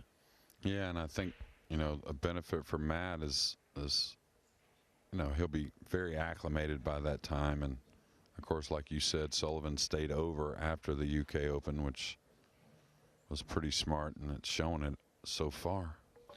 Italy will have a representative in the last 64. Daniel Corriere has come through 9-6 against Adrian Pekenyak on table 16. So the action now somewhat limited. Just 6 matches, 7 still going. Must say though, this is a wonderful arena. The 26 tables needed for this event housed comfortably. You could put maybe 30 in here, no problem. Yeah, I'm not sure exactly. There's actually several more buildings attached to this arena as well, or this complex, you may say. So a lot going on here. Talking about multi-table situations, back in the early 90s when the game of snooker went open to all comers, there was hundreds of entries for all of the ranking events, and the qualifying became labyrinthine. They played it at the Norbury Castle Hotel in Blackpool in the northwest of England, and we had 24 snooker tables in one room. Wow, that's something else. That's a lot of work as well. All right, Gangflat back from his break. Got the one down. Looks like the 2 ball and the cue ball will be near each other. Searching for a pocket, and it looks like Filler has gotten it done. Well, I must say I'm pleased, because it would have been a pity to see him go out and not see him go out, if you know what I mean. Yeah, absolutely. And you know, we want those big matchups towards the end of the event, and Filler usually gives us that along with some others. And hats off to Sullivan Clark for a heck of a run there, and he'll make that final 64 and beyond before you know it. Seems like he's always threatening a couple big wins every event. Did he get the stun? He did. A little friendly clip off the 7 with the blue 2.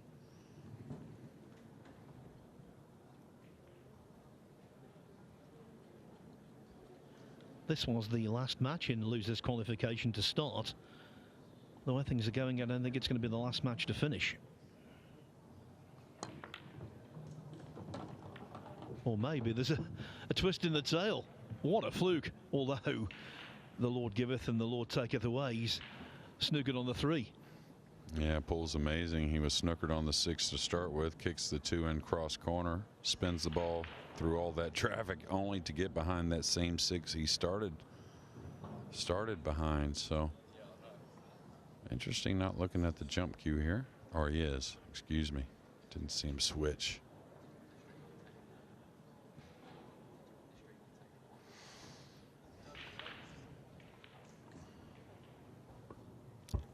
Easy to overcut this. He caught it actually a little thick, but I was thinking that because you try to kind of like push it to get position on the pink 4 and sometimes overlook the object ball. The scoreboard is now flashing. It's officially confirmed. Josh Filler is the most relieved man in Lugo. He's through. Yeah, and just like all the greats, after some threats and a stressful day, he'll regroup well and be very prepared for that final 64. About the first ball I've seen him miss that was really, really makeable. The one thing, though, you know, since he's coming in with a loss into that final 64, you figure him to draw a little tougher. So again, when that draw's done, after we've concluded who the final 64 are, keep an eye out for Josh Filler's name. The one player you won't want, Johan Schur. Or maybe he will to get revenge. Yeah, possibly, and that's a possible match, and there's so many great ones. Again, we don't necessarily maybe want that to happen right away in the final 64, but odds are he's going to play a match or a player that's one of the top guys. Or is he going to pull this underneath the 6? Is he coming one rail? Watch out into the 8. A little short side position.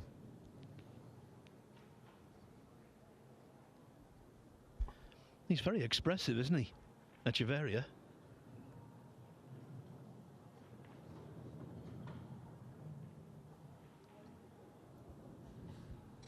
If he's going to go offensive here, he's just got to go past the 7 and take the cut on the purple. The 6 is playable. He can go up and, you know, a foot or so past the 7. Cut the 5 and just come across for the green 6. These 2 next shots will tell you a lot. No hanger here.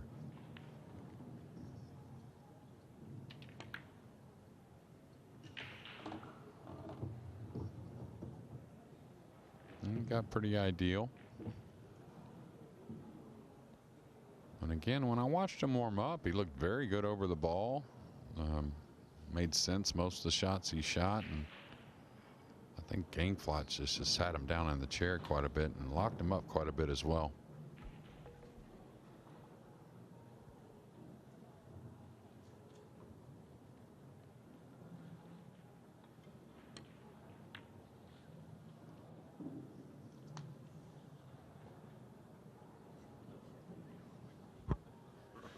The writing, you would assume, is on the wall. Yeah, and this ball's deep, so we'll see if he kind of pulls it out, hitting about half the purple with low left English, just coming out one rail. Could go rail first, but that's dangerous. I like ball first here. Yeah, I like that. Any of those shots, if you're trying to learn how to hit them, just imagine the cue ball coming slowly up the table. That kind of tells you, the portion of the ball you want to hit coming out of the pocket there.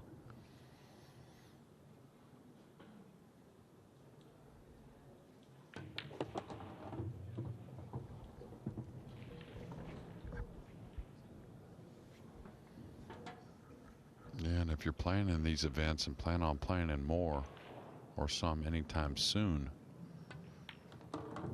good idea to go get you a tight box back home to practice on. And that's the problem. A lot of these players aren't used to aiming towards that center of the pocket. They know where they play in places that as long as they hit a good speed, the pocket will open up, and that's just not going to be the case anymore.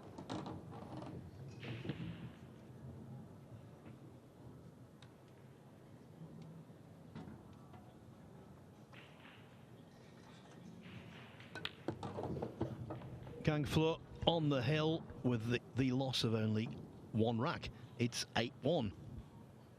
Matthias Snigotsky, the experienced Pole, has come through hill against Christian Sadea of Romania. Mario He leads Roman Hebler 5-3. Duong Kwok Hwang is doubling up on George Antonakis at 6-3. And James Georgiadis and Adam Stankovic have gone hill also. That's the second match in succession in which Stankovic has had to endure the unique nerves of a deciding all-important 17th rack. On table 22, Samuel Santos leads Christos Papageorgiou 8-6. And that's the only matches now that remain in progress. Highlight of the day so far, Jeremy? I would say for me it would be the utter professionalism and brilliance of Shane Van Boening. Yeah, well, he's looked the best to me, maybe. Match in, match out, ball in, ball out. And, he had a couple little easy ones get away, I think. But I like what he's doing. And, it took a little frustration maybe for him to, recognize a few things, maybe make a hair of a change. We see the extension off. So that means there's concern there with Shane, right? That means something's grabbing his attention. This World Nineball Tour is part of it, that's for sure, but the players as well. So you can take that as a compliment, all you players, when you start making SVB think a little bit.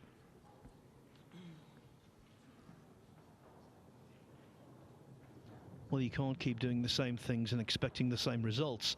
And for him, the results have been very spectacular, or very respectable, I should say, this year, but not spectacular as they normally are. Yeah, and, he's going to pick it apart as well as anyone. And, a couple of those tournaments, I thought he played great, I believe it was a Vietnamese player that took him out there at the World Pool Championship. It took us something special. From Duong, right? Yeah, Duong Kwok Hwang beat him in the last 16. It was a very good performance from Duong, but also he had some really good fortune at the right time. Well, absolutely, and it does take that regardless almost to win any match, let alone beat SVB. But then we saw at the PLP, kind of got frustrated, didn't play his best. The UK Open, You know, he made some mistakes early. It's almost like he was putting pressure on himself, I thought. And, you know, had a nice trip to Dubai and got to play a lot of pool, and pool when he wanted to play it. That was a key thing, I think, as well. Got a little rest, a little reboot, and he's really hit the ball sweet. Yeah, and it's not exactly a crisis. He's still number 2 in the World Nineball Tour rankings. Mind you, doesn't want to allow Francisco Sanchez Ruiz to ride off into the sunset. No, not at all. And, you know, Shane still building that legacy. It's not needed, but, you know, 40 years old or approaching 40 soon. And this is what I saw from Rodriguez when he was warming up. Very capable, moving the ball around, knocking balls in. Pretty smart player with the position. But as far as SVB, you know, for him to win with the field we have now, it's just another feather in his cap.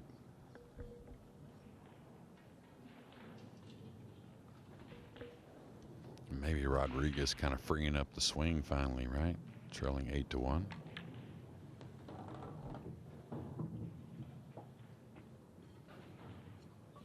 Yeah, the dry break from Gangflow didn't help matters, of course.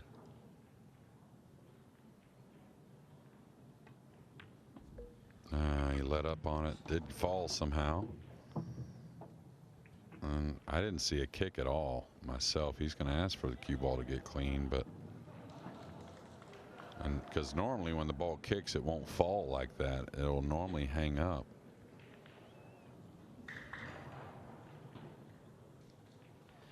Maybe a means of just giving himself a few seconds to gather his thoughts.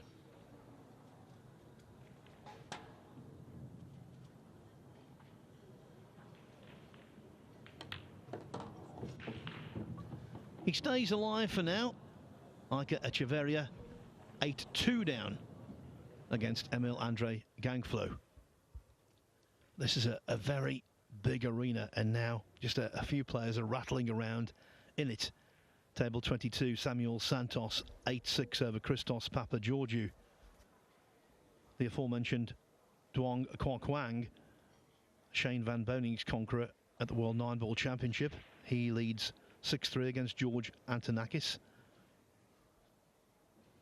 It's a slow match on table 17 by their usual standards. Mario He only 5-3 ahead against Roman Hebler.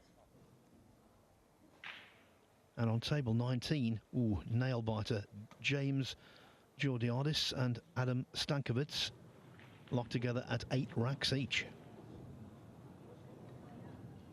Just one final thought on the match we were watching a while ago on table 1, Riku Rompainen. I think we take it for granted now that he can do this, but he's still only 15. What a prospect. No, absolutely. And, you know, he's in a really good circumstance and situation where he gets to attend these events. And, you know, he's showing he deserves to be here and he should be here, but that's just going to really do him wonders.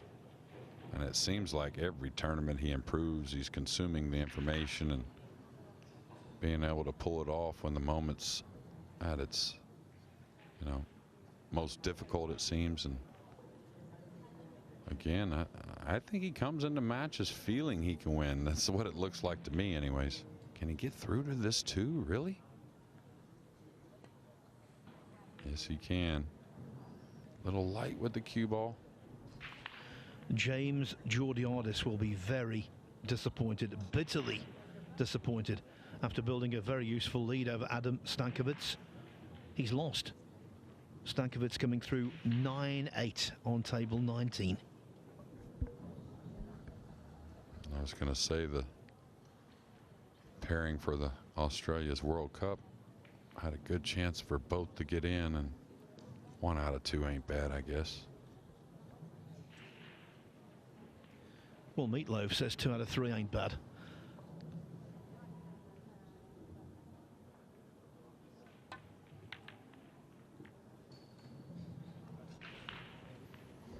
All right, Rodriguez has a laid up 2-ball. He's going to have to work the cue ball up the table and back down, but definitely set up to get another one on the board. His first shot will tell us a lot.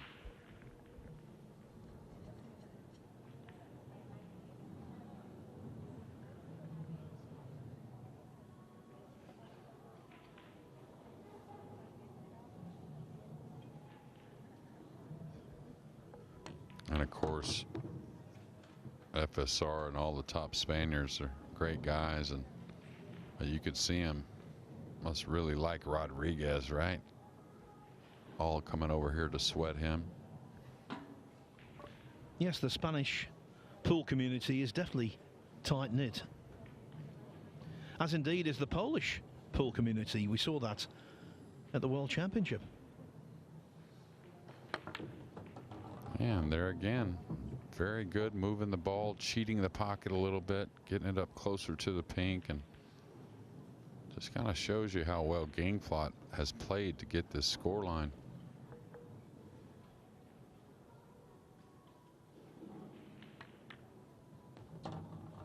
He's come over a little too much here, and still shouldn't be a problem.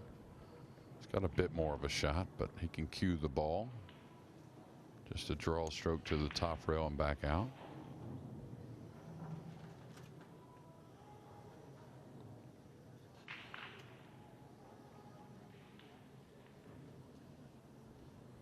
And he's going to level out and come 3 rails. Nothing wrong with that.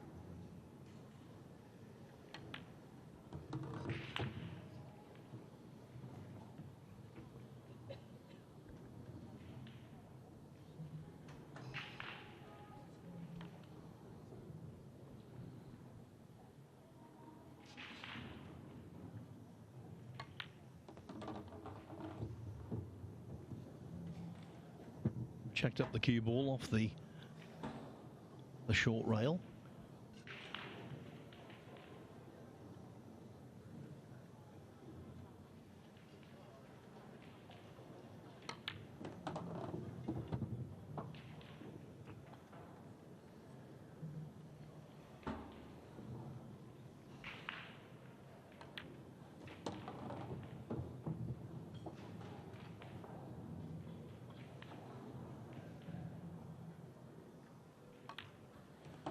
Suddenly, after being entirely outplayed, Echeverria has played a couple of really good racks, but you can't escape the feeling it might be just a little too late.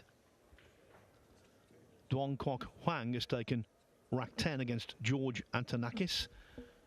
Duong 2 racks away from victory at 7-3.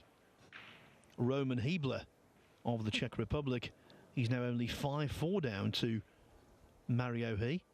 Samuel Santos still waiting for victory against Christos Papageorgiou. 8-7 now in favour of Santos.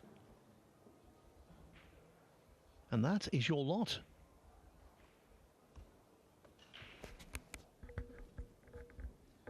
I think this draw for the last 64 later on is going to be intriguing. You could get some giants of the game going toe-to-toe. Yeah, absolutely. And no matter how it comes down, there's always incredible matches, but we've got a few big names on the loser's side. And, oh, the scratch on the break, and did make a ball, and Gangflot the way he's played, and of course the 1 to the 2 not difficult, the 3 near, maybe the position from the 3 to the 4 the real work, and still you gotta like to be betting on him to get out here.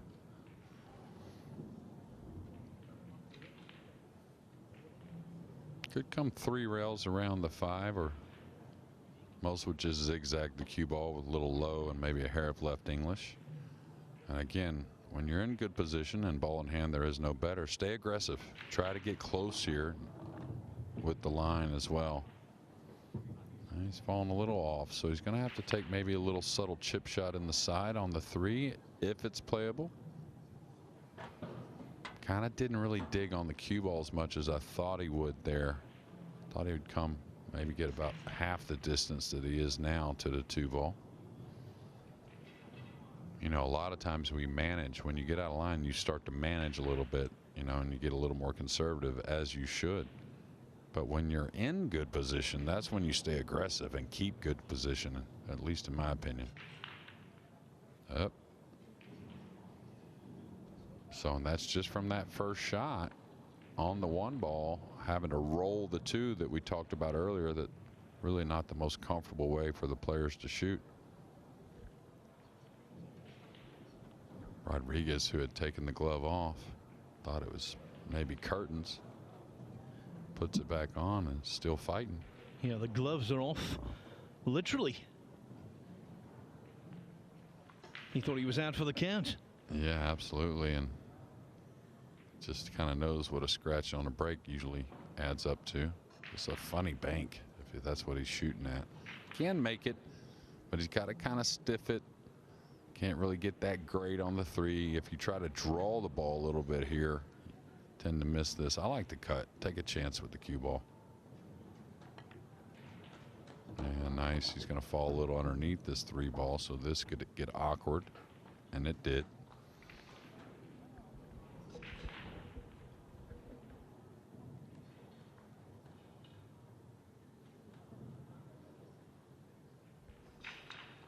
Yeah, I don't think he has a play in the.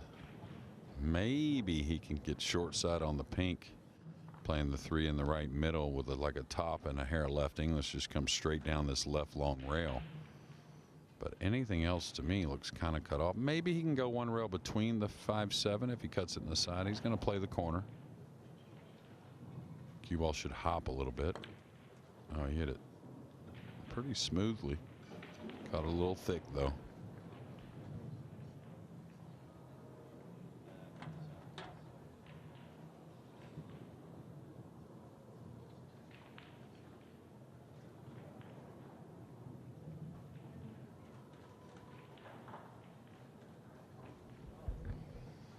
Doesn't look so natural to get by the 5 and 7 with the cue ball. I think with a high left you could get by the 5 and the 7, kind of come 2 rails at the 9 maybe, or maybe a hair right of the 9. Don't really want to dig on this really. You want to just level out. Like I said, maybe use a hair of left English.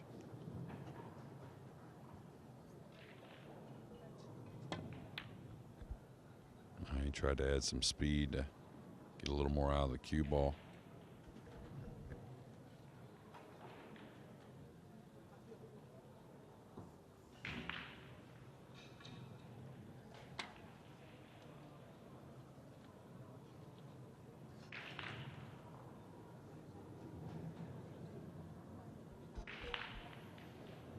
I don't know if I jump this or not, Phil, because you're not going to dig and draw the ball from that distance and being that close to the 6. So if you do make it, you're probably snookered. Unless you fluke it.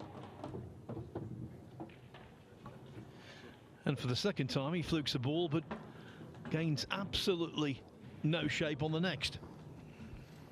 Well, he's got a rail first.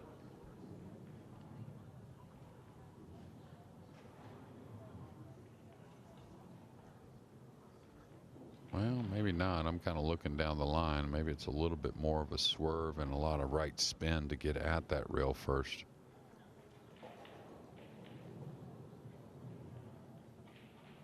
So he's showing you now the rail first not really available. It's going to go 2 rails.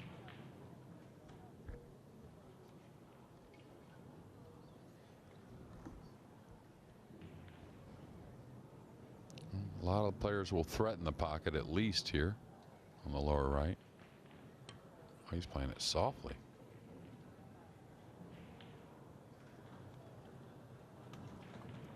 Not a bad effort at all.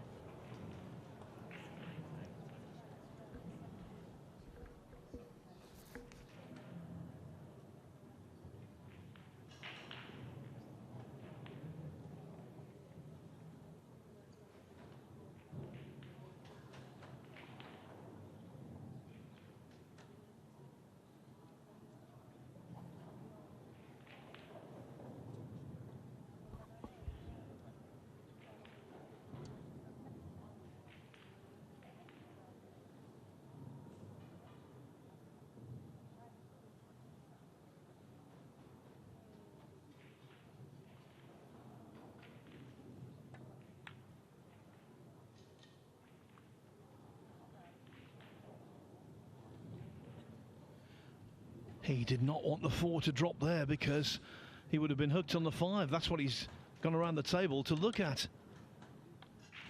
That was a fraction away. Yeah, at first he didn't really think the pink was going to threaten the side, and it just opened up a little bit. And good thing those sides are tough, or at least for Gangflot, that is.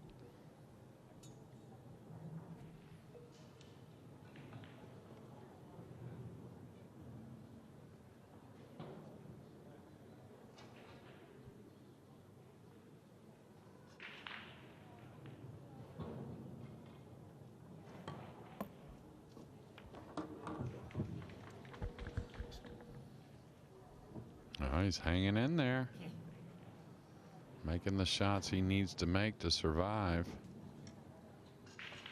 And it doesn't look like, you know, he's really playing the shots like he's down so many games. You know, a lot of players will get a little ultra aggressive when you're down such a big score line. He's going to try and cut this in and come 3 rails. Got a little thick. Something about these top right corners on the TV tables, they do not give an inch.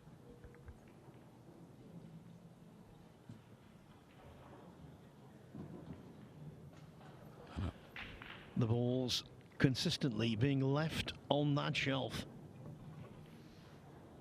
Yeah, and that one was hit a bit thick. Stroke was pretty good. I was going to say, with the tight pocket and it's sitting deep on the right rail here, you probably don't want to swerve and try the rail first. The ball's pretty small. You want to take the chance with the jump stroke. Catch a piece. It's going to move a little bit, but you just got to take a little chance with it. It's going to end up right behind the 9. Somewhat behind the 9. I think he's got an edge on the bottom. The old-timers say, don't they, winning is never easy.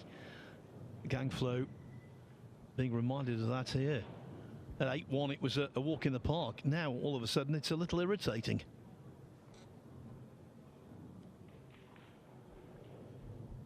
Yeah, and I think, like I said, he's got the bottom edge of this 6 ball. I don't think he has a bank shot. He certainly doesn't have the cut, but should feel this pretty easily to come 2 rails and use the 9 as a snooker.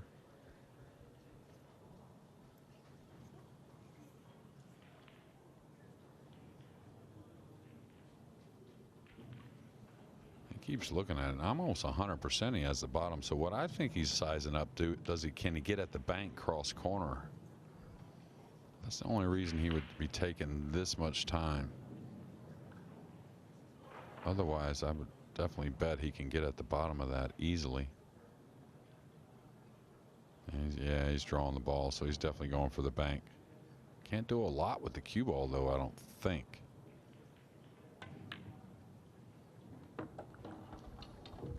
That was crisp. Now one good piece of cueing, and he's there. Into the last 64, like Christos Papageorgiou, who's completed quite a fight back to overcome Samuel Santos of Portugal. 9-8.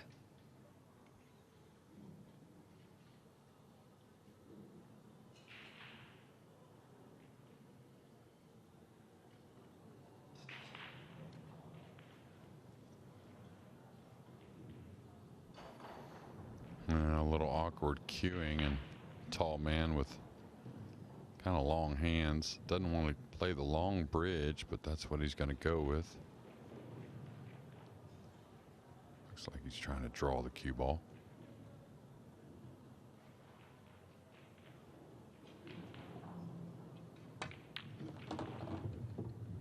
I'll tell you, when it comes to tough shots, I've seen 3 or 4 of them in this match from Gangflot that have been almost as good as anyone in the tournament, and probably the best shot of the tournament so far I saw earlier.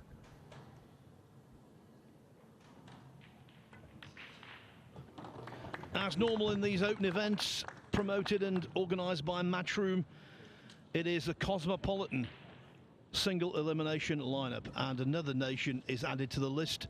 Norway prevails there. Emil Angre Gangflo coming through by 9 racks to 3 against Iker Echeverria of the host nation Spain. So then, Duong Kwok Wang on the hill against George Antonakis at 8-3. Mario He, 6-4 up on Roman Hebler. And that is the only pool going on out there right now. It's been a really busy day. We had 4 separate rounds going. And this is how it all panned out. Skylar Woodward started out on table 2 with a win. Looked okay. Improved in his next match. Albin Auschen, he made it into the last 64 with a 9-6 win over Mickey Kraus. Joshua Filler rocked on his heels by Johan Chua. 9-1, the Filipino prevailed there. Then Justin Sage came through 9-2 against Jonas Suto Camino, who will be very disappointed with the level of his performance in that contest. And then finally, the match we've just seen, Norway coming good. As for table 1, we started out with a loser's side match, which was won by Zheng of China, but he's now out of the tournament. Not so titans such as Francisco Sanchez Ruiz, Shane Van Boning, Skylar Woodward, delighted with that 9-4 win over Loho Sum. And then let youth be served. Riku Rompainen, the 15-year-old from Finland, beating Elliot Sanderson, the GB World Cup player, by 9 racks to 6. And what categorised the losers qualification round in particular, so many matches went very close indeed, like this. Francisco Diaz Pizarro, it was a big cheer when he got over the line against Gerson Martinez. Martinez will be ruining lots today. He was well in front before this against Alexander Kazakis, couldn't nail the win down. He fought back well against Pizarro, but the last laugh, Jeremy, went to the Spaniard. Yeah, absolutely. And we heard a big roar when the match was won, and Gerson again, feel for him, but not all of the players are going to make it. But if he continues to get at these bigger events, you're going to hear that name more often. Over 60 Spanish players entered this event, and you have to say that given what he's achieved in the game, Francisco Pizarro is definitely one of the top 5. Yeah, good player and aggressive player, and not the best there, but it didn't matter when it came to the end. Made a tough shot in the side and advanced into what will be day 4. The Peruvian is out, now looking to the World Cup next week with Christopher Tevez. As for the individual portion of his trip, though, for Martinez, that is over. The tornado blowing. Joshua Filler on table 12. We don't often see this Filler out in the sticks. He was 4-1 down to Sullivan Clark of New Zealand. Kept edging back into it though, and in the end he did just enough. The prevailing emotion for him, Jeremy Jones, will be immense relief. Yeah, absolutely. And Josh, who is very, very honest with himself, he'll go back home or back to the hotel today or tonight and think about things that got away from him. He'll feed off the positive, of course, but try and shore up a few mistakes that he did make. I didn't get to watch the Chua match, but I bet Chua just played an outstanding match is what I would bet. Yes, it's a clean slate tomorrow, but of course he might not have had tomorrow had it not been for this.